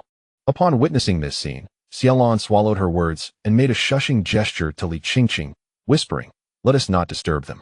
She instinctively crouched down, as if fearing detection from below. Li Qingqing, momentarily perplexed, followed suit and hid behind the balcony railing. She then quietly inquired, "Mom, what is going on?" "Oh, their relationship has never been good since childhood, as you know," Qingqing replied Xiaolon. "Yes, Hulai mentioned it to me," Li Qingqing acknowledged. "Indeed, but circumstances have changed. Now that the son has achieved success, with Wang Xinke nowhere to be found, I can't shake the feeling that they haven't truly reconciled. There still seems to be some lingering resentment." Xiaolon crouched down, supporting herself against the railing, peering through the gaps to catch a glimpse below. Li Qingqing, puzzled, remarked, "But didn't Hulai thank his father at the award ceremony? Doesn't that indicate he no longer cares?" "Ah, That was him, he is carefree. I'm referring to old Hu, Xiaolon whispered in frustration. Now that Hulai is increasingly successful, old Hu feels as though he has wronged him, even believing he has harmed his son in the past. It's all in the past. Li Qingqing gently patted Xiaolan's hand. For old Hu, he feels an unresolved tension. Indeed, I can sense that he feels the need to apologize to his son for past transgressions. However, as you know, men often harbor their thoughts internally, never voicing them aloud. They tend to be quite stubborn, valuing their pride above all else. Listening to Auntie complain about her husband, Li Qingqing interjected. There is no need for an apology. Hulai does not require his father's contrition. In fact, he has expressed gratitude towards his father. If he had been raised in a family characterized by paternal affection and filial piety, he might not have become the person he is today, nor achieved such success. I believe he is right. Every experience shapes who we are. As long as we are content with our present selves, we should not dwell excessively on the past. We must look forward and continue moving ahead. Auntie Xia grasped Li Qingqing's hand and said with heartfelt appreciation, "It is truly a blessing from our ancestors that Hulai has encountered you." Li Qingqing felt a touch of embarrassment from the unique praise, akin to that received by Hulai. Auntie Xia sighed again. Old Hu is now the head coach of their school's team. Managing several coaches and over 100 young children playing football, he is practically a king among kids. I could never have imagined he would engage so wholeheartedly with them. Although he has never articulated it, I can surmise that he merely wishes to compensate for the regrets of the past. After all, he never accompanied his son to play football before. As Auntie spoke, she glanced through the railing and noticed two figures in the courtyard below, standing silently face to face. This sight made her anxious. What are they doing? Two wooden posts. Hulisen emerged from a complex web of unutterable emotions, shaking his head and saying, "I'm going back." He turned to retreat into the house, a scene that made his wife on the terrace grimace in frustration. Just then, Hulai unexpectedly called out, "Dad, will you play football with me?" Auntie Xia held her breath. Li Qingqing, sensing her aunt's tension, gently linked her arm with Auntie S. Hulisen halted, turning in surprise to gaze at his son, who was smiling at him. That smile was familiar. It was the same one Hulai wore when he sought to appease him during moments of sternness, a cautious, endearing grin. Seeing such a smile, Hulisen realized that his own expression had unconsciously hardened once more.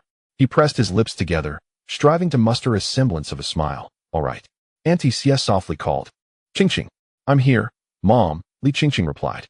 "Help me up," Auntie Xia said, gritting her teeth. "My foot has gone numb." "Okay." Li Qingqing laughed as she slowly helped Annie rise from the ground. Oh dear, Auntie Xia complained while massaging her leg. "Those two men are taking their sweet time, more indecisive than we women. So lackadaisical." Li Qingqing couldn't help but chuckle at her delightful aunt. Auntie Xia, unfazed by the laughter, declared, "Come, show me around your grand villa." "Certainly." The songs of Li Zongxing reflect a son's introspection regarding his relationship with his father as he ages. Similarly, this chapter illustrates Hulisen's late-life reflection on his relationship with his son. Ultimately, there is no distinction. The paths of father and son converge in the end. It is not until this chapter that the father-son relationship between Hulisen and Hulai is truly reconciled. All grievances, regrets, and feelings of shame dissipate with the simple utterance of "Dad, let us play football." Chapter 452, The Chinese Derby in the King's Cup Final. Alas, the timing of Spanish football matches is rather peculiar. With a time difference of 7 or 8 hours, their kickoff times are even later. A 10 o'clock start means the match won't conclude until midnight. How can one possibly sleep after that? Are Spaniards nocturnal creatures? Indeed, it seems so. I have heard that it is quite normal for Spaniards to dine at 9 or 10 o'clock in the evening. Hey, Chongmei, didn't the news say that Hulai's parents went to Spain to watch his match? Why didn't you go? Exactly. Qinghuan must have tickets too, right? Watching the game in Spain is surely better than staying here and staying up all night with us. At my age, I can hardly endure it. Seated in the center of the crowd, Zhang Qinghuan's mother, Rin Chongmei, shook her head repeatedly. Though I wouldn't have to stay up late in Spain, I would need to endure a flight of several hours. Is that not more exhausting than staying up? Chongmei's reasoning is not without merit. To fly for hours just for one match, then return for another lengthy journey, it is quite daunting. I can only imagine the toll it would take. I might end up with a herniated disc or varicose veins. Her words elicited laughter from everyone, and Rin Chongmei laughed along. Amid the mirth, Yongjun turned his gaze towards Rin Chongmei. The true reason for her absence at the match is far from what she expressed. It is not merely the aversion to a long flight. While travel fatigue is indeed a significant factor, given her past health issues, long flights can be quite taxing. There lies a deeper reason known only to her and her husband. Rin Changmei did not wish to intrude upon her son and his girlfriend's sweet companionship. Her son, a wayward youth for many years, has finally resolved to seriously seek a partner and settle down. As a mother, how could she possibly become a third wheel? If she were to attend, the young couple's experience would undoubtedly be affected. It is far more enjoyable to watch the game at home with friends, where they can also engage in mahjong or shopping, rather than play the role of a caretaker in an unfamiliar Barcelona. They are about to take the field. Look! As the television displayed the players meeting in the tunnel, someone in the crowd cheered.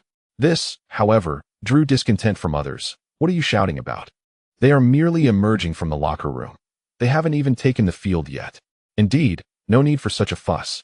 The entire Serie A team exited the locker room, with the starting 11 waiting in the tunnel to make their entrance.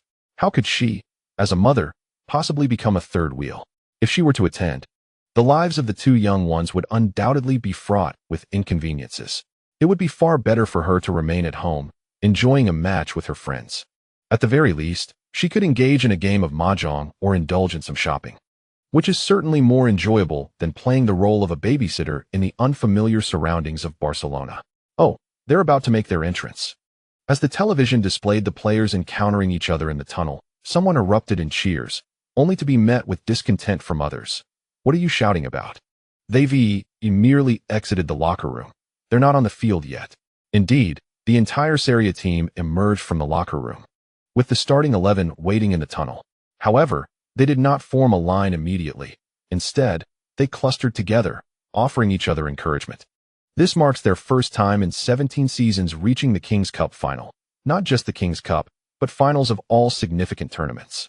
Among this group of players, only two have experienced a King's Cup final, and neither did so while playing for Serie A.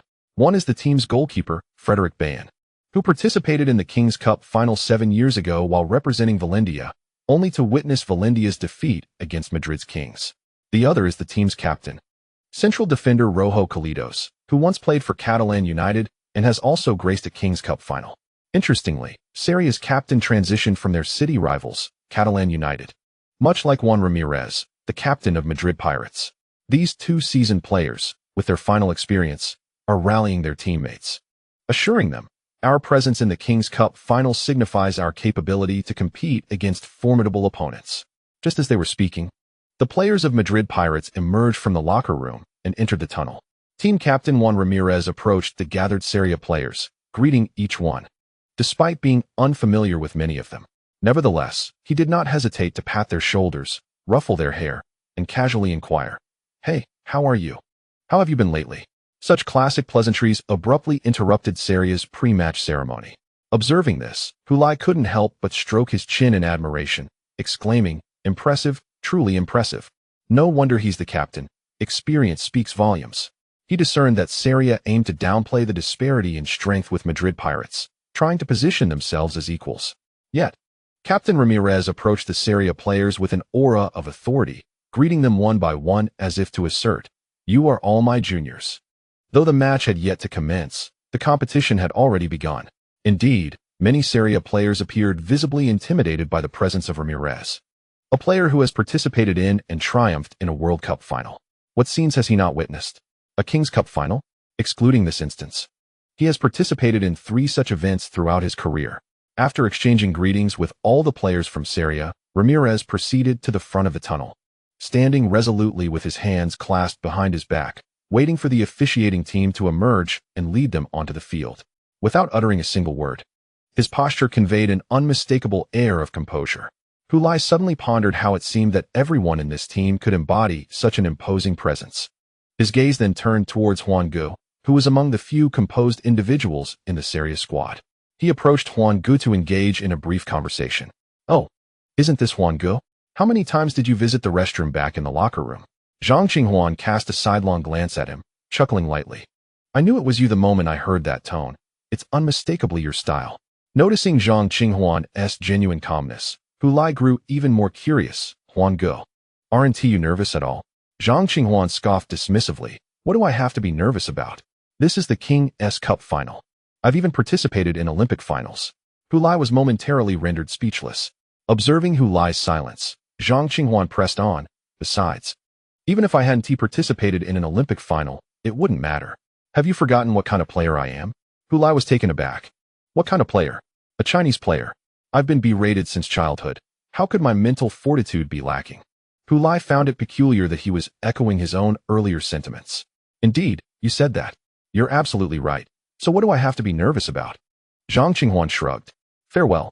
Hulai turned to leave, opting not to continue attempting to decipher Huan Ji's mindset. It was futile. Yet, as Zhang Qinghuan watched his resolute figure depart, he couldn't help but chuckle. This time, he refrained from employing Hulai's own words to conclude their verbal exchange. He had thoroughly prepared for this match. Did Hulai intend to engage him in a psychological battle before the game? Bring it on. Who was afraid of whom? As Hulai and Zhang Qinghuan conversed prior to the match, they appeared to be enjoying themselves immensely, undeterred by the impending clash. The domestic broadcast of this King's Cup final was not handled by the sports channel of CCTV, but rather by the online video platform Tingfei Video. Naturally, the commentator was the well-loved Shen Lang, known to countless fans. Upon witnessing Hulai and Zhang Qinghuan engrossed in conversation, Shen Lang eagerly began to narrate, interpreting the scene. The two shared a close friendship. Previous media reports noted that when Hulai played in Barcelona, Zhang Qinghuan would treat him to dinner. Conversely, when Zhang Qinghuan played in Madrid, both Hulai and Li Qingqing had also invited him out. I suspect they might be discussing where to dine after the match. The King's Cup final was held at a neutral venue, regrettably not in Barcelona or Madrid, but at the Casanova Stadium in Valencia. I wonder if Hulai was inquiring whether Huan Gu had secured a reservation. Huan Gu reassured him, rest assured, it will still be a private room. Shen Lang, rambling on, was met with a flurry of comments on the live broadcast, as enthusiastic Chinese football fans offered suggestions. What nonsense. Just have fried sauce noodles. What fried sauce noodles? It's hot pot. Goodness. Do you not know that professional players cannot indulge in random foods? How about instant noodles then? Exclusively for Olympic champions. I believe they are debating whether sweet or savory is better for tofu pudding. Long live the sweet faction. Death to the sweet faction. Can this even spark a debate? Have you forgotten that Hulai is from Anong? Tofu pudding should definitely be spicy. Hey, what kind of dark cuisine is this? Ren Changmei and the others did not engage in the comments, oblivious to the netizens' musings, only ridiculing Shen Lang's big mouth. What on earth is this? Are we here to perform a comedic skit?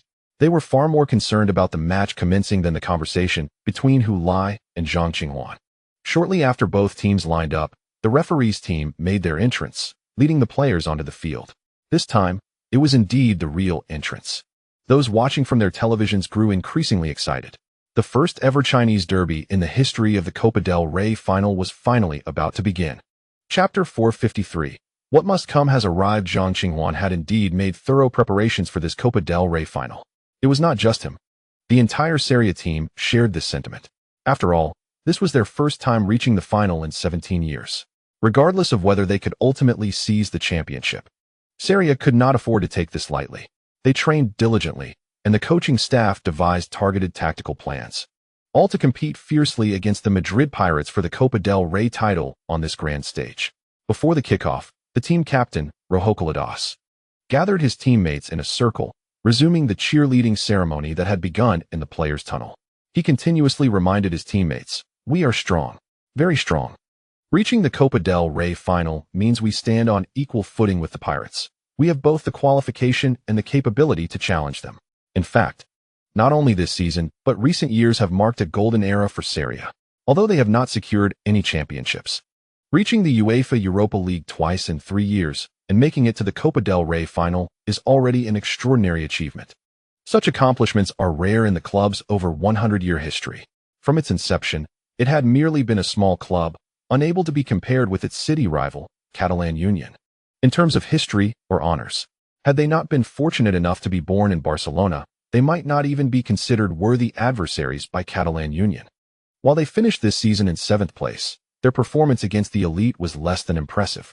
They suffered double defeats at the hands of the Madrid Kings and also fell victim to their city rivals, Catalan Union. It was only in their encounters with the Madrid Pirates that they managed to fare slightly better, securing a draw. In the 27th round of the league, Seria played to an 11-11 draw at home against the Madrid Pirates.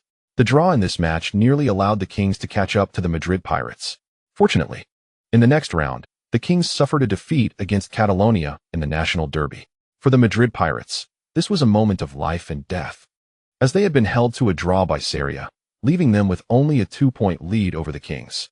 Had the Madrid Kings triumphed over Catalonia in their subsequent match, they would not only have secured 3 points, but also gained a significant boost in morale, potentially putting the Pirates in a state of disarray. It was precisely because Seria had managed to hold the Madrid Pirates to a draw at home that they found the determination and confidence to defeat the Pirates in the Copa del Rey final. However, when the time came for the final, they realized just how formidable a team striving for a treble truly is. The same team displayed entirely different forms in the 27th round of the league and in the Copa del Rey final.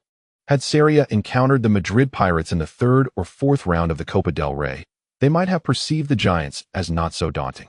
Yet, at different stages, the mindset and morale of the players can vary significantly.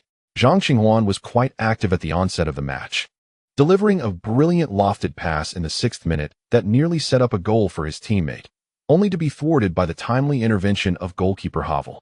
Following that moment, he found himself closely marked by Ramirez. Being targeted by the cornerstone of the champions was undoubtedly not a favorable situation. Consequently, as the match progressed, Zhang gradually faded from prominence. Although he could still receive the ball and make backward passes, advancing forward became nearly impossible.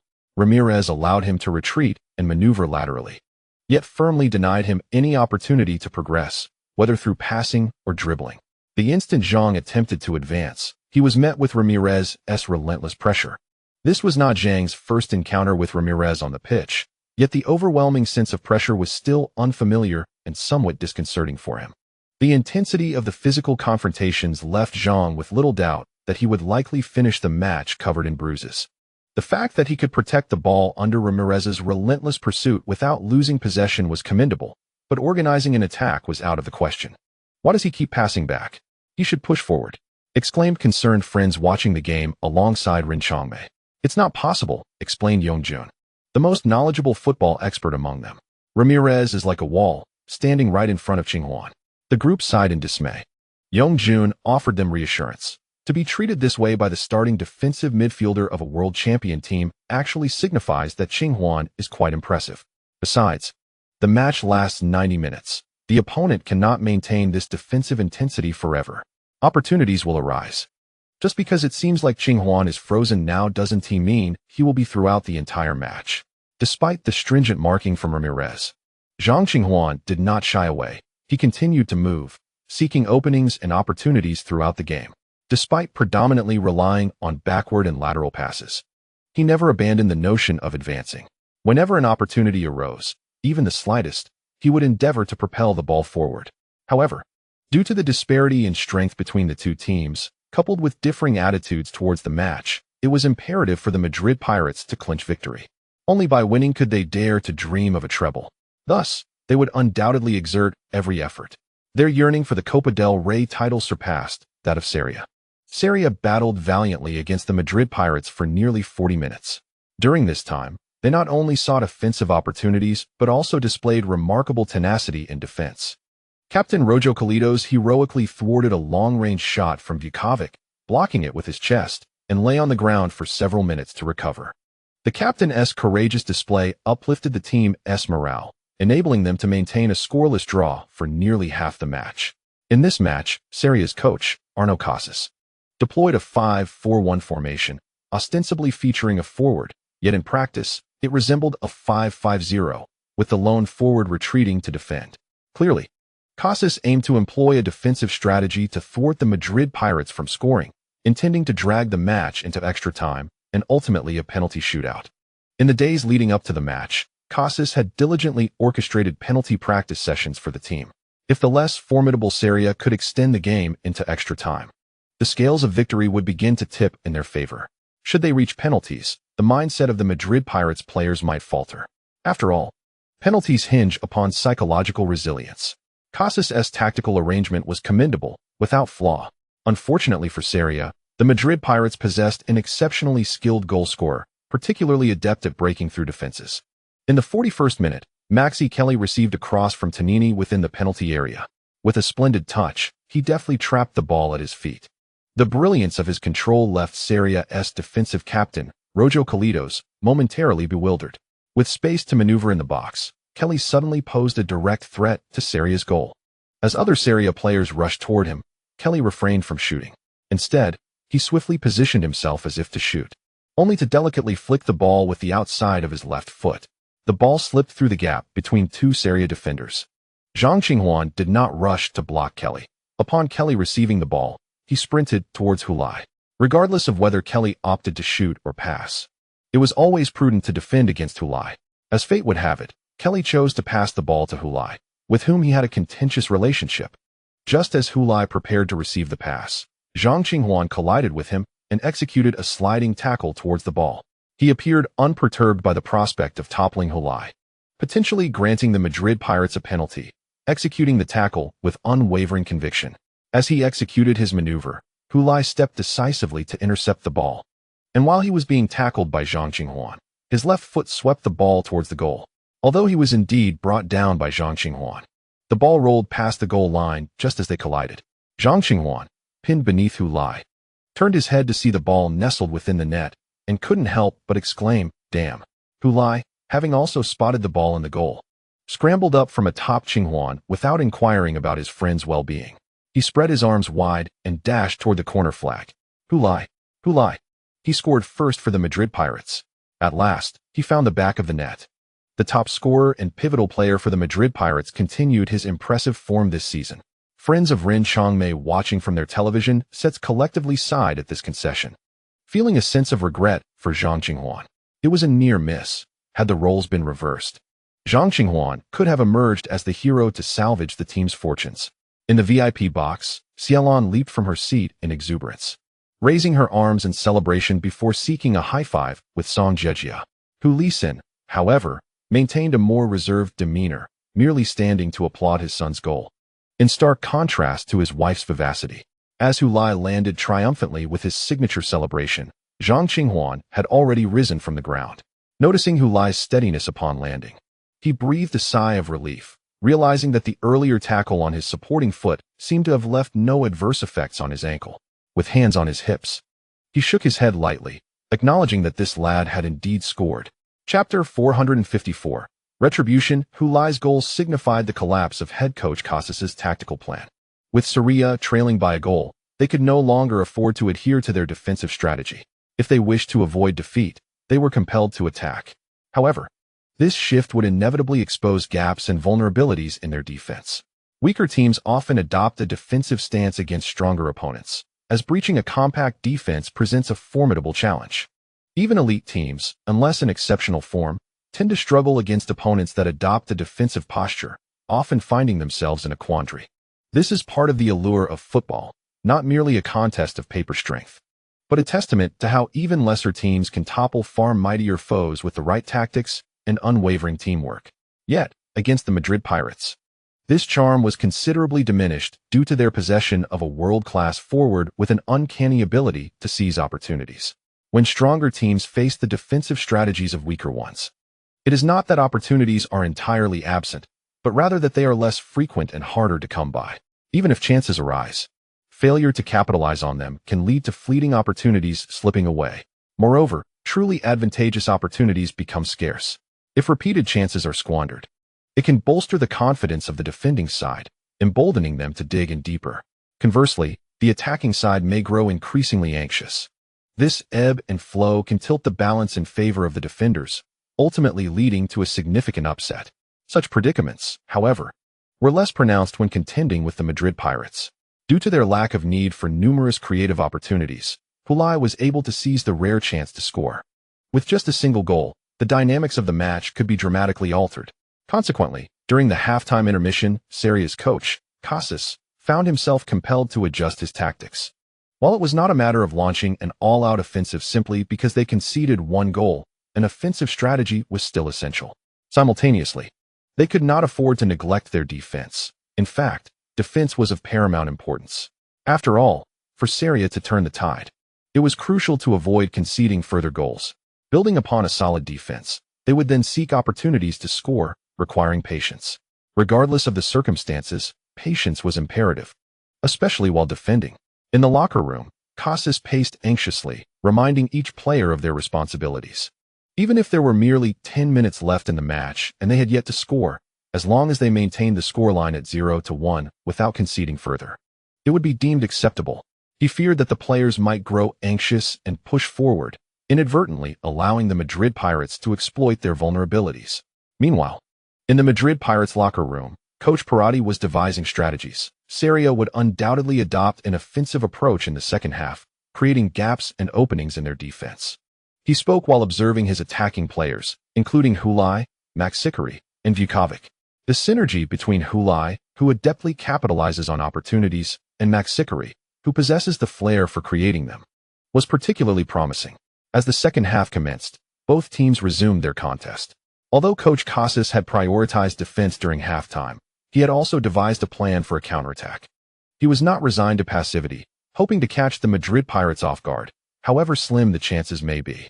What if, by some stroke of fortune, the Madrid Pirates made an error? Zhang Qinghuan found himself marked by Ramirez, forced to receive the ball with his back turned. As he twisted to assess the situation while fending off Ramirez, he seemed to be maneuvering backward, seemingly out of options. Ramirez, sensing an opportunity to intercept the ball, prepared to move in front to initiate a counterattack, hoping to exploit Seria's offensive efforts. Just as Ramirez advanced, the previously unsteady Zhang Qinghuan unexpectedly executed a deft maneuver. Using the sole of his right foot to pull the ball back, while simultaneously turning, he brushed past Ramirez with remarkable agility. Ramirez was utterly taken aback, unable to believe that Zhang Qinghuan, whom he had managed to stifle in the first half, could suddenly unleash such an explosive move. Stunned, he turned to watch Zhang Qinghuan surge towards the Pirates' penalty area with the ball. Zhang Qinghuan, marvelous! Shen Lang roared with excitement. In the VIP box, Sun Wan screamed, cheering fervently for her beloved. The Seria fans erupted in a cacophony of support. Amidst their cheers, Zhang Qinghuan advanced toward the Madrid Pirates' penalty area. Danny Drew rushed out to intercept him, and it was at that moment that Zhang Qinghuan sent the football soaring into the vacant space behind Drew. Carlos Tordu, the Argentinian shooting star, swiftly appeared in that opening, receiving Zhang's pass and taking aim. In front of the television, Rin Chongmei and her friends widened their eyes in anticipation, with some unable to contain their cheers. However, Toredo's shot was thwarted by Havel, who managed to palm the ball away. A collective gasp filled the living room. In the private box, Sun Wan covered her mouth with her hand, feeling a pang of regret for Qinghuan. Although he was not the one taking the shot in the end, had that ball found the net, Zhang Qinghuan would undoubtedly have been credited for the assist. Alas, his teammate squandered the hard-earned opportunity. Tordu, frustrated and disheartened, clasped his hands over his head. Zhang Qinghuan refrained from chastising his teammate for the missed chance, instead offering a thumbs up, commending his effort. It would be disingenuous to claim there was no sense of regret. Indeed, there was. That chance was a rare gem, painstakingly crafted. To elude Ramirez was no small feat. He had employed every trick in the book, even feigning instability to deceive the opponent. Yet, one cannot expect Ramirez to fall for such ruse every time. Thus, he understood that the likelihood of creating another such opportunity in the near future was uncertain, perhaps even non-existent. Witnessing Tordu fail to capitalize on such a precious moment prompted an exclamation of frustration from Zhang Qinghuan. However, he quickly regained his composure. Well aware of his teammates' capabilities, he could not expect Tordu to possess the same elite finishing instincts as Hulai. If Tordu did, he would not still be at Seria. There exists a common adage on the football field: wasting opportunities invites retribution. At first glance, this saying may seem superstitious. However, upon reflection, it is rooted in a certain scientific rationale. Each missed opportunity weighs heavily on the team's morale, causing players to become anxious and distracted. In such moments, problems are likely to arise, especially if the opponent boasts a player with exceptional finishing skills, making the likelihood of disaster nearly certain. Just as Tordu squandered the hard-earned opportunity created by Zhang Qinghuan, the Madrid Pirates were now on the offensive. Confronted by Seria's tight defense, the Madrid Pirates did not rush into the penalty area. They exchanged passes, with Hulai changing positions multiple times, first in the center, then shifting to the flanks, transitioning to the channels, and ultimately retreating from the box altogether. This continuous movement, combined with the Madrid Pirates passing at the edge of the penalty area, disrupted Seria's defense while creating opportunities for themselves. When the ball reached Kamara's feet, he did not immediately cross. Instead, he attempted to break through. Facing the defending left-back, Adrian Juanma, Kamara feigned an inward cut before suddenly using the outside of his right foot to nudge the ball toward the baseline. As Juanma remained unfazed during Kamara's inward maneuver, it soon became evident that Kamara's feint was merely a ruse, his true intention being to guide the ball towards the byline. Only when Kamara approached the edge did Juanma spring into action, positioning himself to prevent an easy cross. As Kamara swung his right leg, feigning a cross, Juanma extended his leg to block. Yet this was a mere illusion. Kamara skillfully redirected the ball from his right foot to his left. Juanma hastily halted and pivoted back, witnessing Kamara's right foot elegantly curve around his left, delivering a delicate cross. Juanma could not intercept it, allowing the ball to soar towards the goal. It traveled towards the far post, albeit slightly elevated. Hulai, stationed centrally, could not reach the dropping ball, forced to gaze upwards as it ascended. Just as it appeared destined to cross the goal line, a long leg propelled through the air, striking the ball back into play. Kelly, a magnificent strike. While all in front of the goal were momentarily stunned, Hulai was the first to react, dashing towards the ball's descent, and without leaping, he flicked his head to redirect it towards the net. Frederick Bong, the goalkeeper for Seria, had followed the ball to the far post, anticipating a shot from Kelly. Little did he know that Kelly intended not to shoot, but to execute an unconventional pass into the center. Bong, scrambling to recover, was too late. The ball had already found its way into the net. Goalu, who? Sanchez elongated his shout as only 7 minutes had elapsed in the second half, who had just extended the lead for Madrid Pirates. He has now scored 4 goals in this year's Copa del Rey. Shin Lang exclaimed. Opportunities squandered invite retribution. Merely moments ago, Tordu had wasted a chance created by Zhang Qinghuan, and now Seria was facing their reckoning. Hulai was their retribution. Chapter 455. 2 of 3 crowns acquired. Though the second half had only just commenced, Hulai's brace had nearly extinguished any suspense surrounding the match. Against such a divine player, what could Seria employ for defense? Heads. Back when Hulai played for Leeds City, his performances were not as outstanding, and there were critics who claimed he lacked tactical value, contributing nothing beyond scoring. This season, such sentiments have almost vanished. People have come to realize that the ability to score is the greatest tactical value. Any team facing a player as prolific as Hulai would instinctively grow wary, thereby allocating more defensive resources towards him. This, in turn, provides opportunities for his teammates. This is Hulai's tactical significance. His strategic value, however, transcends his tactical worth. This is evidenced when opponents contemplate mounting a counterattack. The mere thought of their goal being breached by Hulai can be demoralizing. Why even endeavor? The more they strive, the more they concede. What is the point? This sentiment has evolved beyond mere thoughts among teammates to a collective understanding. Even commentators have remarked that the remaining matches would prove exceedingly challenging for Seria. The rationale is that Casas's team must adopt a more aggressive offensive strategy. However, this approach inevitably creates larger gaps behind them, making it easier for Hu to seize opportunities to score. Even if they continue to tightly guard against Hu, there will always be oversights concerning other players in the Pirate squad. The remaining half of the match poses a significant challenge for Seria. After celebrating Hulai's goal, Shen Lang felt a pang of regret for Zhang Qinghuan, acknowledging the considerable disparity in strength between the two sides. Although Seria had once managed to draw 1-1 against the Madrid Pirates at home during the league, that was merely a single match. The significance of the King's Cup final is unparalleled to that of an ordinary league game. From the first 40 minutes of the match, it was evident that Seria had made meticulous preparations. However, this did not imply that the Madrid Pirates would underestimate their opponents.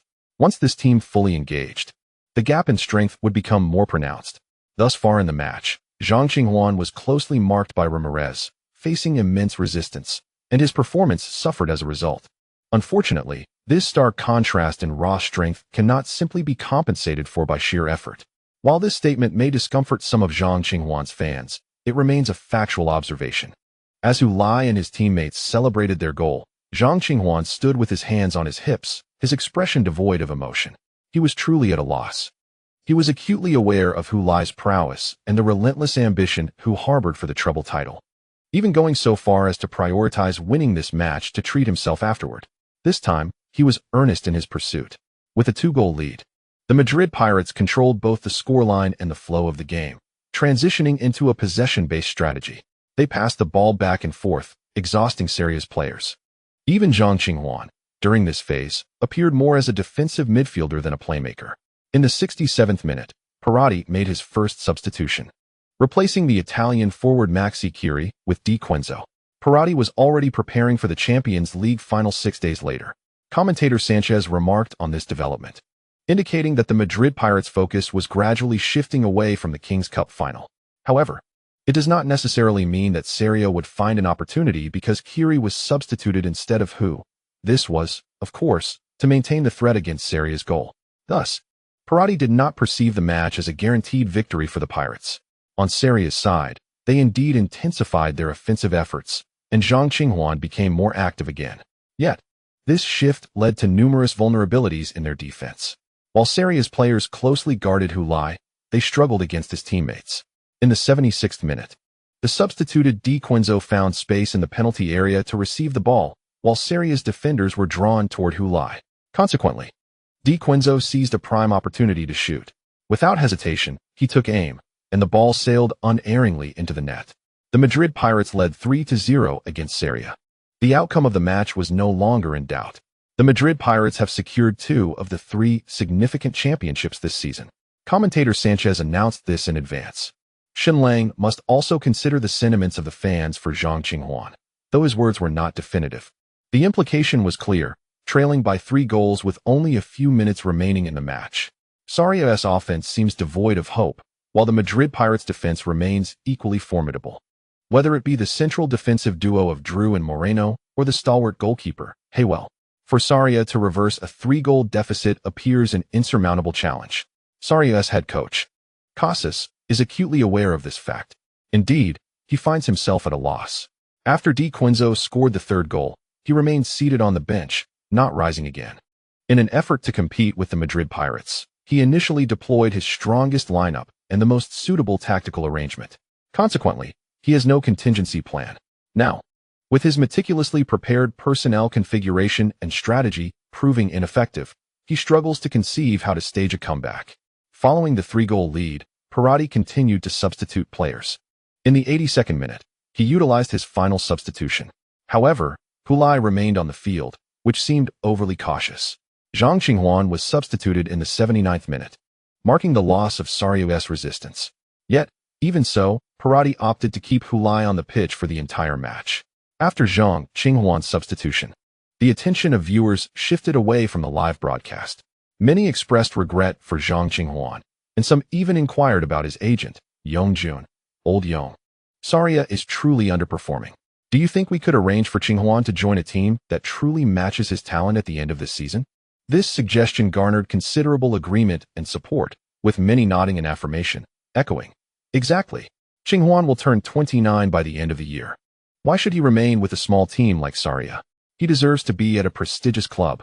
Haven't the Pirates decided not to renew with Chiri? It would be perfect to bring Qinghwan on board. Even if not a top club, teams like Valencia and Sevilla would suffice." Their enthusiasm proved overwhelming for Yongjun. Just as he was at a loss for words, Rin Changmei interjected with a cough. "Stop throwing out ideas. With a year until the World Cup, switching teams next season means starting from scratch again. How can we ensure sufficient form and playing opportunities to compete in the World Cup? Joining a prestigious club only to sit on the bench, then sitting on the bench at the World Cup as well?" The crowd exchanged glances when Zhang Qinghwan's mother spoke. The topic became difficult to pursue. Yongjun also stepped forward to express his agreement with Rin Changmei. "Yes, regardless of other considerations. This is indeed not an opportune time for a transfer. Qinghwan has been with Saria for 3 seasons, becoming a core player in this team. Abruptly leaving for another club is not a wise choice." Although Solaria did not secure the Copa del Rey championship, reaching the finals is indeed an impressive achievement. When our players choose to play abroad, they should not be swayed by the fame or prestige of a club, but rather consider whether it suits them and whether it provides them with opportunities to participate in matches, as this is of utmost importance. In fact, Zhang Qinghwan and Solaria have already agreed on a new contract, pending Zhang's signature upon the conclusion of the season. Zhang Qinghuan will not be departing Solaria for a larger club after this season. In fact, he intends to continue playing for this team. The new contract spans 4 years. Unless unforeseen circumstances arise, by the time he fulfills this contract, he will be 33 years old. At that point, while he may not retire, it is likely he will not remain in Europe but will return to China to continue his professional career. Thus, his overseas journey may very well be solely with Solaria. As fervent discussions ensued, the match approached its conclusion. When the referee blew the final whistle 3 times, everyone shifted their attention back to the live broadcast of the game. Shen Lang enthusiastically announced, "The match is over. Congratulations to the Madrid Pirates. Congratulations to Hulai. They have secured the Copa del Rey title for the 2028 to 2029 season. This marks their second significant championship this season. They are now just 1 title away from the coveted treble." Chapter 456. Hulai and his partner following the triumph in the Copa del Rey. The Pirates fans who did not travel to Valencia gathered at Heiver Square to celebrate their second championship of the season. However, during the festivities, a clash erupted between the Pirates fans and a faction of the Kings supporters, resulting in 5 injuries and 4 arrests. The police urged fans to remain rational and composed. Selados pointed at the news broadcast on the television and asked Hulai, "What does this mean?" Hulai succinctly translated, "It means 2 groups of fans fought, resulting in 5 injuries and 4 arrests. TSK, Spanish fans are quite uncivilized when it comes to watching games. I used to think only our Chinese fans had poor etiquette," Selados scoffed. A few years ago, when she first started watching football, she encountered numerous football-related videos on Douyin. The comments on those videos were predominantly mocking and disparaging towards Chinese football and everything associated with it, even including jabs at Chinese fans. These days, anyone still watching Chinese football is either foolish or naive. Are there still fans in China? Are Chinese fans extinct? Such sentiments left Selados, who was once quite naive and oblivious, feeling that being a football enthusiast in China was something to be embarrassed about. Hulai, detecting the sarcasm in his mother's tone, chuckled. Hulai Xian was more concerned that the tension between the 2 sets of fans might affect their upcoming Champions League final. The match hasn't even started yet, and there have already been violent incidents. Who knows what will happen by the time the game begins? Hulai dismissively replied, "What happens is of no concern to us. We just need to focus on playing." How can you say it's of no concern? You are the thorn in the side of Kings fans, and during the game, you will undoubtedly face intensified scrutiny from the stands. Hulisen's words were abruptly interrupted by his wife's laughter. Do you think he cares about that? Hulisen realized that his remark seemed rather futile. Hulai had long been accustomed to the disdain of Kings fans. Since transferring to the Madrid Pirates, he had participated in 7 Madrid derbies, and almost every away game, Hulai would be met with a cacophony of jeers whenever he touched the ball. Yet, this did not hinder his performance. Hulai proudly declared, "Rest assured, Dad. Whatever the fans do, it will not affect me. The louder they boo, the better I perform. In fact, I wish they would boo even more." Hulisen fell silent, recognizing that, when it came to his son, he had little to offer in terms of advice. Whether through experience or skill, it was better to support him blindly, much like his wife did. When Li Qingqing finished changing, Hulai and his friends bid farewell to their parents and set off. They were headed to a dinner. As agreed before the King's Cup final, the winning team would treat the others. Hulai intended to treat Zhang Qinghuan and Sun Wan. The dining venue was a nearby upscale restaurant that required reservations. The King's Cup final had concluded, and they did not linger in Valencia. The victorious Madrid Pirates returned to Madrid to continue their preparations for the Champions League final on June 1st. Meanwhile, the Sarria team disbanded upon returning to Barcelona, having entered their holiday. Thus, Zhang Qinghuan took Sun Wan on a tour, with their first stop being Madrid, to remind Hulai to honor his promise of treating them to dinner. This gathering would not include Hulai's parents, as it was a youthful affair, and their presence would likely inhibit the free-spirited nature of the occasion. Zhang Qinghuan opened the menu and inquired of the waiter beside him, "Can we order the entire menu?" The waiter responded with an awkward yet polite smile. Hulai smirked, "Brother Huan, if you have the guts, go ahead and order the whole thing." Ignoring him, Zhang Qinghuan turned to the waiter and said, "Just kidding. We'll take a look first and order later." "Certainly, sir." The waiter maintained high professionalism, still smiling as he took his leave. As Hulai watched the waiter's retreating figure, he remarked, "Truly, this upscale restaurant lives up to its reputation. The service is impeccable. You should be grateful to the waiter for not throwing the menu at you, Brother Juan. Zhang Qinghuan chuckled while perusing the menu. Today will surely make you bleed financially. How many dishes can you really order to bleed financially? Hulai scoffed. Just order the wine. Wine is what's expensive. Sun Juan, fearing that Zhang Qinghuan might actually order wine, quickly interjected, it's best for professional players to avoid alcohol. Li Qingqing reassured her, don't worry, Sister Juan. Brother Juan won't order any. Presently, Zhang Qinghuan was particularly mindful of his health, having quit smoking and drinking. He maintained a disciplined lifestyle, never indulging excessively, as he aimed to gradually restore his body that had once been neglected. This situation resembles the proverbial closing of the barn door after the horse has bolted. Certainly, it would have been preferable to cherish one's health from the outset. Nevertheless, it is undoubtedly superior to doing nothing and allowing matters to drift. Hulai adeptly seized upon this aspect of Huan Gu, encouraging him to order a drink, fully aware that Huan Gu would abstain. As anticipated, Zhang Qinghuan did not consult the beverage menu. He remarked to Sun Juan, behold, this is the true visage of China's footballing hero. Sun Juan chuckled, having already discerned this truth, as she had vacationed with them on Madeira Island. That experience had broadened her horizons and gradually altered her previous mindset as a fan. Yet, she found Hulai's antics endearing. His playful demeanor enabled her to feel a sense of closeness with them, allowing her to integrate seamlessly rather than feeling like an outsider. What are your holiday plans, Huan Gu? Li Qingqing inquired. I intend to take Juan on a delightful excursion while also exploring the prospects of a traditional Chinese medicine clinic. Zhang Qinghuan elaborated on their intentions. Are you truly committed to establishing that clinic? Li Qingqing asked. Indeed, Juan has resigned from her job, and she will devote all her energy to this endeavor, Zhang replied. Sun Juan added, I am currently learning a new language. Li Qingqing gently clasped her hands together, genuinely pleased for Sun Juan. With her own career, Sun Juan would not become a mere appendage to Zhang Qinghuan, thus allowing their relationship to endure. In contrast to Li Qingqing's innocuous inquiries, Hulai posed a question that struck at the heart of Zhang Qinghuan's concerns. When do you plan to make your relationship public? You're not considering a secret marriage, are you, Huan Gu? This was indeed a significant query. Previously, Hulai had posed a similar question, to which Huan Gu had responded that he was concerned about potential complications for Sun Juan, who was still employed in China. Now that Sun Juan had resigned, there should be no lingering apprehensions, should there? Just then, Zhang Qinghuan's response astonished Hulai. What do you mean by this moment? Zhang Qinghuan exchanged glances with Sun Juan, and then smilingly said to Hulai, could you kindly capture a photo of Juan and me, and then post it on Weibo? What? Both Hulai and Li Qingqing were taken aback. I'm merely leveraging your fame, Zhang Qinghuan quipped. You're quite the sensation now, and besides, I don't have a Weibo account. In truth, Zhang Qinghuan had previously possessed a Weibo account, but it had been inundated with criticism following 2 incidents of drunk driving. After reforming his ways, he had opted to deactivate his account. Currently, aside from the Twitter and Instagram accounts managed by his agency, he had no other social media presence. And he had yet to reapply for a Weibo account.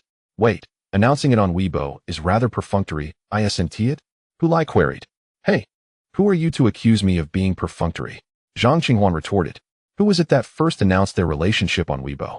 The establishment of Hulai and Li Qingqing's relationship had indeed been declared on Weibo, rendering Hulai the least qualified to criticize Zhang Qinghuan's approach. Hulai grinned. I can post on Weibo, but you must treat for this meal. Hulai, you rascal. Hulai clutched his heart and exclaimed, ah, that feels delightful. Sun Juan beside him laughed joyfully. Li Qingqing took out her phone and suggested, why don't we have the waiter take a group photo of the 4 of us? Sounds good, Zhang Qinghuan replied, raising her hand to summon the waiter. May I take your order, sir? The waiter inquired politely. It was only then that Zhang Qinghuan remembered they had yet to place their order, feeling a bit awkward. However, Li Qingqing stepped in and said, sorry, could you do us a favor and take a picture? The waiter, embodying professionalism, accepted the phone with a smile and said, it would be my pleasure to assist you. At the affiliated hospital of Jincheng Sports College, the nurses took advantage of their lunch break to eat and chat at the nurse station. Their conversation spanned a wide array of topics. Since Sun Juan's absence, discussions about football had considerably diminished. Yet today, the topic circled back to football. Sparked by the recent conclusion of the King S Cup final, a quintessential Chinese derby. Whenever the King S Cup is mentioned, I think of Juan. Did she really attend the match in person? Did she actually go? Someone questioned. Do you really believe her tales? Staying up late to watch is commendable enough. Staying up isn't the issue, but attending in person is quite a stretch. Sun 1 isn't exactly a rich heiress.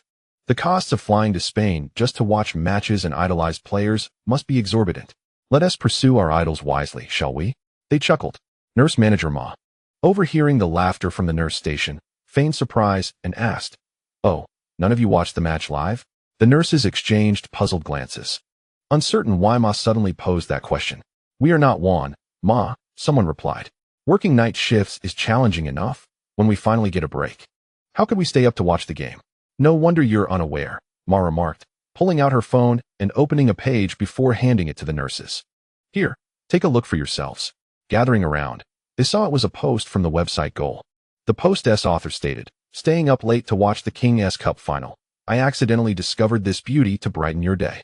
The post itself was unremarkable, but a screenshot from the broadcast left everyone speechless. The beauty in the broadcast was none other than Sun Juan. Wow, did Sister Juan really attend the match? That's quite the dedication. Upon hearing their astonishment, Ma let out a slight hum and urged them, "Keep scrolling." The person with the phone swiped up the screen, and soon a highly upvoted comment appeared. It featured two images. The first was a screenshot of Hulai's Weibo post, "Keeping my promise," treating Juan Gu and his partner to a meal after the win. The second image was the accompanying photograph from the post. Enlarging the image revealed a group photo of 4 individuals, from left to right: Li Qingqing, Hulai, Zhang Qinghuan, and Sun Juan. The nurses widened their eyes and turned to look at Ma, who wore a knowing smile, as if to say she had anticipated this all along. Chapter 457. May all lovers in the world become partners. Han Shuyu awoke from her slumber, not hastening to rise, but rather reclining on her bed as she unlocked her phone. She navigated to her Bilibili personal creation center, eager to examine the performance metrics of the vlog she had uploaded the previous day, showcasing the Pirates' triumph in the King's Cup. Suddenly, she gasped in astonishment. What on earth? The surge in her follower count, views, comments, bullet chats, likes, shares, favorites, and coin contributions was nothing short of staggering. Such an escalation could not possibly stem from a mere King's Cup final vlog, having shared videos for an extended period. She was well aware of what her typical viewership statistics entailed. With over 3 million followers on Bilibili, her videos generally garnered between 1 to 2 million views, with a few exceptional matches achieving even greater numbers. For instance, her vlog of Hulai's legendary 6-minute match had reached an astonishing 8 million views, highlighting the fervor surrounding Hulai. However, such instances were rare. After an initial wave of excitement and anticipation, the audience had grown accustomed to Hulai's performances. Most of the time, when he scored or led his team to victory, it was met with indifference. Naturally, the content of Han Shuyu's videos lacked sensational moments. Despite Hulai scoring twice in the King's Cup final and securing the championship, this title held the least prestige among the 3 championships. Even with the added excitement of a Chinese derby, Zhang Qinghuan's performance was rather unremarkable, save for a moment when he evaded Ramirez and nearly assisted Tordu in scoring. Consequently, as she edited her video, Han Shuyu anticipated that this installment would not achieve the explosive viewership of the Champions League semifinals, instead settling back to a more typical range of around 1 million views. Thus, when she beheld the alarming surge in her statistics, her surprise was palpable. "This must be an illusion. I want to be intimidated," she murmured to herself, squeezing her eyes shut. Upon reopening them, she discovered that the figures remained unchanged. She refreshed the page, pondering whether there might be an issue with the back end of the platform. After refreshing, the numbers had indeed altered, but not diminished. They had only increased further. Han Shuyu swung herself upright from her bed, all remnants of sleep dissipating. She was bewildered by this phenomenon. It was not until she delved into the comment management section that she realized the influx of new comments was not from her most recent video, but rather from one released quite some time ago, specifically, the video capturing the first encounter between Hulai and Zhang Qinghuan in La Liga, which had been published 2 years prior. The comments were strikingly similar, predominantly consisting of phrases like checking in from Weibo and digging up old posts. Checking in? Digging up? What was so extraordinary about that video that it warranted attention a year and a half later? As she perused the comments, amidst the sea of check-in messages, she discerned other remarks. Wow, the female protagonist had appeared before us much earlier than we realized, and yet we were oblivious. Love knows no bounds. So let us traverse mountains and seas. Is this, then, An inspiring tale of pursuing one's idol to fruition? Ah, how amusing. It turns out that Yu Ge was the first person on the internet to interview Zhang Qinghuan's girlfriend. Impressive. Zhang Qinghuan's girlfriend? Han Shuyu keenly caught the key phrase. She paused for a moment. In this video, aside from herself, there was another sister who appeared on screen. She was a fan of Zhang Qinghuan. Could it be? Han Shuyu recalled that the most frequent comments in the earlier posts had originated from Weibo. Hastily, she opened the Weibo app, and indeed, on her feed, she discovered news related to this matter. Explosive. Zhang Qinghuan's mysterious girlfriend has been unveiled. Hulai officially announced it. Huan Ji's girlfriend has made her appearance. Once, Zhang Qinghuan was perceived as a carefree libertine, surrounded by various women. There were even rumors that he changed partners weekly. However, since his reformation, it appeared that Zhang Qinghuan had transitioned from one extreme to another. Aside from his good friends Hulai, Wang Guangwei, and Qin Xingyi, there were no longer any women by his side. Consequently, rumors circulated that Zhang Qinghuan had grown weary of women and was now interested in men. What a twist. Han Shuyu scrolled past a video on Weibo that took ages to get to the point and moved to the next post. There was a piece of news that left countless female fans of Zhang Qinghuan heartbroken. Their eternally beloved Qinghuan had entered a relationship. When Han Shuyu finally found Hulai's Weibo, she discovered the source of the news. A simple group photo accompanied by a straightforward statement made everything clear. Especially the phrase Huan Ge and his partner could be considered an official highlight.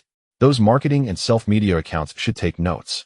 Han Shuyu noticed the smiling figure of Sister Wan nestled beside Zhang Qinghuan in the photo, and after a moment of realization, she remembered that she might have Sister Wan's WeChat.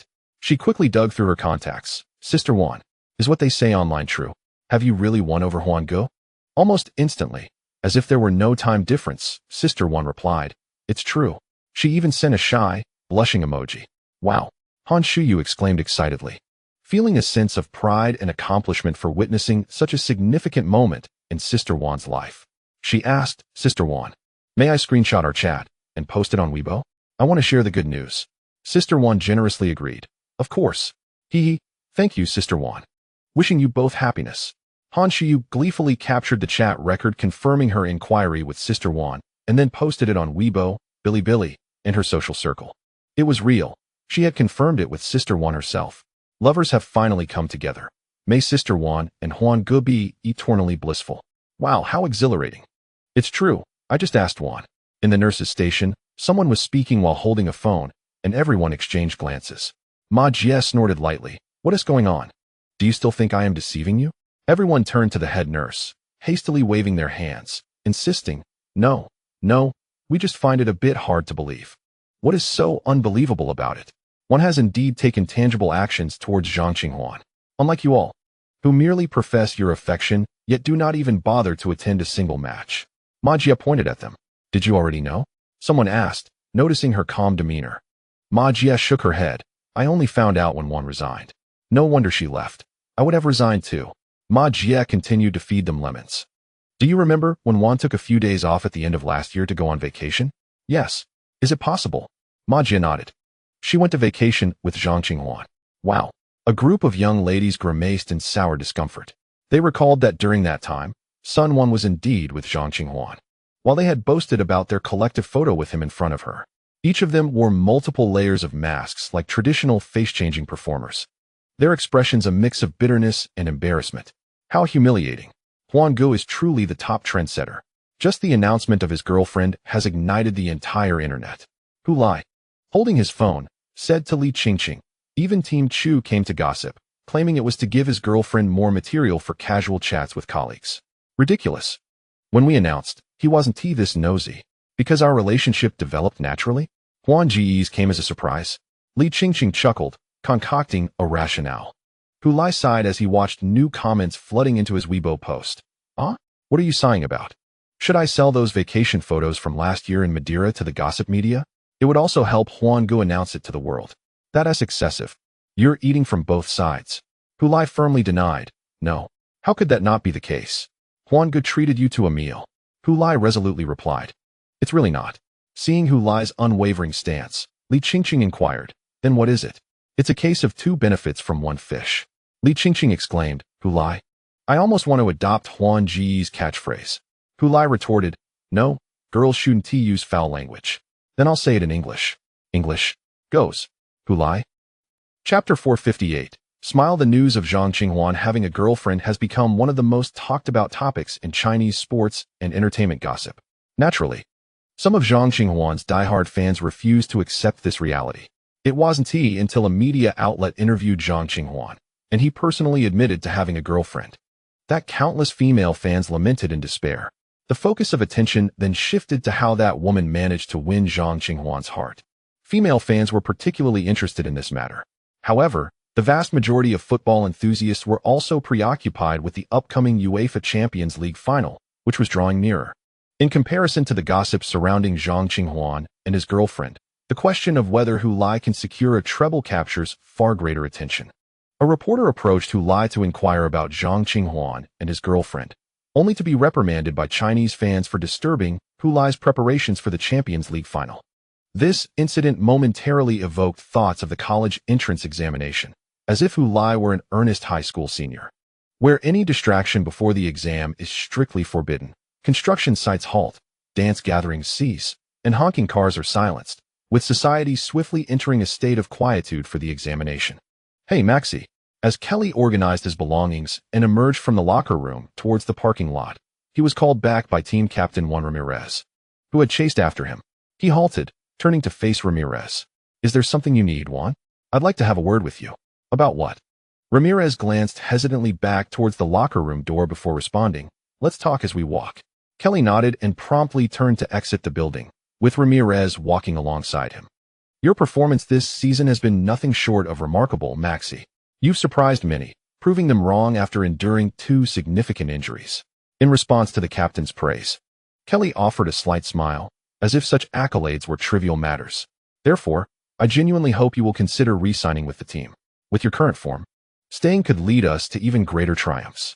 Kelly understood the purpose of Ramirez's visit, but had already made up his mind, shaking his head.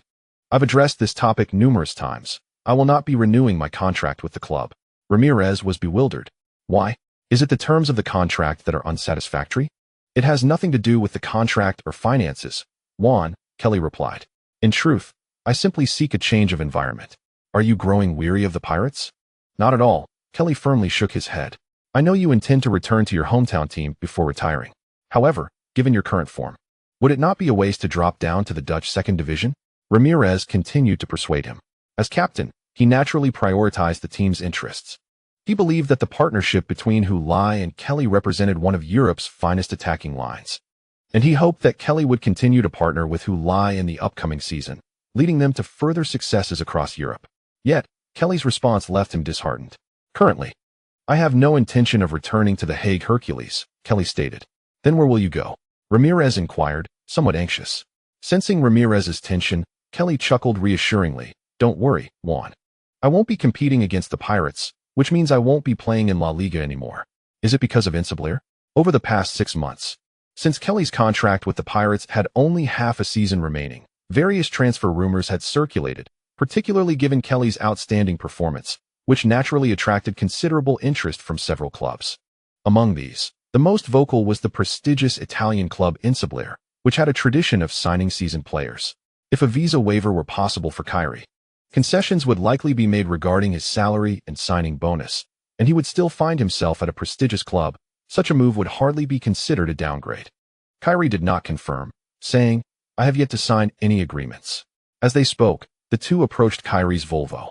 He grasped the car door handle and addressed Ramirez, saying, Juan, I am truly grateful for my time with the Pirates, and I hold great affection for you and everything here. You know, stepping out of one's comfort zone is a formidable challenge, and it took considerable resolve for me to make this decision. Juan Ramirez did not respond, as he was uncertain how to continue the conversation. Kyrie intended to open the door, but at that moment, Ramirez suddenly inquired, Is it because of who? Kyrie's hand hesitated briefly before he resumed opening the door, replying, Of course, it has nothing to do with that kid. Ramirez sighed. I genuinely hope you two can become a formidable attacking duo in Europe. Kyrie, upon hearing this, patted his shoulder and smiled. We have already achieved that, Juan. Ramirez was rendered speechless. This season, the Madrid Pirates indeed dominated Europe, with the primary attacking duo being Hulai and Kyrie. Kyrie entered the vehicle and lowered the window to say to Ramirez, "Rest assured, Juan. The Champions League final against the Kings will be my last match with the Pirates, and I will not allow any regrets or blemishes in that game." After saying this, he closed the window, started the engine, and drove out of the parking space beside Ramirez, who stood still, watching Kyrie depart. "Alexandra, I have insisted that the club must hold a grand retirement ceremony for you at the Crown Stadium. It cannot be a mere formality at the training base." This was the message from Jose Olmo, the agent of Selados, who was speaking on the phone. However, Selados interrupted, "It doesn't matter, Jose. I am not concerned about the retirement ceremony. My focus is solely on the Champions League final. For me, the best farewell is not delivering a speech at the Crown Stadium's podium, but rather helping the team lift the Champions League trophy in Milan." "You are right, Selados. You have your aspirations, and as the captain of the Kings, you have much to consider. However, I am merely your agent, and my sole concern is your interests. Regardless of whether you win the Champions League, I require the club to provide you with a farewell ceremony befitting your career. Is that too much to ask, Alexandra?" Olmo rarely took a firm stance with Selados. After listening to Olmo, Selados fell into a brief silence. He then replied, "You are not wrong, Jose. We each have our convictions and positions. Neither of us is in the wrong." After concluding the call with Selados, Olmo turned his gaze to the television screen, which was broadcasting an interview with the entire Madrid Kings team upon their arrival in Milan. Melibane addressed the multitude of microphones, recording devices, and smartphones. "The philosophy of a king is to become a champion. Thus, our journey to Milan is solely for one purpose, to secure the championship. Our captain is set to retire at the end of this season, and the entire team aims to win this championship as a farewell gift for him. He has devoted his entire career to the Madrid Kings and deserves to conclude it with the honor of a European champion." Upon hearing this, Olmo scoffed. "I hope you can deliver on your promise, kid. Son, why are the Kings already in Milan preparing for the finals while you remain in Madrid?" At the dinner table, Cielon inquired of Hulai, voicing her concerns. "We are merely a day behind them, Mom," he replied. "Just a day?" she pressed. "Yes. I will head to Milan tomorrow." "Then why do I feel like they left ages ago? Chingching has been away from home for quite some time. Enough with the fuss."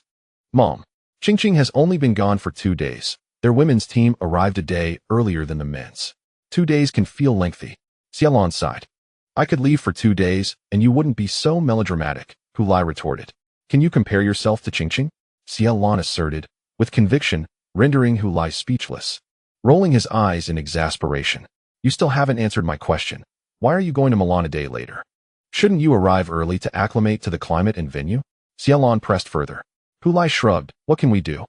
The Insabras have a good relationship with the Kings. Milan is home to the Insabras, a prestigious training facility exclusively for their use. Since we cannot utilize it, we might as well stay in Madrid for an extra day. Arriving 2 days earlier is unnecessary.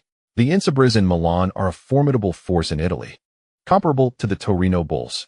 They are also one of the clubs in the European G13, having won the Champions League 6 times in total. In terms of Champions League titles, they surpassed the Torino Bulls by 1. Doesn't that put you at a disadvantage?" Cielon expressed her worries. "Not necessarily," interjected Hulai. "Professional players won't falter just because they arrive 2 days late. It's not like they are heading to a high-altitude location that requires acclimatization weeks in advance. Sometimes, arriving too early can be counterproductive." Cielon turned to look at him. Hulai continued, "Players need a certain level of excitement and stimulation. Staying in one place for too long can raise their excitement threshold. Perhaps teams that arrive late may find it easier to ignite their enthusiasm during the match." "Is it a matter of novelty?" Cielon asked. "That is essentially the idea," he responded. Li Qingqing stood at the sidelines of the Olympia Stadium, engaging with both domestic and international reporters.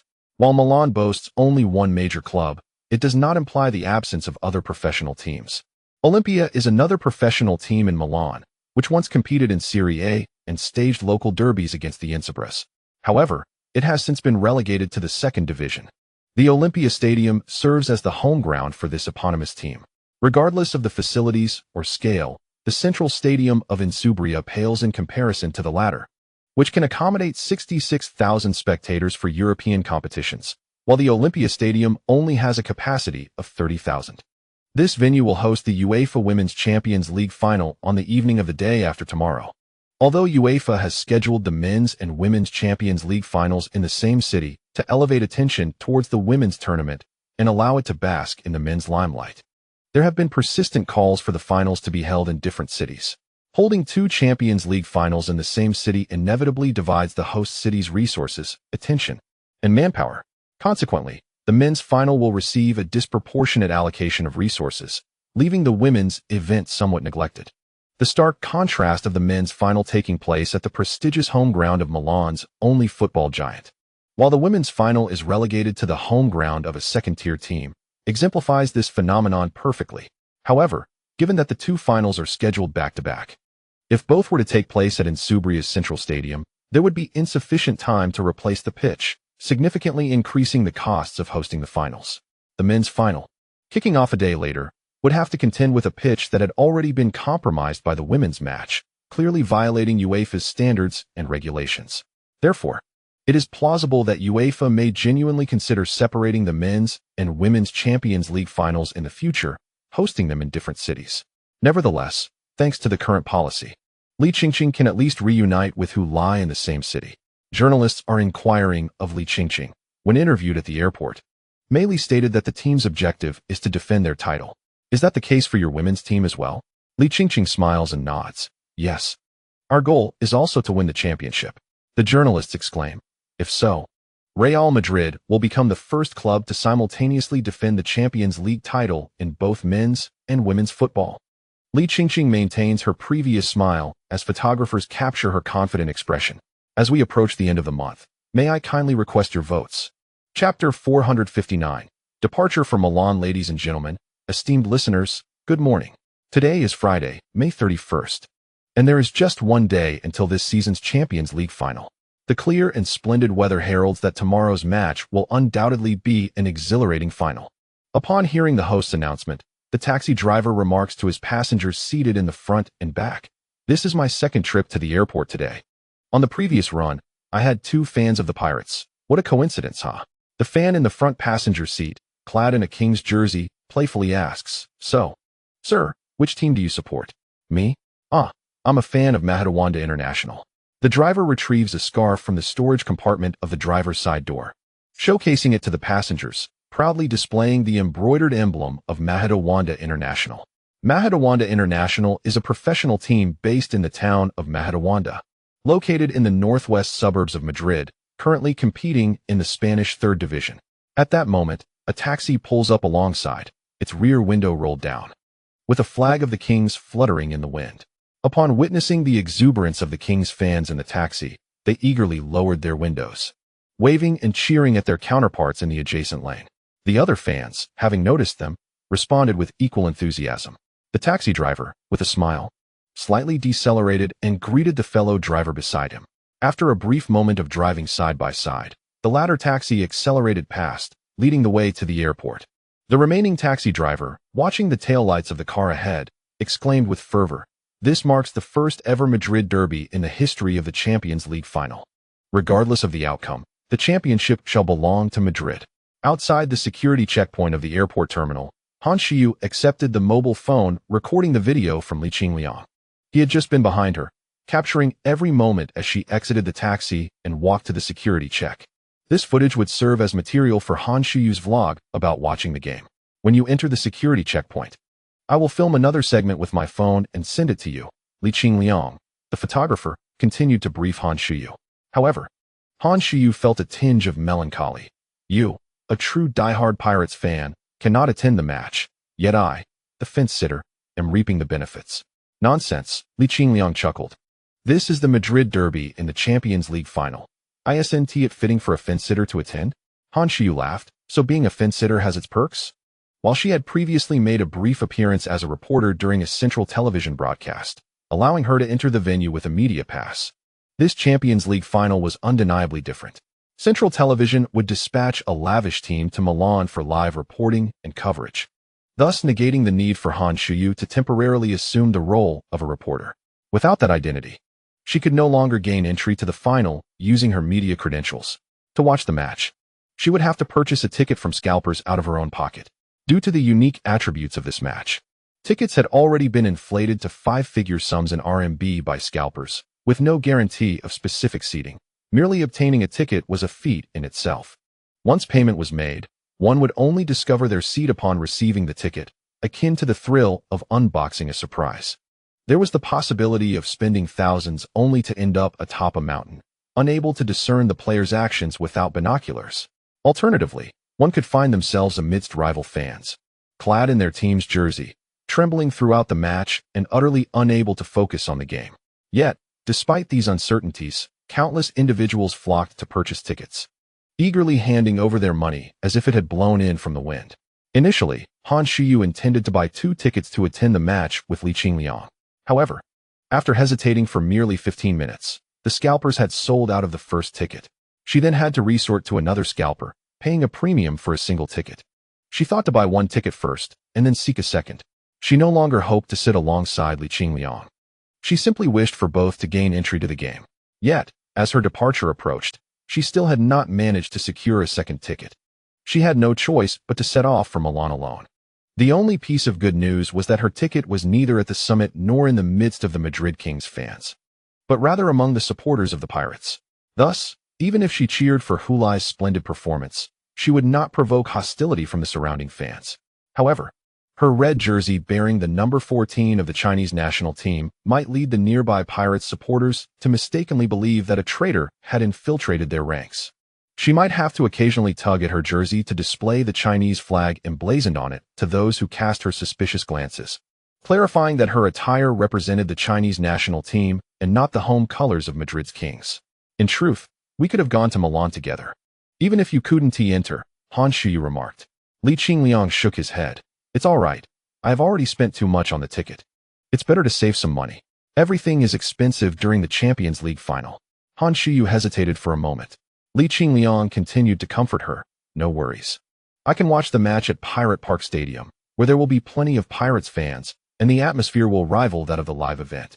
During this match, the Madrid Pirates Club will open its home ground for free entry to all Pirates fans. 6 enormous screens will be set up in the center of the stadium, broadcasting the live signal, enabling those unable to attend the match in person to cheer for their team alongside like-minded companions. Perhaps I could even help you record a vlog capturing the experience of watching the Champions League final at Pirate Park Stadium. Huh? Han Shiyu shook her head. No need for that. No need at all. Just enjoy the match and relish the Champions League final, Li Qingliang. All right. Li Qingliang nodded in agreement. Han Shiyu bid farewell to him and entered the security checkpoint with her bag. Li Qingliang took out his phone to capture her image. In the footage, Han Shiyu queued for security, and as she completed the procedures and awaited her luggage inspection, she glanced back and smiled at Li Qingliang, who stood beyond the railing. When that smile appeared in the subsequent video, countless fans would undoubtedly erupt in the comments, exclaiming, "Ah, my wife is smiling at me." Yet in reality, she was smiling at just one person. Upon seeing Han Shiyu's smile, Li Qingliang raised his hand and waved at her. Once her figure disappeared from the phone's screen, he lowered his device.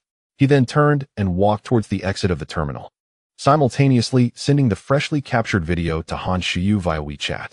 As he reached the entrance of the terminal, the video finished uploading, and Han Shiyu replied, "Received. Thank you. Why are we thanking each other? I'm taking a cab. Let me know when you arrive." After Li Qingliang pocketed his phone, he stepped outside. Meanwhile, 3 fans clad in Madrid Kings jerseys, dragging their suitcases, passed by him, laughing and chatting as they entered the terminal. Li Qingliang turned to gaze at their retreating figures, a tinge of envy stirring within him.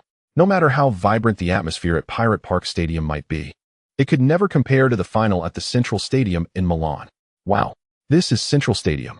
A large throng of individuals clad in pirate jerseys surged forth from the exit of the subway station at Central Stadium, expressing their awe and astonishment at the monumental structure before them, drawing the attention of passers-by. "Come on, let us not appear like country bumpkins," some urged, while others reminded them, "Our pirate park is far grander than this." Yet, it was different. This was the venue for the Champions League final. The Champions League final. The last time we reached this pinnacle was 17 years ago when we triumphed over Entrusted to lift the championship trophy. Now, we find ourselves contesting the final on Entrusted's home turf. Is this not a portent? A sign that we are destined to seize the championship? Indeed. Well said. His words ignited a chorus of cheer among fellow supporters. Mantors Alvarez, amidst the crowd, joined in the laughter. This truly felt like a harbinger of good fortune. Some in the throng began to sing the Madrid Pirates anthem, adapting the lyrics to celebrate their present location. We hail from different places, with fury in our hearts. Yet we have not lost our homeland. Today, our homeland is Milano. Yet we have not lost our homeland. Today, our homeland is Milano. The pirate fans modified the original words, replacing Madrid with Milano. Soon, the entire assembly joined in, filling the streets of Milan with their spirited chants of encouragement. Onward, onward. Madrid Pirates, let our banner fly high. Onward, onward. Resistors of Madrid, let the flag of victory soar. Surrounding pedestrians pulled out their phones, capturing the jubilant scene of the pirate fans singing. In no time, this footage would grace the internet. The Royal Madrid fan club would deride the Pirates for their exuberance, branding them as naive, while the pirate supporters would continue their jubilant song alongside them. Song Giugio watched as the electric gate of the courtyard slowly closed, followed by the heavy, reassuring sound of the lock engaging. He activated the security mode on his mobile app, a cool female voice chiming, program activated. Only then did he pocket his phone, hoist his suitcase, and inform the waiting elders, Cielon and Hulai. All right, we are ready to depart. Cielon, beaming with joy, slung her bag over her shoulder. Let us head to Milan. In a spirited moment, Li Qingqing controlled the ball at her feet, feigning a shot, only to deftly sidestep the lunging defender from London Bridge. With agility, she charged towards the penalty area, drawing the attention of the defending players, before swiftly distributing the ball to an unmarked teammate, who struck towards the far corner. The London Bridge goalkeeper lunged in vain, unable to touch the ball as it sailed into the net. A teammate nudged the ball gently, and Li Qingqing, ever the opportunist, flicked it with her left foot before pivoting to dart towards the center. As the wall of defenders surged forward, the striker unleashed a powerful shot. The ball rocketed into the London Bridge goal like a cannonball. It was truly astonishing. The Madrid Kings women's team, making their debut in the UEFA Champions League final, had astonishingly taken a 4-goal lead against the London Bridge women's team by halftime. Unbelievable. After pausing the video, the coach of the Frankfurt White Deers women's team, with a grave expression, addressed her players. I hope you all remember the lesson from last season against London Bridge. They believed the Kings, in their first Champions League final, could be intimidated. What was the result? Their aggressive offense left their defense vulnerable. Therefore, in this match, regardless of the circumstances, we must not deviate from our tactics. We need to park a bus in front of the goal until the penalty shootout. At the Olympia Stadium, Cielon gasped. Just moments ago, the Madrid Kings women's attacking move had been thwarted by the Frankfurt White Deers. At that moment, Cielon transformed into a fervent supporter of the Madrid Kings, cheering them on. Yet, her encouragement was directed solely at Li Qingqing. She fervently wished for the Madrid Kings to clinch the Champions League title, allowing Li Qingqing to reign supreme once again. However, achieving such glory was no simple feat. 30 minutes into the match, the score remained 0-0, with neither side able to score. The Frankfurt White Deers had devoted all their energies to defense, leaving no room for offensive maneuvers. Meanwhile, the Madrid Kings struggled against their opponent's staunch defense, particularly focusing on their midfield linchpin, Li Qingqing. As the reigning World Women's Footballer of the Year and recipient of the European Women's Golden Ball, Li Qingqing's name resonated widely. Naturally, she became the focal point of her opponent's attention from the very start, sporting their away white kits. The Madrid Kings found Li Qingqing's shirt stained with teal and ochre marks, despite the fact that the first half had yet to conclude. It was as if she had played an entire match already. How frustrating. You cowardly turtle, Cielon exclaimed. Hulai replied, from Frankfurt White Deers' perspective. Given their lack of strength compared to the Madrid Kings, this strategy is indeed prudent. Last season, the London Bridge women's team lost 4 goals in the first half due to their attacking approach. Cielon shot him a glare. Whose side are you on exactly? Hulai quickly retreated, shifting his stance. However, this overly defensive play is indeed negative. Merely being passive is not a solution. As long as there is even one exceptionally skilled player on the Kings' side, their defensive strategy could crumble. Cielon was pleased. Are you referring to Qingqing, the exceptionally skilled player? Despite being closely marked by the Frankfurt White Deers, Li Qingqing resolutely raised her hand for the ball, actively moving towards her teammate with the possession. Her teammate hesitated momentarily, failing to pass it to her immediately. With a commanding voice, she exclaimed, "Pass the ball to me." Her tone brooked no dissent. Only then did her teammates relay the football, albeit a moment too late, allowing the Frankfurt White Deers players to close in.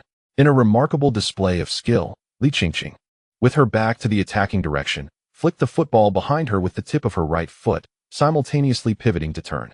Utilizing the opposing defender as her axis, she executed a deft back-turn maneuver to separate herself from the ball. Having successfully evaded her opponent, Li Qingqing pursued the football without hesitation, swinging her right leg in a full arc to unleash a powerful strike. Thud! The first sound resonated as her foot connected with the ball, while the second echoed as the football struck the body of a defending player from the Frankfurt White Deers. The ball soared high, causing the impacted player to fall onto her back. Yet the match had not yet paused, as the football descended from the air before it could touch the ground. Li Qingqing struck it again toward the goal. Thud! A second Frankfurt White Deer player extended her leg to block the shot, causing the ball to deflect off her inner thigh and veer out of bounds. Upon completing her stunning volley, Li Qingqing promptly pointed towards the corner flag, eagerly indicating that it was a corner kick for Madrid Kings. However, the referee did not immediately blow the whistle to allow her to take the corner. Instead, he signaled for the Frankfurt White Deers medical team to enter the field, as two of their players lay nearby. Both had bravely attempted to block her shot, with one clutching her chest and the other her inner thigh. After examination by the team doctor, the one holding her chest, who appeared to be in serious distress, was deemed relatively unscathed and stood up after a brief moment. In contrast, the player holding her thigh was carried off on a stretcher, having sustained a muscle injury that prevented her from continuing.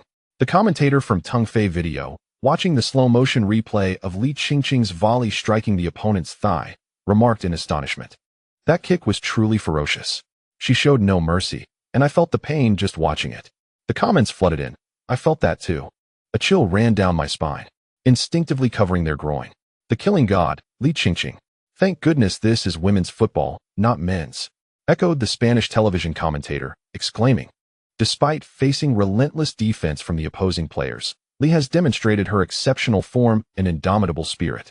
She seems resolute in her quest for this championship." Xiaolon cheered loudly from the stands. "That's it, Qingqing. That's how to play. Who cares about a bus parked in front of the goal? Even if there truly is one, smash it to pieces."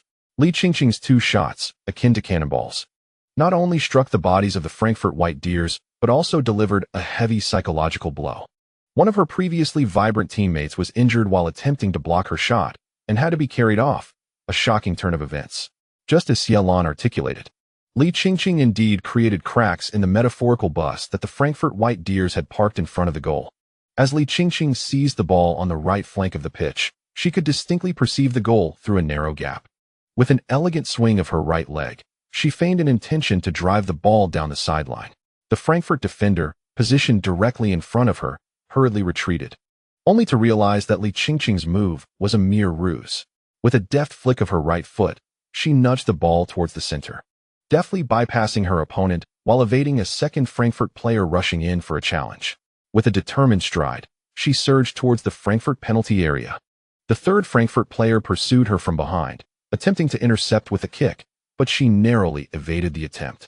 As the fourth Frankfurt defender, their center back, lunged from the edge of the penalty arc, Li Qingqing skillfully shifted her upper body, using the outside of her left foot to redirect the ball laterally, accelerating past the advancing center back, leaving them in her wake. Realizing they were about to be outpaced, the opponent recklessly committed to a desperate tackle from behind, aiming to take both player and ball down. The studs of the sliding Frankfurt player caught the heel of Li Qingqing's boot, causing her to momentarily stumble as she maintained her rapid momentum. The sliding defender felt a surge of triumph at the sight, while the crowd erupted in gasps. The referee raised the whistle to their lips. Yet, just as Li Qingqing appeared on the verge of losing her balance and tumbling to the ground, her left thigh muscles sprang into action, resilient as a taut rubber band, propelling her upright. Not only did she remain on her feet, but she also seized the opportunity to deftly maneuver the ball past the fifth Frankfurt player attempting to reclaim possession. She then charged into the penalty area. The sixth Frankfurt player sprinted back, closing in on Li Qingqing while extending a foot to block her path. She successfully matched her pace. However, Li Qingqing found herself devoid of space to accelerate further. Should she attempt to quicken her pace, it was likely that the ball would roll out of play. With the opponent closely marking her, Li Qingqing lifted her left foot as if to take a shot. The defender swiftly stretched out a leg to intercept. Yet, in a surprising twist, Li Qingqing cleverly redirected the ball back. In that instant, she executed a sudden stop and pivot. The Frankfurt defender, having committed to her advance, was unwilling to concede and reached out to grasp Li Qingqing's jersey, successfully catching hold. Li Qingqing, indeed, leaned towards her, but simultaneously, her right foot connected with the ball. The sphere arced gracefully, slipping between the 7th and the previously bypassed 5th Frankfurt players, soaring towards the far corner of the goal. The Frankfurt goalkeeper, utterly unprepared for Li Qingqing's audacious strike under such circumstances, found herself paralyzed as she turned to witness the ball weave through the gap created by her teammates. By the time she attempted to react, it was far too late. She stood rooted to the spot, watching helplessly as the ball entered the net behind her. Turning back, her eyes widened in disbelief as she beheld Li Qingqing rising from the ground. After scoring, Li Qingqing sprinted towards the sidelines, heading towards the jubilant throng of red in the stands. Beneath the fluttering 5-star red flag, she soared high, executing a perfect 180-degree turn in midair, her arms sweeping downwards and her legs spreading wide as she landed with poise. With her back to the stands, she welcomed her ecstatic teammates rushing towards her.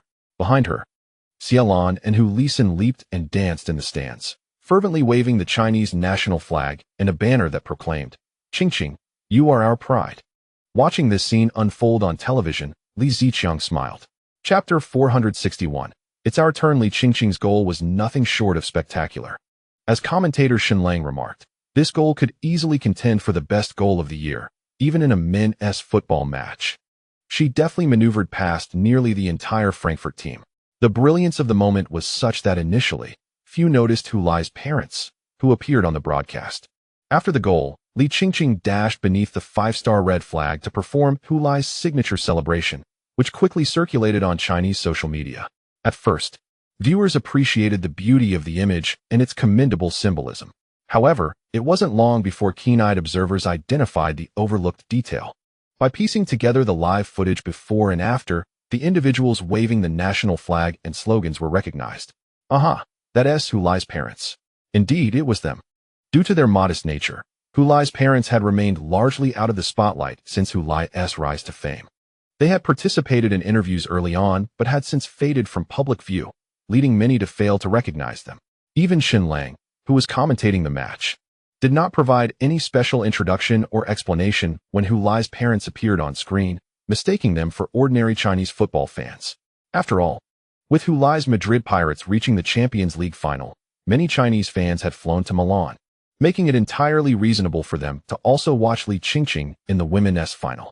Who would have guessed that those seemingly unremarkable middle-aged fans waving the national flag in the stands were of such significance? This revelation clarified why Li Qingqing chose to perform Hulai's celebratory gesture. Even without this context, the connection was still understandable. I believe that after their marriage, the least of Li Qingqing's worries will be the mother-in-law and daughter-in-law relationship.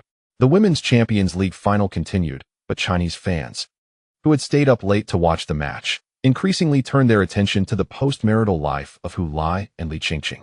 Although they are not yet married and have not announced any wedding plans, enthusiastic fans have already mapped out their future together. On the pitch, the Madrid Kings, who first broke the deadlock, began to seize the advantage. After Frankfurt's defensive strategy faltered, they were forced to engage with the Kings. Clearly outmatched, their performance was predictable. By the end of the first half, the Kings led by 1 goal. As the second half commenced, the teams resumed their contest. In the 62nd minute, Li Qingqing provided a splendid assist, enabling her teammate to score. The Madrid Kings women's team led Frankfurt White Deer's women's team 2-0. The rhythm of the match had firmly settled into the hands of the Kings. Although the game was not yet concluded, it was evident to all that a victory for Madrid Kings was all but assured. The Madrid Kings club, by investing heavily in renowned stars like Li Qingqing, had swiftly bridged the gap from being Champions League novices to securing the championship title, bypassing the arduous intermediate stages and propelling the women's team into the elite ranks. Critics, often vanquished by the Kings, derided the notion that their championship was merely a product of financial prowess.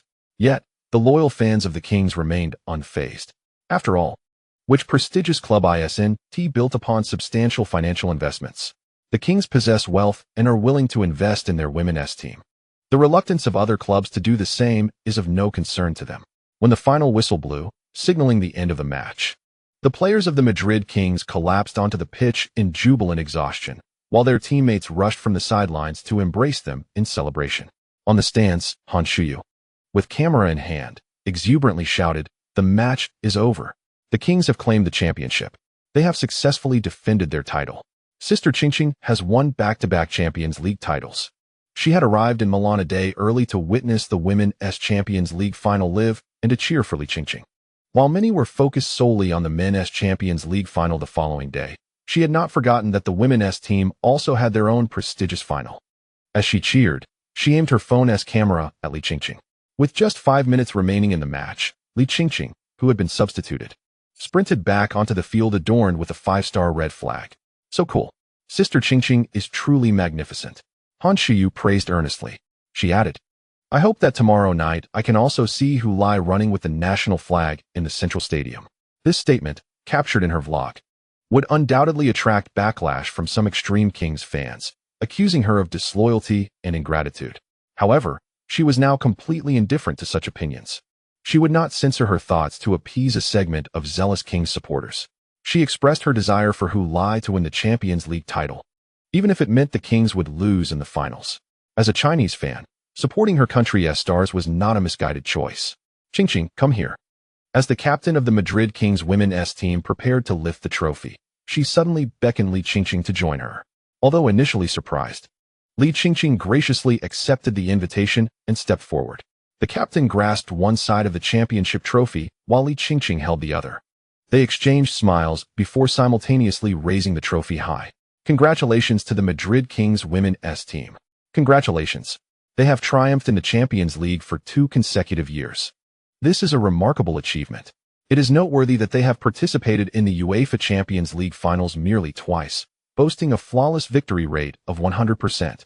Although Li Qingqing is not the captain, she too shares in the glory of lifting the trophy. Everyone is acutely aware that the extraordinary performance of Li Qingqing is inextricably linked to the Madrid Royal women's team's consecutive triumphs in securing the Champions League trophy. Despite not yet holding the title of captain, Li Qingqing continues to relish the honor of representing the entire team in this momentous celebration. With back-to-back Champions League championships and the title of La Liga champions, it is conceivable that Li Qingqing may well contend for the European Golden Ball for women's football next season. Furthermore, should Hulai also clinch the Champions League title, he stands a significant chance of winning the Ballon d'Or in the absence of major tournaments such as the World Cup or the European Championship. Thus, an extraordinary spectacle in the world of football may well unfold at the UEFA awards ceremony at the end of August, heralding the first couple to jointly claim the prestigious Ballon d'Or.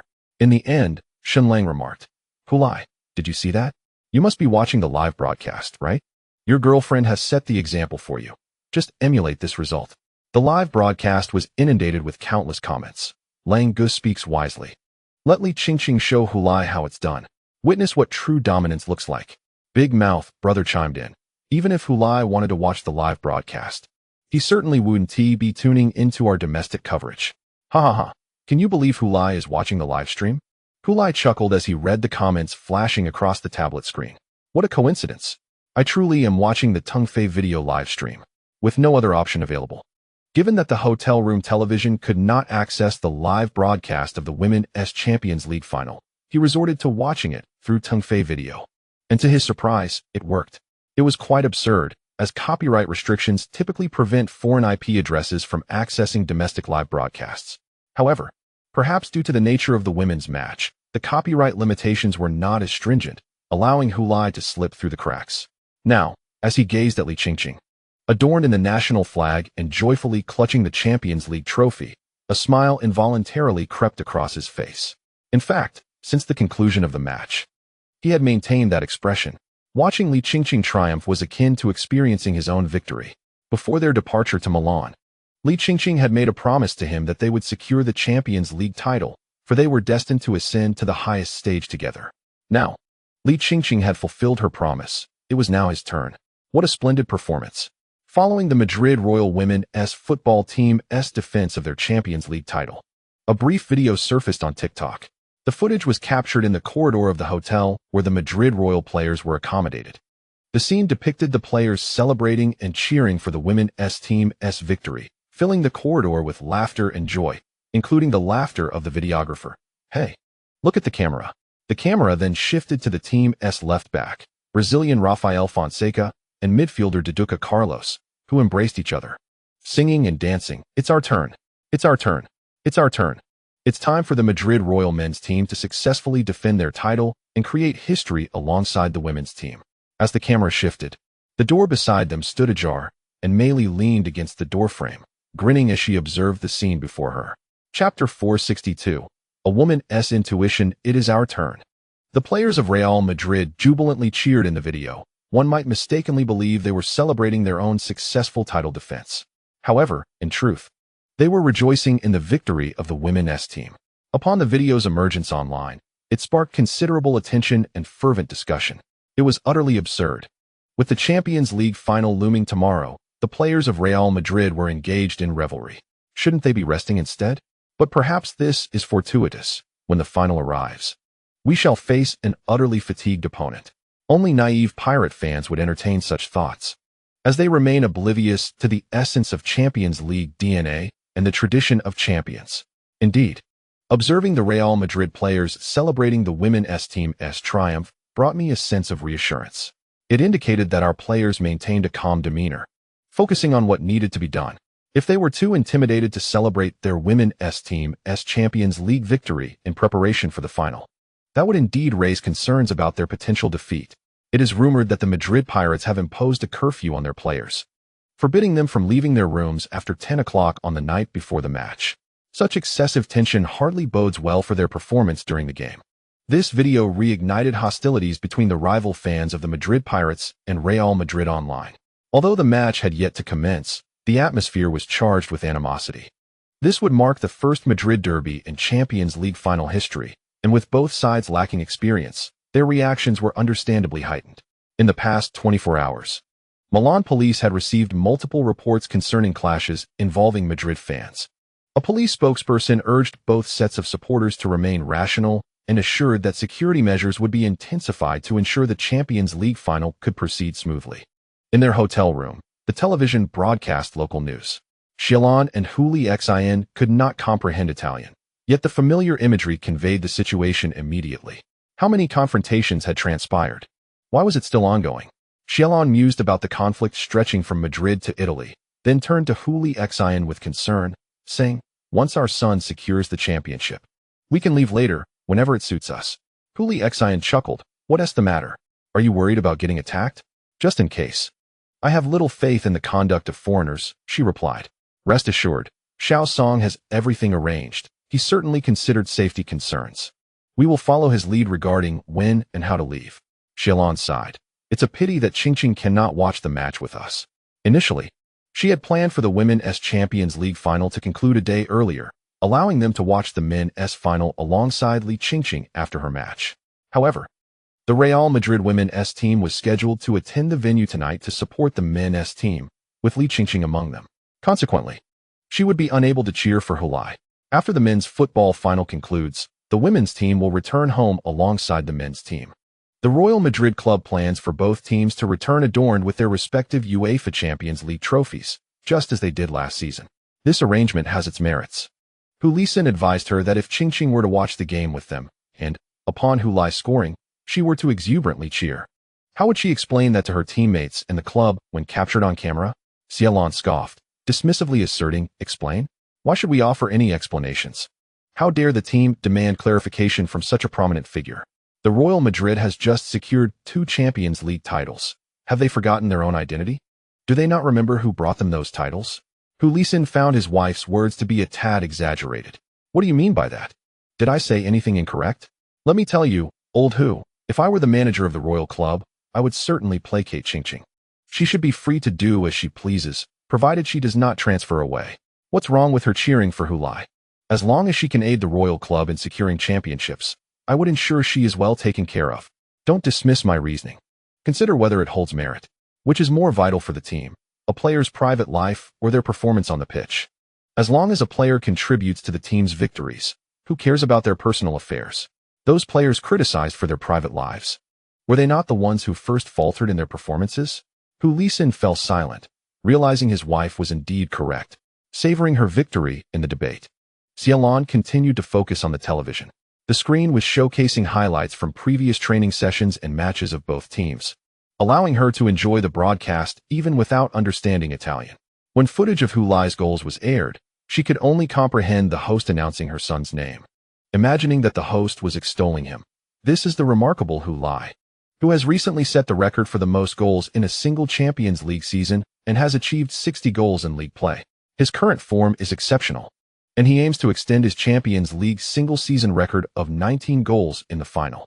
Wang Shanshan, a leading reporter for CCTV Football, was conducting random interviews on the streets of Milan. At this moment, there were approximately 7 hours remaining until the final commenced. In 2 hours, which would leave 5 hours until kickoff, CCTV Sports Channel would begin its special live broadcast of the Champions League final. She was currently preparing interview material for this live program.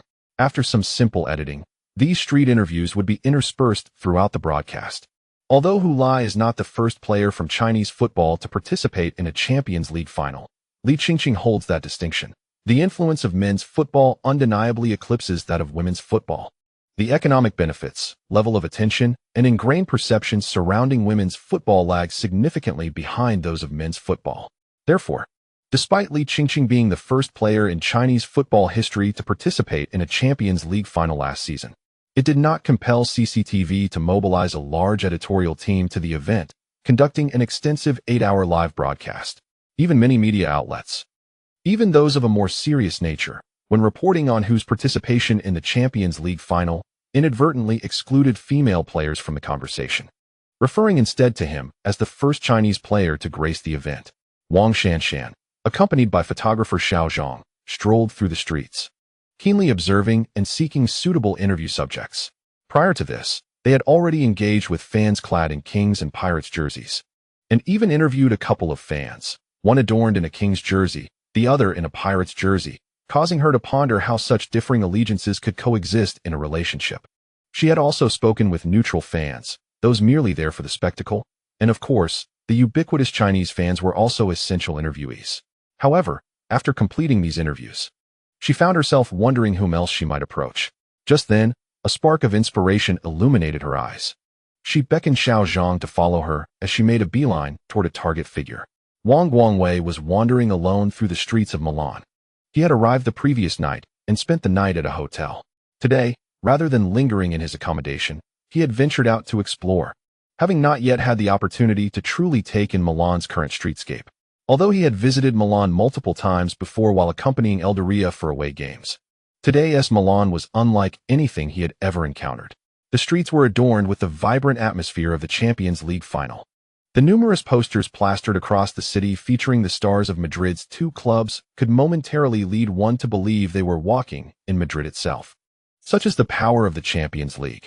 At a nearby bus stop, an advertisement illuminated by a lightbox showcased promotional posters for the final, featuring the personal themes of various players, including Hu. Wang Guangwei observed fans rushing to take pictures with this poster, notably a Spanish fan clad in a Pirates jersey rather than a Chinese supporter, whose influence had transcended nationality and ethnicity.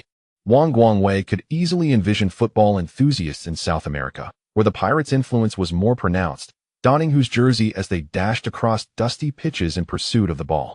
He let out a soft sigh, realizing that this young man was becoming increasingly elusive, as he felt a twinge of melancholy. A voice called out from behind him, "Wang Guangwei, what brings you here?" He turned to see Wang Shanshan, her face alight with surprise, equally astonished. He noticed the microphone in her hand and the cameraman trailing behind her, immediately grasping that she was engaged in work. "Are we live now?" he inquired.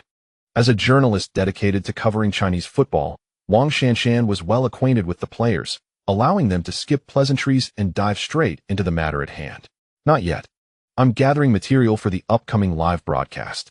If it's convenient, may I interview you? Just a brief chat," she said, waving the microphone. Wang Guangwei nodded with a smile. "Sure. So, back to that earlier question. How did you end up here?" "At first, I thought I had mistaken the person. I had come to witness the UEFA Champions League final." Wang Guangwei settled into his demeanor and responded earnestly. It was a rare occasion for the final to be so close to me, and I simply wished to see it. This indeed is a grand event in the football world. Wang Shanshan nodded in agreement, then continued to inquire, "Did Hulai give you the tickets?" Wang Guangwei shook his head, saying, "No, I had someone purchase them for me." Wang Shanshan widened her eyes in surprise and asked, "Why?" Wang Guangwei, feeling a tinge of bitterness, forced a smile and replied, "I didn't want him to know. However, now that you have caught me, he will inevitably find out." "Why don't you want him to know? Isn't it wonderful to cheer for your good friend?"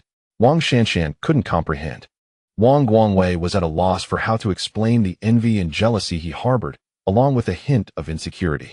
He could only offer an awkward yet polite smile, saying, "I wanted to give him a surprise." Wang Shanshan suddenly understood. "Ah, I see." Wang Guangwei nodded and reiterated, "Yes. That's it." As he walked away, his figure quickly blended into the bustling crowd on the street.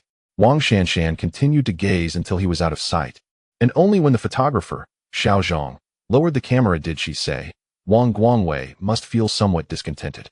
Xiao Zhang looked at her quizzically. "Why do you say that?" "Because he said so himself. This Champions League final is the closest he has ever been to it." Xiao Zhang frowned. He was merely referring to the physical proximity. Wang Shanshan teased, "This is why you are such a typical guy." She then analyzed carefully, "Consider this.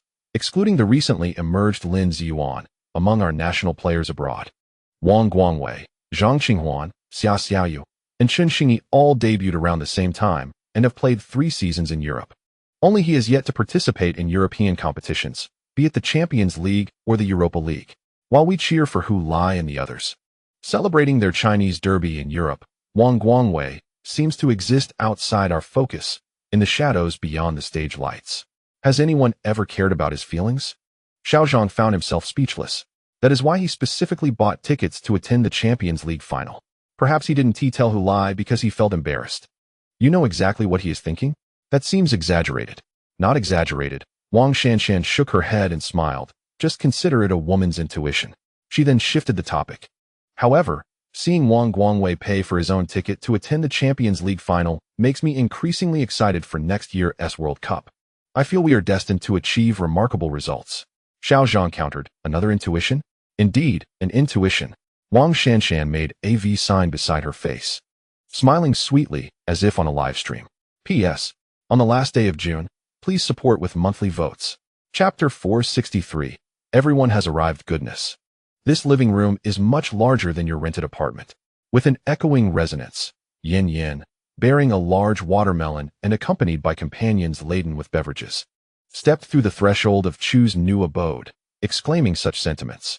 "Enough of the nonsense. No matter how large, it cannot produce an echo." Chu Yifan chuckled as he accepted the watermelon. "Am I not allowed to help inflate the word count?"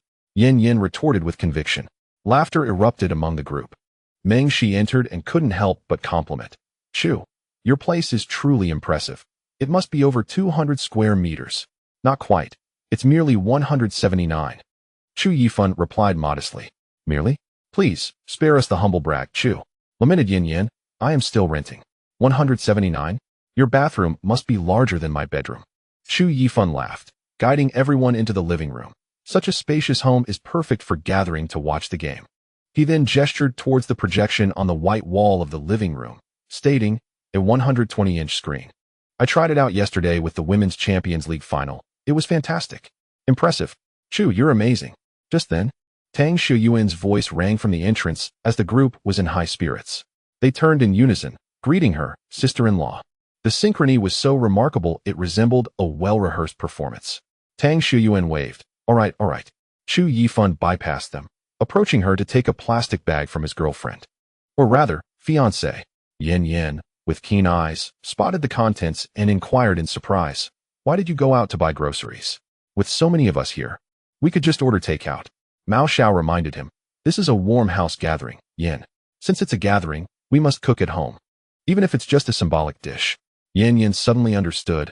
"Oh, I've never bought a house. I didn't know this custom, unlike you, Chu, who is both accomplished and wealthy." Chu Yifan shot him a glare. "Yin Yin, do you find pleasure in teasing me? Get in the kitchen and lend a hand." "On it." Yin Yin cheerfully dashed into the kitchen, turning back to his companions. "Just look at how spacious Chu's place is. I have to run from the living room to the kitchen." Laughter filled the room. Amidst the mirth, The projection on the wall displayed a video of Wang Shanshan being interviewed on the streets of Milan. The special live broadcast of the UEFA Champions League had commenced. Dressed in a Madrid Pirates jersey bearing the number 14, Peng Hao entered the bar, spotting the large screen showcasing Wang Shanshan's interview with Wang Guangwei. He glanced briefly before shifting his gaze, searching among the throng of fans clad in Madrid Pirates jerseys for a familiar figure. Just as he continued his search, someone called his name. Peng Hao. Over here. He turned towards the sound, where a girl in a matching jersey waved enthusiastically. Upon seeing her, Peng Hao smiled and quickly approached. She grasped his arm and turned to the onlookers, introducing him. This is Peng Hao. He is also a fan of Hulai. Hello, everyone. Peng Hao greeted them warmly. I am an ardent fan of Hulai, having cherished my admiration for him since childhood. Amidst the crowd, someone jested, Yao Yuling. Is this the boy you picked up on the bus? Laughter erupted around. In the midst of the merriment, Peng Hao turned to Yao Yuling, who was earnestly clarifying. What do you mean picked up? We merely crossed paths. As laughter continued, Yao Yuling, feeling a bit flustered, looked at Peng Hao and implored, You should explain. When she glanced at him, a bashful grin spread across his face, and he replied to the assembly, Yes, I was indeed picked up by Sister Yao. The laughter swelled once more, even louder than before. Blushing, Yao Yuling complained to Peng Hao, Oh dear, how could you say such a thing? Peng Hao, silent in his defense, simply gazed at her with a silly smile. Observing this exchange, the crowd found even greater amusement, with some even whistling. Xiong Jiahui tossed and turned in bed, compelling himself to sleep, yet slumber eluded him. It was far too early. The clock read only 7 o'clock. The sounds of the evening news from the neighbors were audible, prompting him to draw the curtains and lie still in bed. Who could possibly sleep under such circumstances? Yet, despite his inability to slumber, he knew he must rest, for he intended to awaken in the middle of the night to watch the Champions League final. He certainly did not wish to be drowsy during the match, nor did he want to succumb to sleep just as the game commenced. In an effort to fall asleep early, he had barely touched his dinner, adhering to his mother's admonition that sleeping immediately after eating was detrimental to one's stomach. With his eyes closed, he endeavored to drift into slumber, but the instant he shut his eyes, thoughts of the Champions League final swirled in his mind. How would Hulai perform? Would he score? How many goals might he net? Ultimately, could he triumph over Meili to secure the Champions League title? These musings whirled in his head, stirring his thoughts and spirit, leaving him increasingly exhilarated. Particularly stirring were the distant sounds from the neighbor's home. Seemingly the special live broadcast of the Champions League final, where hosts and commentators discussed the core players of both teams, Hulai and Meili, their distinguishing features and capabilities.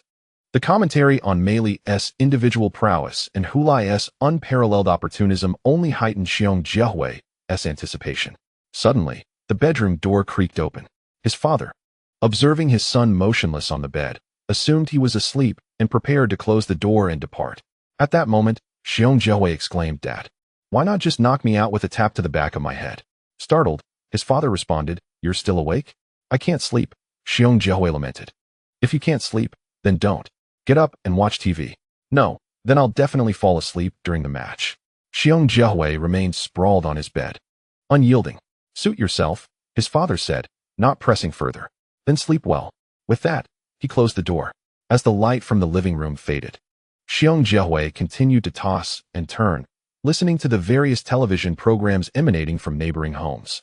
Just then, Lilith stepped into the private room and was immediately captivated by a striking figure before her. She was filled with both surprise and delight. Little did she expect that after watching Li Qingqing's match yesterday, she would casually attend the men's UEFA Champions League final today and encounter such an unexpected joy. The figure in the same box as her was none other than the handsome Chinese man she had seen 2 years ago at the Europa League final. She could hardly believe that, after 2 years, she would come across him again. Unlike 2 years ago, when she was unaware of his identity, Lilith now knew exactly who he was, Luo Kai, the Chinese national player from Trained. It was no wonder he had attended the Europa League final to support Hulai. They had known each other long before. Was it the same situation this time? Suppressing her excitement, Lilith took out her phone and discreetly snapped a side profile of Luo Kai, sending it to Li Qingqing. Qingqing, guess who I just saw? Li Qingqing, who had just settled in with her teammates, glanced at her phone, her eyes widening as she instinctively searched for the box. Before she could respond, Another message from Lilith arrived. 2 years apart, and I find myself at the final once more, seeing him. I suppose this is what you call fate? We must be destined for each other, right? So I've made up my mind. Ching Ching, I'm going to pursue him.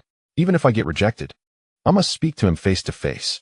Li Chingching's fingers hovered over her phone's keyboard, torn between words. Ultimately, she could only offer a rather formulaic response. Good luck, Lilith. With Li Chingching's blessing, Lilith tucked her phone away, took a deep breath, and donned her most charming smile as she approached the handsome figure. Once she was near, she greeted Luo Kai with a smile. Excuse me, may I interrupt you for a moment? As he looked up at her, she continued. Would it be all right if I sat here? Gesturing to the spot beside him.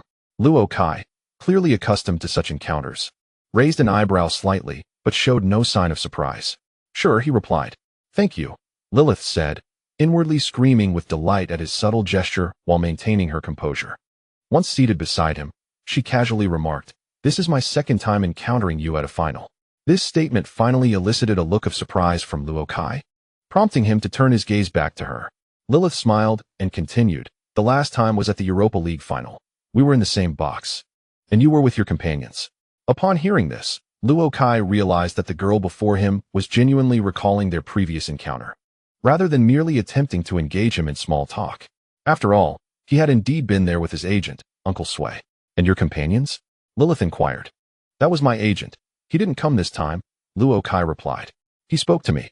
Lilith silently cheered, her smile unwavering as she decided to delve deeper into the conversation. You're here to cheer for who? Aren't you? Lilith couldn't shake the feeling that, after she posed the question, Luo Kai's expression shifted. He then shook his head, saying, No, I'm just here to watch a Champions League final. The tone suddenly became rigid, leaving Lilith somewhat astonished and bewildered by the change. Spectacular. As Chun Xingyi and his father ascended the stairs and appeared in the stands, they marveled at the rapidly filling venue. He then took out his phone, captured a photograph, and shared it in the group chat. Shortly after the photo was sent, Wang Guangwei exclaimed, Wow, little star, you are here too? What do you mean by you are here too? Oh, Lao Wang, you are on site? Before long, Wang Guangwei shared a photo. I am right across from you in the stands, accompanied by a facepalm emoji. How serendipitous. This remark came not from Chun Xingyi, but from Zhang Qinghuan, who also posted a photo, a selfie with Sun Wan in the stands. Xia Xiaoyu first shared a facepalm emoji, then said, I asked you all in the group whether you would attend the Champions League final, and each of you said you wouldn't come. I thought I would be the only one here, yet it turns out you all sneaked in. What do you mean by sneaked in? Chun Xingyi retorted. I just couldn't make up my mind back then. Now that I have, I came. Besides, my dad wanted to watch the Champions League final live. I had no choice but to accompany him. It's filial piety, you understand? Zhang Qinghuan replied. Regardless, since we all brought one along for fun, we simply had to visit Milan, the fashion capital. Given our presence, watching a Champions League final is quite reasonable, don't you think? Wang Guangwei chimed in. You all are just making excuses. I came because the Champions League final is in Milan, which is not far from Genoa. Why didn't you mention it earlier? Chun Xingyi countered.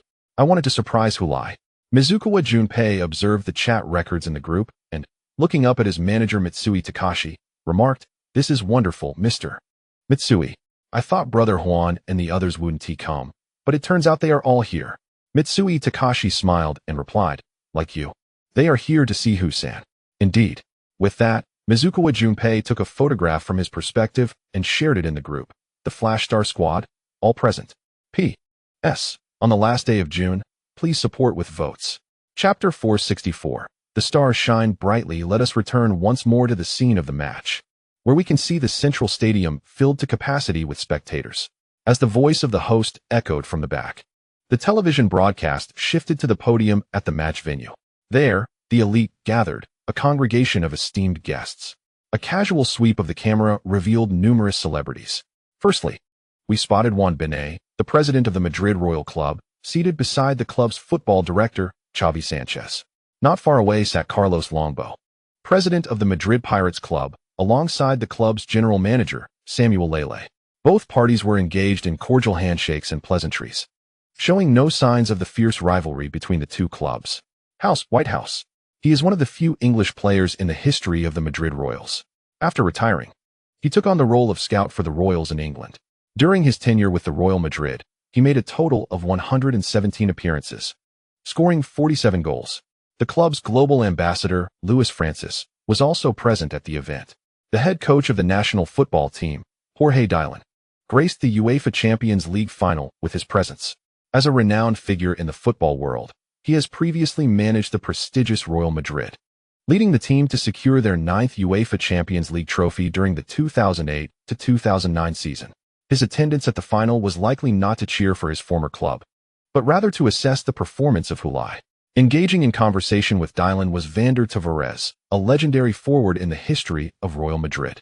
The Brazilian spent 12 seasons with the club, netting a remarkable 279 goals, placing him among the top 5 scorers in the club's history. Under Dylan's guidance, he also played a pivotal role in securing a Champions League title for the Royals. The host from CCTV was methodically introducing the various faces appearing on screen. This task demands a high level of proficiency from sports commentators, as not all can effortlessly identify the distinguished guests in the stands. For instance, during yesterday's UEFA Women's Champions League final, commentator Shin Lang failed to recognize Hulai's parents in the crowd, leading to some criticism from fans. Many supporters believe that a commentator's ability to adeptly introduce every notable face captured in close-up shots enhances their professional credibility. However, for the CCTV host today, this task posed little challenge, as the stars present at the Champions League final were universally renowned, particularly for Real Madrid. The former stars who once graced the team were all top-tier players during their active years, making it improbable for any unfamiliarity to arise. In contrast, the supporting stars from the Madrid Pirates seemed slightly less illustrious. While Bjorn Hantek may be one of the more recognizable names, following the two-legged semifinals, it remains uncertain how many Pirates fans would perceive Hantek's presence as a show of support for his former club. Among the most significant figures from the Pirates is their legendary forward, Agustin Rivero. He played 5 seasons for the Pirates at the turn of the century, scoring 128 goals across all competitions. Before Hulai's era, he set a record by scoring 11 goals in 8 consecutive league matches. He is also regarded as a legendary figure in Uruguayan football and currently serves as the head coach of Central Railway, a prominent club in Uruguay. Today, he made a special trip from Uruguay to Italy to cheer for his former team. In addition to the guests overtly aligned with both teams, there were some neutral attendees in the stands who appeared to have no direct connection to either side, but maintained their own allegiances. For instance, Argentine football legend, the previous king of the pitch, Fio Rio Higuera, undoubtedly showed support for Meliga, thereby aligning himself with Real Madrid. Since the emergence of Igor Varela, one cannot overlook his formidable adversary, the French cannon, Philin Montier. Although he shares jovial banter with fellow French football legend Louis Cuellar, his allegiance does not lie with the king. In a recent interview, he expressed his belief in the Madrid Pirates, led by Hulai, as the more likely champions. This revelation has not gone unnoticed across Europe, as Montier's support for Hulai is now common knowledge, even though his perspective starkly contrasts with mainstream predictions. The prevailing sentiment still favors the Kings' chances, given their extensive experience. Nearly all players have participated in last season's Champions League final. In contrast, the Madrid Pirates have reached the Champions League final for the first time in 17 years, with no player possessing prior experience in such a prestigious match. This situation is a complete reversal of the previous Kings Cup final, where only 2 players from the Serie A team had ever played in a Kings Cup final. Now, the Pirates have assumed the role of Serie A, while the Kings' position in the Kings Cup final belongs to the Madrid Kings. The television broadcast panned across the central area of the main stand, revealing 2 familiar Chinese fans. The host in the background chuckled, "Huh?" Donnie Clark and Matt Dawn have also arrived at the final. They are presumably not there to scout players for Leeds City, but rather to cheer for Hulai. In the footage, Clark, covering his mouth, engages in conversation with Matt beside him. The atmosphere at the Champions League final is electrifying, with stars illuminating the stage. Yet the most radiant figures are undoubtedly the players poised to take the field. This is the stage for heroes. This is the final of the UEFA Champions League. Corentin Kielik extended his hand to Luis Cuellar. Cuellar accepted, and they exchanged a firm handshake. "I hope this will be a spectacular match," the former Pirates captain Kielik remarked. Cuellar, a legendary figure of the Kings, nodded slightly. "Whenever the Kings are involved, it is bound to be thrilling. Our football is filled with passion." Kielik glanced at Cuellar and chuckled. "I meant spectacular, not just intense." "Both spectacular and intense." Cuellar burst into laughter. though the Champions League final has yet to commence. A rivalry has already begun between the two esteemed representatives of their respective teams. Prior to the match, they will jointly carry the Champions League trophy onto the field, placing it ceremoniously.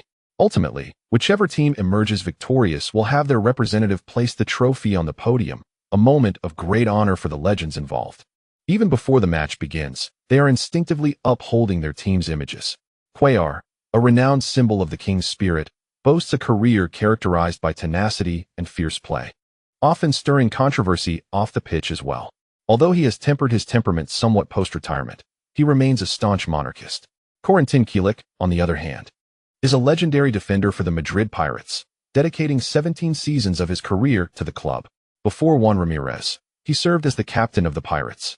After retiring in 2026 following a triumph in the UEFA Europa League, he had previously participated in the final match when the Madrid Pirates last claimed the Champions League title, making him a first-hand witness to the illustrious history of the club. A staunch opponent of monarchism, he observed the UEFA's selection of these two guests, acknowledging their prowess in stirring the pot.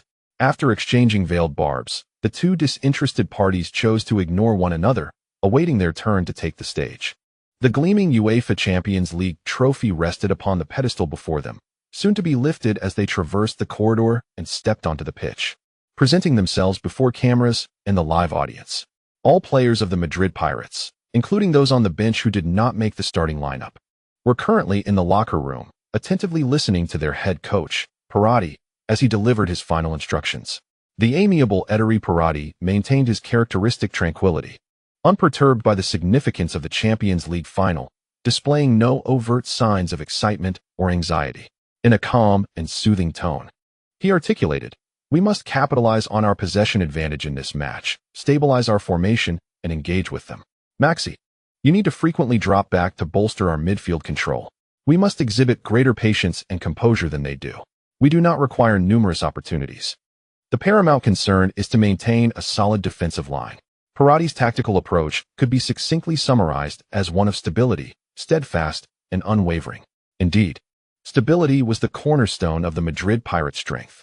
For a team lacking in final match experience, an impulsive attack could present opportunities for the Kings to exploit. Conversely, a measured pace, allowing time to acclimate to the rhythm of a Champions League final, would prove beneficial.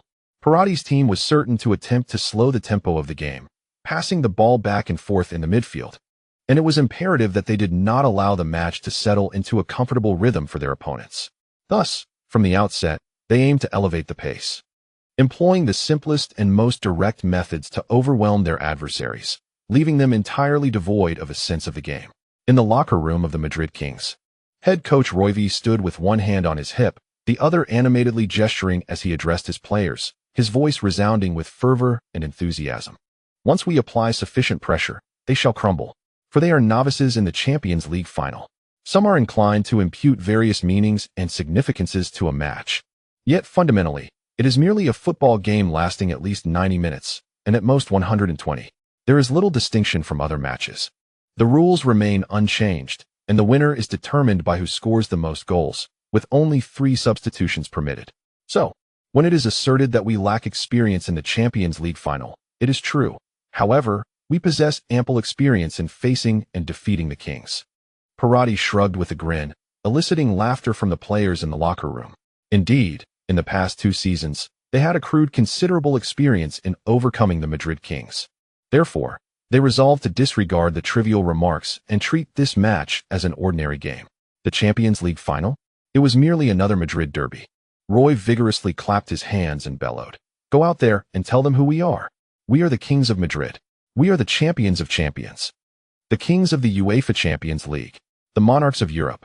His impassioned roar ignited a fervor among the players of the Madrid Kings, many of whom leapt from their seats, joining in the raucous cheer. Who dares to say that having already secured the Champions League title would diminish their drive to advance? How could a single title satiate their hunger? It is worth noting that since the tournament's reformation, no team has successfully defended their title. Thus, the players of the Madrid Kings, fierce as wolves, possessed a motivation and spirit that surpassed even that of the previous season's Champions League final.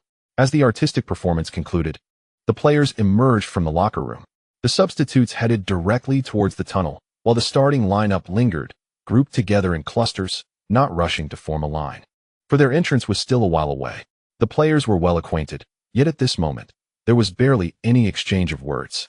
The players of the Madrid Kings did not seek out their counterparts from the Madrid Pirates, and vice versa. The sole exception was Hulai, who, upon reaching the tunnel, warmly greeted Meili, saying, "Hey, long time no see." Indeed, it had been a considerable time since they last faced each other during the 22nd round of the league on February 3rd of this year. Meili had not appeared in nearly 4 months, and Hulai missed him dearly. His enthusiasm was genuine. However, Meili chose to ignore him.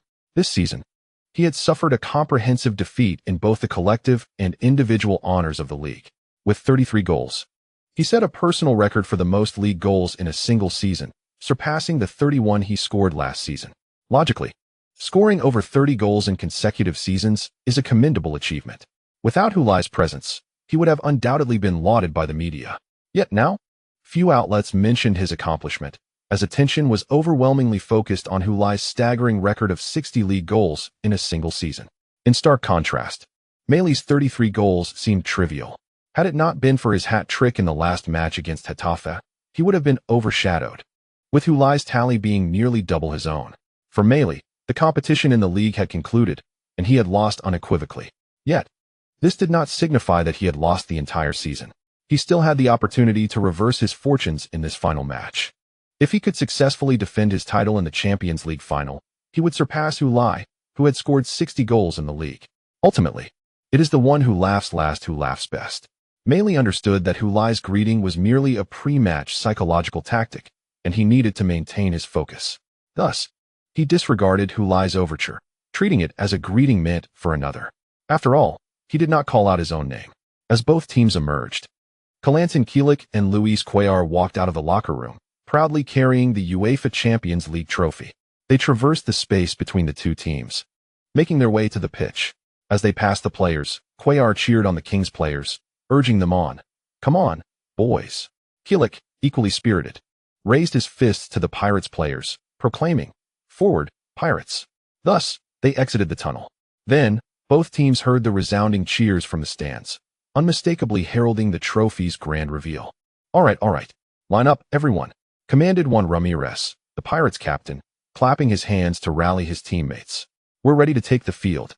The Kings captain, Selados, echoed this sentiment, ensuring his team was equally prepared. The players, who had previously gathered in small clusters, now aligned themselves in formation with their respective teams. It's almost time for the kickoff of the UEFA Champions League final for the 2028 to 2029 season. Heiver exclaimed from the commentary booth, his excitement palpable. The artistic performances concluded, the trophy displayed, and both teams standing ready in the tunnel, they awaited the referees to lead them onto the field. Though this scene was a commonplace prelude to the match, it ignited a fervor within him, causing his voice to rise an octave. He had commented on numerous Champions League finals before, and attending in person was not a new experience. Yet, none of those occasions could compare to the anticipation he felt for this final. During the artistic performances, he found himself unable to focus on the introductions, wishing the elaborate ceremonies would swiftly pass, longing for the whistle that would signal the start of the match. Consequently, he merely mentioned the artist and the song performed before moving on without further elaboration. Now, rejuvenated by the thrill, he swiftly transitioned back into his professional demeanor. The referees emerged from the locker room, passing between the two teams to take their positions at the front. The head referee addressed the players. "Are you ready, gentlemen? Please follow me." With that, he took the lead, guiding them toward the exit of the tunnel. The players followed closely behind. Simultaneously, the grand UEFA Champions League theme echoed throughout the stadium. Accompanied by the soaring music, everyone present, including viewers at home, felt a shiver run down their spines. Some even stood up to watch the television, their excitement palpable as if they themselves were about to enter the arena. It's coming, cheered Yin Yin and his companions in the living room. In countless corners of China, identical cheers erupted. Chinese fans had waited far too long for this match. Since Hulai's legendary 6 minutes, they had been anticipating this final, scarcely paying attention to the intervening league and cup matches. For some Chinese fans, the prospect of a treble was undoubtedly enticing. However, if a choice must be made, they would undoubtedly prefer to win the Champions League title. The significance of claiming the Champions League trophy differs entirely from that of securing the league championship, with the League and Copa del Rey titles already in hand. The anticipation for the Champions League triumph has only intensified. As the players took to the field, a close-up of Hulai appeared on the television broadcast, prompting someone in the bar to exclaim, "Wow, that gave me goosebumps." Initially believing he was alone in his reaction, he soon noticed others raising their arms in affirmation. "Me too. I felt it as well." Yao Yuling, brimming with excitement, clasped her hands to her chest, her body trembling slightly. Peng Hao, observing her from the side, felt an urge to help calm her down but hesitated, choosing instead to watch discreetly. At that moment, a voice rang out in the bar. "Hulai, rise up." Soon, a chorus of voices joined in. "Rise up, rise up." Yao Yuling was among them, prompting Peng Hao to quickly divert his gaze back to the television, joining in the enthusiastic chant. "Hulai, rise up." Lilith, glancing at Luo Kai beside her, noticed him gazing at the close-up of Hulai entering the arena on the screen. While she did not understand the connection between Luo Kai and Hulai, her intuition suggested that his claim of attending solely to witness the Champions League final was a blatant falsehood. Lost in thought while watching Hulai, Luo Kai remained oblivious to the scrutiny from those around him. Hulai had ascended to the grand stage of the Champions League final, while Luo Kai pondered how much longer he would need to traverse before reaching such heights. Chasing Hulai? It seemed an unattainable endeavor. Perhaps it was time for him to lower his gaze and focus on the path ahead, ensuring he excelled in his current journey. His remarkable performance in the latter stages of this season's Champions League should position him as a key player for the next season. His ambition for the upcoming season is to secure his starting role at Trelamed. The impact of Hulai's extraordinary feats this season has profoundly shaken him. Media reports have revealed that, as of now, Hulai has scored an astonishing 90 goals across all competitions this season. This figure excludes the 13 goals scored for the national team, which the Chinese media has accounted for. Including these 13 goals, Hulai's tally surpasses 100 in a single season. Such achievements are beyond reach. Even with relentless pursuit, they seem unattainable. Luo Kai had never dared to dream of scoring 90 goals in a single season. Even the prospect of netting 30 goals would warrant celebration. This season, including international matches, he has scored a total of 13 goals, 9 for his club and 4 for the national team. Whether he admits it or not, he is no longer a player who can pursue Hulai as a benchmark. That would be an unrealistic aspiration. While Hulai graces the stage of the Champions League final, competing against elite stars like Meili and Kabanka, Luo Kai remains transfixed, gazing at the figure on the television screen, lost in thought. Who could have imagined that the individual who once resembled a jester in class would, a decade later, evolve into a towering figure that others must look up to? Following the completion of the requisite protocols, Hulai stood alone in the center circle, his foot poised upon the ball. The Madrid Pirates had secured the kickoff for this UEFA Champions League final. The cacophony of the Milan Central Stadium gradually subsided. The opposing fans momentarily paused their ongoing rivalry, which had persisted since their entry, eagerly awaiting the sound of the whistle. In the stands occupied by the Madrid Royal fans, a colossal tifo unfurled, depicting 12 UEFA Champions League trophies alongside the years of their triumphs. This display served as a testament to the grandeur of the champions. Conversely, the Pirates' tifo illustrated a comic scene where a pirate, brandishing a trident, dethroned the king. Merely by observing the tifo from both factions, one could discern that the Pirates had already lost the battle of momentum. This encapsulates the steadfast confidence of the UEFA champions. They need not labor to assert their prowess. The mere alignment of their hard-won trophies is enough to evoke awe. As the stadium fell into a hushed reverence, the commentator, Heifeng, softly addressed the audience, stating, "Ladies and gentlemen, both teams have now taken their positions." The referee raised his wrist to check the time, then pressed the timer and simultaneously blew the whistle. The match commenced. Both Heifeng and Yin Kong exclaimed in unison. Concurrently, commentators from around the globe, each in their distinct languages, echoed the proclamation. The match has begun. P.S. Starting tomorrow, updates will be provided thrice daily until the conclusion of the match. Additionally, I humbly request the guaranteed monthly votes for July. Chapter 466. The grand opening move. As the match commenced, the Madrid Royals elevated both speed and tempo. Having faced each other numerous times in the league, the teams were well acquainted, eliminating the need for preliminary probing. Thus, The Royals launched a vigorous assault on the Pirates' defense in their preferred style. 10 minutes into the match, Heifer relayed his observations to the Chinese viewers. During this initial segment, despite the Pirates having initiated the kickoff, it was the Royals who dominated the field, crafting more opportunities. This echoed the pre-match analyses from seasoned experts. The Madrid Royals boasted a wealth of experience in finals, understanding precisely how to navigate a UEFA Champions League showdown. Their players exuded confidence, emboldened to execute daring maneuvers. This aspect proved to be a significant advantage for the proactive side. Conversely, the Madrid Pirates, evidently hindered by a lack of experience in Champions League finals, played with heightened caution, adopting a defensive stance as the match unfolded. Regardless of Coach Parotti's attempts to downplay the significance of the encounter in the locker room, the reality remained unchanged. This was anything but an ordinary match. It was the UEFA Champions League final. No matter how one might attempt to diminish the extraordinary nature of this event, the brilliance of the final could not be obscured. Consequently, the Pirates players approached the game with trepidation, anxious to avoid errors. This cautious demeanor was further exacerbated by their adherence to Parotti's tactical strategy, which sought to deliberately slow the pace of the game.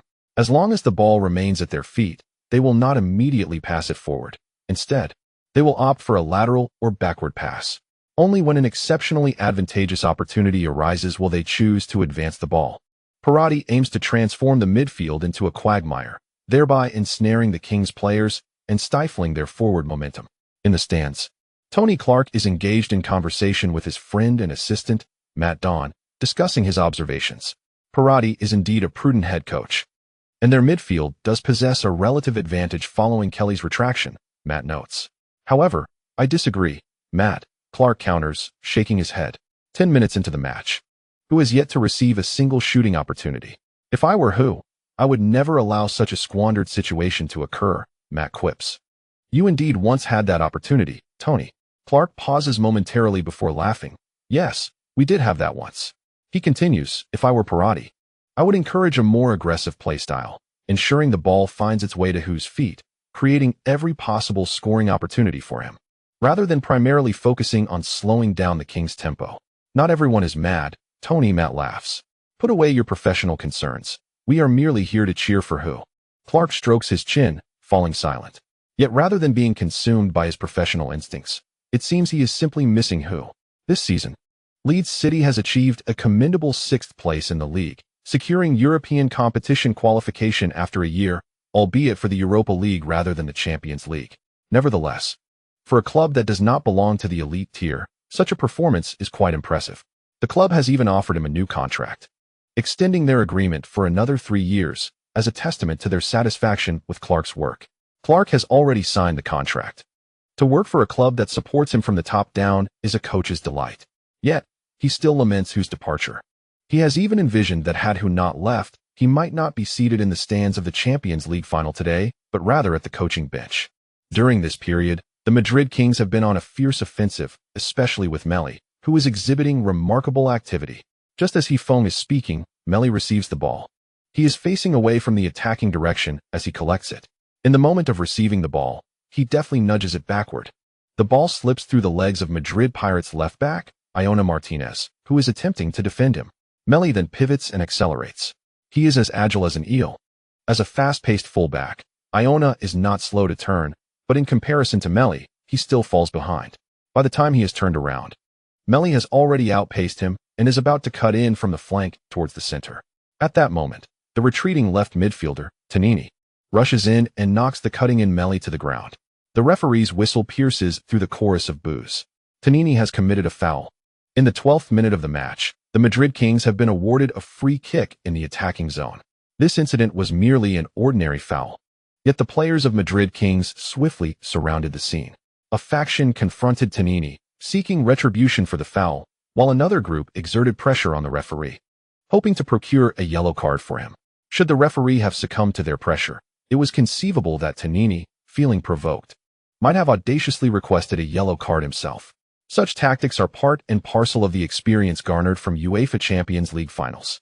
However, in response to the provocations from the Kings players, Tenacity vocally expressed his defiance yet refrained from any physical retaliation, an approach characteristic of the Pirates when clashing with the Kings. Consequently, the Kings' efforts were in vain. The referee did not issue a yellow card to Tenacity, as merely 12 minutes had elapsed in the final, and such a transgression scarcely warranted a booking. Meanwhile, the fans in the stands erupted in a fervent exchange of insults. The commentators, equally exhilarated, exclaimed, "This is a derby.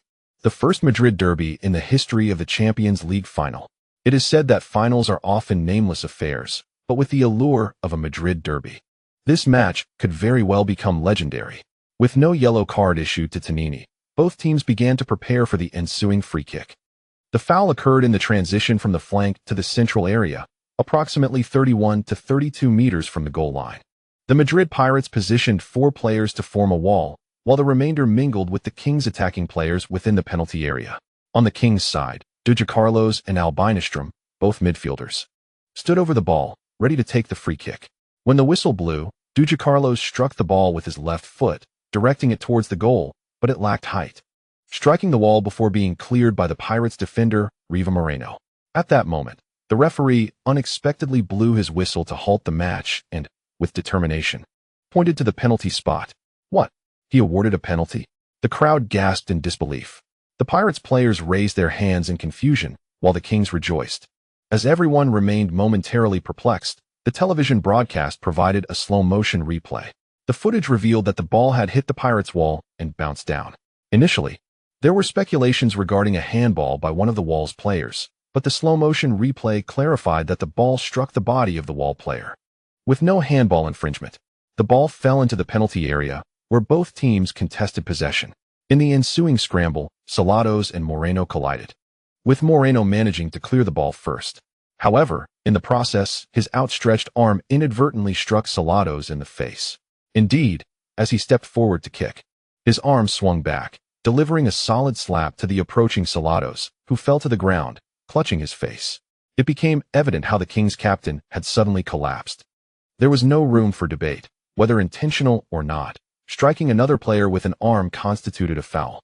After all, swinging one's arm vigorously, in the eyes of the referee, cannot be deemed a reasonable defensive action. Upon reviewing the slow-motion replay, he found himself at a loss for words. Moreno, an experienced defender, should have known better than to extend his arms at such a critical moment. It was, in fact, an instinctive reaction, primarily due to Selados' overly aggressive approach, which brought him perilously close. Kong did attempt to defend Moreno's actions. However, regardless of any justification, the referee's decision was irrevocable. Moreno pointed to himself in protest to the chief referee, indicating that his actions were unintentional, but the referee disregarded him and proceeded directly to the penalty spot. At that moment, the atmosphere above the central stadium was filled with deafening boos. Both the Madrid Pirates fans and the Kings supporters were voicing their discontent. The former believed that the penalty should not have been awarded, sharing Moreno's view that there was no intention to foul. Conversely, the latter were outraged that the referee had merely awarded a penalty without issuing a yellow card to Moreno. This was akin to delivering a slap to Selados' face. As the primary central defender for the Madrid Pirates, had Moreno received a yellow card just 12 minutes into the match, the subsequent game would have been significantly easier for the Kings. However, the referee only awarded a penalty and refrained from issuing a card, effectively granting the Pirates a reprieve. Naturally, the Kings supporters were also dissatisfied, though their discontent quickly faded, especially after being awarded a penalty. In stark contrast, the ire of the Pirates fans grew increasingly intense, leaving only their boos echoing in the stands, mingled with the cheers from the Kings supporters. Both coaches exhibited diametrically opposed reactions on the sidelines. Following the penalty award, Kings coach Roy raised his arms in jubilant celebration, while Parotti initially spread his hands in protest to the fourth official, then returned to his bench, shaking his head in disapproval towards his assistants, clearly unhappy with the decision. Yet, he remained composed, refraining from any extreme outbursts. Truly, a commendable demeanor. Had it been Handcheck in charge, he might have clashed with the fourth official. Realizing that the outcome could not be altered, he and Kong sighed in disappointment. It had only been 14 minutes since the match commenced, and the Madrid Pirates were already facing a dire predicament. For a team lacking experience in the Champions League final, such a beginning felt nothing short of hellish. The neutral commentator, however, was filled with excitement. For instance, British commentator Matthew Cox exuberantly exclaimed, "Only 14 minutes into the match, and we already have a penalty. If the Madrid Kings can capitalize on this opportunity to take the lead, can the Madrid Pirates maintain their composure? Should the Pirates venture forward against the incisive offense of the Kings? Who knows how many goals we might witness in this match? He yearned for a thrilling goal fest. Regarding the championship outcome with indifference. P.S. Today, there are 3 updates, the second at 1 o'clock and the third at 6. Please support with monthly votes. In July, there are no double monthly votes. Everyone can cast their votes at the beginning of the month without waiting until the end. Chapter 467. The elements of a great match. Penalty kick. Meili stood before the penalty spot, the football resting at his feet, ready to take on the responsibility of this crucial penalty. He no longer required Selados to concede the penalty to him. He was now the primary penalty taker. Unless he willingly chose to relinquish this privilege, no one would dare challenge him for it. Throughout this season's Champions League, Meili had already netted 12 goals, surpassing his previous season's tally of 8, marking his highest single-season total in the Champions League during his illustrious career. The commentator recounted Meili's impressive goal count this season. However, some of Meili's fans perceived the commentator's remarks with a hint of malice. In light of Hulai's record-breaking 19 goals in the Champions League, the assertion that 12 goals constituted Meili's highest single-season tally seemed to mock him. Meili's career best still lagged behind Hulai by 7 goals. Was this not a veiled insult? Yet Meili himself remained unfazed by such comparisons. He had come to terms with the reality of competing against Hulai. It no longer felt imperative.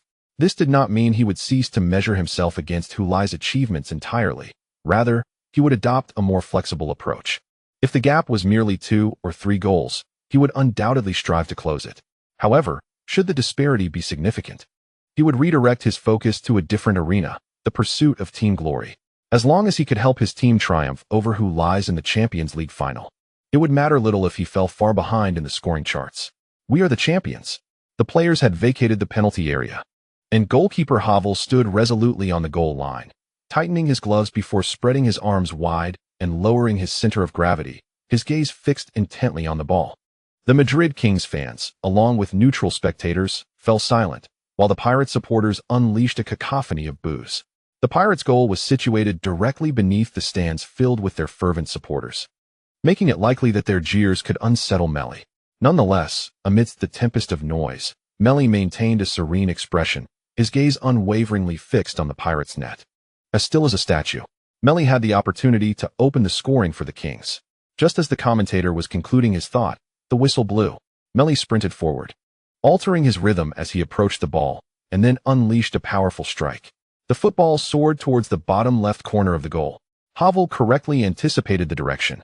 Yet the ferocity of Meili's shot was overwhelming. The ball sped past him and nestled into the net.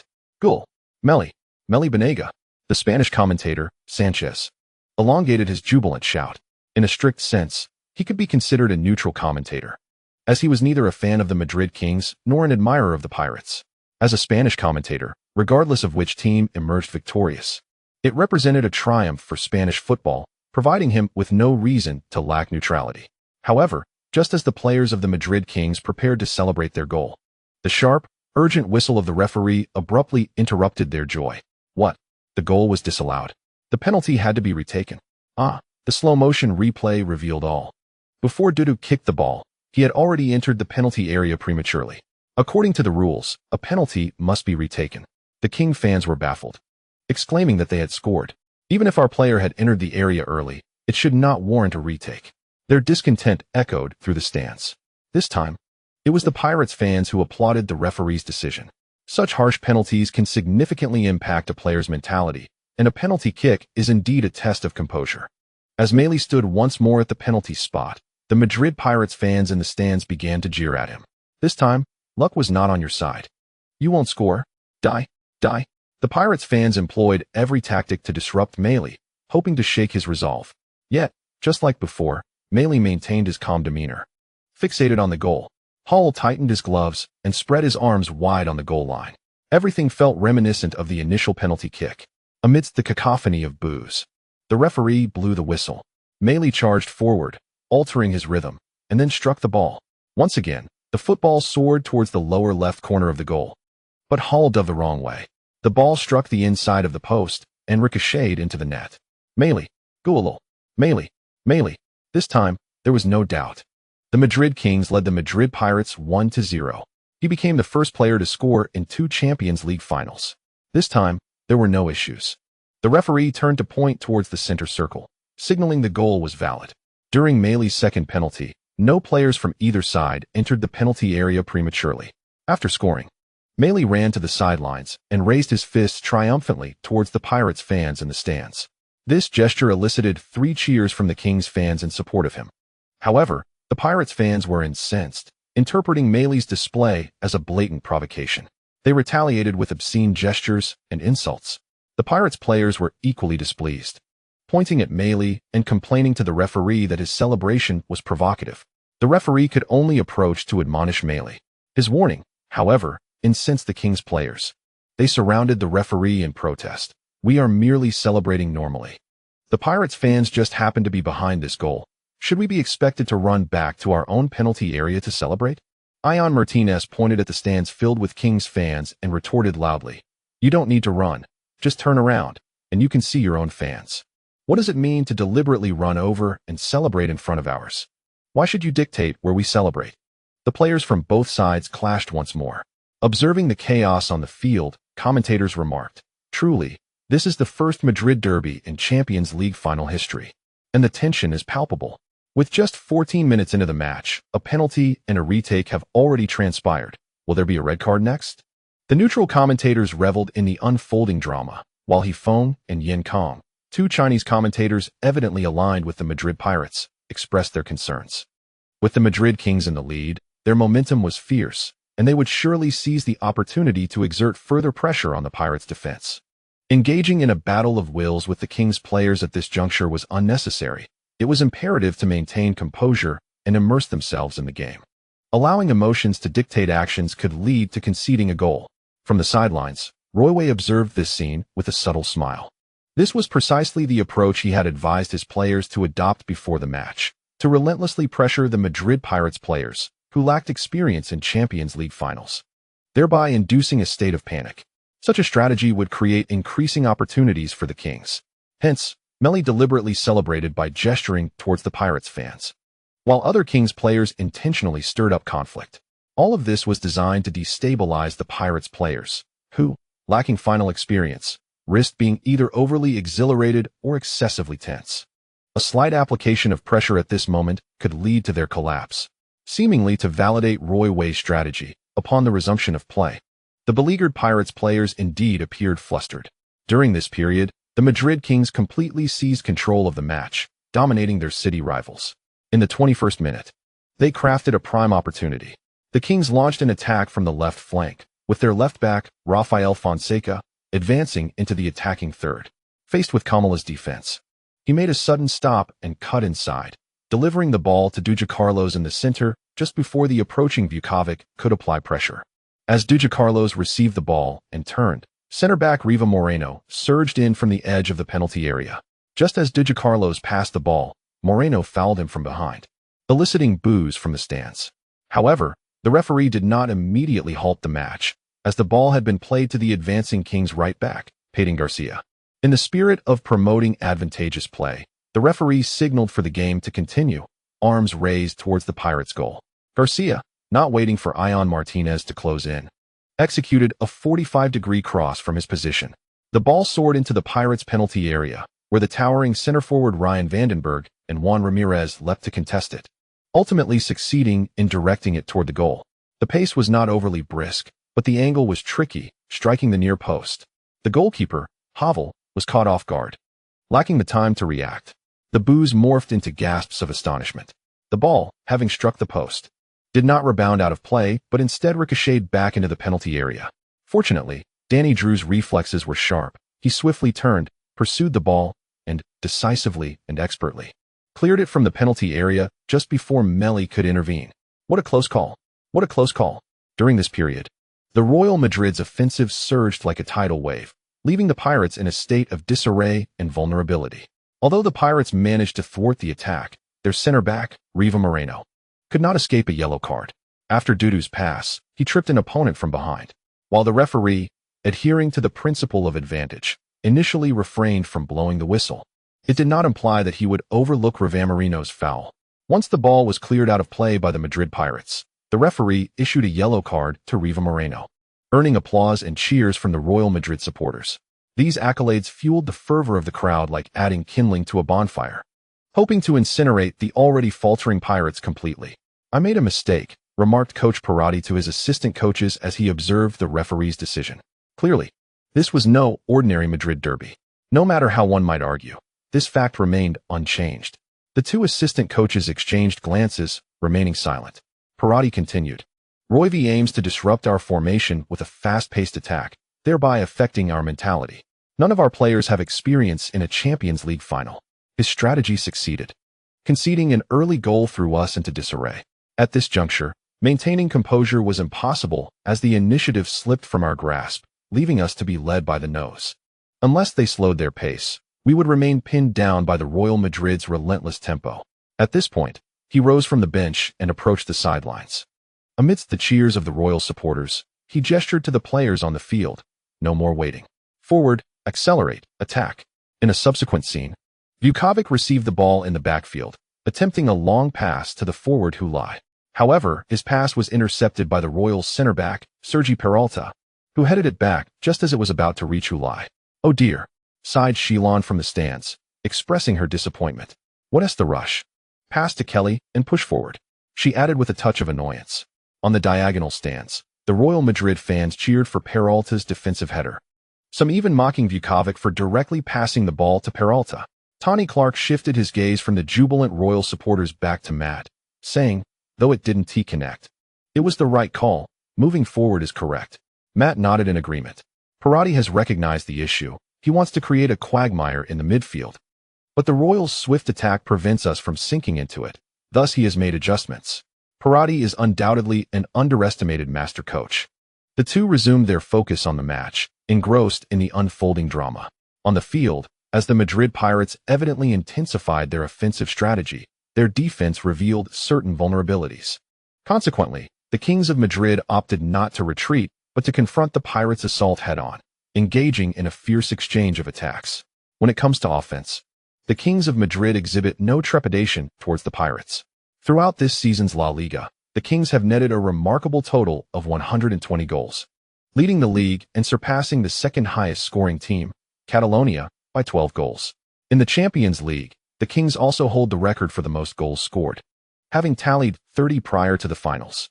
They not only fear the Pirates' offensive maneuvers, but rather seem eager for a direct confrontation. The match unfolded with both teams playing an exceedingly open style, exchanging blows and transitioning rapidly between offense and defense, thus rendering the game visually captivating. Danny Drew, in possession of the ball in the backfield, found himself under pressure as the Kings captain, Selados, charged forward to challenge him. Under this duress, Drew resorted to a hasty long pass, sending the ball forward, which compromised its accuracy. Selados aimed to exploit such pressing tactics to induce errors from the Pirates, thereby regaining possession for the Kings. And indeed, this strategy bore fruit. The ball soared towards the front, only to be met by the Kings' center back, Nuno Sequeiros, who intervened with a header to clear the danger. Meanwhile, Dudukalos, positioned near the halfway line, retreated to receive the ball, lifting his foot to control it. However, he was outpaced by Vukovic, who surged in from behind, leaping to strike the ball mid-air. In the ensuing collision, Dudu's foot, poised to receive the ball, inadvertently struck Vukovic's leg. Yet, before losing his balance and tumbling to the ground, Vukovic managed to direct the ball forward. Gasps erupted from the stands. To characterize this as merely a long pass would be somewhat misleading, as Vukovic employed a volley in a moment of urgency. The ball hurtled towards the left flank of the Kings' penalty area at an astonishing speed, where Maxi Kelly was accelerating to meet it. The Kings' center back, Peralta, tracked back diligently.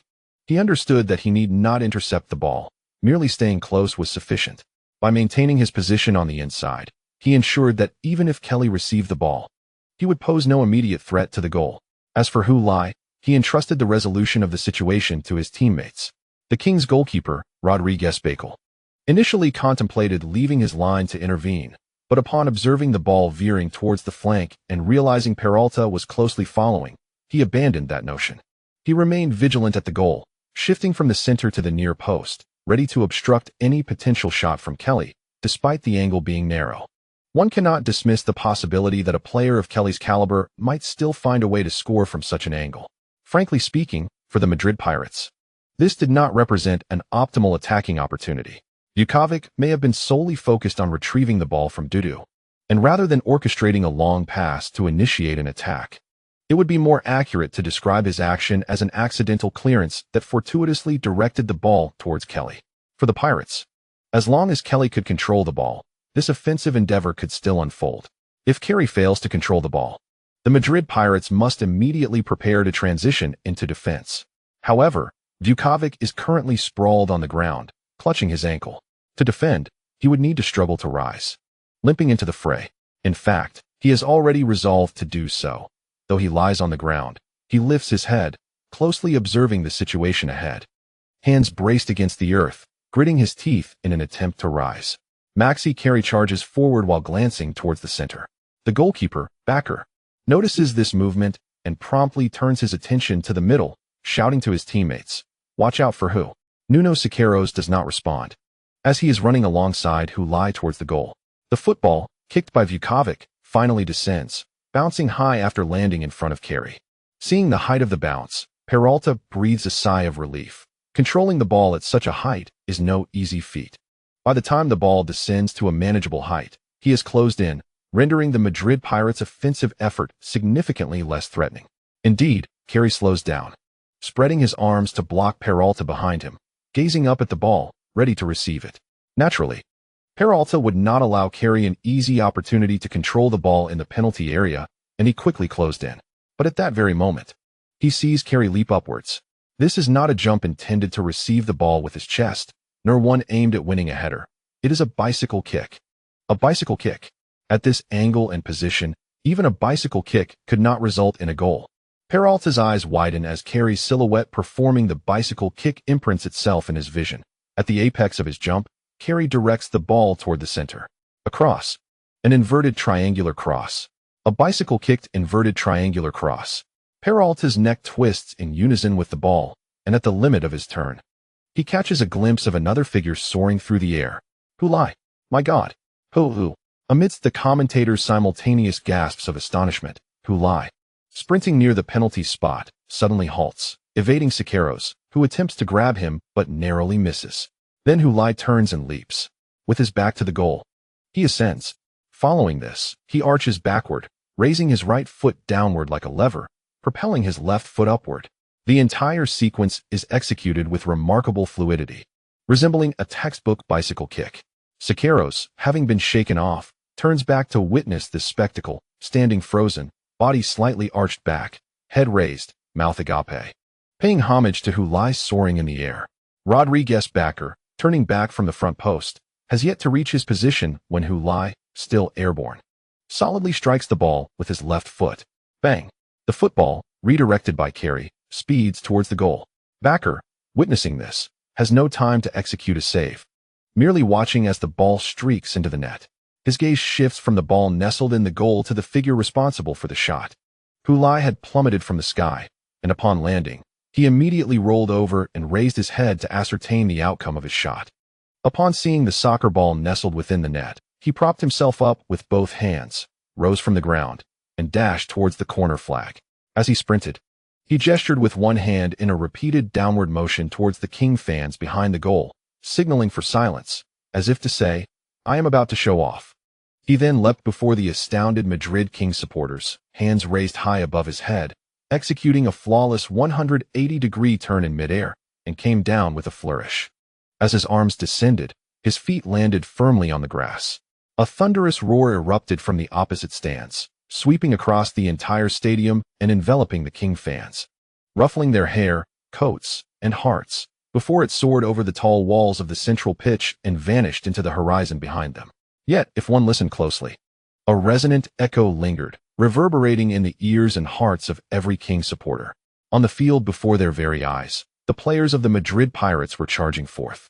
Dudukalos, struggling to rise, was pulled up from behind by Danny Drew, limping yet making an effort to join his teammates as they rushed towards the corner flag.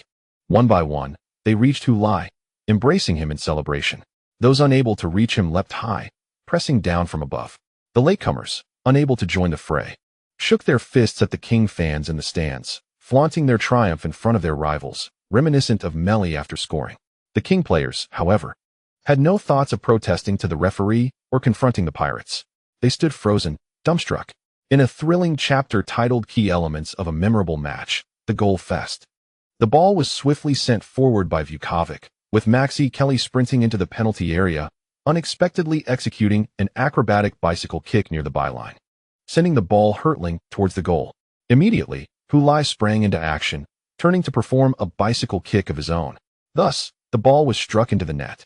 As it soared into the goal, the commentators in the press box erupted in unison. They shouted in their native tongues, "What is this? What is happening? My God! Unbelievable! Astonishing!" Matthew Cox was left speechless, overwhelmed by the sheer brilliance of such a goal. It was breathtaking. Ladies and gentlemen, this is a goal that could bring tears to your eyes. An unparalleled masterpiece of art. Hulai! Hulai! Hulai has scored. An acrobatic finish. A world-class strike. A truly world-class strike. He foamed, shouted hoarsely, even rising from his seat in the commentary box to amplify his enthusiasm. Yen Kong, beside him, was genuinely applauding, his fists pounding against the commentary desk, allowing the fans watching on television to clearly hear the thudding sounds. This goal belongs only in the heavens. Rarely heard on earth. A single bicycle kick is already a rarity, yet this remarkable moment featured 2 consecutive bicycle kicks, a breathtaking aerial relay. I firmly believe this goal should be deemed the finest of the UEFA Champions League season, unequivocally and indisputably so. Sanchez, akin to a jet engine, let out a thunderous roar, stretching the elongated sound of the word goal to the limits of his commentary career, his face turning crimson from the exertion, eventually rendered speechless. Just when everyone assumed it was over, he took a sharp breath and, with renewed fervor, bellowed, "Goal." He needed no further words. That single utterance was enough to ignite a blaze of passion within the hearts of listeners. The sheer brilliance of that world-class strike transcended the need for verbose commentary. The goal itself was sufficient to send shivers down one's spine. As the ball soared into the net, countless Chinese football fans erupted in thunderous roars and screams before their television screens, shattering the stillness of the night. On Weibo, in chat groups, and across the web, an avalanche of messages mentioning Hulai surged forth. Both online and offline, the atmosphere was vibrant, as if it were not the late hours of the night. In the central stadium, as Hulai ascended into the air, Xiaolon clutched her husband's arm tightly, her nails nearly digging into his flesh. While Huli Xin remained oblivious, it was only upon witnessing the football enter the net that Xiaolon released her grip. Raising her arms in triumph and leaping from her seat, Chun Xing, wide-eyed, exclaimed, "Oh my God! Oh my God! Oh my God, what a goal! Incredible!" Ultimately, he let out a triumphant shout. Realizing he had uttered numerous expletives in front of his father, he felt a pang of anxiety, only to hear his father, Chen Han Tang, exclaim nearby, "What a phenomenal goal! Absolutely brilliant!" The frenzy was not limited to the father-son duo. All the Madrid Pirates and neutral fans leaped from their seats, shouting in celebration of Hulai's extraordinary goal. Only the fans of Real Madrid fell silent. Not from reluctance to cheer for Hulai, but rather from sheer awe at the magnificence of the goal, paralyzing them to the point where not even a boo escaped their lips. Clark and Matt exchanged high fives in elation. "That's it, Matt. That's the way to play. Why spend 120 million on who if we don't utilize him?" Matt grinned, while Tony still harbored grievances over signing his player. The Madrid Pirates on the pitch celebrated wildly, as did the substitutes and coaching staff off the field. Even Parotti, typically the epitome of composure, was so astonished by the interplay between Kelly and Hulai that he sprang from his seat, hands on his head, spinning in disbelief. Behind him, both coaches and substitute players surged onto the pitch in jubilation. If it were not for the corner flag area where Hulai celebrated, positioned diagonally opposite, it would have been inconvenient for them to traverse the entire pitch. I fear these individuals would have rushed to partake in the jubilation of such an unbelievable goal. It is astonishing that Sanchez has finally calmed down, shaking his head in the commentary booth as he stated, "In my commentary career, goals of such brilliance are exceedingly rare. I could even assert that this goal deserves a place among the top 5 in the history of the Champions League final." Matthew Cox, before this match, Maxi Carey had explicitly informed the club that he would not renew his contract, having firmly decided to depart from the team he had served for 9 seasons. Speculation arose regarding whether Carey's insistence on not renewing was due to his relationship with Hu. Rumors circulated that Hu and Carey's personal rapport was quite poor. However, I cannot fathom how terrible their relationship must be to produce such an artistic collaboration on the pitch. Let us cease the conjecture about their friendship. As fans, is witnessing such a goal not the greatest joy? Why should we concern ourselves with the nature of their relationship? Hulai's magnificent strike equalized the score to 1-1, marking his 20th goal in the Champions League this season. He has led humanity into the double digits of goals in this prestigious tournament, creating history. The players of the Madrid Pirates concluded their celebration and began to sprint back to their half. The television broadcast captured an extended close-up of Hulai. In the frame, he ran back alongside his teammates, waving to the fans in the stands. Observing this scene, Heiver remarked, "The Champions League final is the pinnacle of club competitions. And undoubtedly, Hulai is the star of this stage." Beyond the close-up, Juan Ramirez and Maxi Carey ran side by side back. Along the way, he covered his mouth and said to Carey, "Are you really not reconsidering? Look at that goal. It was exquisite. You two always manage to create such astonishing combinations. If you leave, I do not know who could partner with who as seamlessly." Carey smiled slightly. Who is a forward without the ball? He can partner harmoniously with anyone. Ramirez sighed. "You are right. He can partner with anyone. But only with you can he score a goal like that." This time, Carey did not indulge in bravado but responded, "No, Juan, you are mistaken. I executed the backheel pass because it was the only option available to me. Yet who possesses numerous ways to shoot? He ultimately chose the backheel. Therefore, it is he who deserves credit for such a splendid goal, not me." Ramirez was left speechless, unsure of how to persuade him. Carey's refusal to boast indicated his steadfast resolve to leave the team. As Hulai sprinted back to his half from the Madrid Kings' half, Meili's gaze remained fixed on him. He could anticipate Hulai scoring, for the Kings' defense could not contain him. Yet he did not expect Hulai to score such a goal. The brilliance of it even stirred feelings of envy within him, though it did not dampen his spirits.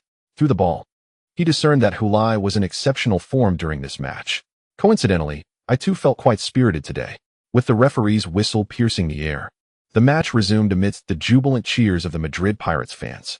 The players of the Madrid Kings, still reeling from the recent goal conceded, appeared somewhat disoriented. Hulai's strike had undeniably dampened their morale. As the players of the Madrid Pirates reveled in their triumph, Dudukalos, who had previously fouled Vukovic, received a yellow card from the referee. He was so disheartened that he didn't even attempt to plead his case, accepting the card in silence.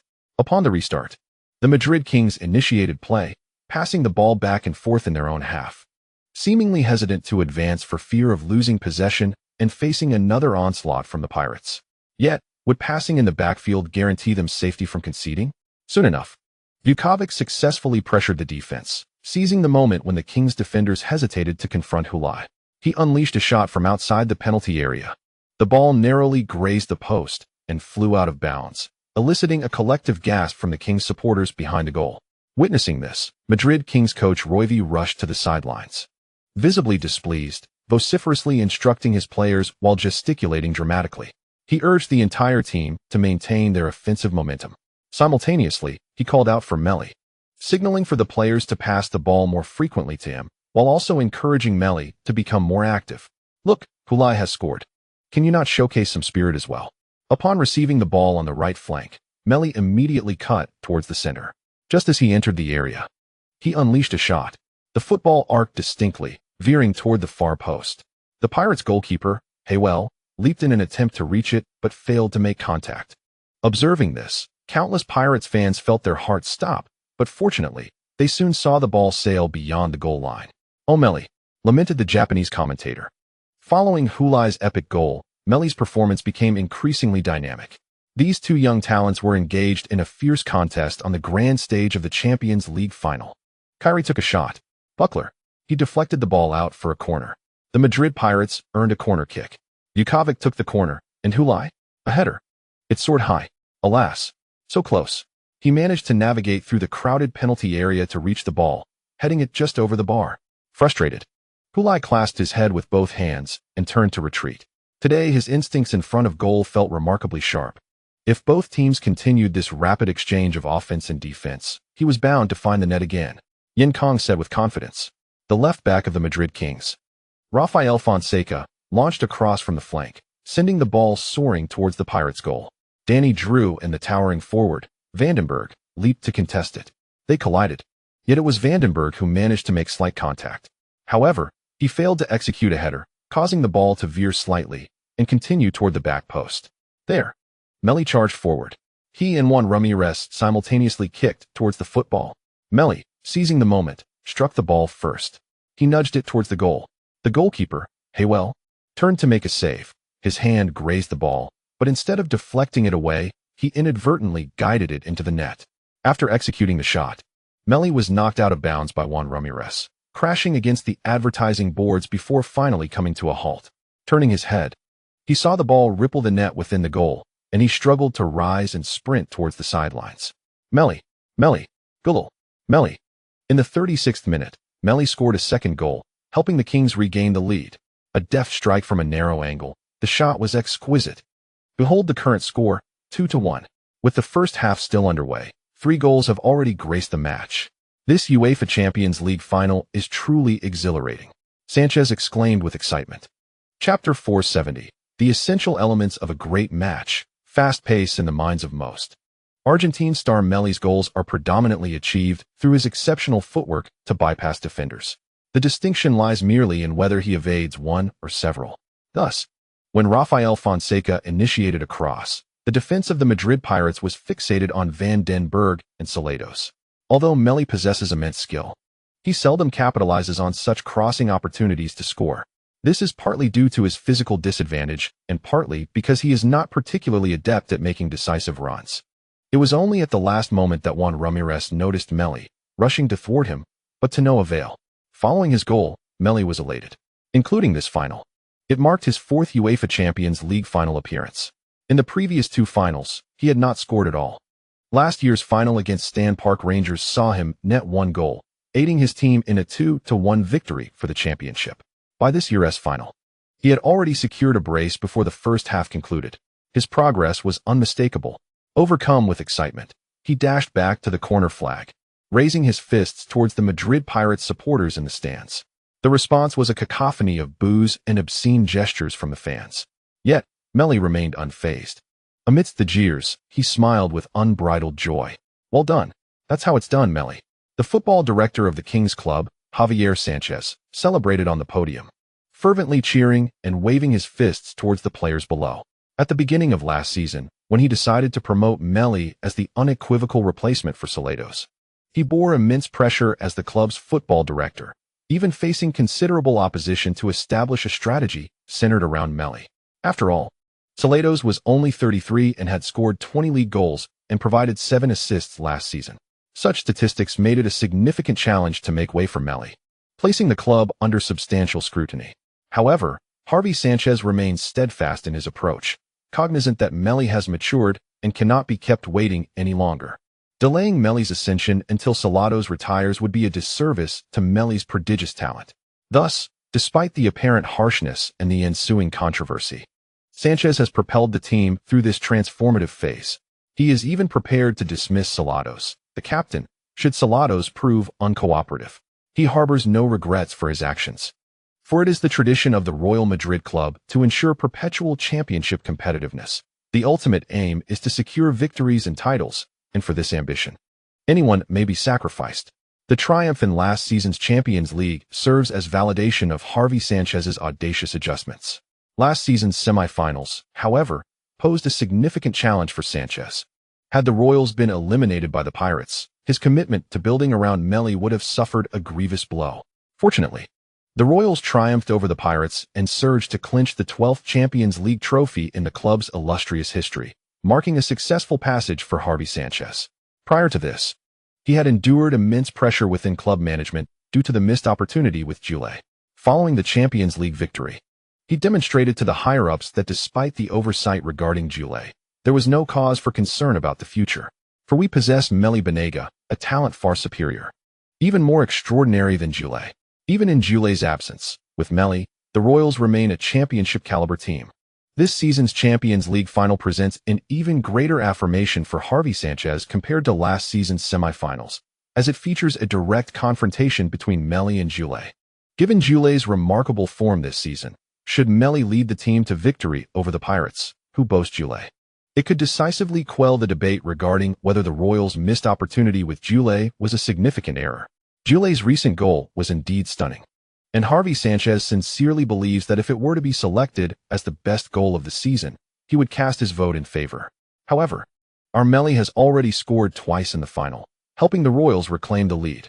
Harvey Sanchez remains resolute in his belief that Meili's talent far exceeds that of Hulai, and his future achievements will eclipse those of Hulai as well. Since we have Meili, why lament the missed opportunity with Hulai? Jesus Valentin turned to coach Parotti. Following his adjustments, the effects were immediate, with Hulai helping the Madrid Pirates equalize. However, the defensive solidity of the Pirates had waned, leaving gaps in their backline more susceptible to exploitation. Thus, the Madrid Royals found the net once more. It appeared as though for every goal we scored, they responded in kind, maintaining parity. Yet, the Royals initially held a one-goal advantage over the Pirates. He glanced at Parotti, eager to see if the coach would recalibrate the tactics to stabilize their position. To his surprise, Parotti did not act as expected. Instead, he rose and once again approached the sidelines, gesturing to the Pirate players on the field, indicating that everything would remain unchanged. At that moment, Parotti found his composure. After completing his gestures, he returned to explain to his assistants. The situation was clear. The match had devolved into a chaotic offensive battle. Retreating to defend might not ensure our safety. It would be wiser to press forward, to counter their attack with our own and suppress their offensive threat, thereby preventing them from easily targeting our goal. Would we risk conceding more goals? Perhaps, but it was a pressure and risk we must endure. Following the recent goal, the Madrid Pirate players appeared somewhat disoriented, making Parotti's directive timely, as it steadied their resolve and clarified their next steps. When the players of Madrid Kings concluded their celebration and returned to their half, the Pirates were already in position, ready for the kickoff. With the referee's whistle, Hulai initiated the play, and the match resumed. The Madrid Pirates sought to capitalize on the kickoff to threaten the Madrid Kings goal. However, during their lateral passing in midfield, they were intercepted by the Kings midfielder, Estrom. Seizing the opportunity, Madrid Kings launched a counterattack. Yet, due to the sudden nature of the situation, they were not fully prepared. Estrom's forward pass was slightly rushed, leading to an overhit ball that Selados could not reach, allowing the quick-reacting goalkeeper, Heiver, to secure it. Rising from the ground, Heiver swiftly threw the ball to the side, delivering it to the retreating Kamara. Upon receiving the ball, Kamara turned and advanced, but was pressured by the Kings' defensive midfielder, Mohamed Osei. In a moment of quick thinking, he stopped abruptly and maneuvered past Osei, only to be thwarted by the recovering Dudukalos. With no other option, he passed the ball laterally to the retreating Maxi Kelly. Kelly, without taking a touch, turned and sent the ball to the left flank. Tonini raised his foot to stop the ball along the sideline, but it was swiftly deflected out of play by the Kings' right back, Padin Garcia. This chaotic exchange finally subsided. Yet the rapid back and forth between the two teams persisted with fervor. First, Ione intercepted a pass from Osei along the front line and executed a lofted ball into the penalty area's channel, where Hulai made a diagonal run and unleashed a left-footed volley that soared over the crossbar. Following this, Meili, after cutting in from the flank, sought a wall pass with Selados and attempted a curled shot with his left foot toward the far corner. The ball was deftly parried away by goalkeeper Heiver, resulting in a corner kick. The Madrid Pirate fans in the stands erupted in gasps of excitement. In the 38th minute, Rafael Fonseca delivered a low cross from the left flank towards the center. The football deflected slightly off Moreno's foot, altering its path. Instead of rolling toward the penalty arc, it veered toward the goal. This caught the Madrid Pirate defenders off guard, leaving them rooted to the spot in shock. Indeed, Selados displayed remarkable agility as he dashed from the defensive line towards the football, which was closest to him. The goalkeeper, Heiver, also committed to the fray. Amidst a cacophony of cheers and jeers, Selados seized the moment, deftly nudging the ball with the outside of his left foot, evading the grounded Heiver. However, the angle for his shot had narrowed considerably, and the exertion from his sprint and maneuver had drained him of energy, leaving his steps unsteady and his center of gravity compromised.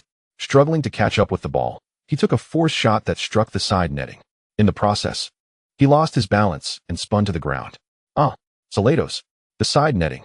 What a close call. Had it been the younger, swifter Meili, it might have found the back of the net. The Argentine commentator lamented. Regrettably, at the moment the opportunity arose, Meili was stationed on the right flank, too far to capitalize on the situation. In the 40th minute, the Madrid Pirates launched an offensive. Hulai, seeing the ball directed towards Kelly, immediately began to reposition himself. Instead of sprinting forward, he retreated momentarily, adopting a posture that suggested he was ready to support Kelly, thereby drawing Siqueiros out from the defensive line. Then, with a swift pivot to his left, he accelerated into a direct sprint. Concurrently, Kelly had just received the ball. Observing Hulai's sudden burst of speed, Siqueiros neglected to consider that Kelly was the one in possession and instinctively pursued Hulai instead. As Kelly lifted his foot to control the ball, he simultaneously glanced at Hulai's positioning, resulting in an imperfect stop. The ball bounced instead of settling at his feet. Everyone anticipated that Kelly would wait for the ball to descend before regaining control, but to their surprise, he swung his thigh and unleashed a powerful shot from 35 meters out. Such a long-range, unexpected strike, and within the frame of the goal, compelled the Madrid Kings goalkeeper, Rodriguez Bacall, to leap into action, executing an extraordinary save to deflect the ball out of play. Now it was the Madrid Kings fans who gasped in astonishment. Kelly, oh, what a splendid long-range effort, forcing Bacall to produce a world-class save. With only a few minutes left in the first half, the pace of the match remained relentless. Just how swift was it? In the 44th minute, the Madrid Pirates surged forward once more, pressing against the Kings' 30-meter line. Vukovic, after dribbling laterally, aimed to distribute the ball to the left flank, targeting Ione Martinez. However, under the interference from Osai, his diagonal pass faltered, and the right back, Padin Garcia, discerned his intent, stepping forward decisively to intercept the ball. Garcia promptly advanced the ball forward, seeking to initiate a counterattack. Yet, due to the rapidity of the play, both the interception and the pass were executed too quickly. Estrom, who was supposed to receive the ball, failed to connect, and it rolled past him. Subsequently, it was intercepted by Juan Ramirez of the Madrid Pirates. Ramirez, eager to initiate a swift counterattack, opted not to halt the ball but instead pushed forward with a direct pass aimed at the advancing Maxi Kelly. Simultaneously, he made a rapid forward run, signaling an intention to execute a wall pass with Kelly. However, his attempt was inadvertently intercepted by the referee, who found himself caught in the fray due to the frequent exchanges of possession in the narrow space just outside the left side of the penalty area, leaving him no time to distance himself. As he sought to evade Ramirez's pass, he inadvertently moved in the direction of the ball, resulting in it striking his leg and rebounding away, narrowly missing the advancing Ramirez. This moment almost allowed the Kings to launch a counterattack. Yet their effort faltered due to haste, as an inaccurate long pass thwarted their success. The frenetic back and forth of both teams finally reached a pause when the referee blew the whistle to signal the end of the first half. The scoreboard reflected a 2-1 lead for the Madrid Kings, thanks to Meili's 2 goals, while the Pirates managed to net 1 courtesy of Hulai.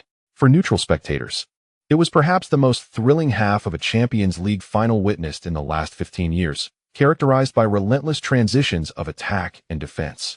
The fierce rivalry between the two teams ensured that they were well acquainted with each other's capabilities, eliminating any notion of tentative play, resulting in such an exhilarating first half. In the commentary booth, Hifong exhaled deeply, finally breaking free from the tension of the preceding moments. Yin Kong, however, expressed concerns for Chinese fans. While relishing such high-caliber competition, there is likely also anxiety regarding the Pirates' stamina in the second half against the Kings, who are adept at this fast-paced style. Moreover, the Pirates had the added fatigue of an extra Copa del Rey final and 6 fewer days of rest. As the television broadcast captured the scene, players from both teams hurried off the field, making their way to the respective locker rooms. The Madrid Pirates, trailing by a goal, displayed no signs of despondency, while the Kings, with a 1-goal advantage, wore no expressions of elation. As bitter rivals, they were acutely aware that until the final whistle sounded, neither side would concede defeat. Thus, it was inconceivable for either team to celebrate prematurely. This match was destined to be a relentless battle until the end.